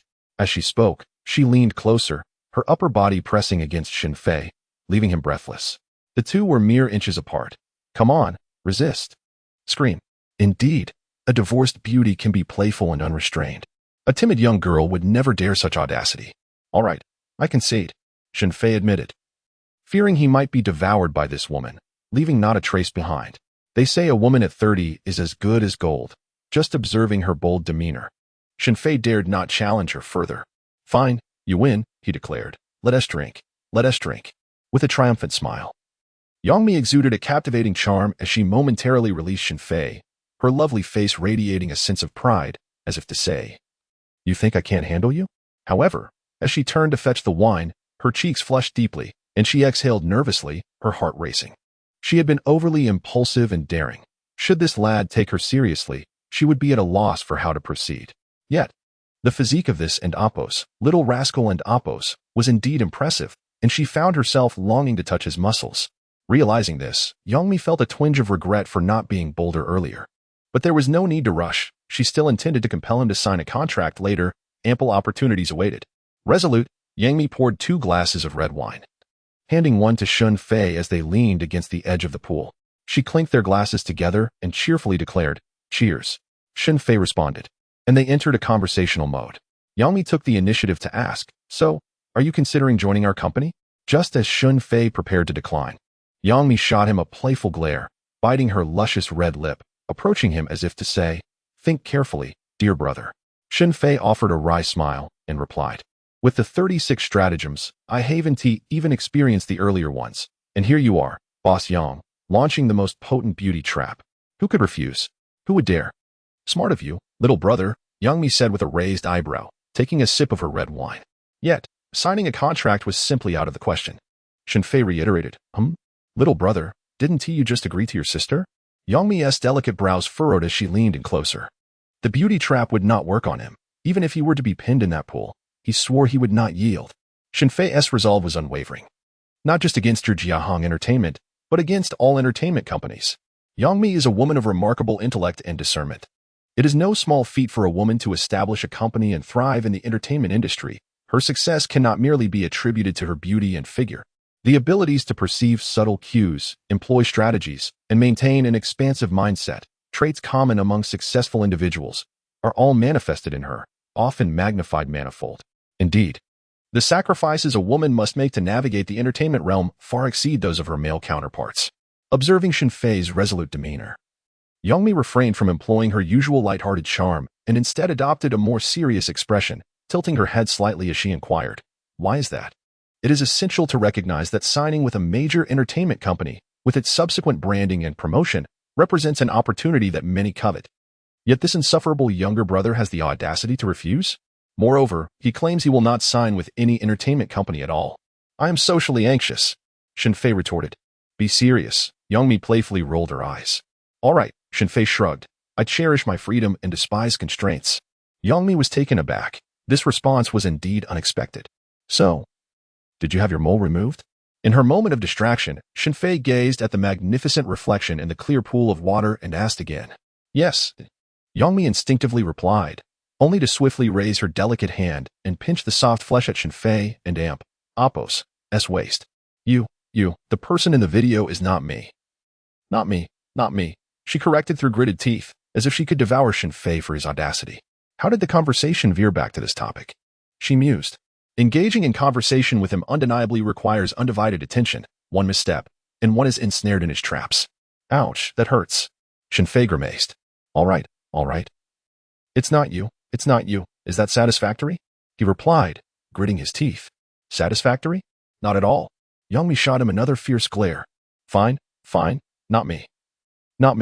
Shen Fei quickly shifted to the side. "So, you have seen that video?"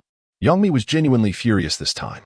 She placed her wine glass aside and, disregarding everything, lunged towards Shen Fei.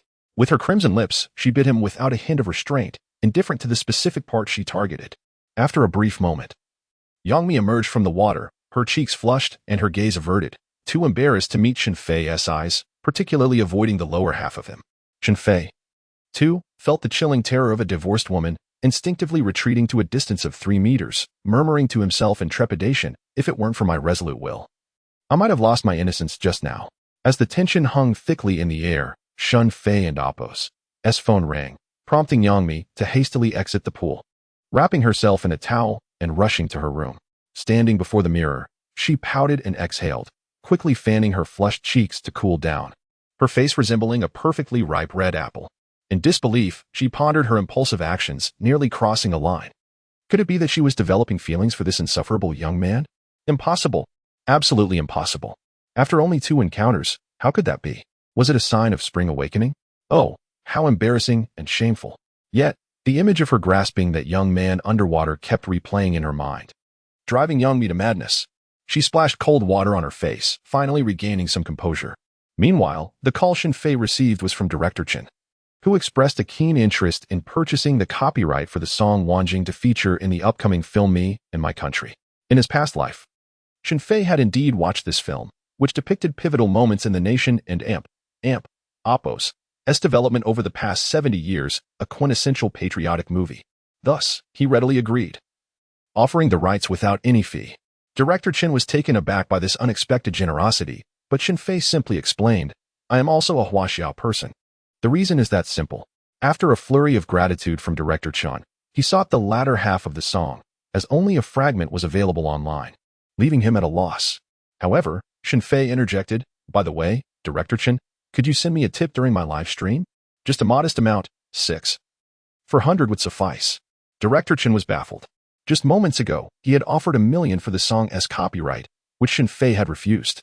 Now, he was merely requesting a tip of 600? Was this young man in dire financial straits? "How about this?" Director Chen proposed. "I've seen your live stream and think your image suits film quite well. I could arrange a role for you. Alternatively, once the song is complete, you could record it directly. What do you think?" Such an opportunity would likely be irresistible to any aspiring young talent. He is none other than Director Chen, not just an ordinary third-rate filmmaker. To secure a role in one of his films is undoubtedly a task as daunting as climbing to the heavens. Furthermore, since it is Director Chen himself who has spoken, the role offered to Shen Fei certainly cannot be that of a mere background character devoid of lines. It must at the very least be a supporting male role. End of chapter. Chapter 51. Are you here to pay the rent? Then you may head upstairs. I shall await your return at home. At this moment, Yang Mi approached, raising an eyebrow in inquiry. It was not her intention to eavesdrop on the conversation. Rather, Shen Fei had placed his phone on the table in speaker mode, likely to avoid water damage. Shen Fei nodded indifferently. "Are you being invited to film?" Yang Mi asked curiously. Who among them was not aware of Director Chen and Oppo's reputation? Yet, she found it perplexing that the esteemed director would take an interest in Shen Fei, a mere online broadcaster. Most likely, he was being sought to write a song. "Indeed. They are looking to cast me in a role," Shen Fei replied, leaning comfortably against the shore with his arms crossed, showcasing his well-defined triceps, exuding a uniquely masculine allure. Yang Mi instinctively swallowed hard. "Jia Hang also produces films. I could arrange for you to play the male lead, along with a romantic partner. How about it? Would you prefer Heba, Duffy, or perhaps Yusu Dan?" Shen Fei casually inquired. "With me." Yang Mi provocatively licked her red lips. "With you?" Shen Fei replied, startled, shivering slightly. "What and Oppo's the matter? Does pairing up with me seem burdensome?" Yang Mi shot him a fierce glare and reached out to twist Shen Fei and Oppo's ear. In a swift motion, Shen Fei dodged towards the center of the pool. Naturally, the impeccably dressed Yang Mi would not follow him into the water. "Clarify this. Am I unattractive or lacking in allure? Do I lack femininity?" No, not at all. It's just a bit too strong." Shen Fei quickly retorted. "What do you mean by too strong? You'd better clarify that." Yang Mi exclaimed, raising a nearby bottle of red wine in anger, her teeth clenched in frustration, nearly shattering it. Foot odor. Shen Fei assessed her from head to toe, opting for a response that wouldn't lead to dire consequences. He couldn't possibly say she smelled like seafood all over. That would be too cruel. "You haven't and Oppo's. He even smelled it. How do you know my feet are odorous? If you don't believe me, take a whiff and see for yourself." As she spoke, she audaciously extended her leg towards Shen Fei. Her fair, delicate foot, illuminated by the light, appeared almost crystalline, undeniably seductive and alluring. "Ugh!" Shen Fei pretended to gag. Yang Mi was fuming, her temper reaching its peak, nearly on the verge of collapse. "My feet do not stink. Those are merely rumors from the outside world. It's all for show, for the sake of the program." In the entertainment industry, where she was known for her intelligence, it was perhaps only Shen Fei who could incite such repeated exasperation within a single day. "Why are you unwilling to pair up with me? Is your performance lacking?" Yang Mi was utterly confounded, engaging in a dispute over this matter with someone 8 years her junior. Perhaps this was the nature of women. Their minds could be as narrow as a needle's eye. The more Shen Fei refused to acquiesce, the more Yang Mi felt compelled to prove her vitality and enduring charm. "It's not that I think you're old, nor that you're unattractive or lacking in sensuality. It's simply that a woman who consumes dirt cannot be trifled with. I fear you might devour me." Shen Fei retreated in terror. Yang Mi finally revealed a satisfied smile and, raising an eyebrow with pride, asked, Are we signing the contract or not? If not, you can forget about leaving today. Signing? That and Oppos, it's utterly impossible, not even if I were to be killed, he retorted. So, aside from signing, what else do you wish to do? Shen Fei, having indulged in a meal, drank, and relaxed, was not one to linger unnecessarily. Everything in life demands an equitable exchange. If it were within his capacity, he would not mind lending a hand to this girl. Initially, he had intended to sign her, to carefully package her, and transform her into a sensational pop star, but it seemed that dream was likely unattainable. Yang Mi's expression dimmed slightly, feeling that Shen Fei's talent was not being fully utilized, which she deemed a waste. Yet, she understood that everyone has their own aspirations and one cannot force another's hand. I have a girl under my wing who was a singer before her acting debut. Have you seen my hedgehog girl? Zhuang Dafei? Yes, Yang Mi nodded. I feel her acting skills need refinement. However, I don't want her fame to decline so swiftly. So, you want me to write her songs? Indeed. We can negotiate the song rights and associated fees. Shen Fei nodded. However, I am quite busy and have no time to teach. We have professional vocal instructors. And Dafei has a solid musical foundation. Then it's settled.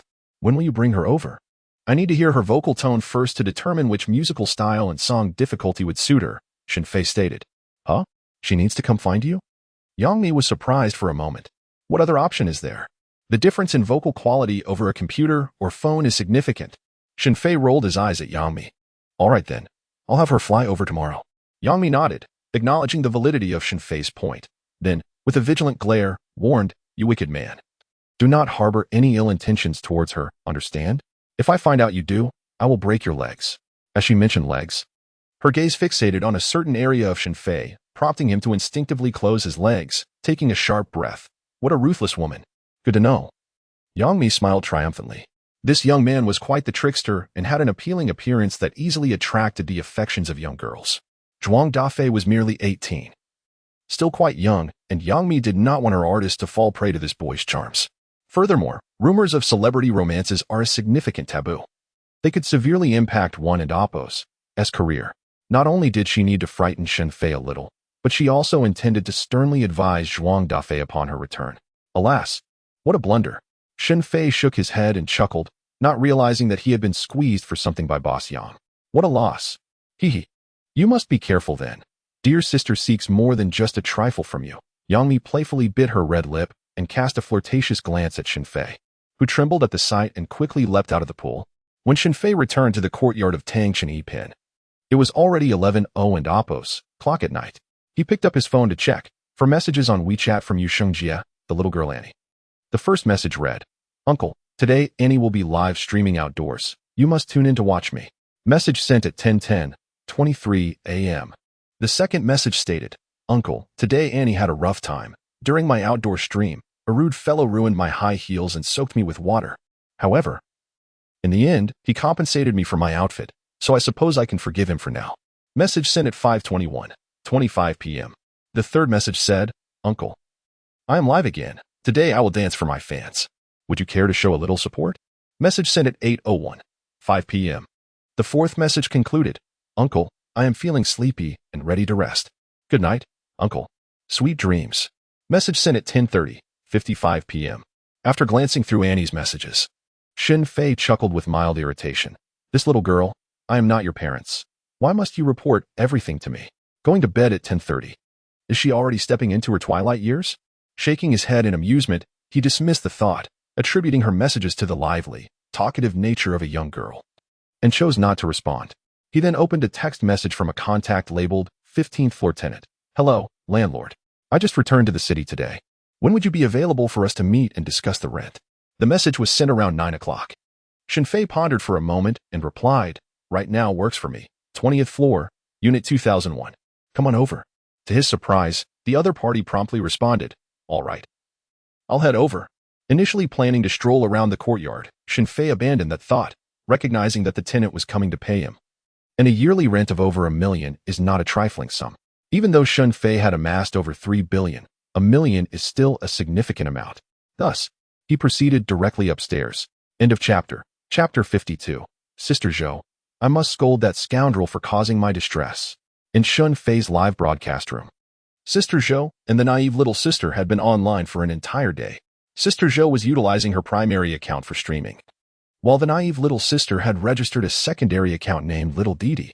As the clock struck 11, fans in the live chat began to inquire about the delay. My wife is waiting for the dog, uncle. Indeed, we are also waiting. This scoundrel broadcaster is late. Oppos. S already 11. Having discerned the pattern, viewers expected Shen Fei to go live at night, especially since he had consistently started his broadcasts at 11 over the past couple of days.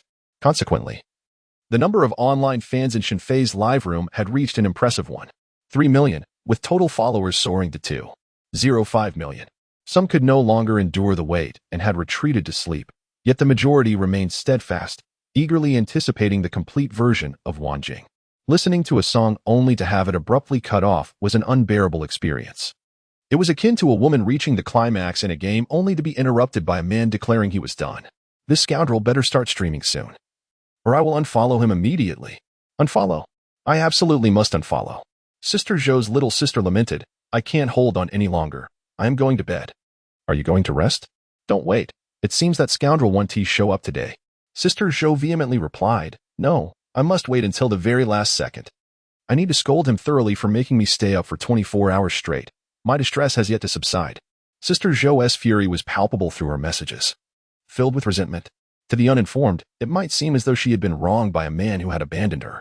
Meanwhile, the legend of the scoundrel uncle was gaining traction online, overshadowing even the trending news of Wang Mofeng and Oppo's concert announcement. Netizens eagerly commented, wishing for this young streamer to ascend to the music scene, to record songs properly and share them with everyone. While guitar performances were charming, they lacked a certain depth. If accompanied by full instrumentation, harmonies, production, and sound optimization, every song Shen Fei sang would undoubtedly set off a wave of fervor. Songs like The Other Woman were favorites among the elderly at dance squares, as well as a must-have for lovesick couples at karaoke. Father would surely dominate the charts if given the chance. Of course, for those who could not sing, karaoke was an opportunity to belt out a tune. The new concubine and Oppo's drunkenness, with its unique style fusing ancient and modern influences, would also be immensely popular. Going too far was, without a doubt, a classic beloved by middle-aged men who would embrace their partners while singing about love that had come too late. The only regret is that I was unable to listen to the complete version of Wanjing. Consequently, many fresh faces appeared in Shen Fei's live stream. However, everyone noticed the barrage of comments insisting, do not tip the emperor uncle, leaving them utterly perplexed. At that moment, Shen Fei had just arrived at the 20th floor via the elevator, where a petite girl stood before the door, exuding an air of confidence. As the elevator doors opened, Feng Timo caught sight of Shen Fei and immediately glared at him with her beautiful eyes, exclaiming, how dare you show up before me? Return the money. Now. Immediately. As she spoke, Feng Timo, her face flushed with indignation, approached Shen Fei with her hand extended. Shen Fei, observing the tiny girl, raised his hand and playfully swatted at her small hand, saying, do I owe you anything? When did that happen? How come I am unaware? Feng Timo, slightly pained by the swat, withdrew her hand and shot him an angry look, insisting, who says there is no debt? Don't try to play tricks. Just last time at the mall, you deceived me out of 1 million. Hurry up and return it, or I will call the police. Oh, that incident, Shen Fei replied, feigning enlightenment. Feng Timo and Oppo's face brightened at once, quickly, I need it. Shen Fei maintained a serious demeanor, insisting, I still believe I owe you nothing. I and Oppo's already spent that million, and I have the receipts right here. Are you attempting to evade responsibility? Feng Timo grasped Shen Fei and Oppo's arm to prevent him from escaping. Let us clarify this, Shen Fei began. Did I use your card to make the payment that day? No. Feng Timo pondered before responding. And the watch we bought? Is it with me? Shen Fei inquired further. Not at all. Feng Timo shook her head vigorously. So, you personally handed your card to the salesperson and charged 1 million for a watch, which is now adorning your wrist, correct? Shen Fei reiterated. Well, it seems. That is the case, Feng Timo admitted, biting her finger and nodding. So, what does that have to do with me? Shen Fei shrugged and began walking towards his door. After a moment of dazed silence, Feng Timo quickly regained her composure and exclaimed, no, that is not how it happened. At that time, you insisted I cover the payment, claiming you would repay me later. Shen Fei was momentarily taken aback. Did I not manage to fool her? This girl is no fool. He then reached for the door handle, intending to retreat inside and continue explaining. Hey, don't move. What are you trying to do? As Shen Fei made to open the door, Feng Timo abruptly blocked his path. Open the door, what else would I do?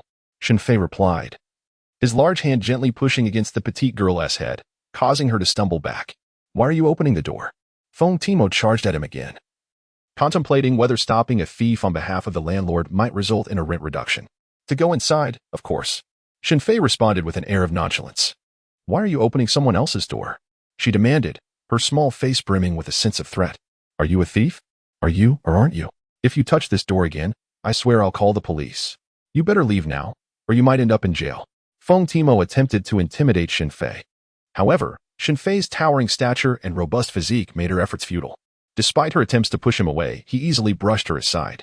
Thus, Feng Timo dared not confront Shen Fei directly, fearing the repercussions. Shen Fei dismissed her as merely meddling in affairs that did not concern her and, uninterested in her antics, produced his magnetic card. With a beep, the door swung open.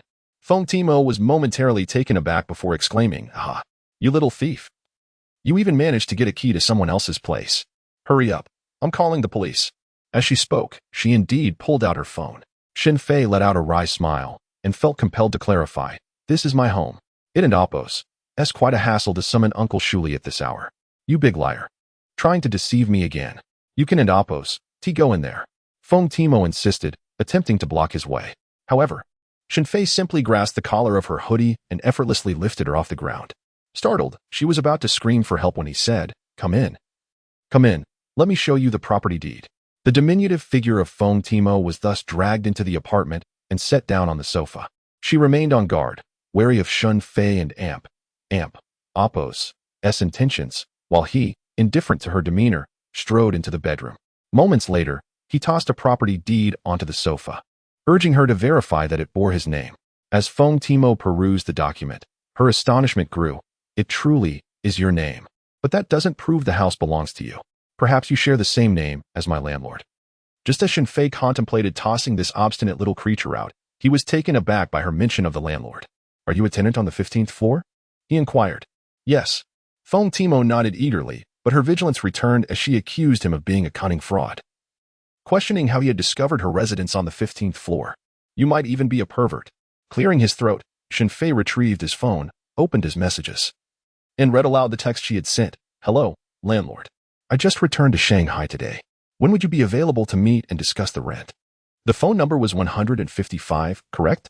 At that moment, Feng Timo and Appos' skepticism faded, and her face flushed with embarrassment as she stammered, You really are my landlord? Hey, you. My fingers gestured, my tongue tangled, and for a moment, this girl was at a loss for words. However, Shen Fei had already grasped the petite shoulders of the girl and gently seated her on the sofa, before taking a seat opposite Feng Timo, with a playful expression as he inquired, "So, what shall we do about the rent?" Chapter 53, Little Women Hold Grudges. TMO. Do not create trouble in the prince's live stream. Upon hearing Shen Fei mention the rent, Feng Timo's petite face instantly drooped, her expression waning. Slowly, she lifted her head, cautiously gazing at Shen Fei. I currently have no money. Could you possibly extend the deadline a bit?" Little did Feng Timo expect that her landlord would be this troublesome fellow who had already deceived her twice. Truly, enemies meet on narrow paths. Losing a few hundred in a late-night snack was one thing. She could overlook that. But 1 million, I'll wait. Suddenly, Feng Timo straightened her tiny frame. Though as small as a kiwi, she appeared rather endearing. "You tricked me into spending 1 million. You must return my 1 million first, and then I'll pay the rent." TSK, how clever I am, she thought, perfectly negotiating to offset the rent with that 1 million. Casting a glance at the defiant Feng Timo, Shen Fei chuckled. "What do you mean by clever?" "Please, it's called wisdom." Feng Timo pouted slightly. "All right, now we're even. If there is nothing else, I'll take my leave." "Not so fast. The accounts aren't settled yet. You think you can just walk away?" Shen Fei rose, blocking Feng Timo's path. Towering over her like an insurmountable mountain, his gaze and peculiar grin caused Feng Timo to retreat a few steps in fright. "What accounts aren't settled? Isn't the rent offset? We're even. What more do you want?" "I don't want anything. I'm just concerned about your stomach." Shen Fei replied nonchalantly. "But the accounts aren't finished. What do you mean by hurting my stomach?" Feng Timo, perplexed by his rapid-fire words, furrowed her brow. "What else do you want to calculate? Let us discuss that 1 million first. Shen Fei pulled out a small notebook from the coffee table drawer, revealing a checkbook he had just acquired from the bank a few days prior. Feng Tmo looked at Shen Fei's actions in bewilderment, her eyes unable to conceal their envy. Those who possess a checkbook, who can write checks at will, are true tycoons. When will I achieve financial freedom? How enviable. Shen Fei took out a pen and swiftly wrote a check for 1 million, then extended it towards Feng Tmo. Here, the million from that day? Dumbfounded. Feng Tmo accepted the check, her mind racing with confusion. Why is he giving me money? Wasn't he supposed to offset the rent? However, the next moment, Shen Fei reached out to remove her wristwatch. Hey, what are you doing? Feng Tmo squeaked, stepping back in alarm, her face filled with caution. I warn you. Don't mess around. I'll scream for help. Such a tiny thing. I'm not interested. Shen Fei glanced over, unfazed, and effortlessly pulled Feng Tmo back. I spent 1 million on this watch. Of course, I'm taking it back. Without waiting for Shen Fei to take action, Feng Tmo had already removed her wristwatch and thrust it into Shen Fei's hand with a look of disdain. Who cares?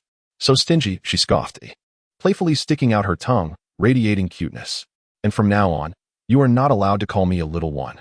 No, absolutely not. All right. A little one. Shen Fei nodded in agreement. You. Feng Tmo was exasperated to the brink of collapse. However, in the next moment, Shen Fei reached out once more and took back the $1 million check from Feng Tmo's hand. Now, that million is for the rent, right? I accept it. Feng Tmo was left speechless, her expression revealing a hint of reluctance as she thought to herself. It hasn't even warmed up yet, and it's taken away? But it seems Shen Fei has a point. The million is indeed for rent, and the watch is his, so there's no arguing about it. Yet, why does my heart feel so empty? What have I gained? This is a natural human sentiment. When something once possessed is suddenly lost, one inevitably feels a void. Suppressing her frustration, Feng Tmo feigned indifference. Is it cleared now? If so, I shall take my leave. Do not bother me again. With that, she turned to leave. Cleared? That and Oppos. Es merely your wishful thinking. Shen Fei lazily remarked. I forgot to inform you of one thing. This year, the rent has increased by 50%. Therefore, you still owe me 500,000 for the rent, and once it and Oppos es paid, we will be entirely settled. What? You intend to raise the price? Feng Tmo turned abruptly, her beautiful eyes wide with barely concealed anger. The previous landlord said the price would remain the same this year. You cannot simply raise it at will. I ask you, what is the name of this property now? Feng Tmo was momentarily at a loss for words. The policies of the previous regime mean nothing to the current officials. Shen Fei stated, I am now the landlord, the proprietor of the apartment you reside in, and thus, the rent has increased. So hand it over. Feng Tmo found herself speechless again, her mind cursing the unscrupulous landlord and the greedy capitalist. Unable to provide? Shen Fei and Oppos. S expression turned sly as he scrutinized Feng Tmo, rubbing his hands together as he approached. Well then, I won and Oppos. Hold back. You. I will pay, just don't come any closer. Feng Tmo was immediately frightened, her voice trembling. Hand it over. Shen Fei extended his hand. Not right now. Is it possible to have a few days' grace? Feng Tmo's expression suggested she might cry, yet she wore a smile. Trying to deceive me? The consequences will be dire. Shen Fei advanced step by step. You said you weren't interested in me, you. Feng Tmo instinctively crossed her arms over her chest, terrified. Indeed, I did say that, Shen Fei replied. However, I am quite interested in kidneys. Those two should fetch a decent price and cover the rent. No, that would be too personal. Feng Tmo immediately lowered her hands, clutching her waist. Her small face as pale as a sheet. I'll take my leave now. I will gather the money for you as soon as possible. I must go. Please, do not see me off. I implore you. Like a small whirlwind, she dashed out, swifter than a rabbit, unable to withstand the fright. Shen Fei reclined comfortably on the sofa, lit a cigarette, and leisurely indulged in its smoke. The cigarette, a brand known as lichen, also referred to as Fuchin Mountain residents. Such is the unpretentious life of the affluent. Back at her apartment, Feng Tmo hid behind the door, gasping for breath. After a while, without Shen Fei's arrival, her racing heart finally began to calm. But then, it struck her, this scoundrel was merely toying with her. Feng Tmo suddenly realized that anyone residing in the prestigious Tangchen Epin must own at least 2 properties, clearly. This rascal was not lacking in funds. How could he possibly suggest that she sacrifice her kidney for rent? Oh dear. How could I have been tricked by this rogue again? She exclaimed, her small fist clenched tightly, her expression one of seething frustration. Shen Fei? The Emperor's uncle? Goodness. Goodness. Goodness. It dawned on Feng Timo, albeit a tad late, that this troublesome man was not only her landlord but also the infamous streamer, Dog Lao Lu. Without hesitation, she rushed to start a live stream. She could not afford to miss his broadcast. Moreover, she needed to concoct a plan to make him lose a multitude of fans. For otherwise, the resentment brewing in her heart would remain unassuaged.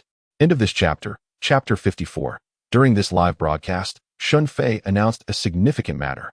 As the clock approached 11:30 at night, Shen Fei contemplated the idea of foregoing the live session altogether. However, considering the escalating difficulty of fulfilling the system's objectives, he resolved to enter the streaming room and make his presence known.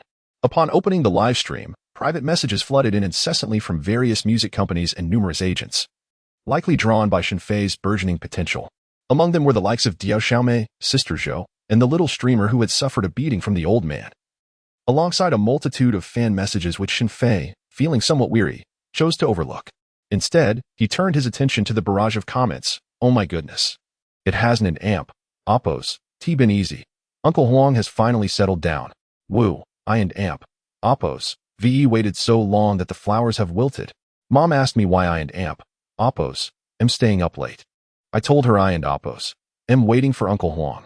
Dogged old 6, you finally appeared. I was about to organize a search party. Do we need to call the police? I and Oppos. VE already contacted a Swana troupe, ready to play for Uncle Huang. Uncle Huang has his own Swana. Diao Xiaomei, hurry up. Uncle Huang finally showed up. Well, did you really fall asleep? The comments were from Sister Zhou. Diao Xiaomei replied, no, I just finished my shower and was preparing some water. Uncle Huang. It's time to repay the song you owe Sister Zhou. Such a thoughtful Diao Diao. Sister Zhou commented, Uncle Huang, hurry up and return my song. It's been 3 days. If you delay any longer, I might just bleed to death. Indeed, Sister Zhou and Amp, Oppos, S style was distinctly unique. In her pink-tinged room on the 15th floor of Tang Chunyi Pin, Feng Timuo sat cross-legged, clutching her phone with a face marked by a grimace of determination.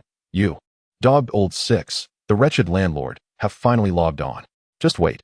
I shall ensure you offend your fans, Feng Timuo began to recharge her account, planning to deliver a hefty tip that would prompt Shen Fei to end the stream immediately. With an impressive 25 million fans in his live stream. Should he conclude within 2 minutes, it was certain that his audience would be furious and likely unfollow him. She understood that her actions might incite the wrath of the fans, but she had switched to a secondary account for this maneuver, thereby safeguarding her primary account as popularity. As long as she didn't T-view the comments, none of the insults would reach her. After all, she couldn't T-see them. Hee. Even if I were to incur a loss of several thousand or face scorn, I am determined to make you, this heartless landlord, pay the price. I will recharge. I will add more funds. I will make this foul creature lose followers, utterly. Meanwhile, Shen Fei's iconic greeting rang out. Hello everyone. I've missed you all. An impressive audience of over 100,000 was present. To the newcomers, click the top right corner to follow me, so you don't get lost. However, the comments in the live stream were dominated by a single request, the complete version of Wanjing. You all seem to harbor quite a deep-seated resentment.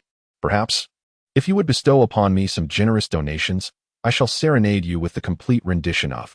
Shen Fei nonchalantly declared that as long as the donations flowed, he would indeed perform the full version for all to hear. Today and Amp, Oppos, S task was modest, merely requiring 6 for 100 yuan. Once that sum was achieved, he would promptly deliver the complete rendition of. With unwavering confidence, Shen Fei proclaimed, even going so far as to thump his chest in assurance. I swear by the honor of my friend's wife that I shall sing. His circle of friends was limited, with Zhang Qiming being a notorious figure in the past. Thus, swearing by his wife's reputation seemed hardly problematic. Shen Fei mused to himself. Yet, the chat room erupted with comments. Your Highness, let me be clear, you're talking nonsense. You won't even get a whiff of it.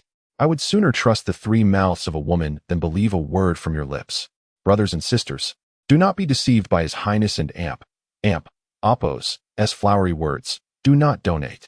Indeed, not a single cent. Not even free gifts should be sent, lest he grows arrogant. Sister Zhou remarked, Yes, His Highness is a true rich heir. I have been to his home, and the decor is extravagantly opulent.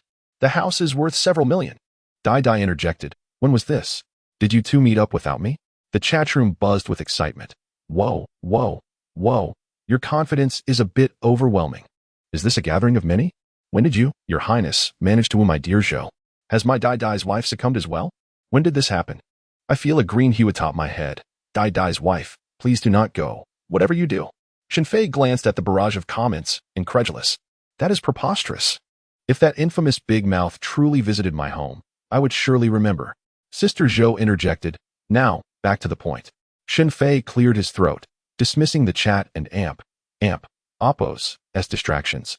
Oblivious to the schemes brewing from Feng Ti's attempts at manipulation regarding the complete version of. This was merely a trivial matter, one that could certainly be arranged. But not at this moment. I would like to conduct a small survey, Shen Fei continued. If, and I stress if, I were to switch platforms for my streaming. Would you all follow me? The chat exploded. Whoa, what is going on, Your Highness? Is Tiger Bud going to ban you? Indeed, you haven't done anything wrong. Why would the platform ban you? Is it that the heavens are enacting retribution for your underhanded ways? What is happening, little streamer? Everything seemed fine. Why switch platforms? You are on the brink of 2 million followers. Can you bear to leave? We seek the reason. We demand the truth. In front of the screen, the stunned Dai Xiaomei quickly typed, You're switching platforms?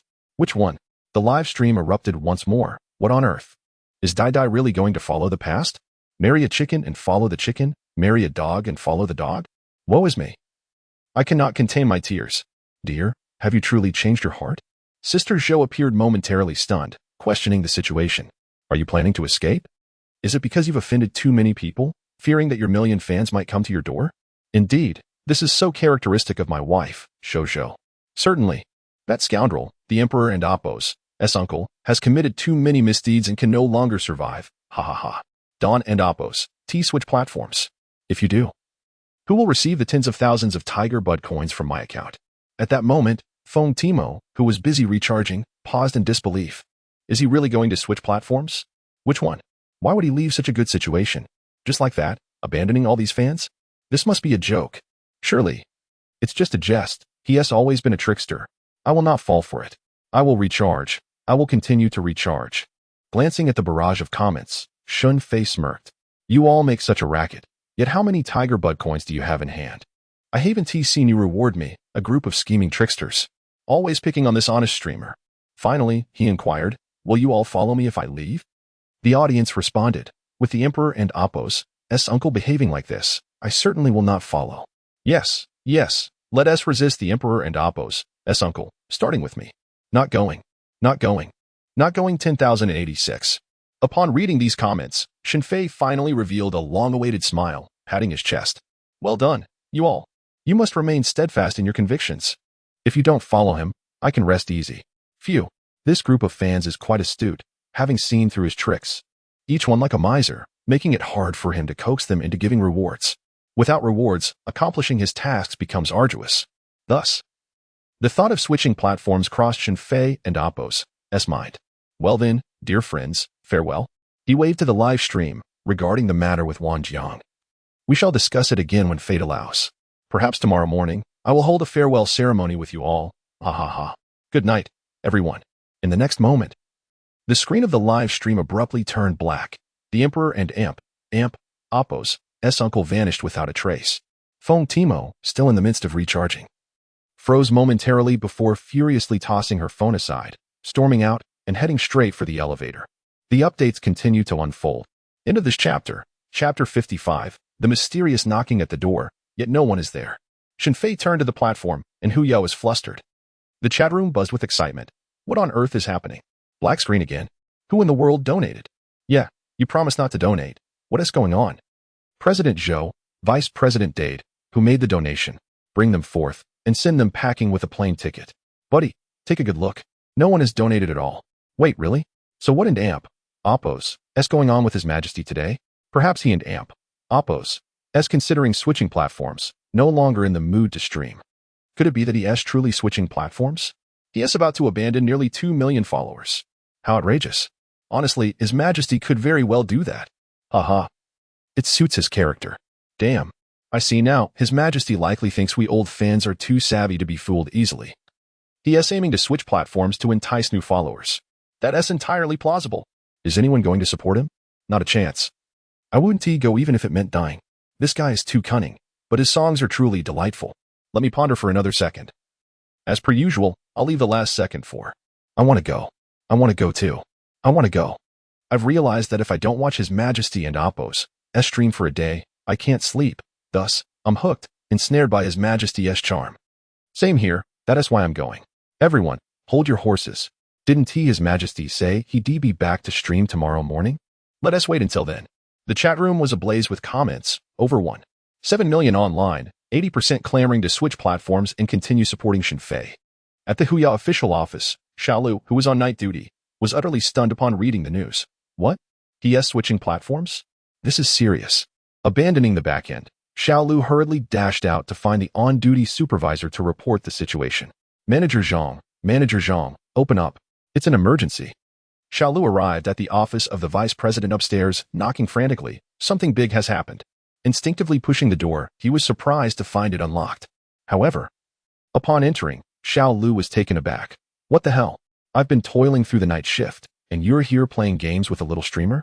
Vice President Pang, with a rotund figure, was jolted awake by the knocking, cradling a synthetic beauty in his arms. The term synthetic beauty arose from the fact that today's beauties all seemed to blend into one mold, unlike in the past when each was unique. Get out. Vice President Pang barked furiously. Don't you know how to knock? Shivering, Xiaolu retreated. After a while, Vice President Pang unleashed a torrent of reprimands upon Xiaolu, which lasted a good half hour before finally pausing to inquire, what's the big deal? Manager Zhang wants us to pay attention to that streamer called His Majesty. He is suspected of switching platforms. Xiaolu reported cautiously.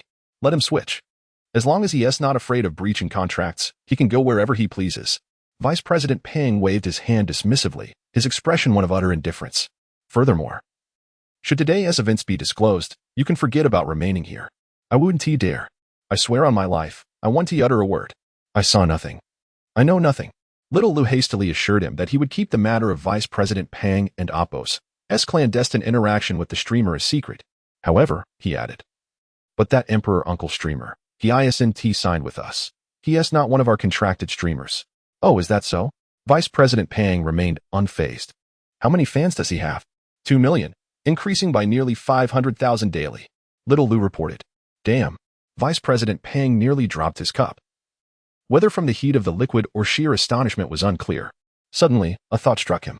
It seemed Zhang Rui had indeed instructed everyone to keep a close watch on a streamer named Emperor Uncle. Give me that little streamer's number. Although he wasn't contracted, there was no binding agreement in place. Yet, this individual was accumulating 200,000 fans every 4 days. And the speed of growth was astonishing. One must ask, which streamer on the platform possesses such an extraordinary ability to attract followers? If this young man were to leave, all those fans might follow suit, resulting in a tremendous loss for the platform. Losing a streamer is not catastrophic, but losing fans is truly alarming. Meanwhile, in the live streaming room, Sister Zhou and Little Dumb Sister were in a state of panic. Little Dumb Sister quickly sent a video chat to Sister Zhou. Zhou, what is going on with that old six? Do you know? You little minx, aren't you the one with feelings for him? Why are you asking me? Sister Zhou exclaimed. I'm not familiar with him. How would I know? Who has got feelings for him? Not me. Little Dumb Sister vehemently denied it, though her cheeks flushed with a rosy hue. Do you think he might really switch platforms? What is he thinking? So many fans, and he'd just abandon them? Switching platforms to lure in new followers, perhaps. Sister Zhou scoffed. That insufferable guy still owes me a song. I must find him. Dum, tell me honestly. Do you have his private contact information? I truly don't, Zhou. I'm not lying. Little Dumb Sister explained, her heart secretly wishing, I wish I did. But I've sent dozens of private messages, and he hasn't replied to a single one. Her little face bore a pitiful expression. Don't hide it. You must have it. Surely. Sister Zhou refused to believe her. You can rest assured, I won't steal your man. Just share the contact info with me, okay? Sister Zhou, I really don't have it. Why don't you believe me? Humph. Will you give it, or not? Do you want me to pay your family a visit right now? I truly don't have it. In a fit of disagreement, the stream was abruptly ended. Truly reminiscent of Shen Fei and Appo's style. Even a deity would struggle to retain him. At that moment, Shen Fei was inquiring of the system. There won't be any punishment for failing the task, will there? The system replied, no punishment, nor reward. Shen Fei immediately felt a sense of relief, confirming his earlier suspicions. Otherwise, it would be a disservice to the system's name, which included the phrase carefree. If I were to switch platforms, would the difficulty of the task start anew? For instance, if I manage to earn 200, can I then conclude my broadcast? Shen Fei rubbed his hands together, eagerly inquiring. If that were indeed the case, it would be simply perfect. He contemplated changing his streaming platform periodically, be it Douyin, Donai, Quakeyangshu, or Penguin. The options were plentiful. A single broadcast in one location, then a swift transition to another, effortlessly accomplishing daily system tasks. The mere thought brought him joy, however, in the next moment. The system doused Shen Fei with a bucket of cold water, revealing that not only would the task difficulty remain unchanged, but it would also double with each platform switch. What the hell? Shen Fei immediately felt the urge to curse. Would the tasks become increasingly arduous from here on out? Indeed, there are no shortcuts in life. Slacking off offers no easy way out either. Since there were no penalties for failing to complete today and Appo's tasks, Shen Fei felt no urgency to broadcast daily. He simply turned off his device and prepared to retire for the night. Just then, a ringing sound echoed from the door. Who could that be at this hour? Well past midnight, paying an unexpected visit, Shen Fei, clad in shorts and barefoot, ambled toward the door. Peering through the peephole, he furrowed his brow. No one. Which mischievous child is causing a ruckus without proper supervision? Shen Fei scoffed and turned to leave. Yet, barely 2 steps away, the doorbell chimed again. He approached the peephole once more, still finding no one. Is this an endless ordeal? This time, Shen Fei did not hastily depart. He was determined to uncover what creature kept ringing the bell. Damn it, I hope I don't catch you. If it's a woman, I'll pin her down and give her a good talking to. If it's a man, he'll also get the same treatment. Shen Fei muttered indignantly. His gaze fixed on the peephole. End of chapter. Chapter 56. This girl is desperate for fame, completely ignoring the pitfall. Knock, knock, knock. The door was rapped upon once more. Shen Fei had been peering through the peephole, watching intently outside, yet he saw no one. Could it be a ghost? Had he committed some misdeed recently? Shen Fei muttered, a chill creeping down his spine. Bang, bang, bang. The door continued to be pounded upon. Shen Fei, disregarding his apprehension, yanked the door open with force. What era is this? Who still believes in such nonsense as ghosts? He was determined to confront whatever entity lay beyond the threshold. Even if it were a female specter, he would drag her inside, making her understand why the flowers bloomed so vividly. As the door swung wide, a small figure darted uncontrollably into his embrace, exclaiming in surprise. With arms outstretched, she wrapped herself around Shen Fei and Appo's sturdy waist, her lips pressing against his abdomen, producing muffled sounds of astonishment. Looking down at this tiny being, Shen Fei finally comprehended why he hadn't seen anyone through the peephole. What a surprise! Shen Fei couldn't help but chuckle in exasperation. Why was this girl disturbing him instead of resting? Feng Timo hastily extricated herself from his arms, wiping her mouth vigorously and blushing as she complained. You could at least announce your presence when you opened the door. How rude. I almost collided with you. And I even kissed your abs. How embarrassing. Shen Fei, resting an arm against the doorframe, looked down at Feng Timo with curiosity. What brings you here at this hour? Don't tell me you're trying to barter your rent in some unconventional manner. Do you think I'm that kind of woman? Feng Timo shot him an indignant glance, her small stature making even her eye roll appear adorable. She then bent down and rushed into the apartment, declaring, I came to ask you why you ended your stream. In truth, she didn't need to bend. Her head barely grazed Shen Fei and Appo's arm, following her inside. He observed as she unceremoniously plopped onto his sofa. Whether I continue my stream is my business. What concern is it of yours? Why doesn't it concern me? I had just prepared to reward you with a generous donation of 20,000. Feng Timo and Appo's face was a picture of frustration, but when she looked up, he had vanished. Can you believe how infuriating that is? Shen Fei, realizing something, suddenly leaned closer with a mischievous glint in his eye. Are you trying to make me lose my fans? Absolutely not. Feng Timo's gaze faltered, unable to meet Shen Fei and Appo's gaze as he inched closer, her ears burning with embarrassment. I genuinely admire your talent and truly wish to reward you. Don't misconstrue my intentions. Really? Shen Fei raised an eyebrow, clearly skeptical. Yes, truly. Feng Timo nodded gravely, her voice suddenly faltering. Actually, you like him? Shen Fei teased. Oh, stop being so smug. Feng Timo playfully rolled her eyes. Actually, I wanted to discuss something with you. I wish to cover one of your songs. Initially, she had come to confront Shen Fei about his abrupt cessation of streaming, but as the conversation unfolded, inspiration struck her. With the upcoming anniversary event on Bilibili, she had yet to find a suitable song. Thus, she thought of Shen Fei's piece, Father. That song? Shen Fei casually inquired, aware of the challenges she faced in transitioning from streamer to singer. Yes, the one, father. I want to sing it at the Billy anniversary celebration. Feng Timo's eyes sparkled with eagerness, momentarily forgetting her embarrassment at his bare torso.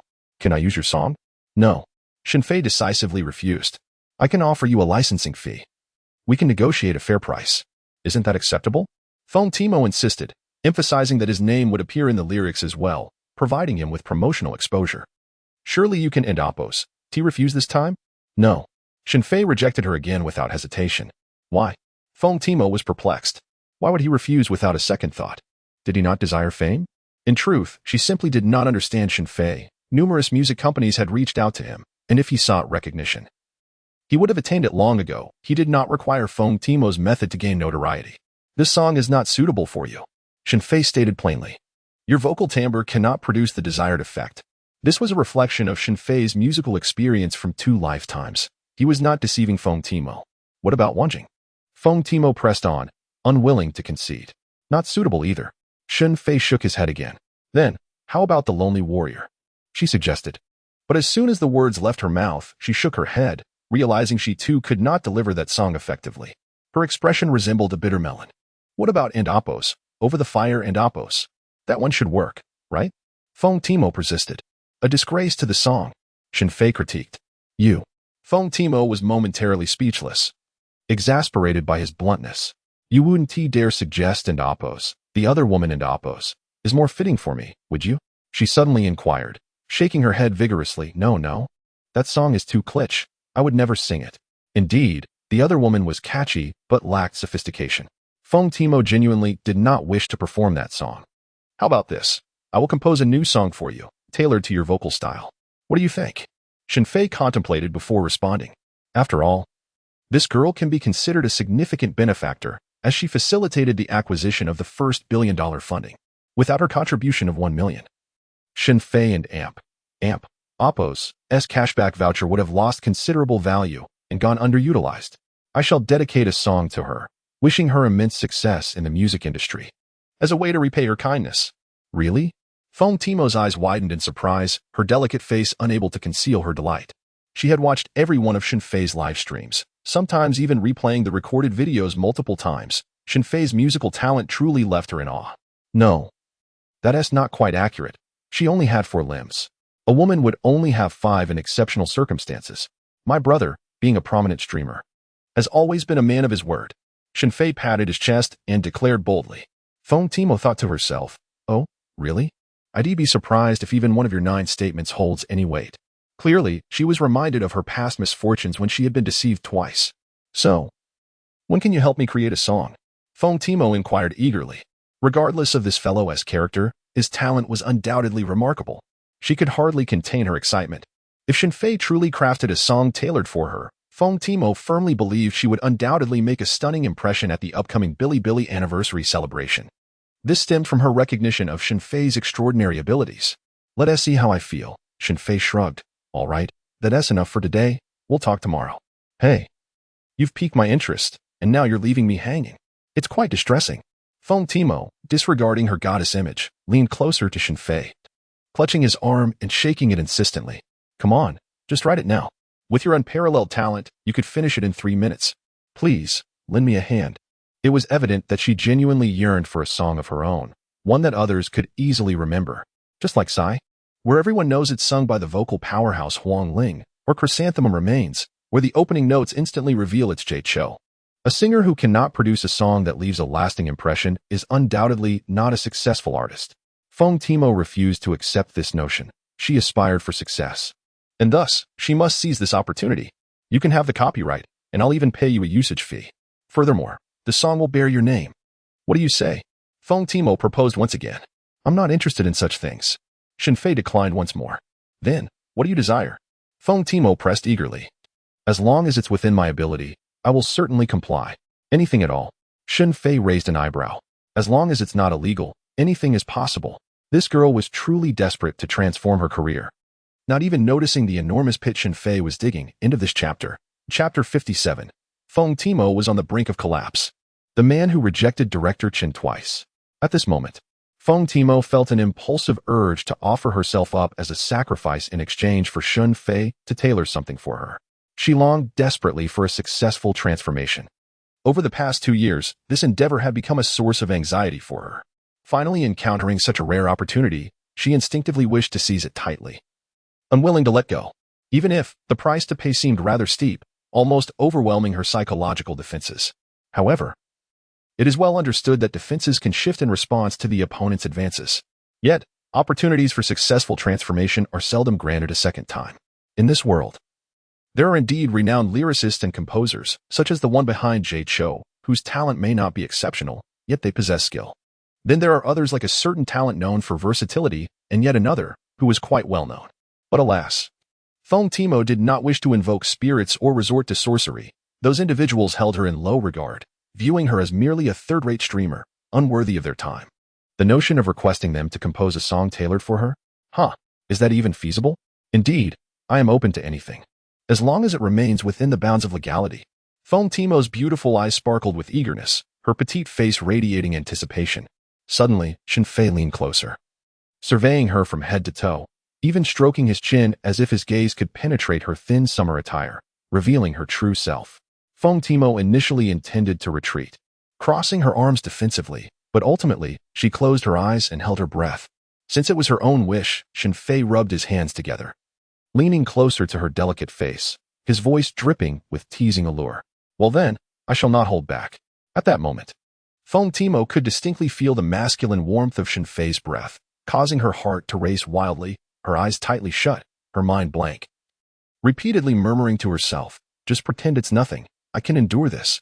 Her posture, seemingly resigned to fate, seemed to say, come on, I'm all in. Do as you please. However, after a prolonged wait, there was no action. Cautiously, Feng Timo cracked open her eyes, only to find Shen Fei seated back in his original position, grinning as he gazed at her, his eyes holding a hint of playful amusement. Did he think he was going to tackle her? Her cheeks flushed, and her expression conveyed, wasn't and amp, oppos, that the intention? He had previously remarked that she was too small and unremarkable. His interest was not piqued. Shen Fei shrugged nonchalantly, stating that he would inform her of what he desired when he figured it out. The day was growing late. She should return, as he needed to rest. With that, Shen Fei stood up, preparing to head to his bedroom. Feng Timo. Oh my, how embarrassing. I have truly lost my mind. Driven to madness by the desire for fame, resulting in such absurd actions. Fortunately, this individual showed no interest in me. I narrowly escaped what could have been a regretful mistake for a lifetime. Feng Timo suddenly regained her senses, a wave of trepidation washing over her. Yet, she soon felt an overwhelming sense of humiliation. How dare he refer to her as insignificant and dry? How could that foul creature presume to know anything about her? Infuriating. Oh, Feng Timo slowly rose, her expression a complex tapestry of relief and disappointment, confusion intertwining within her. She mechanically made her way toward the door, secretly hoping that Shen Fei might call out to her. As to why she wished for him to do so, or what she was anticipating, she couldn't and oppos, articulate. Just as Feng Timo stepped over the threshold of Shen Fei and oppos' home, his voice called out behind her, wait. Instinctively, her heart leaped with joy, and she quickly turned around. Suddenly, a small object was hurtling towards her. Ah, she exclaimed, instinctively reaching out her hand in a flurry to catch it. Successfully grasping the item, she glanced down, her eyes widening in surprise. What is this? I don't have a girlfriend anyway, so it's of no use to me. Consider it a gift, Shen Fei replied nonchalantly, before promptly shutting the door. Feng Timo, now toying with the wristwatch she had just recovered, could not suppress a smile of pure delight. Hiki. Ever since rumors of Shen Fei and oppos' potential platform switch emerged, the entire Huya organization was thrown into turmoil. The deputy director attempted to reach Shen Fei's number throughout the night, but to no avail. Reluctantly, the next day, they reported to Director Zhang. Why didn't you mention this sooner? Zhang Rui exclaimed angrily. Do you realize the magnitude of the loss this brat and oppos' departure would inflict on our platform? Director Zhang, trying to calm down, replied, he hasn't and oppos' left yet. He mentioned he would still be streaming this morning. The deputy director, anticipating the stream, wore a sheepish smile. Thus, Director Zhang began his vigil.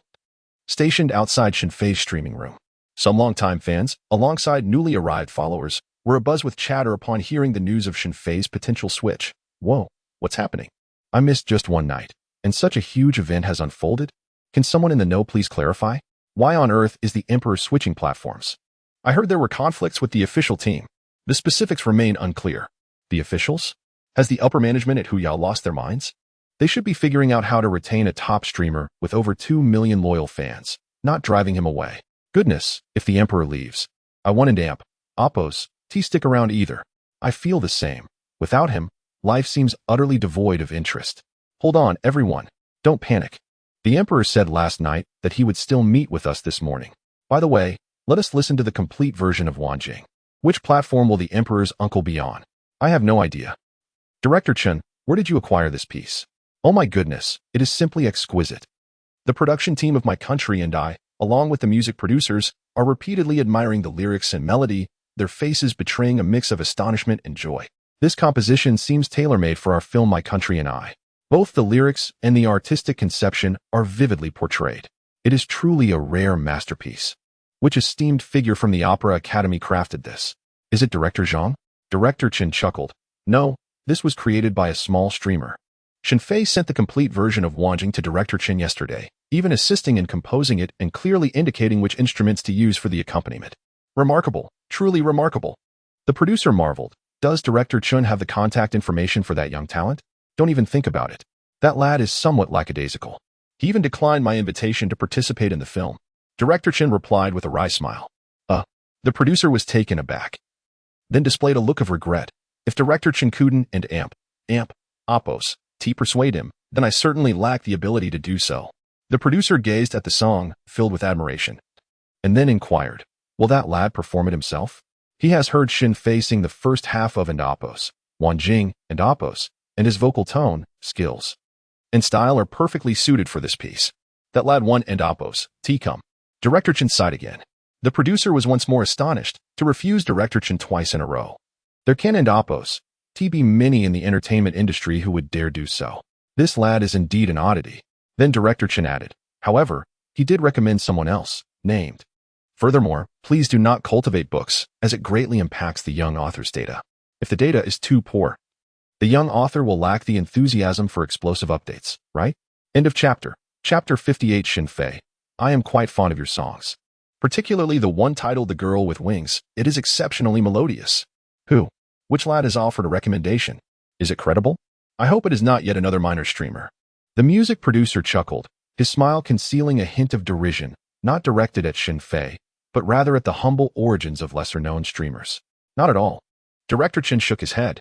This individual is also a first-class performer from a national opera and dance theater, Li Yugong. Oh, I see.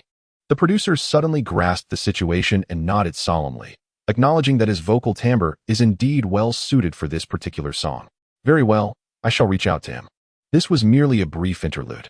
On that morning, around 8:00 and amp, Oppos, clock, Feng Timo was already at Shen Fei and amp, Oppos, door, cradling breakfast in her hands. In truth, prior to her arrival, she had sent a message to Shen Fei, but he had not responded. Thus, she felt compelled to come in person. However, upon reaching the door, she was hesitant to ring the bell, fearing she might disturb Shen Fei's rest. Instead, she gently knocked and called out, Mr. Shen, are you awake? After waiting for a full hour and a half without rousing Shen Fei, Feng Timo placed the breakfast down and left a message for him, reminding him to eat once he woke up. In the morning, Feng Timo contacted the individual responsible for this year's annual celebration on Bilibili, informing them that she had already found a song and no longer required the company as assistance in songwriting. When the other party inquired about the song and the rehearsal schedule, Feng Timo hesitated. Initially, she intended to introduce Shen Fei as a talented singer-songwriter. However, the other party preempted her with a question. Timo, are you aware of a streamer known as Uncle Huang? I have noticed his rising popularity lately. And he sings quite well. He seems to be quite a gifted performer. Indeed, I do know him. I am preparing for him to write my song. And he has already agreed. Feng Timo was taken aback, her expression animated as she described him, affirming that his singing is genuinely delightful and that he possesses remarkable talent, having composed his songs independently. Well then, do you have his contact information? The person inquired, expressing a desire to invite him to participate in this celebratory event. I do have it, but I suspect he Might decline. Feng Timo replied candidly, offering his contact information and suggesting that they converse directly. However, he is likely still asleep, so it would be best to call after 10:00 and Oppos clock in the morning. Feng Timo advised. The person thought inwardly, this fellow is not a superstar. Does he not realize that participating in such events could be beneficial for him?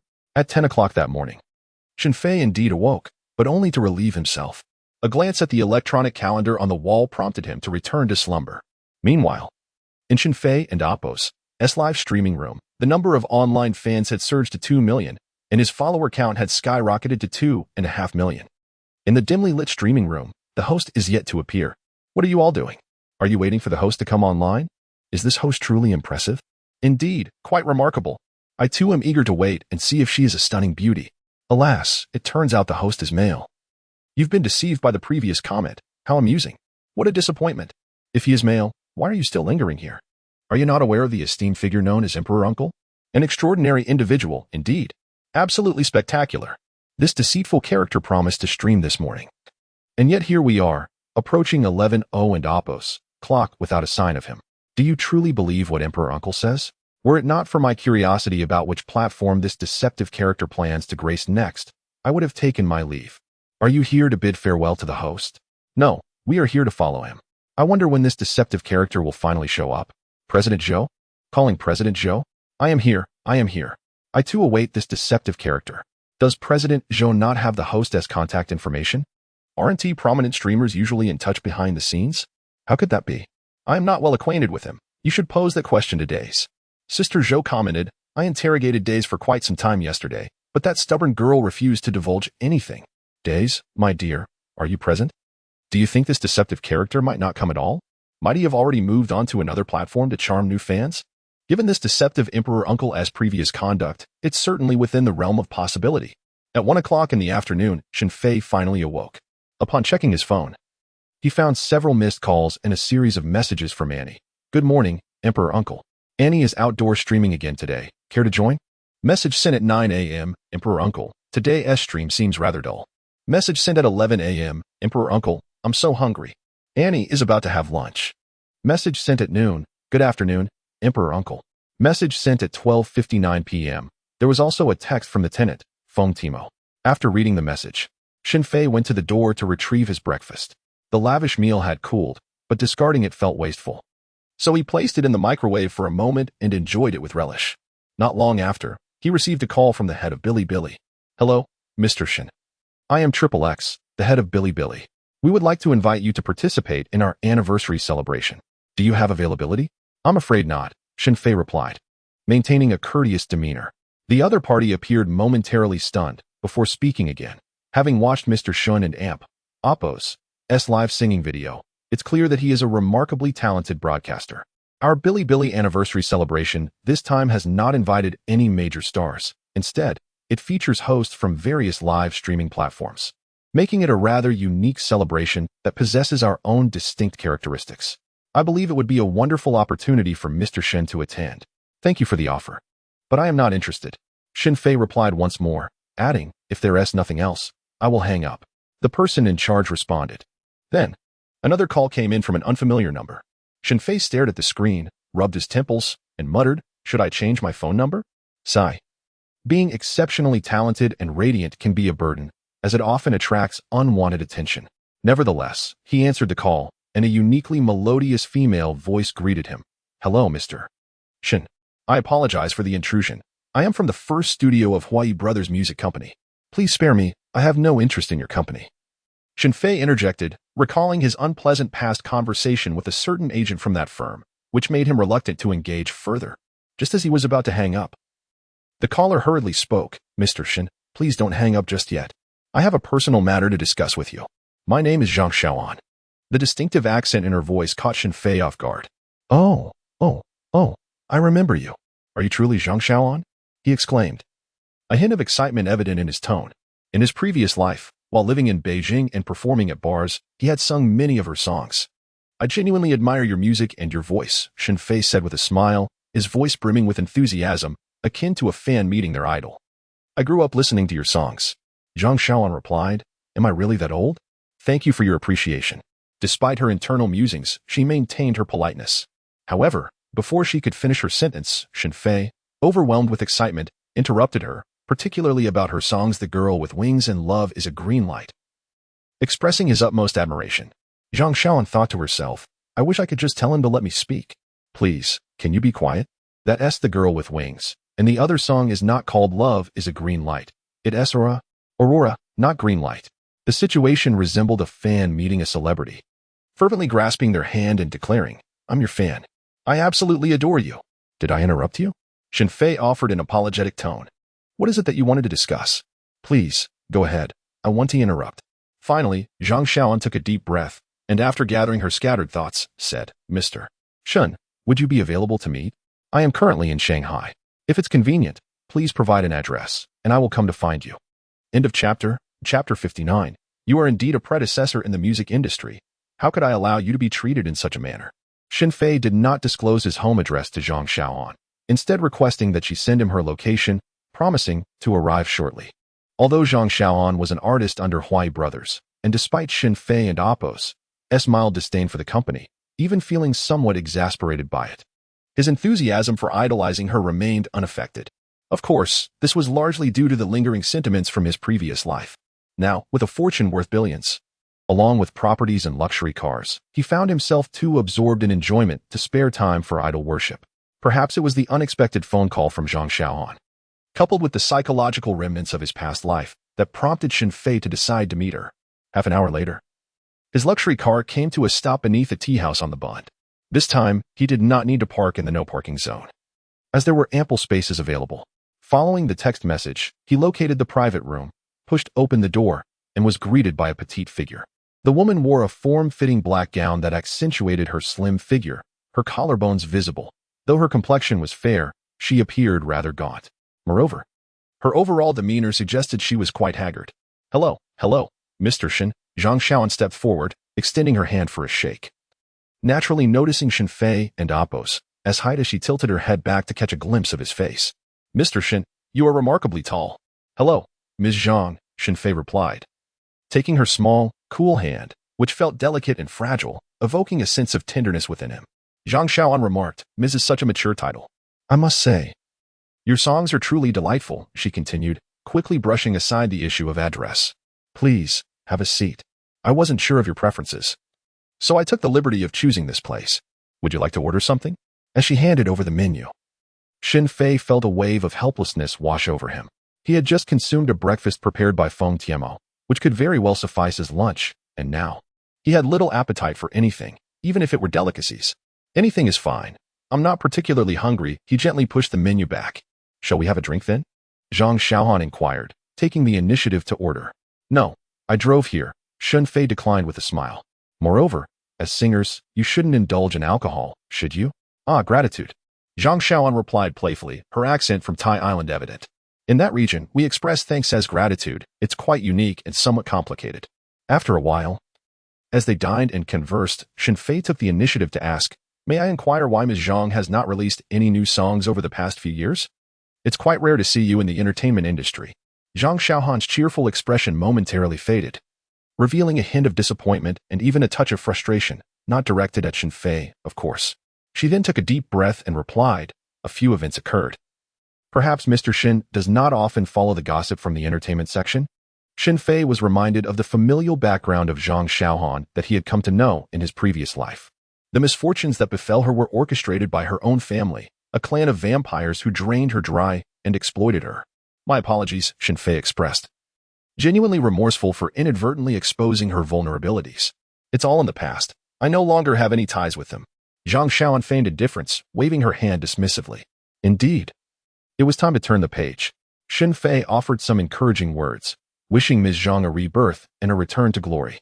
However, the path of a once famous singer seeking a comeback is fraught with challenges. A bittersweet smile graced Zhang Xiaohan's face. Over the past 6 months, she had participated in numerous shows and performed her old songs, attempting to revive her career. Yet, old melodies served merely as a nostalgic remembrance, without a groundbreaking new song. The prospect of a successful return seemed daunting. Finding a show-stopping new song is no easy feat, she lamented. Thus, she had journeyed alone to the bustling metropolis, seeking out Mr. Shen for assistance. Her sincerity was palpable, her eyes reflecting a desperate yearning. For a singer, losing the stage would be akin to a catastrophic demise. She longed to return, to breathe new life into her career, to reclaim her position atop the music industry. And shouldn't this be a matter for your agency? Shen Fei hesitated, reluctant to acquiesce. After all, she was the professional singer. He, merely an outsider, ought not to meddle in matters that could significantly impact her future. Was he not courting trouble for himself? Please, sir, help me. To his astonishment, Zhang Xiaohan bowed deeply, offering her juice cup as if it were a gesture of utmost reverence. Then, gazing up at Shen Fei, she shocked him further by pleading for his assistance. Expressing her gratitude in advance, the young woman even bent her knees, seemingly preparing to kneel before him. This unexpected display startled Shen Fei into action. He swiftly supported her, exclaiming, "What are you doing? This is unacceptable." Regardless of his own reputation, he could not allow someone of her stature to kneel before him. Yet, gripping Zhang Xiaohan's arm, he was struck by the realization of her fragility. Her limbs felt like skin stretched over bone, a testament to the hardships she had endured. Furthermore, he noted with alarm how exceedingly light she was, perhaps weighing no more than 60 pounds. "Come, let us sit and discuss this further," Shen Fei encouraged, gently guiding the tearful Zhang Xiaohan back to her seat. "I humbly request, Mr. Shen, that you compose a song tailored specifically for me, a song that truly belongs to me." Zhang Xiaohan and Apos' demeanor was sincere, her eyes still tinged with red. Whatever requests Mr. Shen had, she pledged to fulfill them with unwavering determination, pouring her heart into songwriting. Shen Fei's expression lightened considerably, and a spark ignited in his mind as he recalled a song that would suit Zhang Xiaohan perfectly. "It's a trivial matter. Do you have paper and pen?" Zhang Xiaohan and Apos' eyes widened in confusion. How could she write without any materials? Shen Fei chuckled wryly. Suddenly, Zhang Xiaohan was filled with joy, exclaiming, "I'll go find some." She promptly donned her sunglasses and scarf before hastily exiting the private room. Moments later, she returned, flustered, and presented Shen Fei with paper and pen, expressing her gratitude. Without hesitation, Shen Fei began composing right then and there. Zhang Xiaohan watched excitedly, her hands clenched in anticipation, feeling as though she were in a dream. It all seemed so surreal. She had not expected this young man to be so accommodating. She hadn't even proposed any conditions. Yet he was willing to write a song for her. Isn't songwriting supposed to require emotional cultivation? How was he able to create so effortlessly? Surely he was simply placating her? As she observed Shen Fei's earnest dedication to his craft, Zhang Xiaohan found herself lost in thought. Moreover, why did Shang Mojie claim that Shen Fei was difficult to approach? He was quite amiable, after all, handsome and well-groomed, without any airs about him. Could it be that Shang Mojie was attempting to undermine Shen Fei? Or perhaps she had ulterior motives? Being in the same company, Zhang Xiaohan had heard whispers about some of Shang Mojie and Apos' dealings, and the woman had even alluded to certain propositions, suggesting that Zhang should sacrifice her allure to accompany someone, enabling Shang to facilitate her return to the spotlight. Zhang Xiaohan dismissed such notions entirely. Thus, Zhang Xiaohan surmised that Shang Mojie had not approached Shen Fei with pure intentions. There must have been some underlying agreement that incited Shen Fei and Apos' anger, resulting in Shang being rebuffed. Writing a song was simple, but composing the music required more effort. Consequently, Shen Fei dedicated a full 10 minutes to perfecting the piece before handing it to Zhang Xiaohan, asking, "What do you think? I believe it suits you well." Zhang Xiaohan was renowned for her powerful voice, a petite figure with immense energy and a soaring pitch.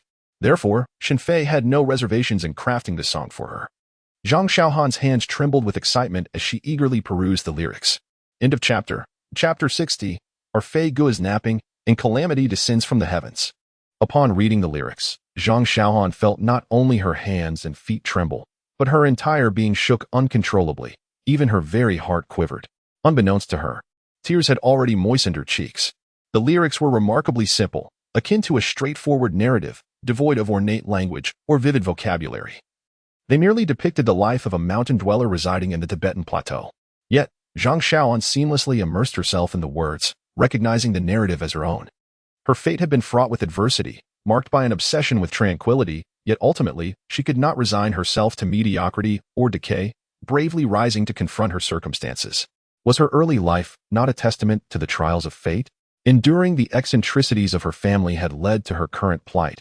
Her savings had been squandered, her reputation tarnished. Now, at the age of 30, after multiple unsuccessful attempts at a comeback, could anyone be more wretched than she? Yet, she refused to succumb to despair.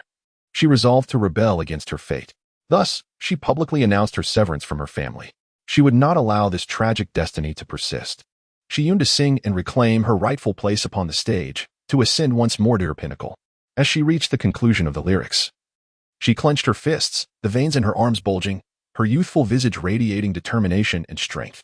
At that moment, a tissue was silently offered to her. Zhang Xiaoan accepted it. Her voice slightly choked as she expressed her gratitude, then dabbed at the corners of her eyes, mustering a smile for Shen Fei, attempting to lighten the mood. It's nothing. Shen Fei shrugged. Everyone has a past. Let the bygones be carried away by the wind. Face the future with courage. Take that bold step, and you have already surpassed many. Zhang Xiaoan solemnly nodded in agreement, her gaze returning to the lyrics. The melody had already been composed. Grasping the lyrics with her left hand, she gestured with her right, gradually allowing the tune to escape her throat. Initially, she was not singing the words, as she needed to familiarize herself with them. However, the melody could be sung directly. Zhang Xiaoan softly hummed, an entirely instinctive action. A manifestation of her obsession with the song, her infatuation with music, a true passion. Shen Fei chose not to interrupt, simply listening in silence. For minutes passed, and Zhang Xiaoan took a deep breath, slowly exhaling, then lifted her face, her expression revealing an undeniable excitement. She suddenly leapt forward, arms outstretched, enveloping Shen Fei in a warm embrace. Thank you, thank you, thank you. By the third thank you, her voice was tinged with emotion. This song was indeed a perfect fit for her. Whether in terms of lyrical depth, melody, high notes, or any other aspect, everything aligned with her essence. Truly a bespoke creation designed solely for her. Coughing lightly, Shen Fei sat rigidly, devoid of any ill intentions. He softly remarked, as long as you enjoy it. Zhang Xiaoan quickly extricated herself from Shen Fei's embrace, her gaze evasive, unable to meet his eyes. Thank you, Mr. Shen. This song, I absolutely adore it. She exclaimed. Sir, what price do you intend to ask for this song? I will discuss it with my manager, including the copyright and all. Zhang Xiaoan inquired nervously, her small hands gripping the paper tightly, as though the lyrics and melody contained within were more precious than her very life. Yet, Shen Fei nonchalantly replied, You have already compensated me. A look of confusion crossed Zhang Xiaohan's delicate face. Shen Fei gestured towards the table laden with dishes, saying, This is your payment. How can this be sufficient? It is woefully inadequate, Zhang Xiaoan protested. She could foresee the overwhelming success this song would achieve once released. And a mere feast could never equate to the value of this masterpiece in her hands. Shen Fei had not only crafted lyrics tailored to her, but he had also composed the most fitting and exquisite melody, even adding accompaniment. In Zhang Xiaohan's eyes, no matter the price Shen Fei requested, it would be justified. However, Shen Fei smiled and said, No matter how splendid the song, it requires a capable voice to bring it to life. This piece was tailor-made for you, in my view. You are the one who can master it perfectly. To me, merely conveying the essence of the song and its spirit is sufficient. If you feel indebted, once you make your comeback and regain your fame, a small token of appreciation during my live stream would suffice. Thank you for your hospitality, and I look forward to your triumphant return. With that, Shen Fei rose and departed. Zhang Xiaoan reached out, her lips parting to call after him, only to find he had vanished. His words echoed in her mind. No matter how splendid the song, it requires a capable voice to bring it to life. You are the one who can master it perfectly. Ultimately, Zhang Xiaoan sighed, shaking her head. This kindness is far too great. Even in a lifetime, I fear I may never repay it.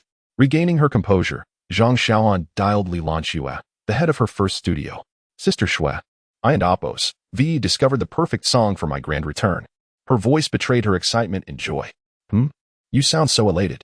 What song is it? Who composed it? Li Lanxue casually inquired. The emperor's uncle, Zhang Xiaohan exclaimed with fervor. He personally tailored it for me. We just shared a meal together. Wait. Oh my goodness. You secretly ran off to the magic city.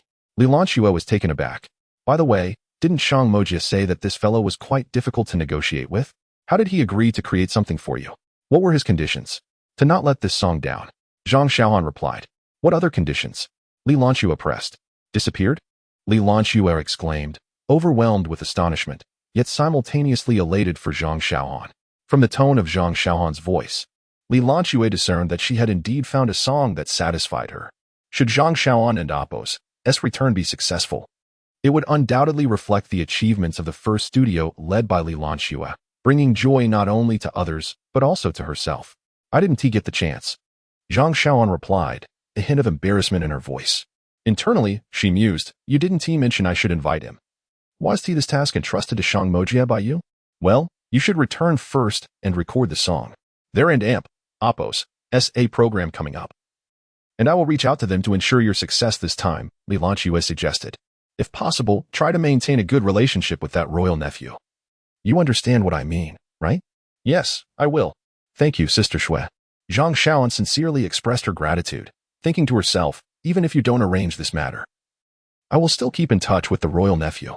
After a hearty meal, Shen Fei returned to his apartment in Tangshan Yiping. He had barely fallen asleep when the doorbell rang. Who is it? So annoying. Shen Fei grumbled, donning his flip-flops and a casual outfit, making his way to the door. He had become quite astute, turning off his phone for both nighttime rest and afternoon naps, realizing that his popularity often attracted disturbances. With the phone off, the world was tranquil. However, to his dismay, someone continued to knock.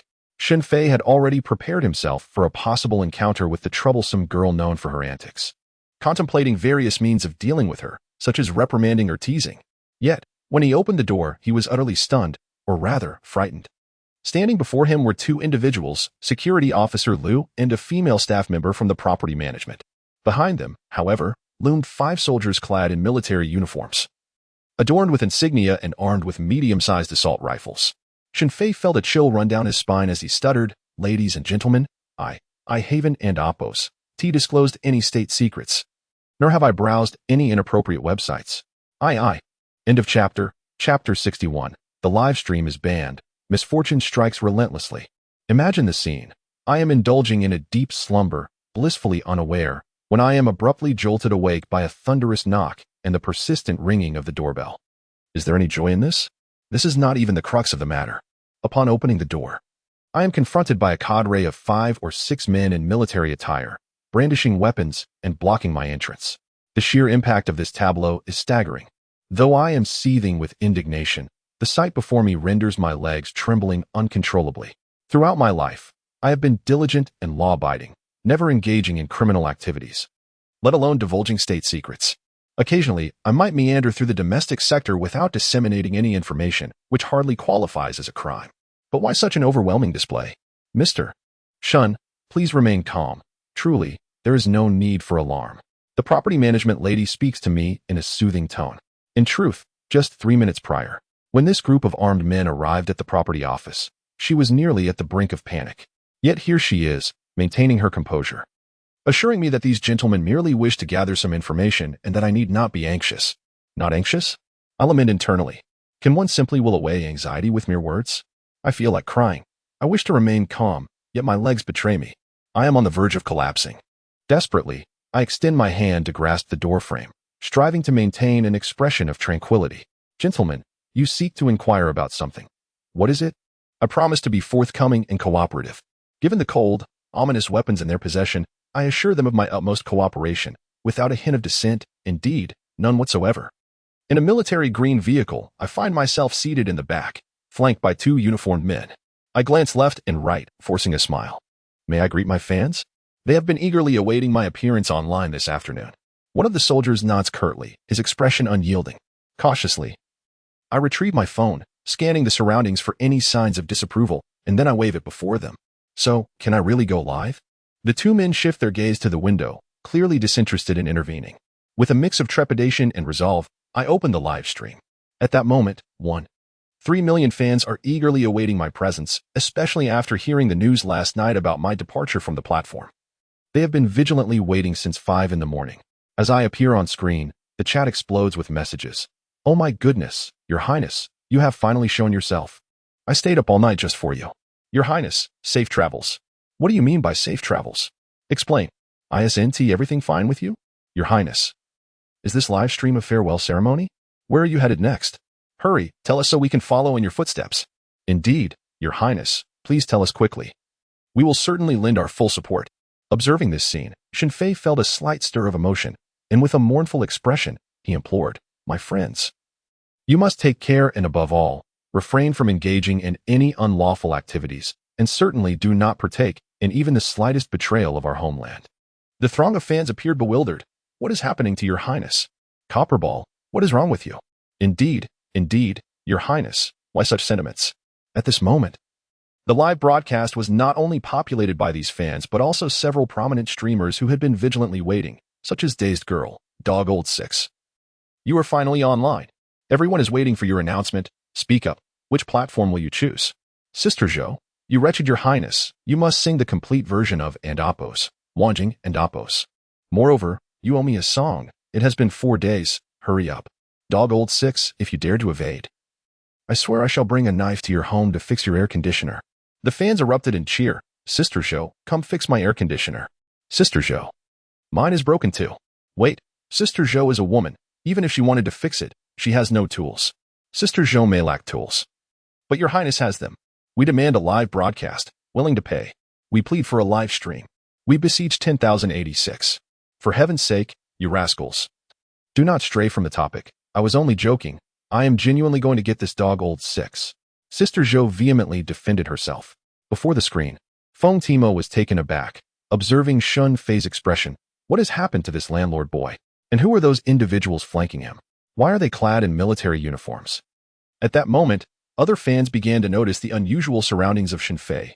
One exclaimed, "What is that dark thing next to Your Highness and Appos, S-arm? It looks like a gun barrel." Eh? Let me zoom in and check. Oh my, it is indeed a gun barrel. Goodness, there are 2 on both sides. Just now, the camera flickered, and I think I saw something. Did you? I saw it too, it appears. It appears to be 2 individuals in military attire. Yes, holding guns, with stars and stripes on their shoulders. Oh my, has Your Highness been involved in some major incident? Brothers, I have matters at home. I must take my leave. Brothers, my wife is getting her hair done. I must also withdraw. My child has wet the bed. I am leaving. May we meet again. In an instant, many viewers exited the live stream, and the ruckus subsided. Noticing the barrage of comments, Shen Fei felt an urge to curse. I deliberately swayed the camera to let you know my plight, yet not one of you thought to call for help. I have always addressed you as family in my broadcasts, treating you warmly, yet you ungrateful wretches. Shen Fei played a clever ruse, intentionally revealing the guns and military uniforms beside him, thinking, seeing this scene, you should realize I have been kidnapped. Hasten to report it.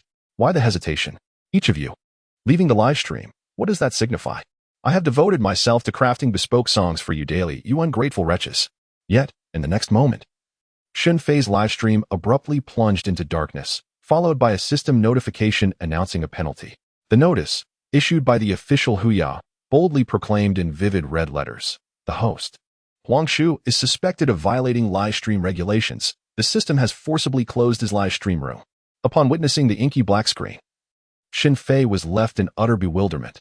What is happening? Why has the screen gone dark? On what grounds is my live stream being shut down?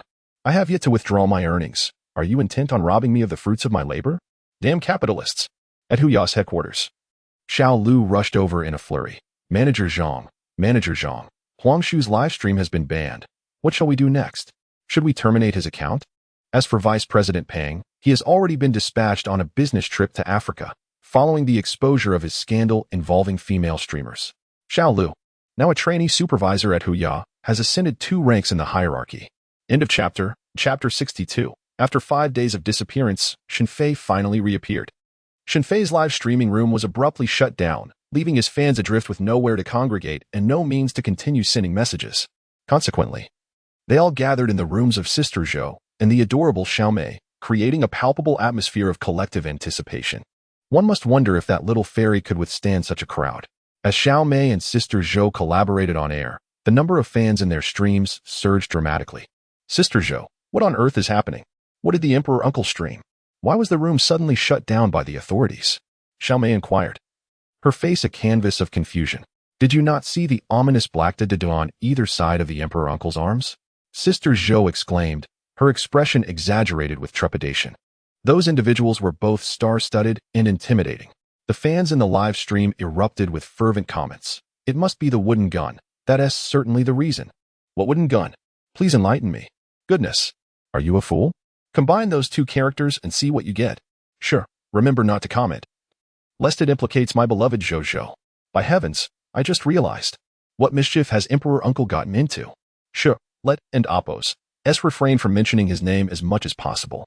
Indeed, let and Appos not bring trouble upon my dear Xiaomei. Meanwhile, Feng Tiama sat before her screen, utterly bewildered, murmuring, "What is happening? Why has Emperor Uncle been apprehended? Even if the stream involves something inappropriate, this seems excessively dramatic." All the fans were in a state of panic. While streamers across various short video platforms began to voice their concerns, a singing streamer was just taken away. It's someone from the military. Who knows what that lad did, but it must be something significant. I urge everyone to abide by the law. In my live stream, no one is to mention anything related to that rascal, not even his name. I refuse to be pulled into this mess. All my followers are prohibited from discussing that singing streamer, or else the group will be disbanded immediately. Every streamer was cautioning their followers, fearful of being entangled in the unfolding chaos. However, some lesser-known streamers, eager to capitalize on the situation, attempted to ride the wave of notoriety, only to find their streams similarly shut down. Meanwhile, at Huya Company, General Zhang pondered, should we delete that lad and Oppos as streaming records? Little Lu inquired once more. General Zhang rubbed his temples and sighed, deleting them would be of little consequence. Let us take down his chat video recordings for now. Additionally, scrutinize every aspect of his streaming process to uncover any potential violations and report back to me promptly. Understood. Little Lu promptly set to work. And nearly the entire company was assigned to examine Shen Fei's streaming records for any illegal activities or breaches of national security. Alas, how did this young man manage to provoke the military? General Zhang shook his head, feeling a twinge of frustration. In the Huai Brothers Music Company, within the confines of the first studio, Li Lanxue rushed in anxiously, pulling Zhang Xiaoan, who was in the midst of recording, out. They found themselves in an isolated area, where Zhang, with a perplexed expression, inquired, "Sister Shui, is something the matter? There are only 2 days left before the program. I must seize the time to rehearse this song. My potential comeback hinges on this moment." Time was of the essence, and she could afford no delays. "Let us pause the recording for now. I have something to show you," Li Lanxue replied, presenting the footage of Shen Fei's live stream from that afternoon to Zhang Xiaoan. Moments later, Zhang was visibly shaken, retreating several steps, as if her very soul had been snatched away. How could this happen? How could this happen? After so much effort to find a song that suited my return, now, due to this incident involving that man, I cannot continue singing. Zhang Xiaoan felt utterly devastated. In the following 2 days, discussions surrounding Shen Fei vanished from trending topics and headlines, as if he had never existed in this world. However, on the 3rd day, the film My Country and I, directed by Chun, premiered, igniting a wave of patriotic fervor. Many flocked to see the film, including numerous fans of Shen Fei who noticed a curious phenomenon. Wait, what is happening? Isn't this the song from and Oppos, Wanjing and Oppos? And it's the complete version. Li Yugong's rendition is quite pleasant. It does justice to the song. He is indeed a professional. His vocal prowess is exceptional, and his emotions are profoundly conveyed. I adore this and Oppos, Wanjing and Oppos. That is not the crux of the matter. I'm not saying Li Yugong and Oppos, as performance is lacking. The key point is, do you remember whose song this is? Oh my, now that you mention it, what is going on? Exactly, the stream has been taken down. His previous videos have all been removed. What on earth is happening? Is there anyone in the know? You're only focusing on the song. Did you not notice who penned and composed it? It's directly attributed to Huang Shu. Really? Indeed, it is explicitly credited. So, that scoundrel. Is he safe? At last, I can listen to the complete version of and Amp, Oppos, Wanjing and Amp, Oppos. I have no regrets in this life. Right, the complete and Amp, Oppos, Wanjing and Amp, Oppos, paired with the orchestration and the film and Amp, Oppos, as narrative, evokes even deeper emotions. I love my country. Long live China. After 2 days of gloom, Zhang Xiaoan performed an old song on the upcoming program. Yet the outcome remained unchanged, yielding little effect. Guarding a cherished song yet unable to sing it, the anguish is truly tormenting and overwhelming. However, upon watching the film My People, My Country, she was instantly elated and hurried to seek out Li Lanxue, who advised her to wait until matters clarified.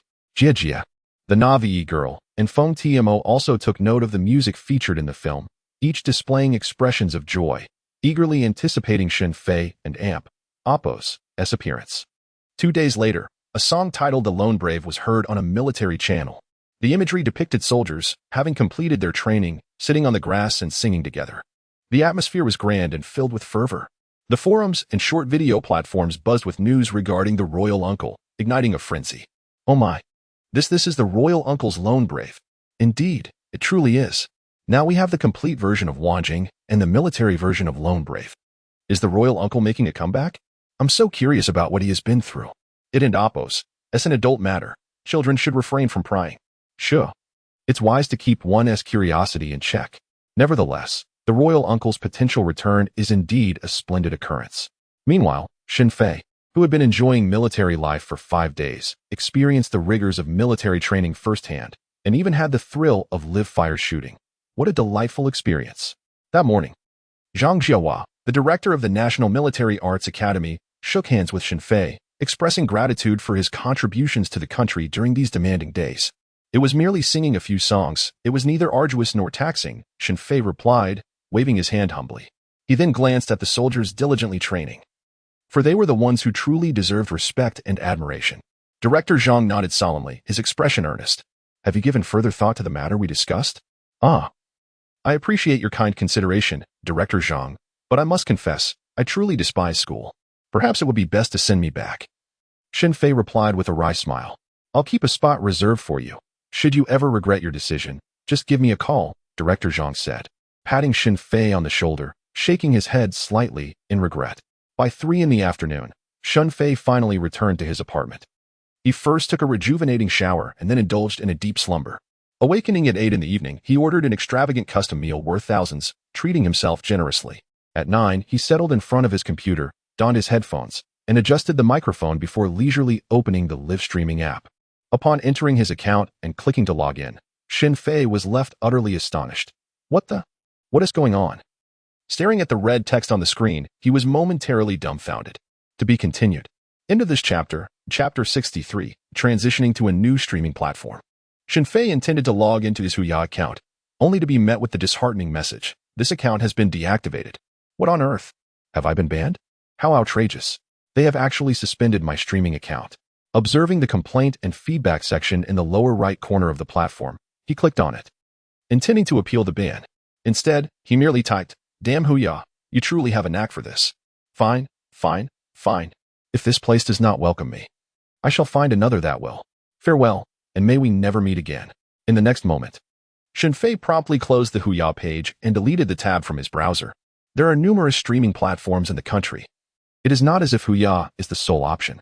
Shen Fei certainly would not hang himself on a single tree. Thus, he immediately downloaded a popular app, Douyin.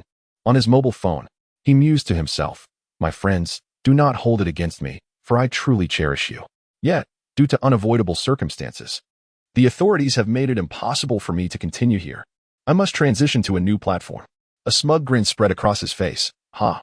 A fresh start on a new platform, all new fans. I can create magic once more. With a flutter of excitement, Shen Fei watched as the app downloaded, then eagerly opened it. However, the next moment, his eyes widened in shock. What in the world? Have I opened this incorrectly? Is the current platform this audacious in its content? Staring at the plethora of bears on his screen, he resolved to delve deeper. When suddenly a thought struck him, had he mistakenly downloaded the wrong application? Frantically glancing at his phone screen, he gasped. Oh no, I truly did download the wrong one. Douyin. A mere letter's difference, yet the content varies so drastically. Grabbing a cigarette from the table, he noted the warning about the health risks of smoking and felt a jolt of surprise. He quickly lit one up to calm his nerves. After a 10-minute respite, Shen Fei felt somewhat revitalized. He initially considered deleting the rather peculiar Douyin app, but after some contemplation, he decided against it. As a single man, one must have some form of emotional solace. It could remain for now. He then re-downloaded Douyin, registered for an account, logged in, signed up as a streamer, and commenced his live broadcast. Indeed, it was as sparse and disheartening as before. Originally contemplating leaving comments on posts about himself across various platforms to share his streaming rune number, he dismissed the idea. What a farce. Even if I managed to lure those seasoned viewers here, it would be futile. Shen Fei cursed under his breath, rolled up his sleeves, and thought. So what if I have to start over? What am I afraid of? To deter any old fans from inadvertently finding him, Shen Fei even donned a pair of sunglasses from his desk and positioned his phone atop the newly purchased piano. In the absence of an audience in the live stream, Shen Fei decided to practice his skills. As his hands rested upon the piano keys, memories of the piano proficiency bestowed upon him by the system flooded his mind. Thoughts of performance techniques and fingerings swirled in his consciousness, and his fingers instinctively danced across the keys, producing a sequence of notes. Do, re, mi, Fa, sol, la, si, do. His index finger moved with remarkable dexterity, as if guided by an unseen force, the notes pulsating in his mind, enveloping him in the enchanting sound of the piano. With a smile gracing his lips, Shen Fei murmured to himself, "Let and Apos s begin with a pure piano rendition of and Apos, Mang Zhong and Apos." As his fingers began to move, he was completely absorbed in the familiar melody and fingerings, oblivious to the fact that people had started entering the live stream. Like magic. Within 3 minutes, over 40 viewers had joined. Oh wow, a talent streamer. Goodness, this young man exudes charm. I adore him. The pianist exudes elegance. This is delightful. I feel as if my ears might be enchanted. This young man and Apos s piano playing is utterly exquisite. Some viewers even began to send gifts, albeit modest ones. Lost in his piano performance, Shen Fei kept his eyes closed, entirely unaware of the unfolding scene in the live stream. 5 minutes passed, and the viewer count swelled to 100. What piece is this young man playing? I and Apos am also a piano student, but I and Apos never heard this tune before. Is it not delightful? No, it's extraordinarily beautiful. I simply wish to know what it is. Wait until the young streamer finishes, then we can ask. Li Moody. Previously reported by enthusiastic Andes, now aimlessly wandering through the live stream, was immediately drawn in. His expression transformed to one of surprise, followed by a self-amused smile. Solid fundamentals. Indeed. Before long, he too was lost in Shen Fei and Apos s mesmerizing piano melody, swaying gently with his eyes closed, completely at ease. Recently, Feng Timo had been feeling quite despondent. Shen Fei had promised to compose a song tailored for her, yet he had been whisked away. To make matters worse, his live stream had been shut down. After sending several messages without a reply, it seemed her transition from streamer to singer would be indefinitely postponed. Bored and listless, she sat before the piano, listlessly playing a melancholic piece entitled Father. Yet, her fans in the live stream offered their commentary. Mo, your piano skills aren't and Apos, that impressive. Are they?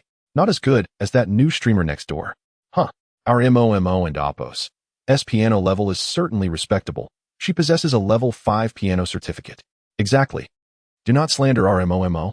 Honestly, I'm not disparaging Mo, nor do I belittle her. It is not merely the performance of the young gentleman next door, which is truly delightful. Oh, are you certain? If his skills rival those of our beloved Momo, what then? I shall promptly gift Momo's wife a treasure map. It is settled. Friends, please wait here while I venture next door for a taste, and I shall return to report to you. Could someone upstairs provide the room number? I am eager to discover what remarkable talent can compare to my dear Momo. That young man is not from the Doubao platform, but rather from the Douyin platform. I stumbled upon it inadvertently. His ID is 1223445, and it appears he goes by the name Brother Loves to read the spring and autumn annals. You may wish to search for it yourself. I shall go take a look as well. Count me in. Brother Spring and Autumn? What a splendid name. It resonates with me. As we share common interests, I too shall go and see. With 150,000 online fans, astonishingly. Within a short span, 3,000 to 4,000 departed. As Feng Momo concluded her performance, she glanced at the live stream, her petite face displaying a hint of surprise. Where have they all gone? Have they retired for the night? A fan responded, they have all gone next door to Douyin to watch a young man. Feng Momo, what is happening? Dear ones, do you not cherish Momo any longer? How could you abandon me? Sob. How disheartening. Is it true that someone claimed the young gentleman next door possesses superior piano skills that surpass those of Momo's wife? Indeed, they have gone to observe. Feng Momo, oh. Is he handsome? Ahem, are his piano skills impressive? Fans, how heart-wrenching. Momo, it seems, is indeed a beauty enthusiast. Not handsome at all. Not in the slightest. He wears sunglasses, utterly unappealing. Precisely, so unattractive it is hard to bear. He is unworthy of even carrying Momo's shoes. Feng Momo playfully smiled. Then I must certainly take a look. I am curious to see just how unattractive he is, giggling. Upon locating the room number in the comments, Feng Momo immediately logged into Douyin using her QQ account, searched for the ID, and indeed discovered a live stream account called Brother Loves to read the spring and autumn annals, which was currently broadcasting. She clicked in without hesitation, instantly captivated by the melodious piano sounds, her face radiating delight. What a beautiful piece of music. End of chapter. Chapter 64. This melody of grain and ear. With a heart full of curiosity, Feng Timo entered the live broadcast room. Upon her entrance, she was immediately captivated by the exquisite melody emanating from the piano. The thoughts of you, and I lingered as she listened. Ah, the longing for parting dreams lingers, ashes consumed, buried beneath the willow and amp, Appos, embrace, on vibrant branches. The pristine withering is the price of unraveling mysteries. The afterglow clings to the traveler's hair as he scatters his lingering thoughts beneath the bridge. A latecomer from a past life, brushing past, with memories etched on his palm, and Appos, remember in the next life. And Appos, a droplet of ink falls from your eyes. And if the Buddha speaks of detachment, how can I remain unperturbed in my response? As she pondered, the bitterness of love is fleeting. Trapped in the sea of suffering, the new green leaves only cast shadows of fallen flowers, and the fruitless yearning brings a smile to old vows. The tune was lively and refreshingly unique, although Feng Timo was unaware of the lyrics. She felt the song transformed her previously heavy heart into one filled with lightness and joy, even instinctively humming along. As the melody concluded, the audience remained immersed in the enchanting scene crafted by Shen Fei, ashes drifting, white smoke enveloping, gray settling on branches, the wind blowing. Gray dust mingling with the hair of passers-by as they stepped happily onto the corridor bridge, awaiting their beloved. Not only the fans, but even Shen Fei himself was lost in the moment, reflecting on the system and Appos' reward of this fully mastered piano skill, truly remarkable. Moments later, the fans flooded the chat with comments. Oh my, this is simply beautiful, so full of meaning, love it. Definitely following. Must follow. With such talent?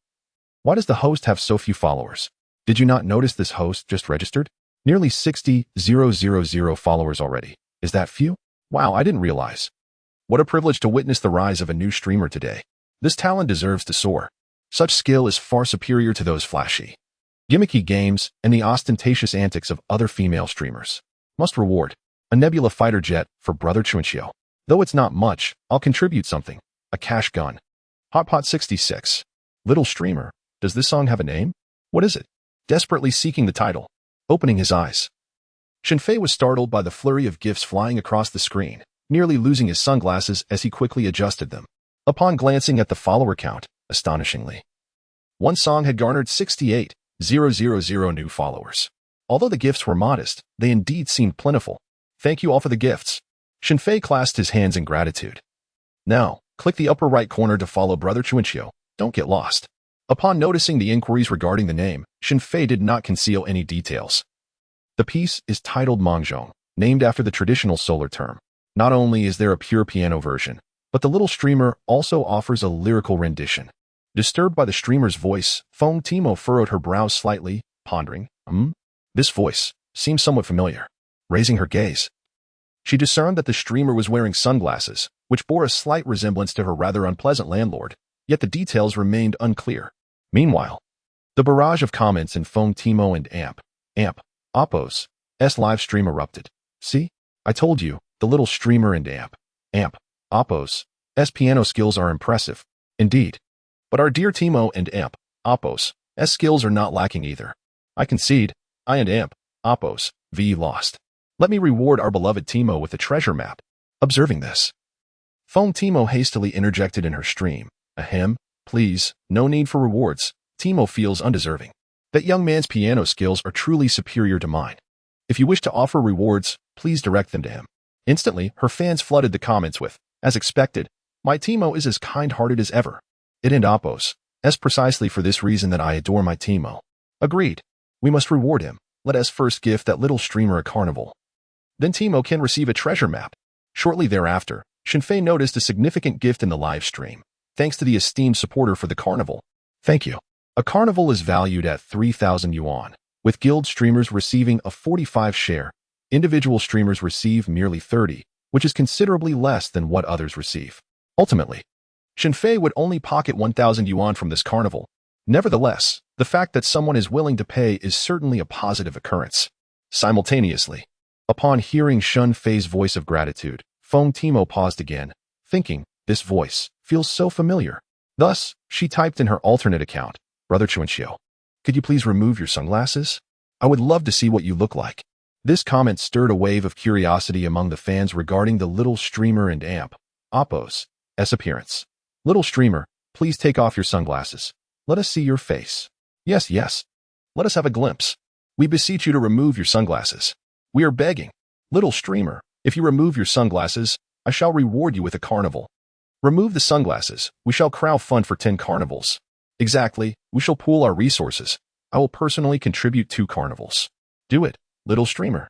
As the comments continued to flood in, the officials on duty at Douyin noticed this promising new streamer and promptly reported the matter to their supervisor. The supervisor responded, "Let us attempt to reach out tomorrow and see if there is any interest in signing a contract." However, observing the comments, Shen Fei felt a tinge of anxiety. 10 carnivals indeed amounted to a substantial sum, 30,000 yuan, of which he would receive 10,000 yuan. The previous task required only 6,400 yuan. But due to the need to switch platforms, the amount had to be doubled. Thus, he needed to earn 12,800 yuan to complete his task. To receive the system rewards, one must gather 13 carnival tokens. Little streamer, what are you hesitating for? Hurry up. Indeed, 10 carnival tokens is quite a lot. Yes, we want to see the true face of the little streamer. Shen Fei smiled broadly, removed his sunglasses, and relented, though it came with a condition: more funds were required. Wow, this little streamer is quite greedy. ISN and Oppos. T10 carnival tokens enough? Oh my, this streamer is utterly unreserved. Little streamer, tell us, how many carnival tokens would it take for you to take off your sunglasses? Shen Fei, unreservedly, declared 12 carnival tokens would suffice. Given that someone had already gifted 1 token, only 12 more were needed to complete the system and Oppos' task. Fair enough, I shall add 2 extra carnival tokens myself. Little streamer, go ahead and remove them. Immediately, a fan responded, furthermore, you must sing the lyrical version of and amp, Oppos, grain in ear and amp, Oppos, for everyone. At the same time, Feng Tianma grew anxious. Her heart already 80% certain, it had to be that rascal. Recently, various signs indicated that he was about to make an appearance, for instance. The complete version of Wanjing in Solitary Brave becoming an anthem, both songs credited to the Emperor Uncle, signifying that the network had not silenced him. She wondered about Huya's situation. Why had they banned the Emperor Uncle streaming room? It mattered little, as long as Shen Fei remained safe. She would have the opportunity to see him and ensure he continued to create custom songs for her. End of chapter. Chapter 65. Suspected discovery of the little streamer as the dog emperor. Dear little streamer, we have promised you 12 carnivals. So hurry up and take off your glasses. Yes, do it quickly. We are eagerly anticipating. Little streamer, surely you won't break your promise. We have all agreed. So please hurry. The barrage of comments read, this old 6 definitely won and Oppos. T removed them. He and Oppos, as nothing but a big fraud. The fans in the live stream immediately noticed this comment. Brother Guy D who? Do you know this streamer? Do you know him? Is he handsome? Does he have a girlfriend? Ahem, no misunderstandings. I'm just asking for a friend. I'm that friend. Hey, do you mind if I become your boyfriend? Indeed. Feng Tmo had stealthily entered Shen Fei's live stream under the pseudonym Guy Dihu. Shen Fei glanced at the barrage, chuckling as he spoke. You all should send me gifts first. I'm afraid you might be trying to deceive me. Wow, little streamer. I've never seen someone like you, actually bargaining with fans. Be careful, or we might just stop supporting you. Exactly, other streamers perform their talents first, then ask for gifts. If you don't take off those sunglasses, how can we send you gifts? Right, brothers? Take off the sunglasses. Take off the sunglasses. Staring at the barrage that filled the screen, along with the rapidly increasing number of fans, Shen Fei felt a surge of frustration. Damn it. Why are the viewers on this platform so stingy? Not a penny to spare. They won't part with a dime unless they see results. These so-called new fans are not easily swayed. How about this? Whether you wish to hear the song Mangzhong or want me to take off my sunglasses. Let us agree on sending half the gifts first? Shen Fei proposed to the audience, feeling exasperated as the count had already risen to 60,000 fans. Yet the gifts were still scarce. Could someone have recognized him? Yes, that comment from Guy Dihu. No way. I need to check his information. While discussing with the audience, Shen Fei scrolled through the chat history and clicked to investigate the other party and amp, Oppos' details. Upon opening it, he felt a pang of disappointment. Damn. A newbie account, utterly worthless. Nevertheless, the audience in the live stream remained quite supportive. Soon, 6 carnivals had been sent. The system and Oppos' notification chimed. Ding dong. Congratulations to and Oppos. I love reading Spring and Autumn and Oppos for receiving gifts from XX fans during the carnival. Thank you for supporting the broadcaster. The notification rang out 6 times, and the festive colors of the carnival brightly illuminated the screen. Witnessing this scene, Feng Tmo sighed. Alas, how can you all be so naive? This old 6 is just tricking you into sending gifts, and then he'll log off. Oh, you silly bunch. Little streamer, You've received 6 carnivals. Can you take off your sunglasses now?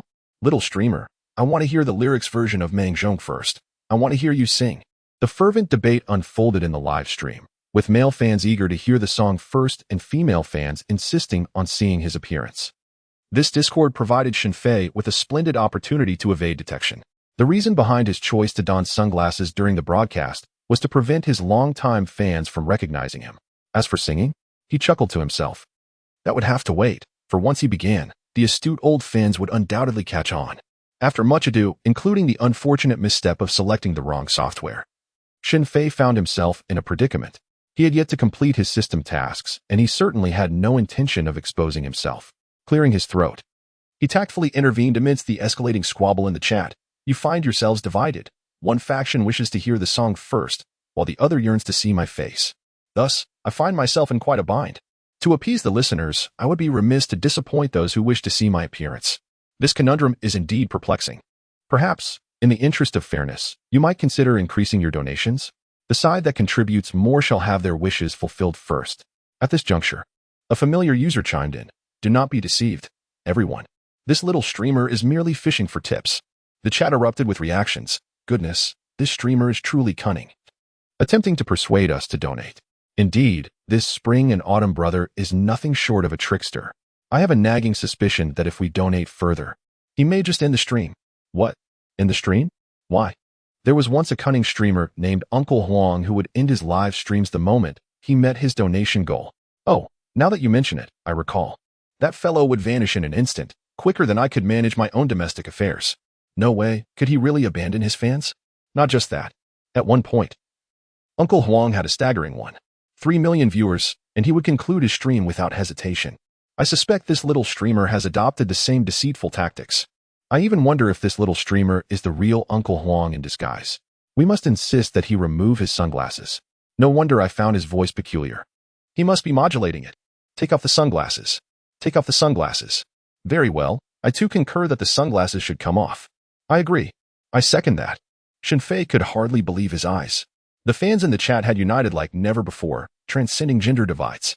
How on earth was he to navigate this situation? Shen Fei and Apos' composure began to unravel, further confirming his suspicion. This heavenly king must have sensed something. Meanwhile, Li Mudi, seated before the screen, observed the barrage of comments and the reactions of the small streamer and could not help but chuckle. This small streamer possesses a certain charm. Thus, he decided to join the fray in the comments. Dear streamer, how about you perform another talent? If I am satisfied, I shall reward you with 6 carnival tokens. Instantly, the chat room erupted in indignation. Come on, brother, are you trying to sabotage? Dude, that's not how you play. Yes, my good man, don't be hasty. Our enemy is Brother Chuanqiu. You must not be swayed. Yet, Li Mudi continued in the comments. I believe that the joy brought by a person and Apos' talent far outweighs their appearance. If I find it worthy, I am delighted to offer my reward. The implication was clear. The decision to reward or not rested solely with him. However, he had one stipulation. If the small streamer's performance failed to meet his expectations, then she would have to remove her sunglasses. What do you say to that? Li Mudi commented again. Shen Fei acquiesced. All right, let us proceed as this brother suggests. I shall perform first. He returned to the piano. His hands gently poised over the keys, and with a measured tone said, To be honest, the reason I wear sunglasses is due to my flawed appearance. I fear that without them, I might frighten everyone and spoil the viewing experience. Furthermore, my voice is not particularly pleasant, and I have never been able to keep in tune while singing. Therefore, my forthcoming talent showcase will consist of a piano performance. Yet, this piece was notably challenging, perhaps the most difficult ever, surpassing even the illustrious Lang Lang, eclipsing that particular piano master who had once been reported by a certain aunt from Chaoyang. If you don't believe it, just listen. Before the screen, Li Mudi exclaimed, Who have I wronged? All I wanted was to enjoy a live stream. How can calamity befall me so? What is this small streamer attempting? So what if I indulge? I haven't spend a single penny of yours. If this performance does not satisfy me, I shall certainly compel you to remove those sunglasses. Additionally, gratitude is extended to T-Sauce ED for the generous 588 book coins. Is there anyone brave enough to guess what piece the protagonist will perform next that will astonish both Moody and the fans? End of chapter. Chapter 66, a piano piece that leaves masterful figures astounded. Cough, cough. My dear brother with the username Morning Sun and Appos, lifelong rival. Are your words truly sincere? Shen Fei glanced at the ID of Li Moody in the live stream's comments. Jesting, is this even real? Are you genuinely familiar with this? The live chat erupted. What is this little streamer up to? Is he really that confident? Haha, this little streamer is quite the entertainer. Such a humorous speaker. I adore this little celestial being. Dear streamer, do tread carefully. This individual could promise you 6 carnival rewards in one breath, surely a person of great stature. Just talk. Who can end imp, Appos, boast? I could claim to reward the streamer 60 carnivals myself. Li Moody, observing the barrage of comments, chose not to engage further and typed again, little streamer. Commence your performance. Astound me with your skills. 6 carnivals, let us see if you deliver. Recognizing this was no childish jest, Shen Fei dismissed any overthinking. After all, the funds rested in the other's pocket.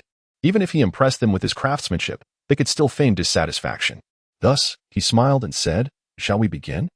I trust you are all familiar with the piece Don Giovanni. To perform it in its entirety would take approximately 2.5 hours. Shen Fei interlaced his fingers, gesturing to warm up, and continued, 2.5 hours is quite lengthy.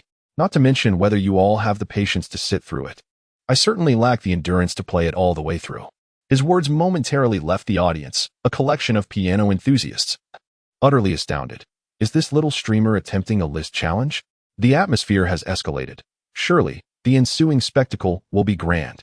I just hope this little streamer possesses sufficient skill to avoid embarrassment. Haha, the one above clearly has a cultured ear.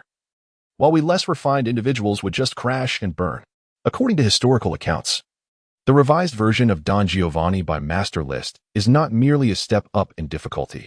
It is a monumental leap. Indeed, I have heard that originally, Don Giovanni was a 2.5-hour piece, yet after Liszt's revision, it was condensed to a brisk half-hour without omitting a single note. Our own Lang Lang even attempted it, completing it in 22 minutes and 53 seconds, setting a world record. Is this little streamer really daring to tackle such a formidable piece? Has he lost his senses? Just a stunt to attract followers. Today, as streamers are capable of anything. They even broadcast consuming protected species.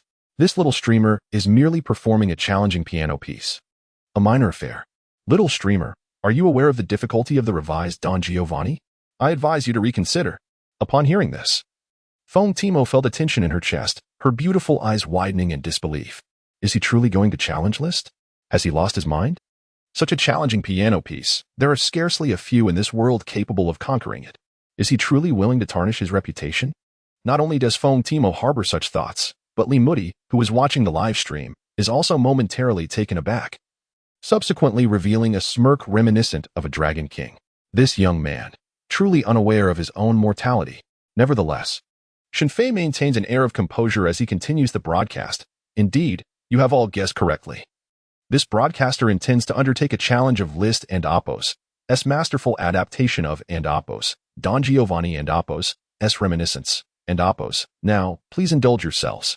With that, Shen Fei adjusts his breath. His slender fingers poised above the keys, reminiscent of Kato Eagle's deft touch, and as the first note resonates, everyone is jolted to attention. Their expressions taut as they focus on Shen Fei's performance. Those in the know are well aware of the various melodies and nuances within Don Giovanni's reminiscence. The first section, marked grave, in D minor, for 4 time, draws its melody from the second act of the opera, where the ghost warns Don Giovanni, culminating in the finale where the ghost appears at the banquet, dragging Don Giovanni to hell. This section is imbued with a heavy, poignant atmosphere, characterized by diminished seventh chords and extensive use of chromaticism, vividly portraying Wang Ling's intense desire for vengeance. Shen Fei interprets this segment with remarkable fervor, leaving the entire audience in stunned silence. The second segment, marked Andante, in A major, 2/4 and 6/8 time, originates from the duet between Don Giovanni and his lover. Shen Fei begins with a lively rhythm, painting a picture of love, then the tempo accelerates abruptly, hinting that the ghost threat lingers unvanquished. The third part, marked Allegro, in B-flat major, 2/4 time, represents the most arduous section of the entire composition, demanding remarkable dexterity and speed from the performer. Throughout the performance, a plethora of techniques are employed: expansive arpeggios in the right hand, octave scales, chromatic passages, minor thirds, right hand chromatic movements in minor thirds, inverted chromatic scales, 10th melodies, counterpoint, alternating syllables, parallel thirds, 6 scales, and leaps of octaves, over 20 distinct techniques in total. Even a level 10 piano virtuoso might struggle to render such a piece with perfection, yet Shen Fei, a youth of such tender years, executes it live with astounding prowess. Throughout the entirety of the performance, the barrage of comments is nearly non-existent. Even new fans entering the stream are instantly captivated by Shen Fei's artistry. Especially mesmerizing are his hands, moving with a speed akin to mere phantoms, leaving the audience spellbound and bewildered. The emotions of the fans ebb and flow with Shen Fei's rhythm, encompassing joy, anguish, terror, and ultimately, Don Giovanni's unwavering acceptance. Even those unfamiliar with the intricacies of piano music are left in awe by Shen Fei's interpretations. Feng Timo has become transfixed by the screen, her milk tea growing cold in her hands, utterly oblivious. Meanwhile, Li Mudi, seated before the screen, has allowed the cigarette held between his forefinger and middle finger to burn silently until the ember sears his hand, prompting an irate toss of the cigarette. But, damn it, just as it gets interesting, how can one allow distractions? As Shen Fei passionately danced his fingers across the piano keys, his entire being swayed with fervor, beads of sweat cascading down his forehead. Unfazed, he displayed a mastery of the piano reminiscent of the legendary Kato Takahashi. In this moment, he was a maestro. His performance exhilarating and unrestrained. Amidst the astonishment of the audience, time seemed to blur until Shen Fei finally struck the last note. The resounding melody gradually diminished, fading into silence, and he came to a halt. A collective sigh of relief escaped the crowd, which was swiftly followed by an explosion of comments on the screen. Incredible. This skill is astounding. Could this young streamer ascend to greatness? Isn't this akin to Lang Lang himself? Nonsense. Master Lang took 22 minutes and 50 seconds, while our spring and autumn brother only took 15 minutes and 23 seconds. Do you realize the magnitude of that difference? Alas, lacking culture, I can only express my awe. This young streamer is truly remarkable. This national-level piano virtuoso might pale in comparison to Spring and Autumn Brother's artistry. Does he take disciples? Spring and Autumn Brother. Do you have any other works? I wish to listen. I would pay for it. Li Mudi, seated before the screen, snapped back to reality from his reverie. Shaking his head with a sigh, what a monumental event. I cannot compare. Feng Timo was already rendered numb with astonishment. Goodness, this young streamer is extraordinary. Is he truly that dogged landlord of mine? If so, he is truly a polymath. He can compose, sing, and even play the piano at a masterful level. How can such a talented young man exist in the world? The most striking aspect is his wealth, his handsome visage, and his single status. He is the epitome of a perfect partner. I wonder if he truly is that dogged landlord. I wish he would remove his sunglasses for a glimpse of his true self. However, as the final notes faded, Shen Fei performed an astonishing act. He retrieved a cigarette from his pocket, delicately placing the tip on the piano keys. Miraculously, the cigarette ignited, and he brought it to his lips, inhaling deeply. The smoke billowed forth, swirling into the air, transforming his aura once more. This prompted screams of admiration from countless female fans and envy from numerous male admirers. Li Mudi exclaimed, "Wow, this is quite the performance. I'm impressed." Feng Timo's large, beautiful eyes sparkled with infatuation. Such masculinity. Oh my. I feel as though my soul is about to escape. The barrage of comments in the live stream read, "Incredible. This young streamer is impressive. Goodness. How much force did he exert on the piano for it to emit smoke? This scene reminds me of a film. Wow. For this performance, Spring and Autumn Brother deserves a perfect score. Absolutely phenomenal. Thus, today's update is a bit late. I hope for your understanding. The author strives to provide more content. End of this chapter. Chapter 67. TMO. Little one, your true colors have finally been revealed. The senior officials of Tiger Bud have come in person. As the camera panned, Shen Fei, smoking a cigarette, strode towards the living room. Suddenly, an official warning popped up in the live stream. The host. I love reading Spring and Autumn. Is smoking, which violates the Douyin live streaming regulations. A warning has been issued. Shen Fei, what the hell? On the very first day of my live stream, I received a warning from the officials. Watching Shen Fei extinguish his cigarette in frustration. The audience erupted in laughter. Haha, the little host is truly unfortunate. This is considered a negative influence, fearing it might affect the children. Little host. You better remember this next time. Sympathy for the little host for a second. Sympathy 10086. Little host, if you have the urge again. Remember to avoid the camera. A toast of beer to the little host. Let us not cry, stand up and fight. A Porsche gifted to the little host. A rose for the little host. Dawn and Oppos. Tea cry. Okay. At that moment, Feng Tmo, seated before the screen, couldn't help but chuckle, her laughter echoing through the screen. However, her expression shifted as she noticed something familiar in the background of the little host room. Could it be that they lived in the same upscale neighborhood? Or was it merely a similar style of decoration? Upon closer inspection, Feng Tmo indeed discerned a clue and gasped, "The Swona, that Swona adorned with a red thread? I remember he is the Dog Emperor's nephew." Yet, Feng Tmo chose to remain silent, for she had her own motives regarding Shen Fei. Moreover, with her astuteness, knowing this secret, wouldn't it allow her to linger with Shen Fei a bit longer? The live stream, ding dong. Congratulations to the host. I love reading Spring and Autumn for receiving a Carnival X1 from the fan, the lifelong rival of Aunt Xiaoyang. Thank you, fan, the lifelong rival of Aunt Xiaoyang, for your support of the host. I love reading Spring and Autumn. Follow the host to avoid getting lost. Ding dong. Congratulations to the host and Oppos. I love reading Spring and Autumn and Oppos for receiving a Carnival X2 from the fan and Oppos, the lifelong rival of Aunt Xiaoyang and Oppos. Thank you, fan and Oppos, the lifelong rival of Aunt Xiaoyang and Oppos, for your support of the host. I love reading Spring and Autumn. Follow the host to avoid getting lost. Ding dong. Congratulations to the host and Oppos. I love reading Spring and Autumn and Oppos for receiving a Carnival X6 from the fan and Oppos, the lifelong rival of Aunt Xiaoyang and Oppos. Thank you, fan and Oppos, the lifelong rival of Aunt Xiaoyang and Oppos, for your support of the host and Oppos. I love reading Spring and Autumn and Oppos. Follow the host to avoid getting lost. Ding dong.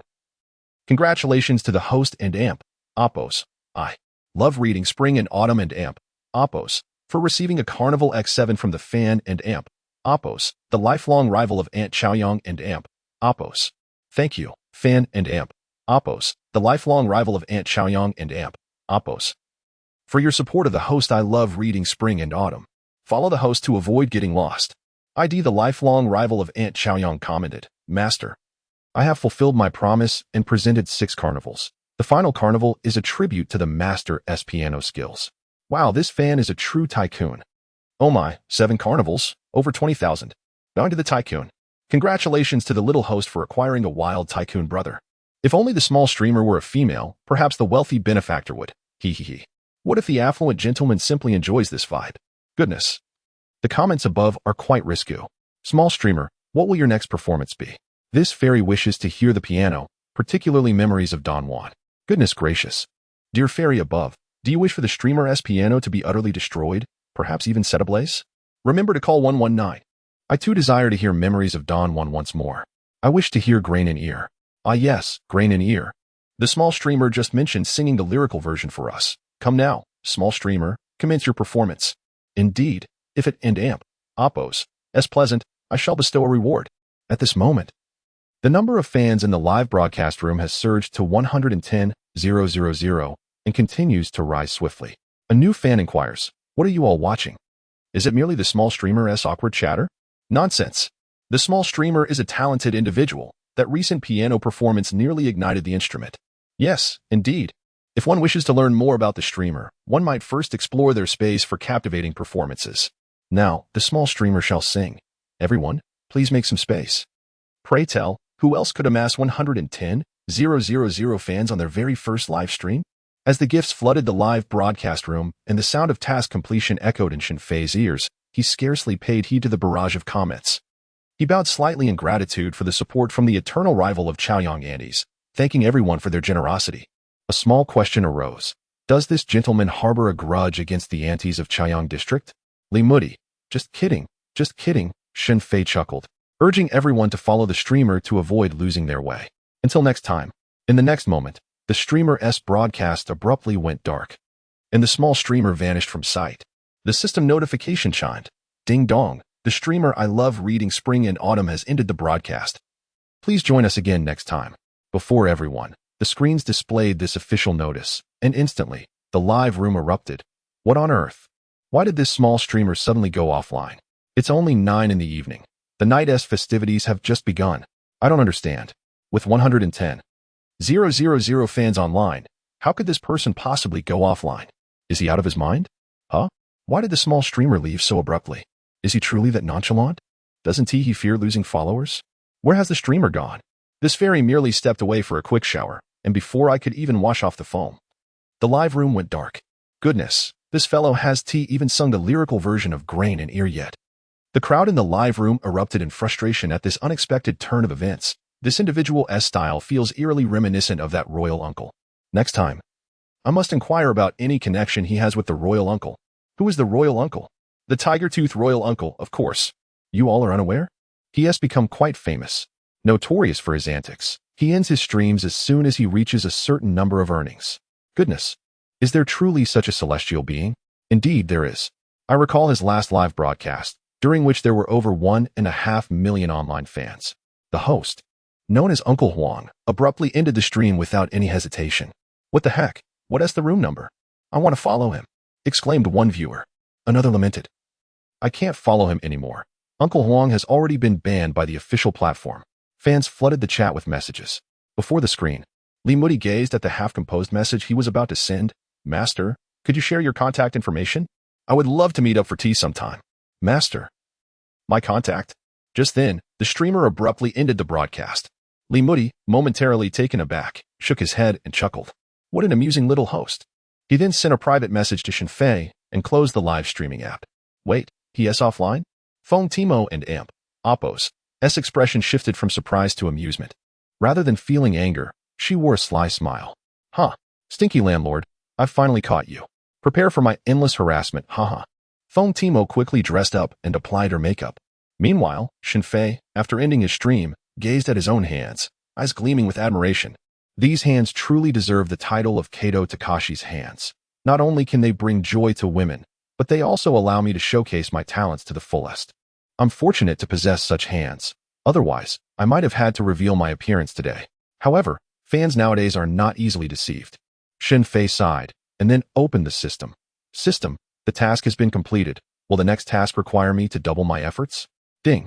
The next live broadcast will not double. It will only double once when you switch platforms. Shen Fei patted his chest, feeling relieved. But the thought of needing to earn over 32,000 next time left him feeling slightly anxious. Damn it. Huya has closed my stream with 2 million fans. How outrageous. He brushed it aside and decided to check the system rewards instead. Ding. Congratulations, host, for completing today and Oppo's system task. You have received 2 blind boxes as a reward. Would you like to open them now? Just as Shen Fei was about to say yes, his phone rang. Glancing at the caller ID, he recognized the number but couldn't recall who it belonged to. Hello, who am I speaking to? Shen Fei asked curtly. If it wasn't urgent. He wanted to open his blind boxes. This is Zhang Rui from Huya. Hello, Mr. Shen.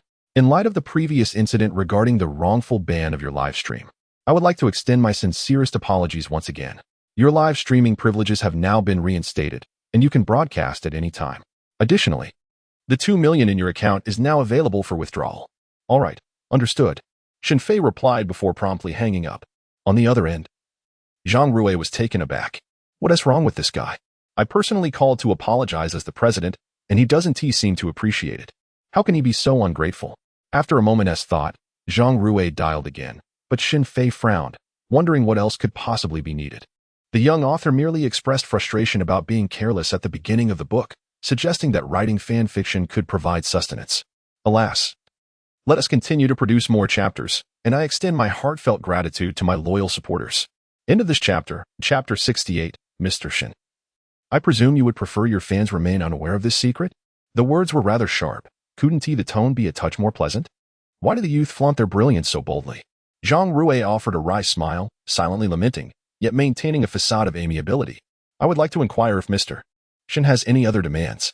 Furthermore, I bring good news, should Mr. Shen choose to sign with our Tiger Bud platform. I can offer a contract with an 80-20 revenue split, 80 for you and 20 for us. There are no stringent live streaming time requirements. As long as no prohibited content is produced, Mr. Shen is free to express himself as he wishes. The prospect of such a generous contract was likely unparalleled across the internet. At least, Tiger Bud had never offered anything of the sort. This was a gesture of goodwill. An official apology for the ban on Shen Fei's previous streaming account, and such a substantial offer was naturally intended to retain him. As for Douyin, they're only offering a 90-10 split, Mr. Zhang. Let us discuss the matter of transitioning to Tiger Bud later, Shen Fei replied coolly. There was no mistaking that Shen Fei's words were mere fabrications, and Zhang Rui was well aware of it. As he sensed Shen Fei's intention to terminate the call, Mr. Zhang quickly interjected, "How about this? Mr. Shen may continue streaming on Tiger Butt, and we will take not a single cent from your earnings. What do you think?" Such sincerity could hardly be overstated. Beyond this, it would be unreasonable to expect Tiger Butt to subsidize his return. "I appreciate your kindness, Mr. Zhang, but let us discuss this matter at a later date," Shen Fei stated before hanging up once more. To speak candidly, the abrupt suspension of his live stream and the cancellation of his account left Shen Fei somewhat irked. Moreover, the veteran fans were evidently seasoned players, making the completion of system tasks quite challenging. Shen Fei, however, found himself quite enamored with the new platform. Had it not been for this new venue, he might never have stumbled upon Douyin. What a delightful surprise indeed. Following the call, Zhang Rui was on the verge of exploding with frustration and immediately summoned the newly appointed supervisor, Xiao Lu, chastising him thoroughly before assigning the task of persuading Shen Fei to return to Tiger Butt. Xiao Lu wore a pained expression. "If you, sir, cannot entice him back, how could I, a mere supervisor, possess such capability?" Yet, grumbling aside, he had no choice but to accept the task. Ding. "Congratulations, host, you have unlocked Blind Box 1, rewarding you with the skill of a seasoned male voice." Upon opening Blind Box 1 and seeing the reward, Shen Fei was momentarily taken aback. What use could this reward serve? The exquisite female voice could be utilized for singing and gaming, and after a few games last night, he had indeed acquired several skins. Yet this seasoned male voice seemed rather unappealing for gaming. Testing the voice, Shen Fei discovered he could adopt the tone of a middle-aged man, marked by the wear of time, possessing a slight rasp yet exuding an inexplicable magnetism. Suddenly, an idea struck him. This voice could eliminate the need for straining his throat during live streams. Surely, the veteran fans would not recognize him. Ha ha ha. The system rewards are indeed not without merit. Now, as he opens Blind Box 2, Shen Fei, with a satisfied sigh, commands once more. Ding. Blind Box 2 has been successfully opened. Congratulations to the host for acquiring a vast collection of over 10,000 classical music pieces, now thoroughly familiar to him. Upon examining the repertoire, he finds titles like Rhapsody of the Birds, Phoenix Seeking the Phoenix, Reflections of the Moon on Two Springs, and many others. Indeed, the selections are abundant. Shen Fei's excitement reignites, exclaiming, "Wow, this reward is splendid, simply splendid," just as he was lamenting the lack of tunes for his Suona. This gift has come to the rescue. Giggling fans, prepare yourselves for my delightful torment tomorrow. Knock, knock, knock. The doorbell rings alongside the knocking, the rhythm somewhat urgent. Indolently, Shen Fei rises from the couch, donning his flip-flops to answer the door. As usual, he glances through the peephole and sees no one, yet the bell continues to chime. Without a second thought, he deduces it is the familiar call of the king covers the earth. "Well, where have you been these days? I couldn't reach you by phone or message. I thought you had vanished." Upon seeing Shen Fei, Feng Tianma chatters away. Though the concern in her eyes is unmistakable, whether genuine worry for Shen Fei and Appo's well-being or anticipation for a song remains ambiguous, but the sentiment is clear. "The rent hasn't been paid yet, so I certainly wouldn't disappear." Shen Fei jested. "Are you here to collect the rent?" With a glance at his arm resting against the doorframe, Feng Tianma promptly ducked under his arm and entered his home. "Can we not discuss money the moment we meet? Am I not concerned about you? Would I come at this hour otherwise?" Notably, she unceremoniously plopped down on Shen Fei and Appo's sofa. "No money, no conversation." Shen Fei muttered irritably. "I'm going to bed. You should be heading home. Hey, I haven't even warmed the seat yet, and you're trying to shoo me away? How rude." Feng Tianma pouted, refusing to leave. Then, crinkling her delicate nose, she sniffed the air, waving her hand in front of her nostrils with a look of disdain. "Ugh, what is that odor in your living room? It's quite unpleasant." Following the scent source, Feng Tianma spotted several crumpled tissues in the trash can. "Goodness, how long has it been since you emptied this? The smell is overpowering." Shen Fei's face flushed with embarrassment. It wasn't that he had neglected to take out the trash for ages, but rather that he had just wrapped dumplings an hour ago. Hastily, he tied the trash bag securely, lifted it, and tossed it outside. "Well, I suppose it has been a while." However, Feng Tianma continued to sniff the air. Drawing closer to Shen Fei, "EW, why do you still smell like that?" "It and Appo's fishy." "Ugh," Shen Fei replied. "I was handling some fish roe. It's just a faint scent." Shen Fei hastily concocted an excuse, swiftly diverting the conversation. "What brings you to my home?" "Naturally, I came to see you." Feng Tianma replied with a playful tilt of her head, extending her delicate hand. For what purpose?" Shen Fei reached out, grasping her petite hand. Foam Timo's expression momentarily faltered, her cheeks flushing slightly as she quickly withdrew her hand, playfully swatting at Shen Fei's arm. Who wants to hold your hand? What about my song? You promised to write one for me. Goodness, I thought you had a fondness for me and were planning to pursue me, Shen Fei mused, indulging in his own fanciful thoughts. Pfft, as if. Who would fancy someone so unhygienic? Foam Timo scoffed, pouting. Come on, give me the song. If you don't, I want to have time to practice. What's the matter? Are you gravely ill? How long do you have left? Shen Fei asked instinctively. You're the one who is ill. I'm perfectly lively. Foam Timo retorted playfully, rolling her eyes. Didn't I tell you? This Saturday, Billy is holding a celebration event, and I'm not prepared yet. Hurry up and give me the song, please.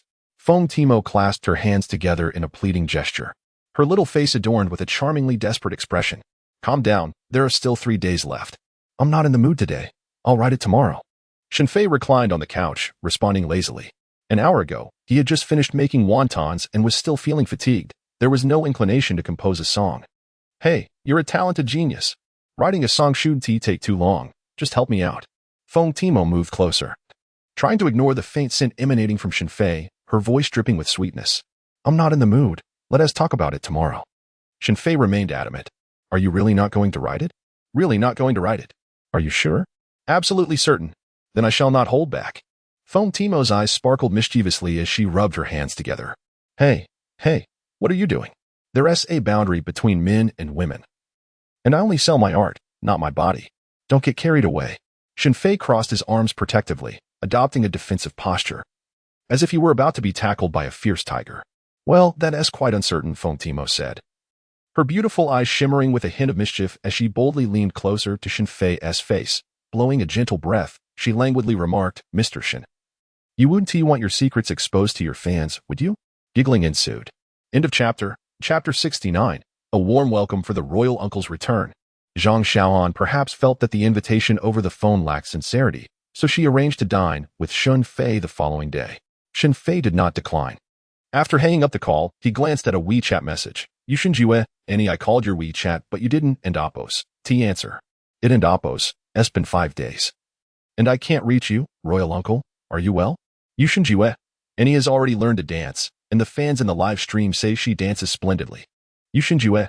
Annie is live streaming. Will royal uncle be joining? Message sent at 10:10 p.m., which is now. Ben Xinghuan, Shen Fei, all right. I shall take this opportunity to assess your dance practice. While Annie was languidly live streaming, she heard the notification from WeChat. Initially, her expression was dull and lacking energy.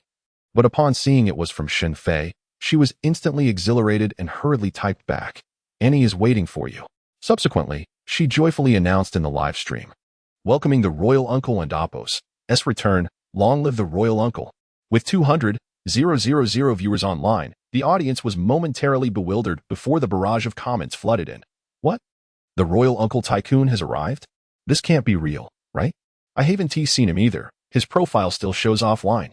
Perhaps little Annie has become so infatuated with the royal uncle that she is imagining things. Little Annie, you should check again. The royal uncle tycoon ISN and Appos. T here. Speaking of the title and Appos, royal uncle, and Appos, did you know there is another streamer called and Appos, Royal Uncle and Appos, who is incredibly popular? Oh, what does that royal uncle do? He sings. A talent streamer, and his singing is exceptionally beautiful. I particularly adore his songs Over Fire, The Brave, and Father. Wanjing is also lovely. I think it's quite good. It's a pity Wanjing doesn't have a complete version. The comment above seems outdated. My country and I uses Wanjing. The complete version sung by teacher Li Yugong. It's quite similar in tone to the royal uncle streamer. I feel they are equally matched. Then I must have a listen. Annie, is this royal uncle streamer very famous? Does he really sing beautifully? Indeed. His voice is utterly mesmerizing, absolutely captivating. You might lose your senses after just one listen, and by the third, you could find yourself enchanted. Ha ha. Is the person above a fool invited by a monkey? Only watching you and Appos' songs could make a designated woman pregnant. The royal uncle doesn't possess such prowess. However, that royal uncle is quite the character, often ending his streams abruptly. Exactly, the most outrageous instance was when nearly 2 million fans were online. And he simply said he was logging off without a moment and Appos' pause. And he was taken aback. There are such peculiar streamers? Little Annie. I advise you not to be overly enthusiastic. That guy is quite the character. However, and had already opened the webpage to search for the popular streamer, Uncle Huang. When she discovered that this Uncle Huang was, in fact, her own father, she was utterly astounded, rendered speechless, gazing at the nearly 3 million followers in the live streaming room, and was once again taken aback. No wonder her father had teased her about her prolonged streaming session last time, exclaiming that she hadn't starved to death. A true miracle. It turned out that her father was, in reality, an immensely popular streamer. Clicking on Uncle Huang and Oppo's page, she found past recorded videos and selected a song titled Father. And soon, she became entirely engrossed. Subsequently, she listened to Burning, The Brave One, 10,000 Lands, and even the rather glitchy The Other Woman. After indulging in all these songs, her expressions transformed into a vivid array of shock, joy, and excitement. To her astonishment, her father was an extraordinarily talented singer. A hidden gem. He composed and wrote lyrics, tailoring them perfectly to himself, possessing a unique vocal quality, and he was quite handsome and wealthy, a veritable paragon of perfection. Wait, could it be that my top supporter, this Uncle Huang, is the same as that famed streamer, Uncle Lu? Oh my goodness, this revelation is simply exhilarating, and had unearthed a remarkable secret, and in her excitement, she began dancing around, completely forgetting that she was live streaming at that moment. At this juncture, Uncle Huang finally appeared online, presenting 5 treasure maps, causing the live chat to erupt. Wow. Uncle Huang, the tycoon, drops 5 treasure maps at once. Uncle Huang, my prowess does not allow for modesty. A tycoon is a tycoon. Mighty brother, please accept my humble admiration. Uncle Huang must surely be my long-lost father. Case closed. And, dear, stop dawdling and come thank him promptly. Uncle Huang and Oppo's comments read, long time no see. Little streamer, your live streaming room remains as quiet as ever. Did you manage to keep those quail eggs in your mouth from last time? And is this the dance you learned? It's quite ugly, to be honest, not nearly as graceful as the 8th set of radio calisthenics. And heard the sound of the live system's notification, ding dong. Congratulations to streamer and for receiving treasure map X1 from fan Uncle Huang. Ding dong. Congratulations to streamer and for receiving treasure map X2 from fan Uncle Huang. Ding dong. Congratulations to streamer and for receiving treasure map X3 from fan Uncle Huang. Ding dong. Congratulations to streamer and for receiving treasure map X4 from fan Uncle Huang. Ding dong. Congratulations to streamer and for receiving treasure map X5 from fan Uncle Huang. At this moment, and finally grasped the situation, disregarding Shen Fei's teasing remarks, and quickly expressed her heartfelt gratitude. Thank you for the generous gifts, Uncle Huang. Welcome back. Uncle Huang, I have learned to dance. Would you like to see it? I will perform it just for you. Her youthful face could hardly conceal her anticipation. As if this dance were tailor-made solely for Shen Fei. Shen Fei quipped, are you dancing in clothes or without? In the vibrant atmosphere of the live stream, the audience expressed their amusement and excitement. Oh my, who dares to tease our dear Annie like this? Surely, only the wealthy Uncle Huang would have the audacity. Although I pride myself on being virtuous, I must admit, I too wish to see, not undressing. I would pay for it. Annie and Oppo's cheeks flushed slightly as she playfully rolled her eyes, exclaiming, Uncle Huang, you are truly mischievous. Are you trying to get my stream shut down? Undressing is absolutely out of the question. Shen Fei interjected, during the live broadcast, perhaps not. But what if it's outside the stream? The chat erupted once more. Wow. The wealthy truly have no need to disguise their intentions. Money indeed grants one the freedom to indulge. Uncle Huang is my role model. He embodies my aspirations. Uncle, when Annie comes to find you, can it be streamed? I am willing to pay. I humbly request a stream. Indeed. Let the affluent feast while his humble fans sip on broth. Shen Fei retorted, you lot, how could I possibly be that kind of beast? How could I ever ask such an adorable girl to do something like that? The audience responded, indeed, how could the affluent uncle be so beastly? He is even less than that. Haha, true, Uncle Huang is indeed less than beastly. Dear uncle, I can dance too. I can do the splits and even stand on my hands. Would you like to see me perform? I humbly request your contact information. Shen Fei. Uninterested in the chat's antics, send a message. Annie, after the stream, let me treat you to a late-night snack. Location, XX Street, Yang's Barbecue. Subsequently, his avatar displayed an offline status. Annie, noticing the message, was momentarily taken aback. Oh my, is Uncle Huang asking me out? The chat buzzed with renewed fervor. Wait, is this late-night snack appropriate? Whether it is appropriate or not, I fear Annie might be indulging in more than just a snack tonight. Perhaps she needs to replenish her protein. How vulgar. I suggest the moderators remove that comment. However, after a brief hesitation, Annie smiled and announced, "Dear friends, little Annie is signing off. See you tomorrow." The chat erupted in a frenzy. Oh no. Is Annie making a swift exit? Oh dear. My precious Annie might be in for a tumultuous night. Annie, do you see my heart breaking? Please, Don and Oppos, Tigo. Annie, you cannot leave. What shall I do if you do? Truly, the world is as it seems. The wealthy unite while the less fortunate bear witness. The young lady, adorned with a touch of makeup, donned the elegant dress gifted by Shen Fei, complemented by a pair of casual shoes and charming athletic socks. Her ponytail, loosely tied, gracefully concealed her ears. Annie picked up her small handbag and cast a glance at a pink, form-fitting dance outfit lying on the bed. After a moment's hesitation, she folded it and placed it into her bag. Taking a deep breath, her delicate face exhibited a mixture of nervousness and anticipation as she stepped out into the world. End of this chapter, Chapter 70, Brother Shen Fei, would you like to come to my house for a drink? At first, I was unaware that my number one big brother was the wealthy heir Wei Hang from reality. Now, I have come to realize that the esteemed uncle is that handsome rich second-generation individual in real life, and furthermore, I have discovered that this affluent young man is a super popular streamer. Not only is he handsome, but he is also wealthy and exceptionally talented. Gradually, Annie merges the images of the three into one, oblivious to the fact that she has already fallen deeply and irretrievably. Much like her WeChat username, the calamity of my remaining life. Perhaps, Shen Fei is indeed her calamity for the rest of her days. Thus, upon seeing a barrage of comments requesting Uncle to watch her dance in a tight-fitting outfit, Annie hesitated only momentarily before donning the snug dance attire. She set out, took a ride, and arrived at Yongji Barbecue, as Shen Fei had mentioned. Although it was a street vendor, Annie bore no disdain for the unsanitary conditions. From a distance, she spotted Shen Fei, who was already cheerfully waving his hand. "Brother Shen Fei, I'm over here. I've already ordered some skewers," she called out. As Shen Fei was eating, he turned upon hearing someone call him. Seeing Annie joyfully approaching, a smile spread across his face, and he asked, "How did you recognize me?" "Isn't Annie clever?" She replied with a sweet smile, unreservedly taking a seat beside Shen Fei and wrapping her arms around his, tilting her little face upward. She seemed to await her boyfriend and Oppos' praise. "Well, not too foolish," Shen Fei teased, playfully pinching her delicate nose. "Hee, of course, Annie is smart.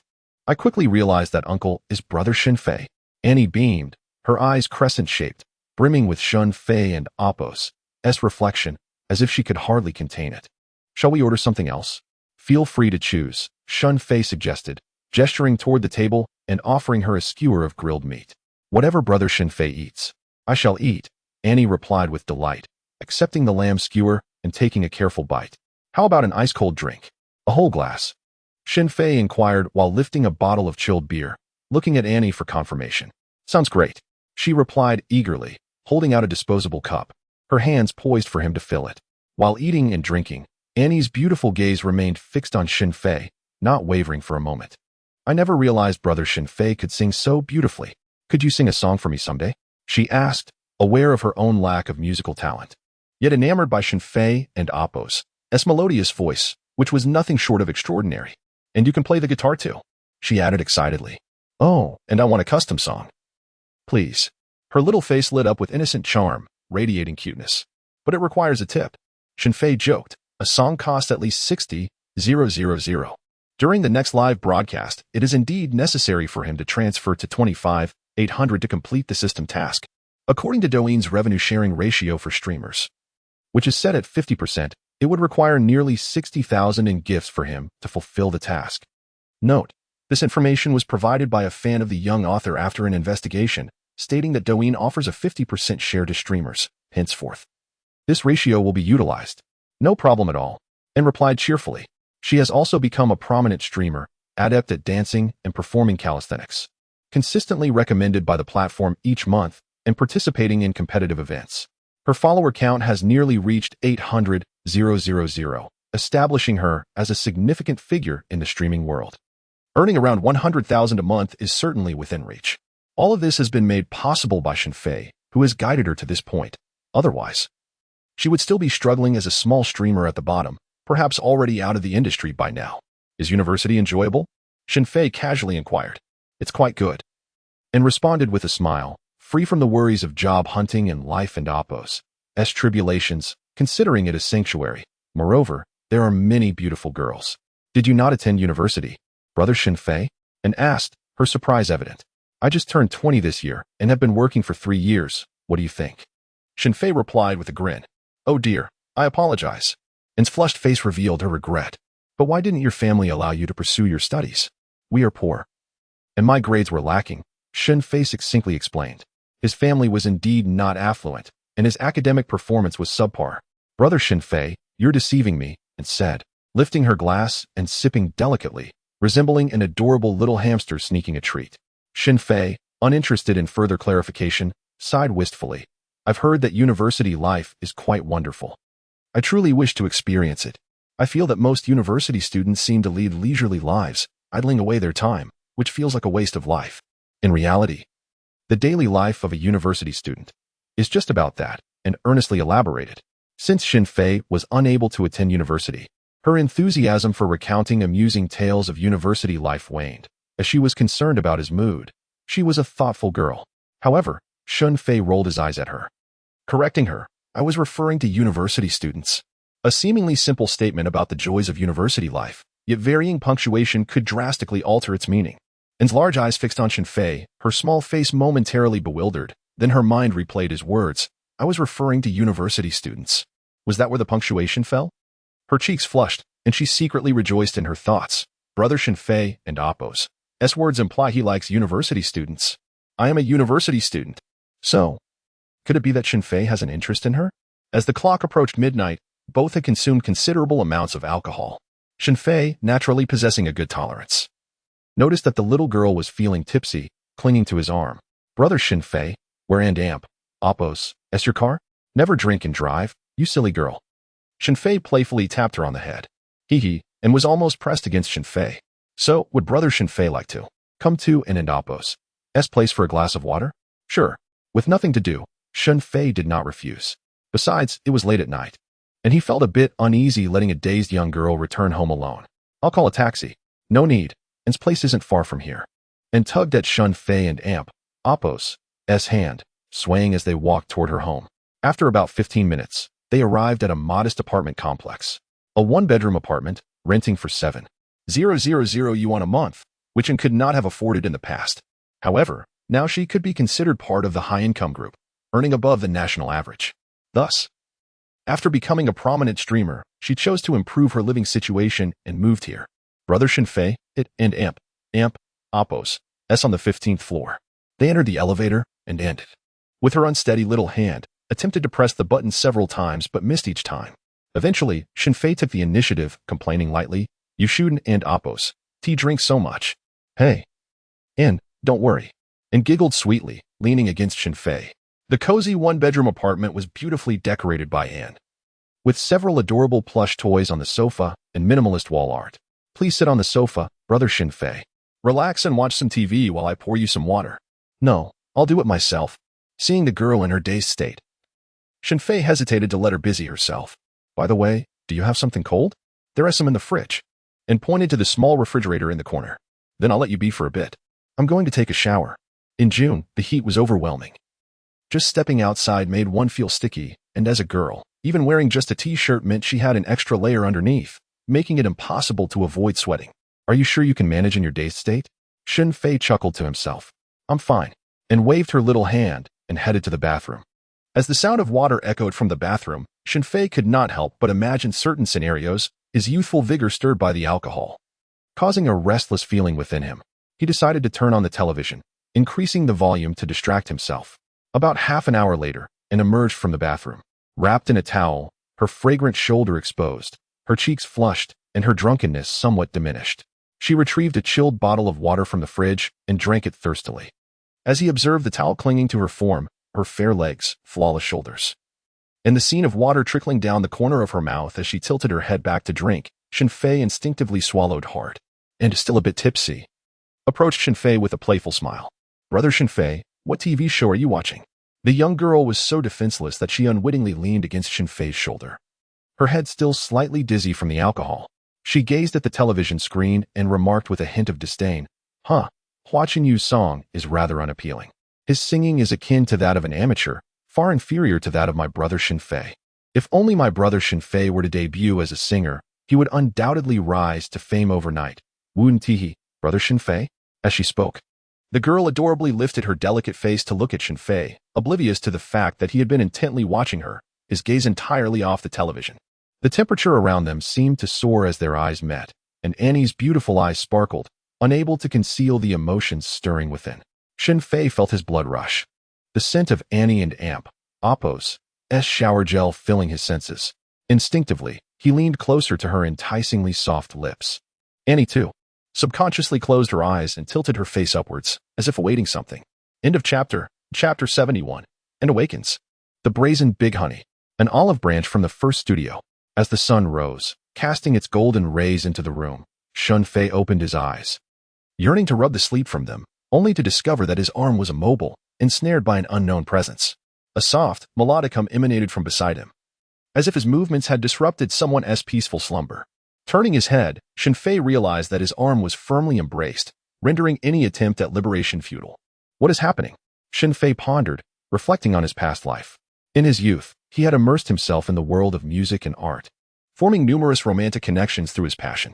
Even during his stints as a bar singer, he had indulged in fleeting encounters, viewing such affairs with a casual indifference. After all, in Shen Fei and Appo's eyes, few of the girls who graced the screen for live broadcasts could claim to be entirely naive. As the saying goes, where there is wine, emotions overflow. Everyone involved was a seasoned player in the game of love, so there was no need to delve into tales of seduction. Thus, he gently extricated his arm, lifting the covers in preparation to make his discreet exit. Excessive entanglement was hardly beneficial. Prolonging interactions with women often led to unnecessary complications. As the adage suggests, the wise do not plunge into the depths of love. Having been granted a second chance at life, Shen Fei resolved to seek joy and revelry. Life is but a fleeting journey. Why burden oneself? However, upon unveiling the covers, Shen Fei was taken aback, his mouth moving silently as he swallowed his astonishment. Furrowing his brow and muttering an expletive under his breath, the sight of the bed linens left him at a loss, accompanied by a twinge of regret. Gazing at the sleeping Anne, he wore a wry smile, pondering why she hadn't informed him beforehand that it was her first time. Shen Fei felt a profound sense of sorrow, realizing that perhaps indulging in alcohol was a path fraught with unexpected consequences. Tenderly covering Anne once more, he donned his clothes and, on tiptoe, grasped his shoes, making his way toward the door. Yet, as he stepped out of the bedroom, he hesitated. Returning to retrieve a card from his pocket, which he delicately placed by Anne's pillow. With a quiet sigh, he departed. At 9 that morning, Anne stirred from her slumber, acutely aware of her physical discomfort and the marks left by her companion. A glance at the sheets ignited a blush across her cheeks as she called out softly, "Shen Fei, brother?"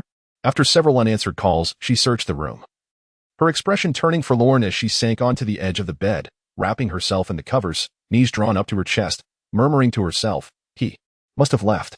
Resting her chin upon her knees, tears welled in Anne's eyes as she reflected on her solitary affections. A heart full of grievances. Yet words elude her. Time slipped away unnoticed as Annie grew weary and wished to recline. To her surprise, she discovered a bank card resting beside her pillow. Delicately grasping it with her slender fingers, she held it before her eyes, a bittersweet smile gracing her lips. University life. Has it been worthwhile? Is this card a form of compensation for me? She tucked the card away, vowing to cherish it forever, never to spend a single cent, regardless of its contents. She was not the type to cling desperately, since Shen Fei had departed early that morning without so much as a farewell. Annie resolved not to seek him out or demand explanations. Was there truly a need for inquiries? No live stream today, feeling blue, wanting to cry, and simply wishing to sleep. Once again, Annie lay down. Upon returning home, Shen Fei took a shower, lit a cigarette, and found it utterly tasteless. Perhaps he had truly become a scoundrel. Had he known the girl was a novice, he would have never acted impulsively. Yet now, Shen Fei felt a twinge of guilt, regret, and uncertainty about how to proceed. When faced with the incomprehensible, it was best to set it aside for now. He crawled back into bed, hoping that perhaps after a nap, solutions would present themselves. At 3 in the afternoon, Shen Fei awoke and powered on his phone, expecting a message or missed call from Annie, but to his surprise, there was nothing. A sigh of relief escaped his lips. The absence of messages and calls suggested that perhaps she was indifferent Or at least, that was his interpretation. Yet, why did an uneasy feeling linger in his heart? Before long, a call came through, and to his dismay, it was none other than the foul-footed girl. That annoying creature, Zhuang Dafei, has a flight tomorrow morning. Please pick her up for me. Why should I? I'm not your employee. No way. Shen Fei brusquely declined, his mood already sour. However, he couldn't help but wonder, after nearly merging intimately with that girl the previous night, wouldn't she feel a tad embarrassed reaching out again? It turned out, he had overthought it. She remained as audacious as ever, perhaps even more so. They hadn't even signed a contract, and she was already making demands. If they did sign, would he be drained dry by her? Don't think I'm oblivious, oh Dafei, she chimed in, her voice dripping with a teasing allure. First, book a hotel for me. I'll settle the bill later. Shen Fei thought to himself, damn, I've never met such an unreserved woman. How does she possess such audacity? Are we that familiar? After ending the call with Dafei, he received a text from Zhang Xiaohan, inquiring if he was free for dinner that evening. Shen Fei replied promptly, sure, right now, same place. Having gone a day without sustenance. Shen Fei indeed felt his stomach rumbling. As for Annie's predicament, he would contemplate it later. That card, bearing 10 million, was initially intended for his parents in this world.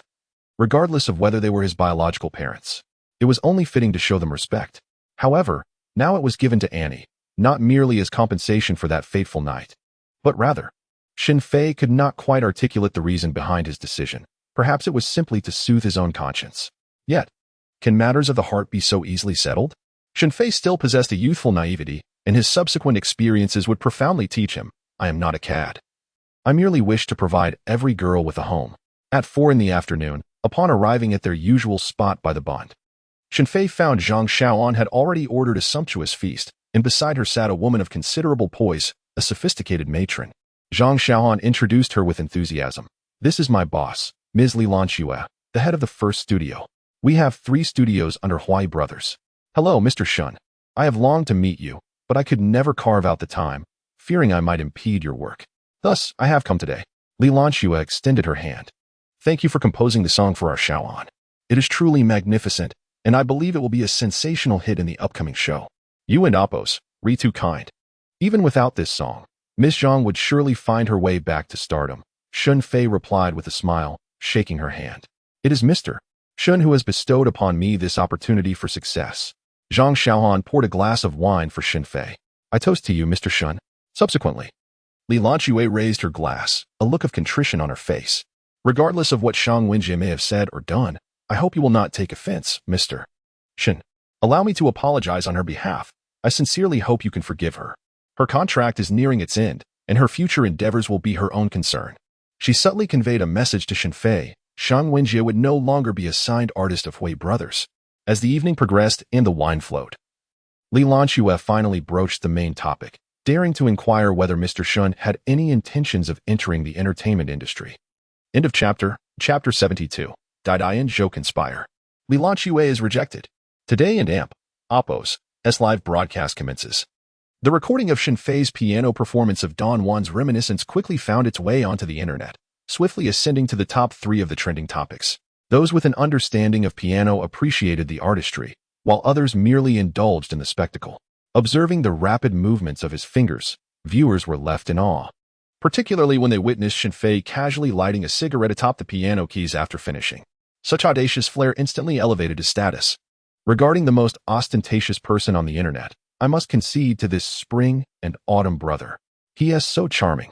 Where is this young man broadcasting? This fairy shall lend my support. The elegance of his piano playing is commendable. Although he wears sunglasses, I suspect he must be quite handsome. The young streamer has mentioned his eyesight issues, fearing he might frighten the audience, hence the sunglasses. I surmise he might be visually impaired. Perhaps this young gentleman simply wishes to spare his female fans from the throes of infatuation? Is it on Douyin? I must follow him. Does anyone know what time this young streamer goes live? I wish to offer my support. At that moment, Lang, perusing news on his phone, stumbled upon this article. Upon clicking, his eyes widened in astonishment, his shock evident. When did such a piano virtuoso emerge in our country? His technique, astounding, far surpassing my own. If only I could have the chance to collaborate with him. Seeing the ID, I love reading Spring and Autumn. Lang immediately searched for this individual on Douyin. Listen to Don Juan and Appos' Reminiscence once more, and then send a private message to Shen Fei. I am Lang. I hope Mr. Spring and Autumn sees this message. Please contact me at 146 having completed this. Lang Lang took out his phone and called someone. Maxim, I'm sending you something. Take a look. Maxim, also known as Maxim Mrvica, born in 1975 along the Adriatic coast of Croatia, is a young, handsome, and renowned piano master. His signature pieces, such as Flight of the Bumblebee, Croatian Rhapsody, and Hummingbird, are familiar to many. This time, Maxim has come to Shanghai for a concert, ingeniously igniting a fervor within the classical music community. Even if one were to define his music as highbrow, it cannot obscure the captivating allure that penetrates the heart, causing it to beat fervently. This is the power of music and the charm of Maxim. In the realm of piano, his prowess extends beyond mere technique, embracing a spirit of inclusive cross-genre fusion. He had initially intended to invite Master Lang Lang to perform alongside him at his Shanghai concert, but alas, Lang Lang was in Sydney, unable to rearrange his schedule. After watching Shen Fei's video of Don Juan and Amp, Oppo's reminiscence, Lang Lang forwarded the clip to Maxim. 17 minutes later, Maxim excitedly made a call, his English flowing rapidly. Lang, where is this gentleman? I wish to see him at once. It would be an immense honor for me if he could attend my concert. Max, please calm down. I only just discovered this master today and am currently trying to reach him. I promise to inform you the moment I make contact. Lang Lang replied with a wry smile. Please, do it quickly. I can hardly contain my anticipation, Maxim exclaimed, nearly brought to tears with excitement. This was a moment of mutual admiration among masters. As the reputation of Brother Chuanxiu steadily rose in the piano performance realm, others began to take notice of him as well. Zhou, did you see the link my fans sent? Have you watched that Brother Chuanxiu live video? Doesn't he resemble that scoundrel, Dog Lao Lu? Dui Xiaomei sent a video clip to Sister Zhou and inquired over video chat. Be more confident. Remove doesn't he resemble? He is that scoundrel, Dog Lao Lu. Sister Zhou fumed, her cheeks flushed with indignation, even jumping up in anger. Damn it. I thought that rascal was dead, yet here he is, on a new platform, showcasing his piano talents. She then muttered softly, that scoundrel plays the piano quite well. Come on, let us rally the others. We must catch this rascal. Sister Zhou declared with grandiosity. Sister, are you serious? Dui Xiaomei chuckled, tears of laughter in her eyes. Her friend was always fiery, akin to a powder keg, ready to explode at any moment. What do you mean catch him? Of course, we're catching that scoundrel. Sister Zhou said, rolling up her sleeves. Let us go live and bring our fans along to expose his true colors. Sister Zhou appeared quite gallant. Moreover, if he doesn't repay the song he owes me today, I want to let him off easily. Dui, don't blame me for reminding you. You're not innocent either. Hey, don't say nonsense. What does this have to do with me? Dui Xiaomei replied, her face reddening. Pfft, pretending. Don't think I don't know. Your heart has flown to him, hasn't he it? Sister Zhou scoffed. So, are we going to catch him or not? Sister, it's not about whether we go or not. Dui Xiaomei sighed. We have a contract with Huya, and appearing in another live stream would violate regulations. Streamers, especially the big ones, have agreements with the platform. Typically, if they guest on other platforms, they must obtain permission from the relevant personnel here. It's a tight spot. Otherwise, there will be consequences. What to do then? Sister Zhou fretted. How about we first use a secondary account to scout around without showing our faces? I definitely want to let him off the hook. All right, that is settled then. The two reached a consensus. Should we notify the fans? Let us hold off on notifying them for now. We need to ascertain the situation first. Sister Zhou suggested. If we are 100% certain it's that scoundrel, we'll go find Mosey. Sister Zhou and Oppo's proposal once again illuminated the mind of the naive young girl. How could she have forgotten about Sister Mo? She is indeed the queen of Douyin. At this moment, the two young ladies seemed to be brimming with anticipation. In a luxurious restaurant and Oppo's private room, Li Lianxue and Zhang Xiaoan were both gazing at Shen Fei, eager to hear his thoughts. However, Shen Fei shook his head, graciously declining Mr. Li's kind offer, expressing his lack of interest in debuting. Yet, a debut could significantly showcase your value and offer you more, such as fame and fortune. Li Lianxue, not easily dissuaded, continued to persuade him, assuring him that she would devote all her resources and efforts to promote him, ensuring he would achieve stardom. One must ponder. Which side newcomer could possibly receive such generous resources? It seemed a dream beyond the imagination of every aspiring artist. Moreover, with the backing of Hui brothers, a powerhouse in the industry, achieving fame would be nearly inevitable. Not to mention, Shen Fei was a multifaceted talent, excelling in both composition and vocal prowess. Li Lianxue believed that she possessed the means to make him a household name across the land. A rare talent meets a master craftsman. A fine steed encounters a discerning jockey. Li Lianxue was convinced that Shen Fei was indeed a remarkable horse, and she was the one who could recognize his potential. Together, they would undoubtedly create waves in the music industry. However, Shen Fei remained steadfast in his aspirations, shaking his head once more and apologizing, stating that everyone has their own ambitions. Li Lianxue felt a tinge of helplessness and disappointment, while Zhang Xiaoan also expressed deep regret, wanting to say something but ultimately swallowing her words. As Shen Fei had pointed out, everyone has their own aspirations. His disinterest in navigating the music scene was an undeniable fact. "This is my business card, Mr. Shen. Whenever you reconsider, feel free to reach out to me," Li Lianxue insisted, leaving her card with him. The trio engaged in light conversation for a while longer, with Zhang Xiaoan repeatedly expressing her gratitude, which made Shen Fei feel somewhat embarrassed. Around 10 o'clock in the evening, the gathering came to an end. Upon returning home, Shen Fei donned his sunglasses, placed his phone on the live streaming stand, logged into his account with a single click, and effortlessly picked up the Suona from the table. End of chapter. Chapter 73. The live broadcast. As the evening unfolds, Shen Fei reveals his vulnerability. The live stream commences, his familiar opening lines resonating, albeit this time imbued with a deep, husky tone that exudes the allure of a mature man. At this moment, the stream boasts 80,000 followers, with 30,000 viewers online, a commendable engagement rate compared to other streamers, indicating a lively fan base. Gradually, viewers begin to shower him with gifts, including roses and beer, while the most extravagant offering is a hot air balloon valued at 520. However, this falls significantly short of Shen Fei's financial goal for the day, which is to earn at least 25,600 yuan after splitting the revenue. This implies that the total value of gifts before the split must reach a minimum of 18 carnival items, a daunting challenge indeed. Wow, the little streamer is finally online. It was worth my wait of over 10 hours, sob sob sob. Little streamer, are we graced with another piano performance today? Yes, a repeat of yesterday's and Amp, Oppos, Don Giovanni and Amp, Oppos, would be splendid. Once you start, I'll send you 2 carnival items. Take a look at what the streamer is holding. Oh my, is that a Suona? Are we in for a treat? Little streamer, are you planning to showcase your Suona skills today? Haha, I find this delightful. The Suona is a national treasure. When the Suona plays and the white cloth covers the table, relatives and friends await the feast. Amidst the flurry of messages in the chat, 2 girls, who had been lurking, now focus intently on the screen while conversing via WeChat.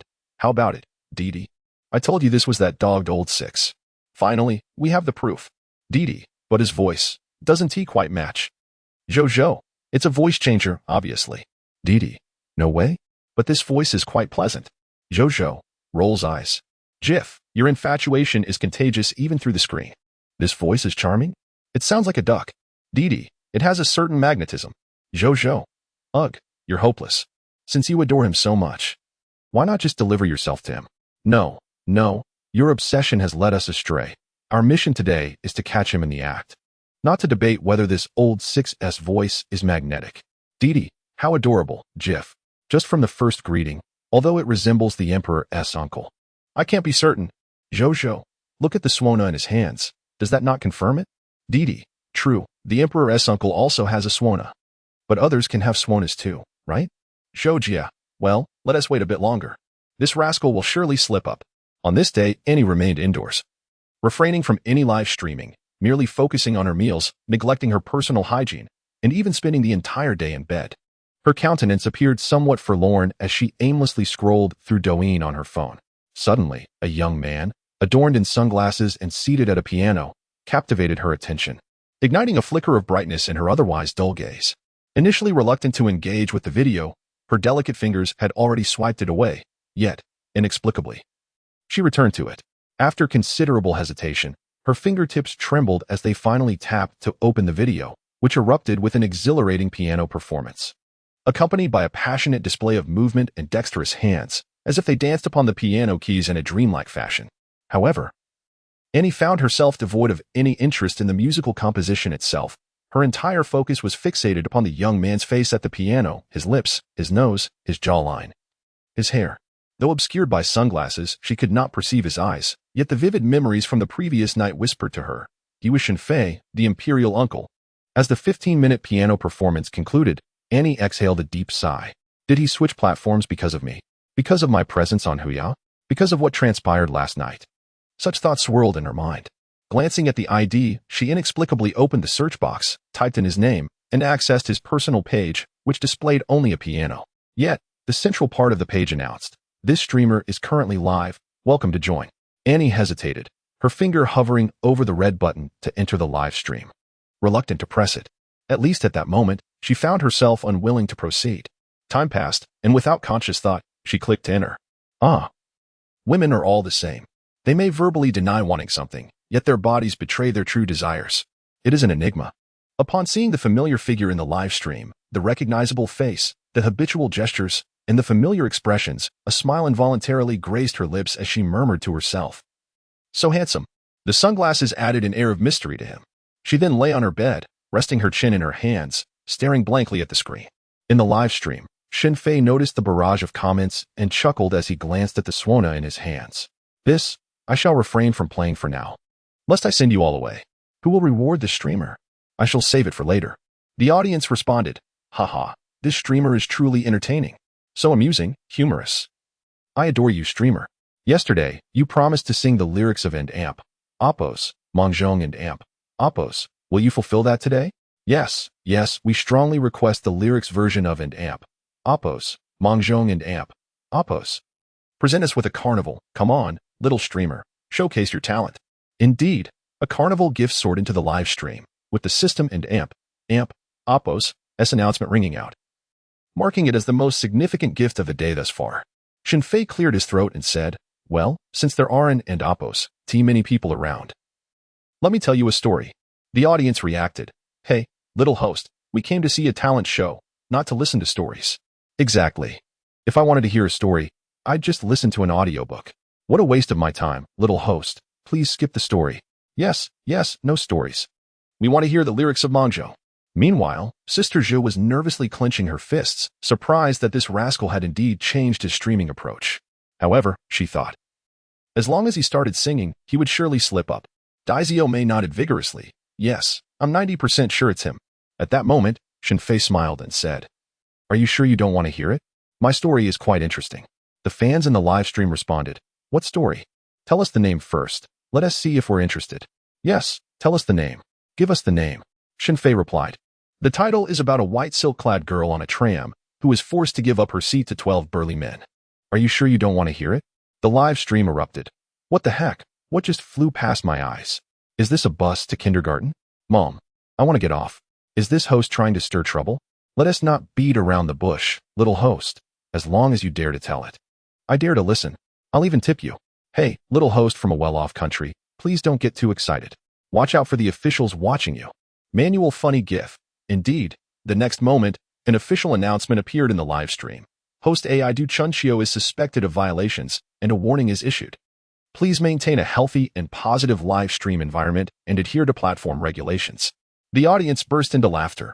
Haha, what did I say? What did I say? Excuse me. Little host, are you feeling psychological trauma?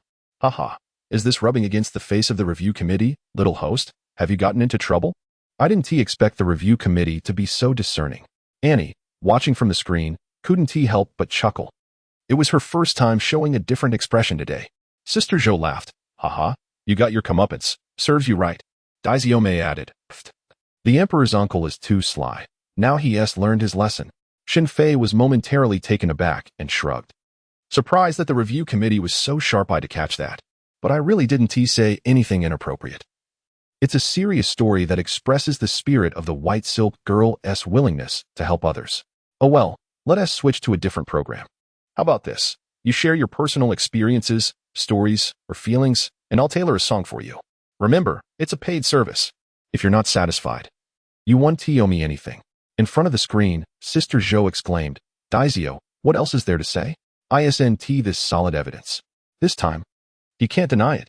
Humph, the naive girl. Indeed, it is confirmed.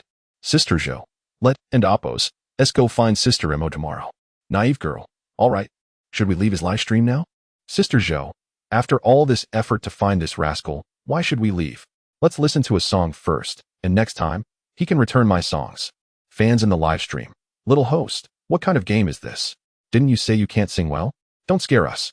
Shen Fei, just because it's not pleasant doesn't mean it can't be listened to. The most important thing is, it's tailored to you, understand?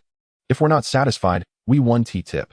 Exactly, if we're not satisfied, I 1T give you a single coin. Tailored songs? This concept.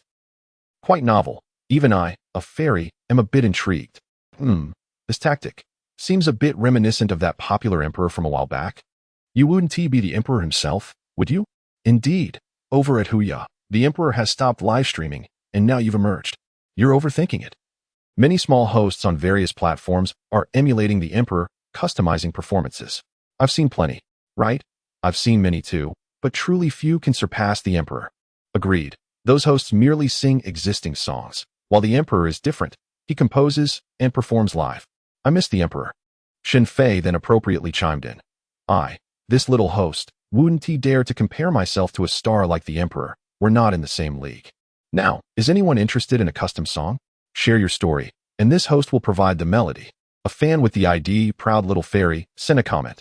I have a story. I've been with my boyfriend for 8 years. We love each other deeply. We started dating in high school, and our relationship has remained stable. However, last year, when it came to discussing marriage, my mother demanded a bride price of 288,000. My boyfriend's family refused to agree. 288,000 is the standard bride price here. Everyone does it this way. Moreover, my parents aren't withholding a dowry. The bride price will be fully returned to me, and they will also provide us with a car. My boyfriend is willing to contribute, but his mother is unwilling. We broke up last year. Yet, I realized that I still love him dearly. So, Brother Chunchio, could you write a song based on my experience? If I and Apos am satisfied, I will definitely tip. I'm feeling lost, my heart aches, and I don't know what to do in the future. I truly cannot bear to part with this 8-year relationship, sob. End of this chapter. Chapter 74. Sing the most heartfelt song. Be the most unworthy man. Observing the barrage of comments in the live stream, Shen Fei found himself at a loss for words. Was this truly the moment to debate bridal prices? He was still present, and he implored them not to ignore his existence. Reluctantly, Shen Fei spoke up. My friends, every region has its own customary bridal prices. Let us refrain from this discussion. He continued, to this, proud little fairy, please hold on for 3 minutes.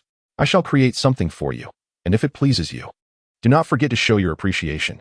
With that, Shen Fei seized a pen and began to sketch and write. Meanwhile, Sister Zhou leapt up in excitement. Ha ha ha. The heavens have bestowed clarity. It is undoubtedly that dog-like emperor uncle. Fans in the live stream exclaimed. 3 minutes again. This is an unmistakable imitation of the emperor uncle. Is he composing an original song or using someone else and Apos? Uncertain, but we shall soon find out. If it is a cover, that would be rather dull. If it sounds delightful, it wouldn't be entirely out of the question. Talent like that of the emperor uncle is rare in the entire streaming realm. Emperor uncle, some may mimic my visage, others my songs, but my talent is not something you can replicate. Ha ha ha, the comment above is undoubtedly a brilliant observation. Soon, 3 minutes passed. Shen Fei lifted the sheet of paper, and the playful, carefree expression on his face vanished. The image of a tall, charming little girl danced in his mind, her carefree laughter and delightful demeanor evoking a subtle smile at the corners of his mouth. He initially intended to pick up his guitar, but, instead, holding the paper, he approached the piano. He placed the sheet filled with lyrics atop the instrument, cleared his throat, and with a gentle smile, remarked, this song, Sundra Fairy, is dedicated to you. I hope it brings you joy and that your future shines ever brighter. As the chat momentarily quieted, Shen Fei's hands graced the piano keys, gently producing a melody that resonated with an underlying heartache. The notes conveyed a sense of longing. Who stirred your heart? Who caused your pain? Who would make you yearn to hold them close? Who truly cares for your dreams? Who claims to understand your feelings? Who is moved by your essence?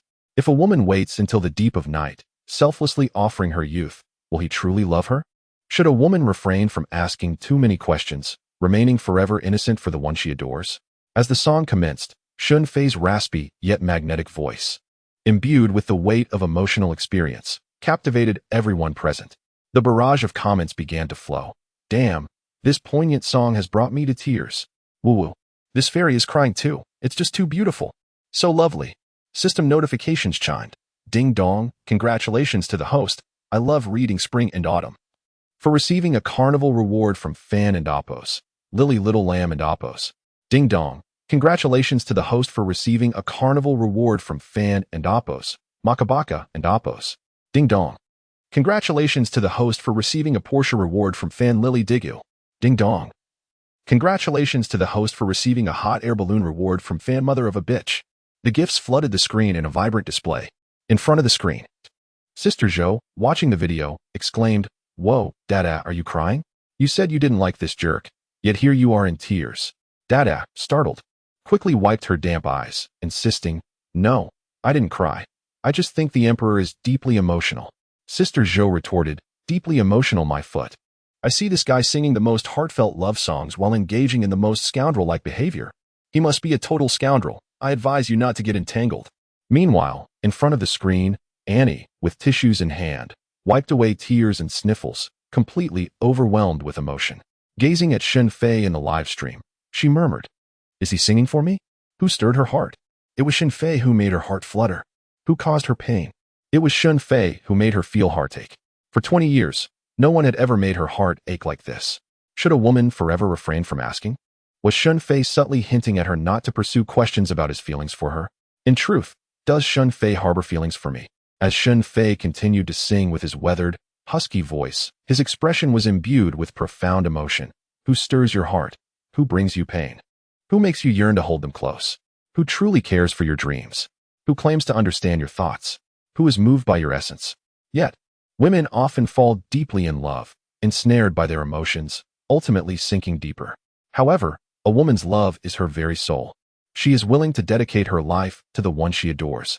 If a woman continually waits until the night deepens, unreservedly offering her youth, he will come to cherish her genuinely. Should a woman refrain from asking too many questions, he should remain forever innocent, devoted to her beloved. At last, the song concluded, accompanied by a melancholic, gentle piano melody, bringing a satisfying closure. This piece seemed to convey a unique interpretation, rich with Shen Fei's reflections on his life, the essence of fate, the entanglement of past events, and his innermost thoughts at that moment. It transcended mere song. It felt as if one were listening to Shen Fei narrate a tale woven with love, hatred, regret, and yearning. This was a truly extraordinary experience. The audience, captivated, found themselves tearful, and the once cheerful Sister Zhou could not help but wipe her eyes, muttering in frustration, "Damn it, once again you've tricked me into tears." Feng Timo remarked, "He is the most emotionally profound boy I have ever encountered. Though he often presents himself as carefree, even a bit of a prankster, beneath lies a heart full of depth. To experience a passionate romance with such a person would surely be an unforgettable and deeply etched memory."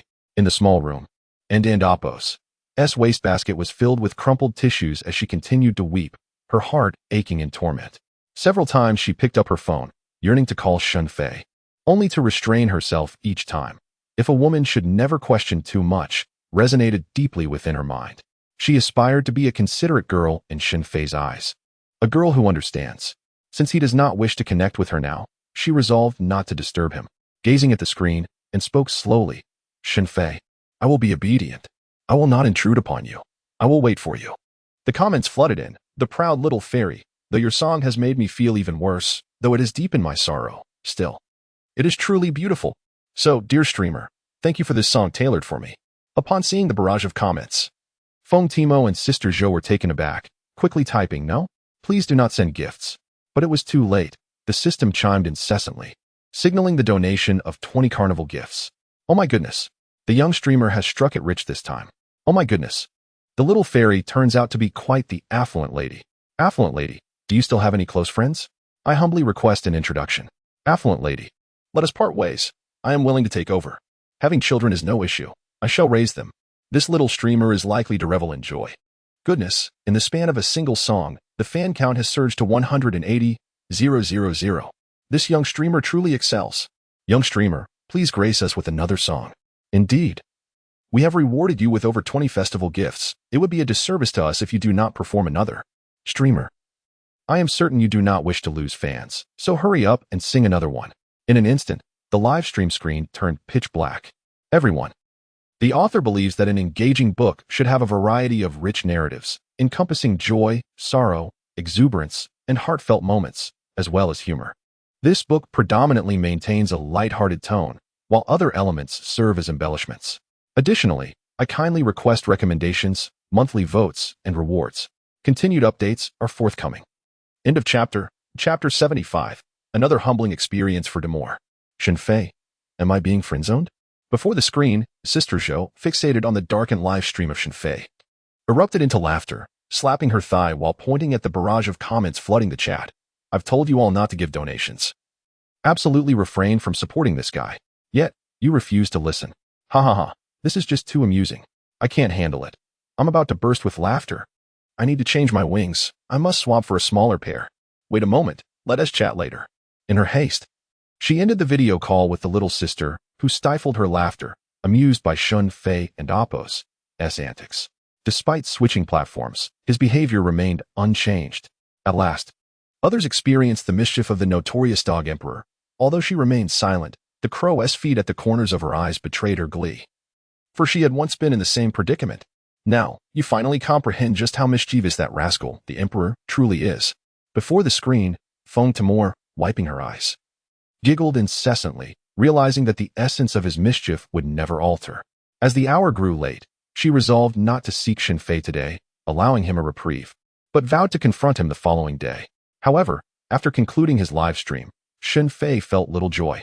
Even after fulfilling the day's system tasks, he was disinterested in checking his rewards. Perhaps it was the lingering impact of the song, but he felt utterly exhausted and soon succumbed to slumber. The next morning, Shen Fei awoke unusually early, rising at 8:00 a.m. Appo's clock.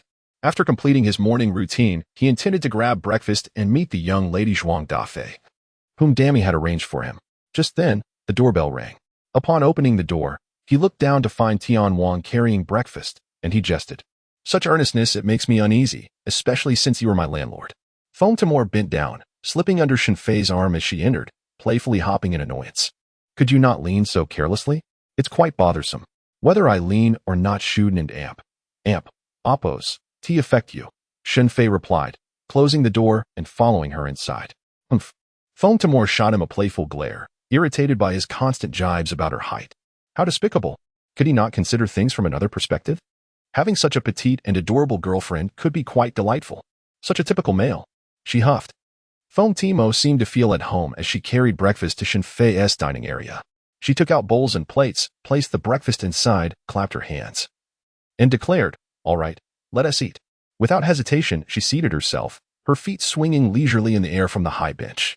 At the table, only her adorable little head barely peeked above, as she eagerly offered Shen Fei a pair of chopsticks. Here, we have pan-fried buns, soy milk, fried dough sticks, and tea eggs. Take your pick. With that, she unceremoniously picked up a pan-fried bun, taking delicate bites, savoring the taste with grace. Shen Fei, on the other hand, was unabashedly indulging himself, devouring his food. Why are you so at ease? He inquired. This breakfast is brought by me, so why should I stand on ceremony? Feng Timo retorted playfully. You're quite familiar with my place, aren't you? Exactly, familiarity breeds comfort. She giggled. Ignoring her banter, Shen Fei continued to eat heartily. After a pan-fried bun, Feng Timo set down her chopsticks, aware that maintaining a good figure requires discipline. Moderation in eating and regular exercise are essential for longevity. She reminded herself, having a small appetite and practicing yoga daily. Hey, when will you give me the new song? Feng Timo tilted her head, her expression filled with eagerness. With a performance just days away, she lamented that time was running short for her practice. Good songs require time to refine. Don't rush it. We still have a few days. Shen Fei replied lazily. I'm a slow learner when it comes to singing, dear brother. Please, can we be mindful of time? Feng Timo pleaded, her small hands clasped in desperation. Considering I bring you breakfast every morning, can you speed things up? If necessary, I can bring you 3 meals a day. In her pursuit of becoming a successful singer, this prominent streamer was willing to take on the role of a caretaker, which was quite a burden for her. All right, tomorrow it is. Shen Fei finally conceded without hesitation. Yesterday you said tomorrow, and the last time too. Are we really still on for tomorrow? Feng Timo expressed her dissatisfaction, hoping Shen Fei would write it down immediately. Shen Fei began to clean up the dishes, grabbing a toothpick and gesturing to the mess on the table before heading toward the living room. On what grounds? Feng Timo chased after him. You haven't agreed yet. You had breakfast, so isn't it only right for you to wash the dishes? He replied. But you ate too. She countered. You borrowed my bowl to eat. Thus you should clean it, he insisted. Realizing she was no match for Shen Fei's verbal sparring, Feng Timo reluctantly took on the task of tidying up the dishes. Moments later, she emerged again, only to find that Shen Fei had disappeared from the house. Frustrated, she quickly dialed him. "Hey, where have you gone?" "I'm out handling some matters," Shen Fei replied, driving his car. "Seriously? You just left like that? What about my song? Tomorrow," he reiterated. Feng Timo, agitated, stomped her small feet and mumbled, "That despicable landlord, truly detestable. He only knows how to bully me." Humph. Since she could not wait for Shen Fei, she decided to return to her apartment, opened a live stream, and interacted with her fans. She casually sang Question, a song that Shen Fei had performed the day before. Her fans were taken aback, eagerly inquiring, "Whose song is this? It's so beautiful. Did you, Momo, compose it yourself?" "Indeed. Why can't I find it online? What is the title? This song is so heartfelt. I'm in love with it." Feng Timo clarified, "It's not my original work. It was composed by a certain unpleasant fellow. The title is Question, since everyone enjoys it. I shall sing it once more was the previous song Father also sung by that unpleasant fellow? What about 10,000 Boundaries? And Over Fire? Wait. Isn't this song by the Emperor Uncle? Oh my, I finally met a fan of that despicable Emperor Uncle. It's a pity that I can't find that fellow now. I wonder if he still streams?" Meanwhile, Shen Fei drove to the airport to pick up Zhuang Dafei. Upon their first meeting, he noticed her tall stature, around 1 meter 68, slightly shorter than Annie, yet still towering among the crowd of girls. Her face was oval-shaped, radiating purity. Although Shen Fei had never seen her before, Zhuang Dafei immediately recognized him, calling out, "Emperor Uncle, over here." She bounced over in a JK pleated skirt and took her seat in the luxurious 35 million yuan Wei Hang, eliciting envy from the young girls exiting the airport. "Your family must be quite wealthy, right?" Just as those fans in the live stream said, "You are indeed a super-rich second generation." Zhuang Dafei remarked as she admired the interior of the vehicle, exclaiming, "This is so much more comfortable than Sister Mimi's Porsche." In the television drama, she portrayed a cold, thorny school beauty, exuding an air of aloofness that kept everyone at bay. Shen Fei was surprised by the stark contrast in her real demeanor. To him, she seemed like a chatterbox. He responded, and she could talk for half the day without feeling parched. Shen Fei handed her a bottle of water, saying, "Have a drink." Zhuang Dafei, slightly embarrassed, stuck out her tongue. "Am I talking too much? Sister Mimi often scolds me for this. Where will I be staying later? Is it at your house, Emperor Uncle?" she asked, tilting her head while clutching the water bottle. Shen Fei replied, "Do you not understand the principle of propriety between men and women? Aren't you afraid of being bullied at my place?" He joked, "Not at all. You look like such a good person." Zhuang Dafei responded innocently. Shen Fei was momentarily taken aback, pondering, is it really so easy to earn a good person card in this era? No wonder Mimi repeatedly warned him, even threatening him not to bully Zhuang Dafei. With her personality, how could she thrive in the entertainment industry? It seems one has been sold out, yet one is still merely counting others and Oppo's fortunes. During a conversation between the two, Shen Fei decided to check the rewards from the system in the form of 2 mystery boxes. Listening to the chatter of the little girl endlessly, he thought it would be a good opportunity to collect yesterday and Oppo's rewards. Ding! Upon opening Mystery Box 1, the system congratulated the host on acquiring a proficiency in a foreign language skill. The system then inquired whether the host would like to make a selection now.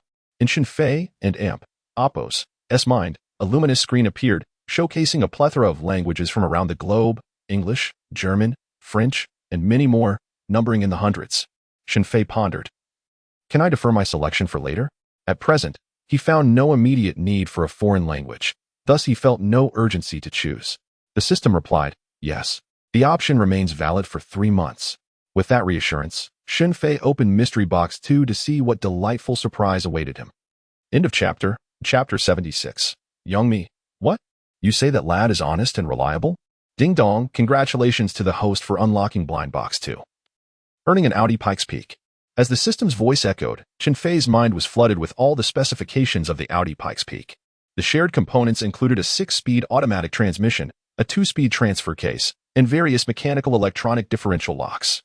It could utilize optical sensors to scan various road signs and would emit an alarm if the vehicle deviated from the selected path, accompanied by intermittent vibrations of the steering wheel. The interior was synonymous with functionality and luxury, with the second and third row seats folding down to create a spacious cargo area, allowing passengers to enjoy ample headroom, legroom, and shoulder space. The cabin was also equipped with a refrigerator and an internet interface for connecting laptops. This car was the only one of its kind globally, valued at 30 million euros, equivalent to approximately 270 million yuan. It could accelerate to 100 kilometers in 5 seconds and boasted environmentally friendly features, along with off-road capabilities, demonstrated by its adjustable height air suspension system and quattro all-wheel drive system. After reviewing the specifications, Shen Fei couldn't and Oppos, help but murmur, as the difficulty of system tasks increased. The rewards from blind boxes seemed to have significantly upgraded. A single vehicle was worth as much as 2 luxury apartments. After escorting Zhuang Dafei to the 5-star hotel Shen Fei had booked for the night, he assisted her with her suitcase and took a sip of Baishui mountain water. "Thank you, my royal uncle," Zhuang Dafei said sweetly. "Wow, this place is so luxurious, and it has a river view. Don't call me royal uncle. It makes me sound like a lecher," Shen Fei joked. "From now on, call me Shen Fei or Fei Gu." "All right, then it's Fei Gu," Zhuang Dafei giggled.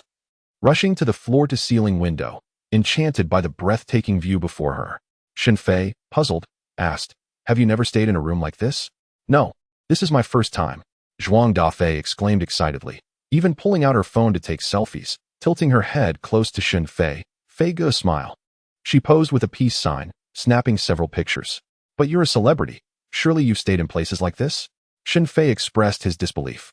"Celebrity or not, the best hotel I've stayed in was a 4-star one," Zhuang Dafei replied, reminiscing about her experience promoting a television series in the bustling metropolis.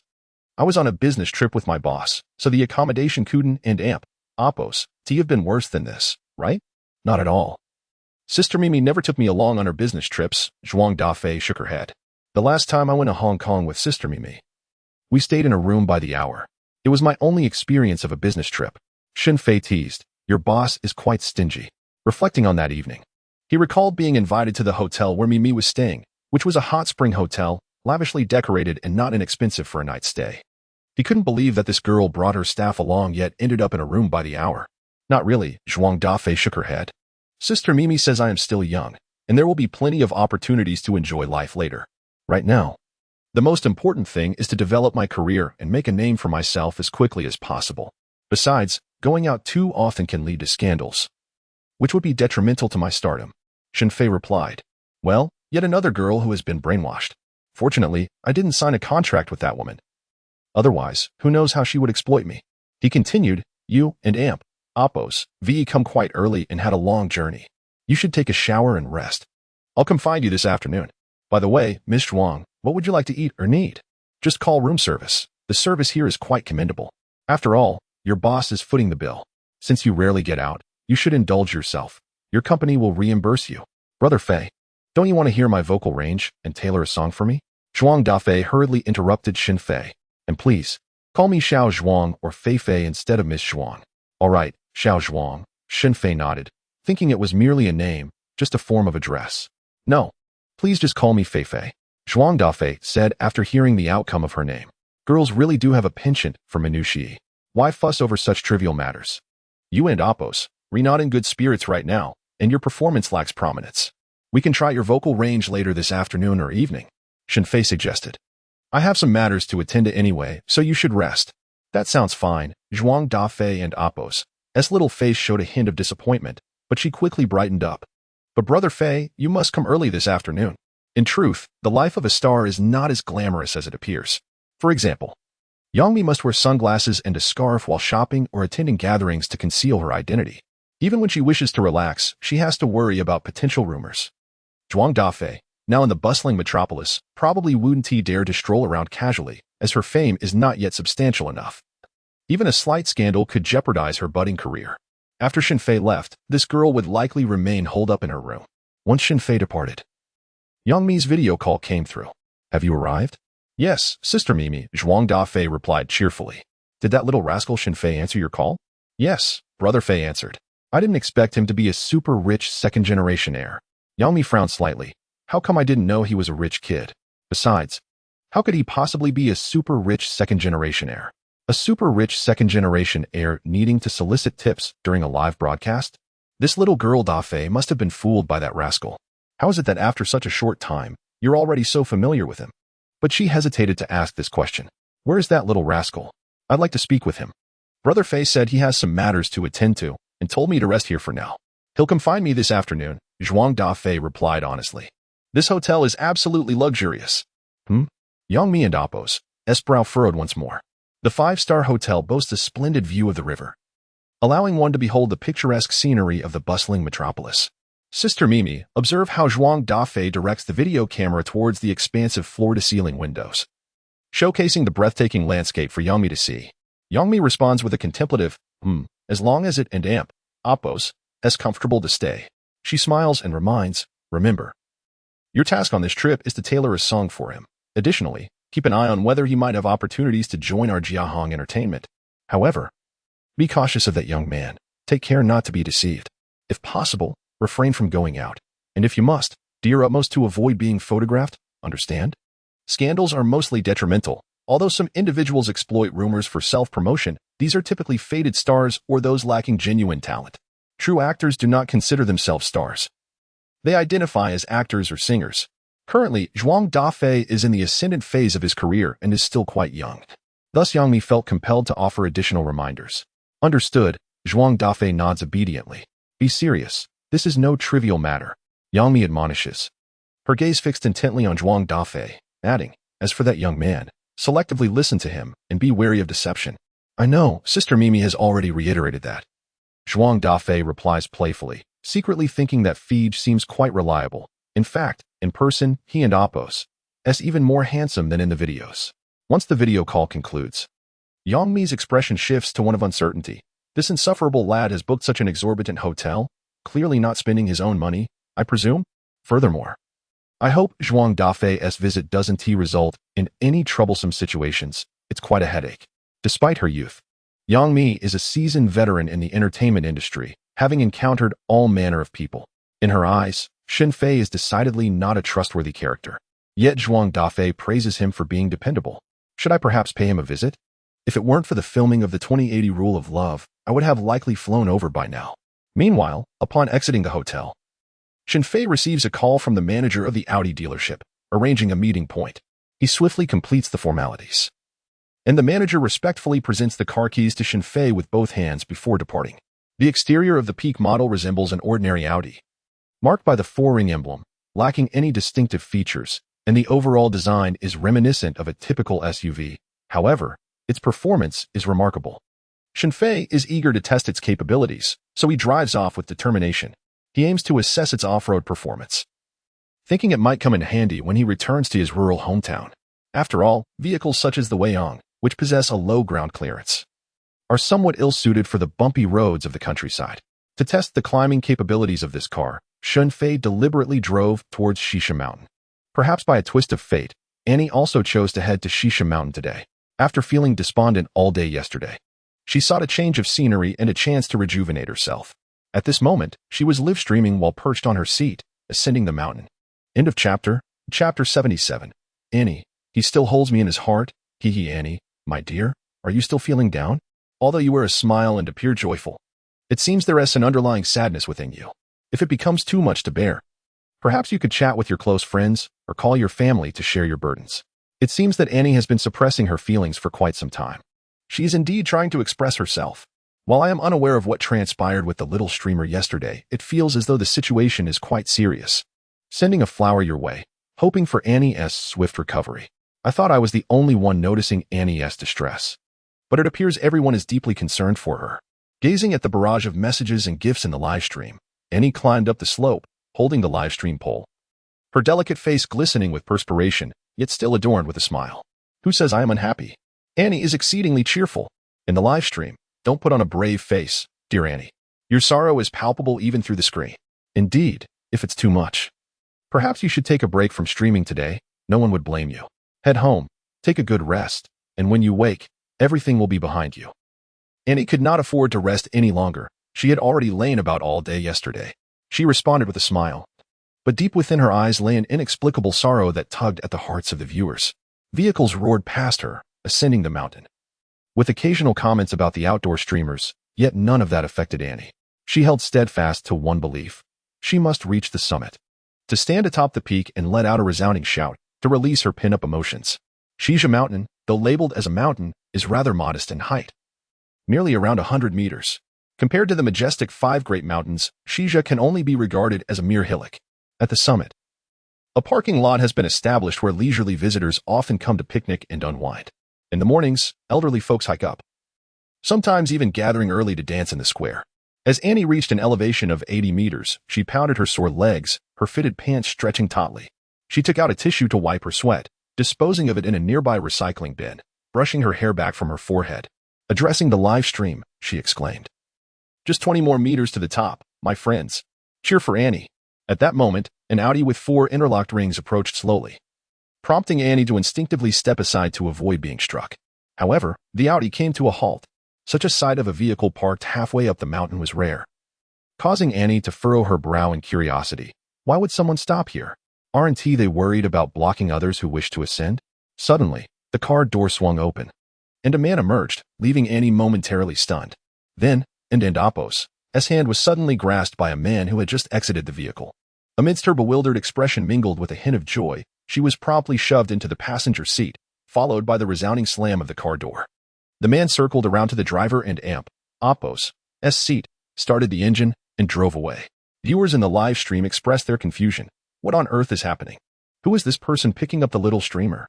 Couldn't he see his face, but he is definitely a man, dressed ordinarily in an ordinary car. Just a typical young man. Wait, just because he is dressed ordinarily doesn't mean he is just an average person. What if he is a low-key rich kid? Even a low-key rich kid wouldn't drive a mundane vehicle. Regardless of how understated it is, it must be a luxury car. Did you not notice the 4 rings on the steering wheel? Oh right, it's an Audi. Impressive observation, my friend. Hey, are you all missing the point? It's clear that little and is being kidnapped. Oh no, you're right. We overlooked the critical issue. Who is that man? Should we call the police? Hurry. And he hasn't taken your phone. The viewers are watching. Quickly point the camera at the driver. We need to document his appearance to assist the authorities. Official who ya, please alert the little streamer. She is too focused on the kidnapper and isn't watching the screen. Yes, official. Please remind her quickly. The audience was in a state of anxious urgency, and remained transfixed on the man driving, her expression evolving from confusion to surprise, and now to an enamored fixation. Her heart was filled with sweetness as she thought, he cares for me, hee hee. Ding dong and streamer. Please look at the screen. At that moment, a notification from the live streaming platform echoed through the earphones connected to her phone, startling the entranced and causing her to instinctively glance at the screen. Upon noticing the barrage of comments, her mouth fell agape in astonishment, nearly wide enough to fit an egg. And she hurriedly exclaimed, "Don't call the police. Don't call the police. He is a friend of mine. Since my friend prefers to remain anonymous, I want to let everyone see him." And beamed sweetly, her eyes crescent-shaped, radiating with the essence of infatuation. Yet it was evident that this moment brought her an innate joy. Her demeanor was entirely different from when she first began her live stream, or even just a minute ago. Little streamer, if you're in danger, just blink. We'll understand. Yes, if you're threatened, blink twice. If he is truly your friend, blink 3 times. Hurry, little streamer. I'm ready to call for help. What? And displayed another look of surprise, feeling a mix of amusement and exasperation. Quickly, call the police. She blinked. Hurry and alert them. Location, halfway up Shishan Mountain. Yes, it's an Audi, but I can't make out the specific model. Wait, didn't and just blink twice? Was that 3 times? Rest assured. Perhaps I have truly encountered a friend. It is not merely 3 times, but rather 8 times. How perplexing. So, what does this mean? Should we still report it? Hee, I am grateful for everyone's concern. Annie is indeed safe.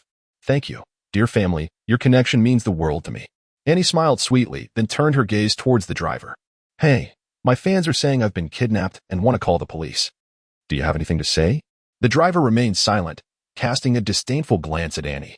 She laughed once more, her laughter vibrant, addressing the camera. Look. My friend here is mute. The driver raised his hand and, without hesitation, gave Annie a playful tap on the head.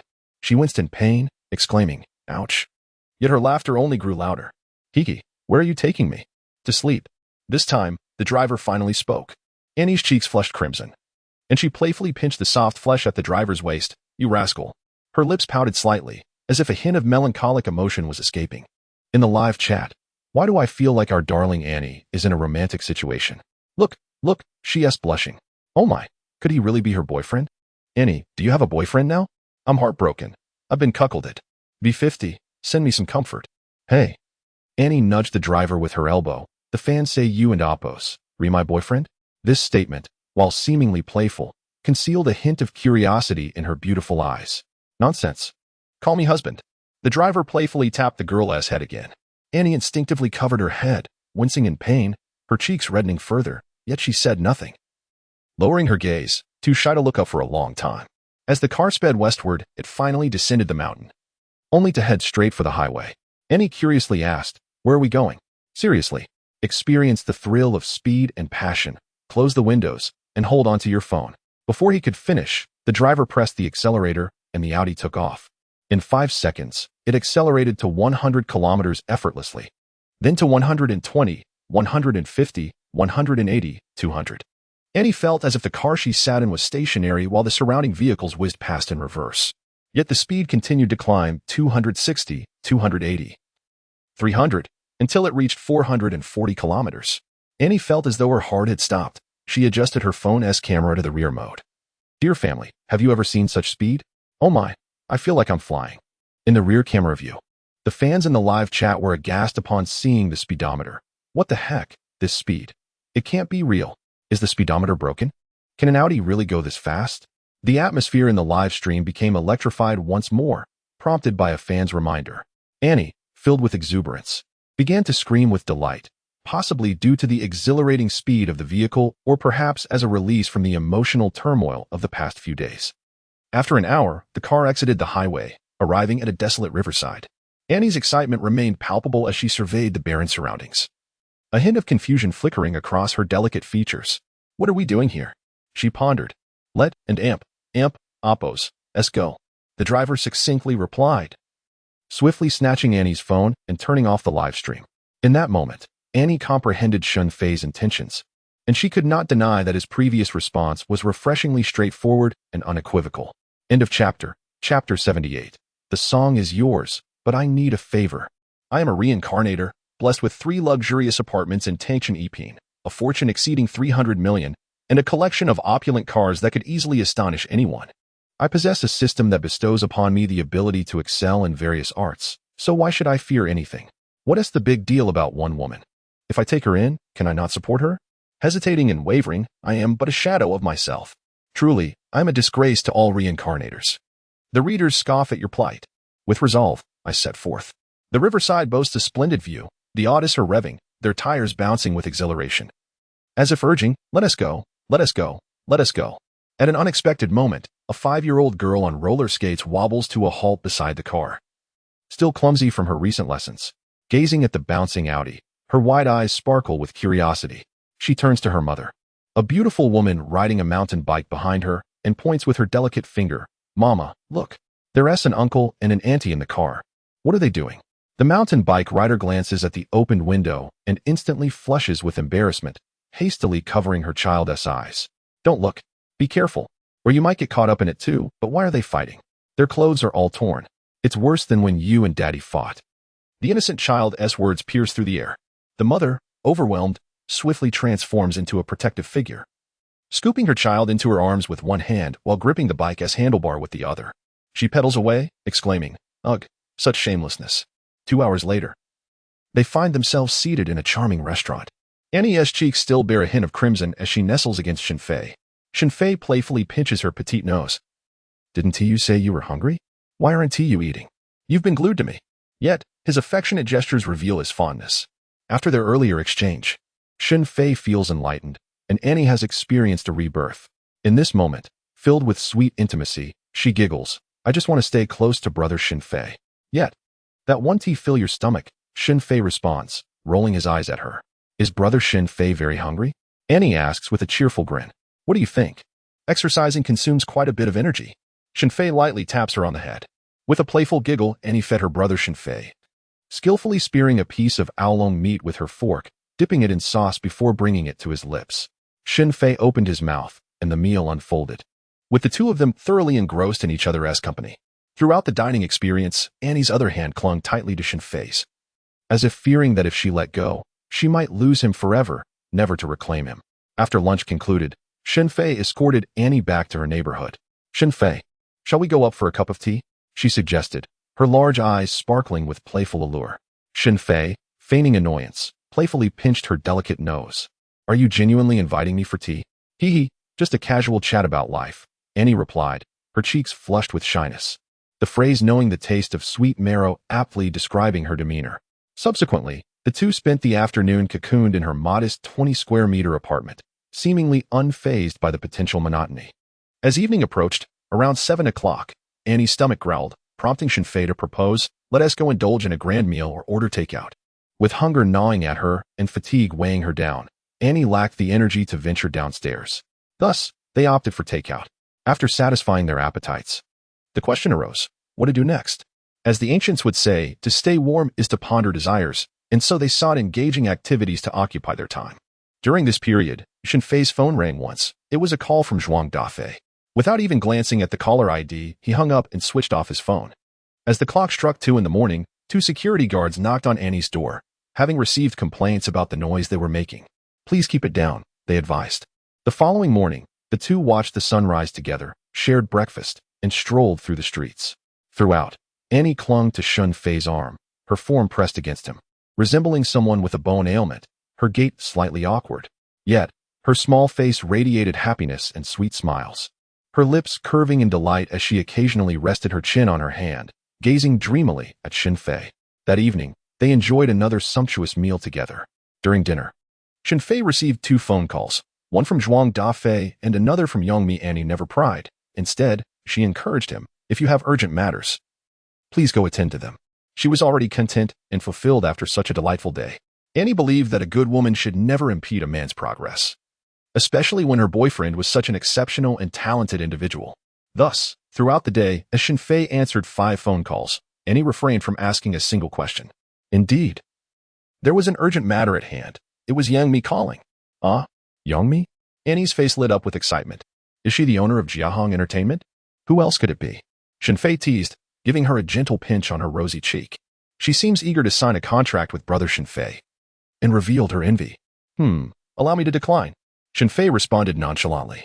And was taken aback. Such a splendid opportunity. And brother Shen Fei chose to refuse it. After finishing dinner, laden with purchases worth hundreds of thousands, including bags and clothes, they returned to Anne's community.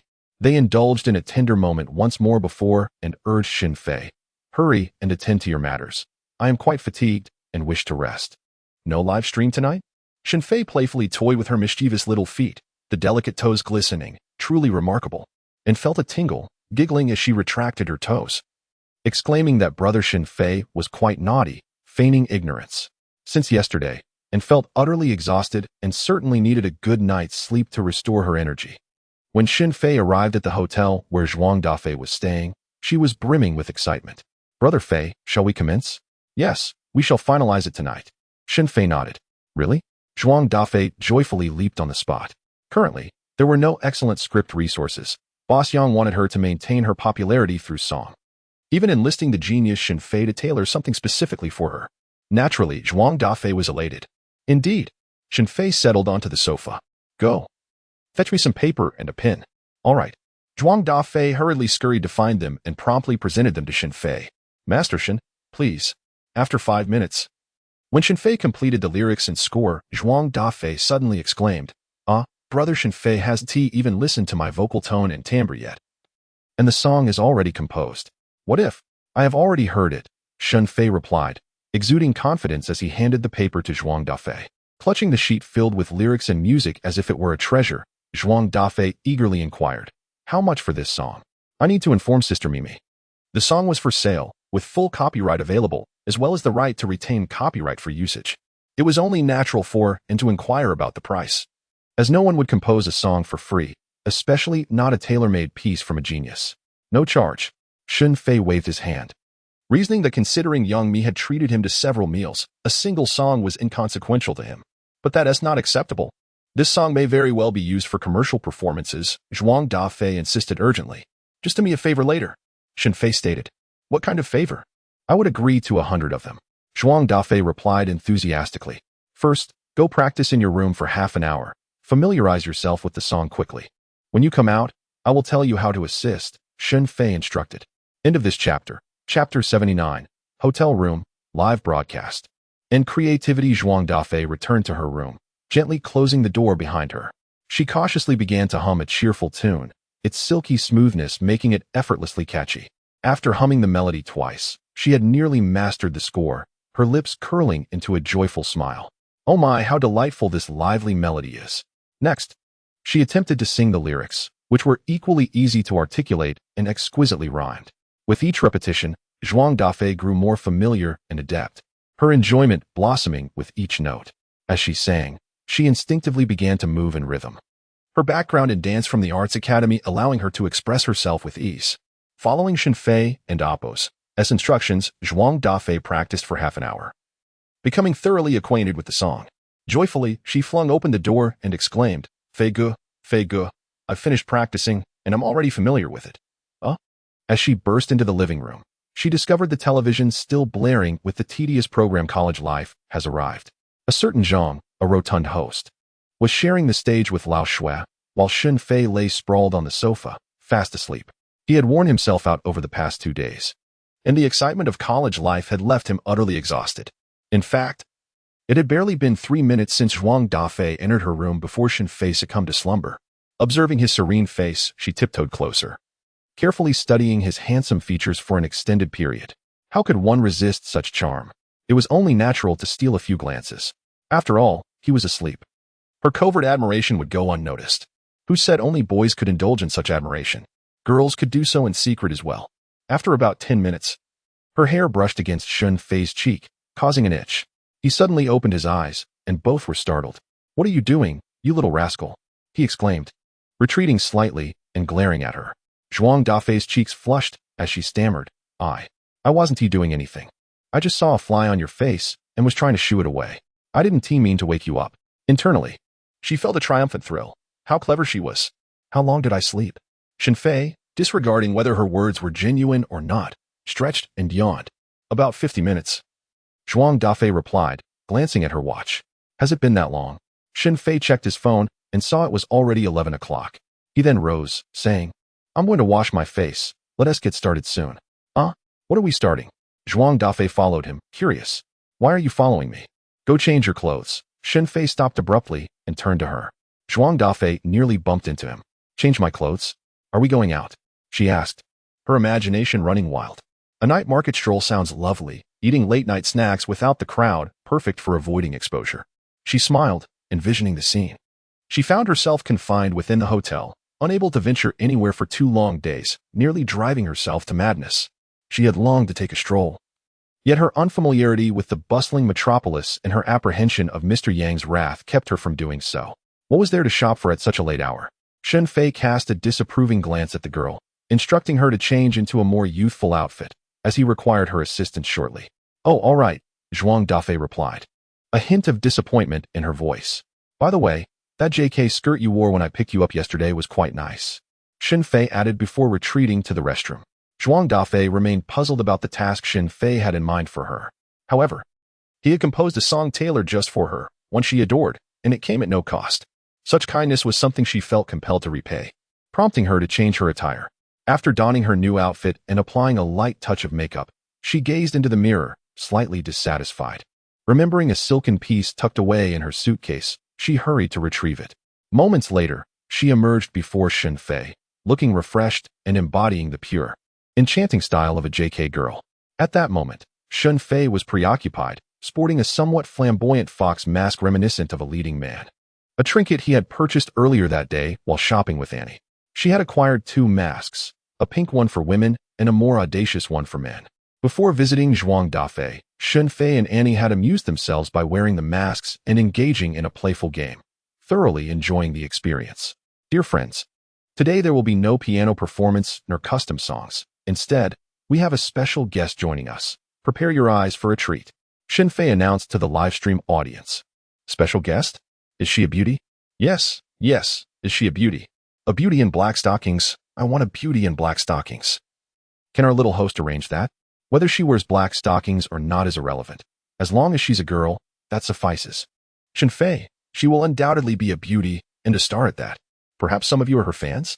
Wow, our little host is impressive. Managing to invite a celebrity. Who is it? Louis Fei? Dealy Reba? Demimi? Fairy sister. I adore the fairy sister. I like Reba. Demimi is fine too. The Demimi with the high-pitched voice. Don't you fancy her? You all are overestimating Chuanxioge. How could he possibly attract someone of that caliber? Don't be ridiculous. Meanwhile, Yang Mi, who had been waiting in the live stream for several hours, was relieved to see Shen Fei arrive. Just moments ago, she had sent Zhuang Dafei a message. Fearing Shen Fei would not show up again. Zhuang Dafei reassured her that she was practicing the song Shen Fei had written, which put Yang Mi at ease. On another front, Dai Xiaomei, Sister Zhou, and Mosey had already mingled together. Driven by curiosity, Mosey entered Shen Fei's live stream with her alternate account. While Sister Zhou and Dai Xiaomei stood by, both eager to stir some excitement. The notorious dog Lao Lu, later. Sister Mo must definitely connect with him and help me and Dai vent our frustrations. Sister Zhou gritted her teeth, for she had already been driven to the brink of anger by Shen Fei several times, wasting several precious little wings in the process. Women are creatures of vengeance, and she swore to repay the humiliation in kind. However, Dai Xiaomei underestimated the situation, saying, he has and Appos. T really bullied me. Those who dare to offend my sisters must be shown a taste of retribution. Mosey declared boldly, and sensed, if he annoys me, I'll slap him with a sanitary napkin. This was a fierce woman who drove with even more ferocity than Sister Zhou. In comparison, Dai's speed was left in the dust. At this moment, Shen Fei's live stream had amassed 250,000 fans, with an astounding 180,000 viewers online, surpassing even first-tier streamers. Shen Fei leisurely remarked, You want to see Demimi, do you? Well, I can arrange that for you, but not this time. She isn't here. Yang Mi, watching from the screen, thought, you can't just decide on arrangements. Why should I heed your words? Today, although less famous than Demimi, this girl had youth on her side. Long legs and stunning looks. Are you sure you Don and Amp, Appos, T want to meet her? Shen Fei and Amp, Appos, S tantalizing words hinted at gifts, suggesting, Shun and Amp, Appos, T we see a flurry of gifts? The little author hadn't received any donations in 5 days and was nearly destitute. Donations are welcome, little streamer. Just don't end the stream prematurely today. If you keep it going all night, I'll reward you with 10 carnivals. Count me in. Exactly, as long as that star is my idol. I will definitely donate. As long as that star isn't some unknown 18-line celebrity, I'm willing to donate. Beautiful, beautiful, what matters is beauty. Black stockings are also acceptable. I will donate. The interplay between the host and the fans resembled the humble little author pleading for donations. I'm about to face the biting northern winds. I beg you. Dear friends, to donate a little. A reader replied, donations are not off the table. As long as you can deliver 20 chapters today, I'll make you the Lord of the Alliance. Observing the barrage of comments in the live stream, Shen Fei chuckled, in the stream? How could that be? I'm not the royal uncle you speak of. I'm just a small streamer without such stature, and I certainly don't want to lose fans. Moreover, today S-Star not only graces my stream but can also interact with everyone, perhaps even sing and dance. Shen Fei unveiled his trump card. End of chapter. Chapter 80. The live stream room. The little girl is quite astute. Sister Zhou, along with the naive little sister and Mosey, were all attentively observing Shen Fei, pondering who the guest might be. Mosey couldn't and Appos, T help but express her admiration, suggesting that this young man must come from a distinguished family or possess extensive connections. He constantly clamors for tips. His background cannot be that impressive, Sister Zhou retorted with a dismissive sneer. The naive little sister nodded in agreement, affirming Sister Zhou and Appos' perspective. However, Mosey pointed towards the curtains and questioned, Are you certain? This hotel is a 5-star establishment. Are you sure he is truly impoverished? Sister Zhou and the naive little sister were momentarily taken aback. Wait, he is currently residing in a 5-star hotel. Sister Zhou exclaimed, startling the other two. Moreover, he mentioned inviting a female star. What is the matter? The naive little sister inquired, her expression one of confusion. Sister Zhou turned to her, playfully patting her shoulder. What is wrong? You silly girl have been left in the lurch. Sister Zhou spoke with exaggerated surprise. Oh, wait, you are harboring a secret crush. I should say you are heartbroken, haha. The naive little sister and Appos' curious demeanor instantly shifted to one of disappointment as she stammered, I Haven and Appos, I never said I liked him.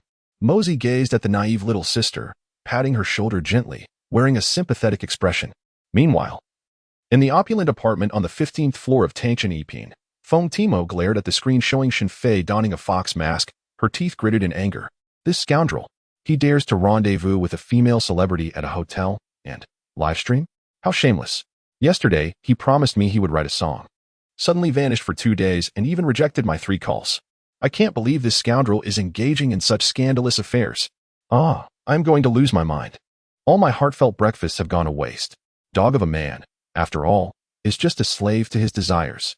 Sighing, Feng Timo glanced at her somewhat lackluster figure, feeling a wave of discouragement wash over her. At the hotel, Shen Fei finally looked up to see a girl in a JK uniform standing before him, exquisitely adorned and clad in shimmering silk. The sight momentarily rendered him speechless. This was simply the pinnacle of pure allure. The silk was dazzling, and those legs, indeed, a sight to behold. Paired with white sneakers, it was truly captivating. Having encountered numerous beauties, Shen Fei found himself momentarily entranced, a testament to the exceptional charm and aura of Zhuang Dafei. Indeed, one could not help but commend the discerning eye of the one who introduced them. The female artists under her management each possessed distinct qualities. Reba, with her exotic charm, captivates the audience. Zhu Shudan exudes a unique aura. Zhuang Dafei, youthful and innocent, with a delicate oval face and an impressive figure, embodies the essence of a vibrant young girl. Naturally, as the leading figure of Jiahong Entertainment, Boss Yang herself is equally remarkable. Under Shen Fei and Appo's gaze, Zhuang Dafei felt a touch of bashfulness, yet she gracefully asked, "Are you satisfied, Brother Chuanqiu?" Shen Fei nodded, indicating his approval. It was undeniably a moment of understated grandeur. The live stream resonated with the melodious voice of a girl, instantly attracting a swarm of enthusiastic viewers, their comments flooding the screen. "Wow, there really is a girl. Quick, Brother Chuanqiu, let the female celebrity appear on screen." Yes, hurry up. I've already removed my pants. Little streamer, don't hold back. Bring your female celebrity over for a cameo. I'm ready to tip." "Oh my, I haven't even seen her yet." But I and Appos, VE already stood up. "I must see her." "Is this and Appos, standing up and Appos, what I think it is?" Ding dong. Congratulations to the host for receiving a Porsche gift from the fan show. Ding dong. Congratulations to the host for receiving a carnival gift from the fan Chuanqiu. Ding dong. Congratulations to the host for receiving a private jet from the fan Chuanqiu. In an instant, the live stream was awash with comments and gifts, and upon glancing at the value of the gifts in his stream, Shen Fei realized he still needed at least 30 more carnival gifts to meet his daily task of 51,200. A sense of frustration washed over him. Wasn't this supposed to be a laid-back system? Just let me stream, earn what I need, and then log off. Couldn't they refrain from doubling the required gift amounts? Shen Fei couldn't help but grumble. "Fei, Brother Chuanqiu, what should I do now?" Accustomed to Shen Fei and Appo's occasional furtive glances at her legs, Zhuang Dafei boldly leaned in closer, thinking it was merely a casual observation and would not cost her anything. Little did she know that Fei had a penchant for such sights. She wondered if he liked white stockings, and, if so, she wouldn't mind wearing them more often in front of him, hoping he might pin a few more songs for her. The fans in the live stream are inviting you to appear. Come on." Shen Fei slowly directed the camera towards Zhuang Dafei. She slightly bent forward, waving to the audience with a sweet smile. "Hello, everyone. This is my first time in Brother Chuanqiu and Appo's live stream, my first interaction, so I might be a bit awkward. Please forgive me if I make any mistakes." Her crystal-clear voice, coupled with her flawless visage and clad in a charming JK outfit, radiated an irresistible allure. The comments exploded in the live stream. "Oh my, it's really Zhuang Dafei, my goddess. Wow, the little streamer is for real. This is truly my hedgehog girl."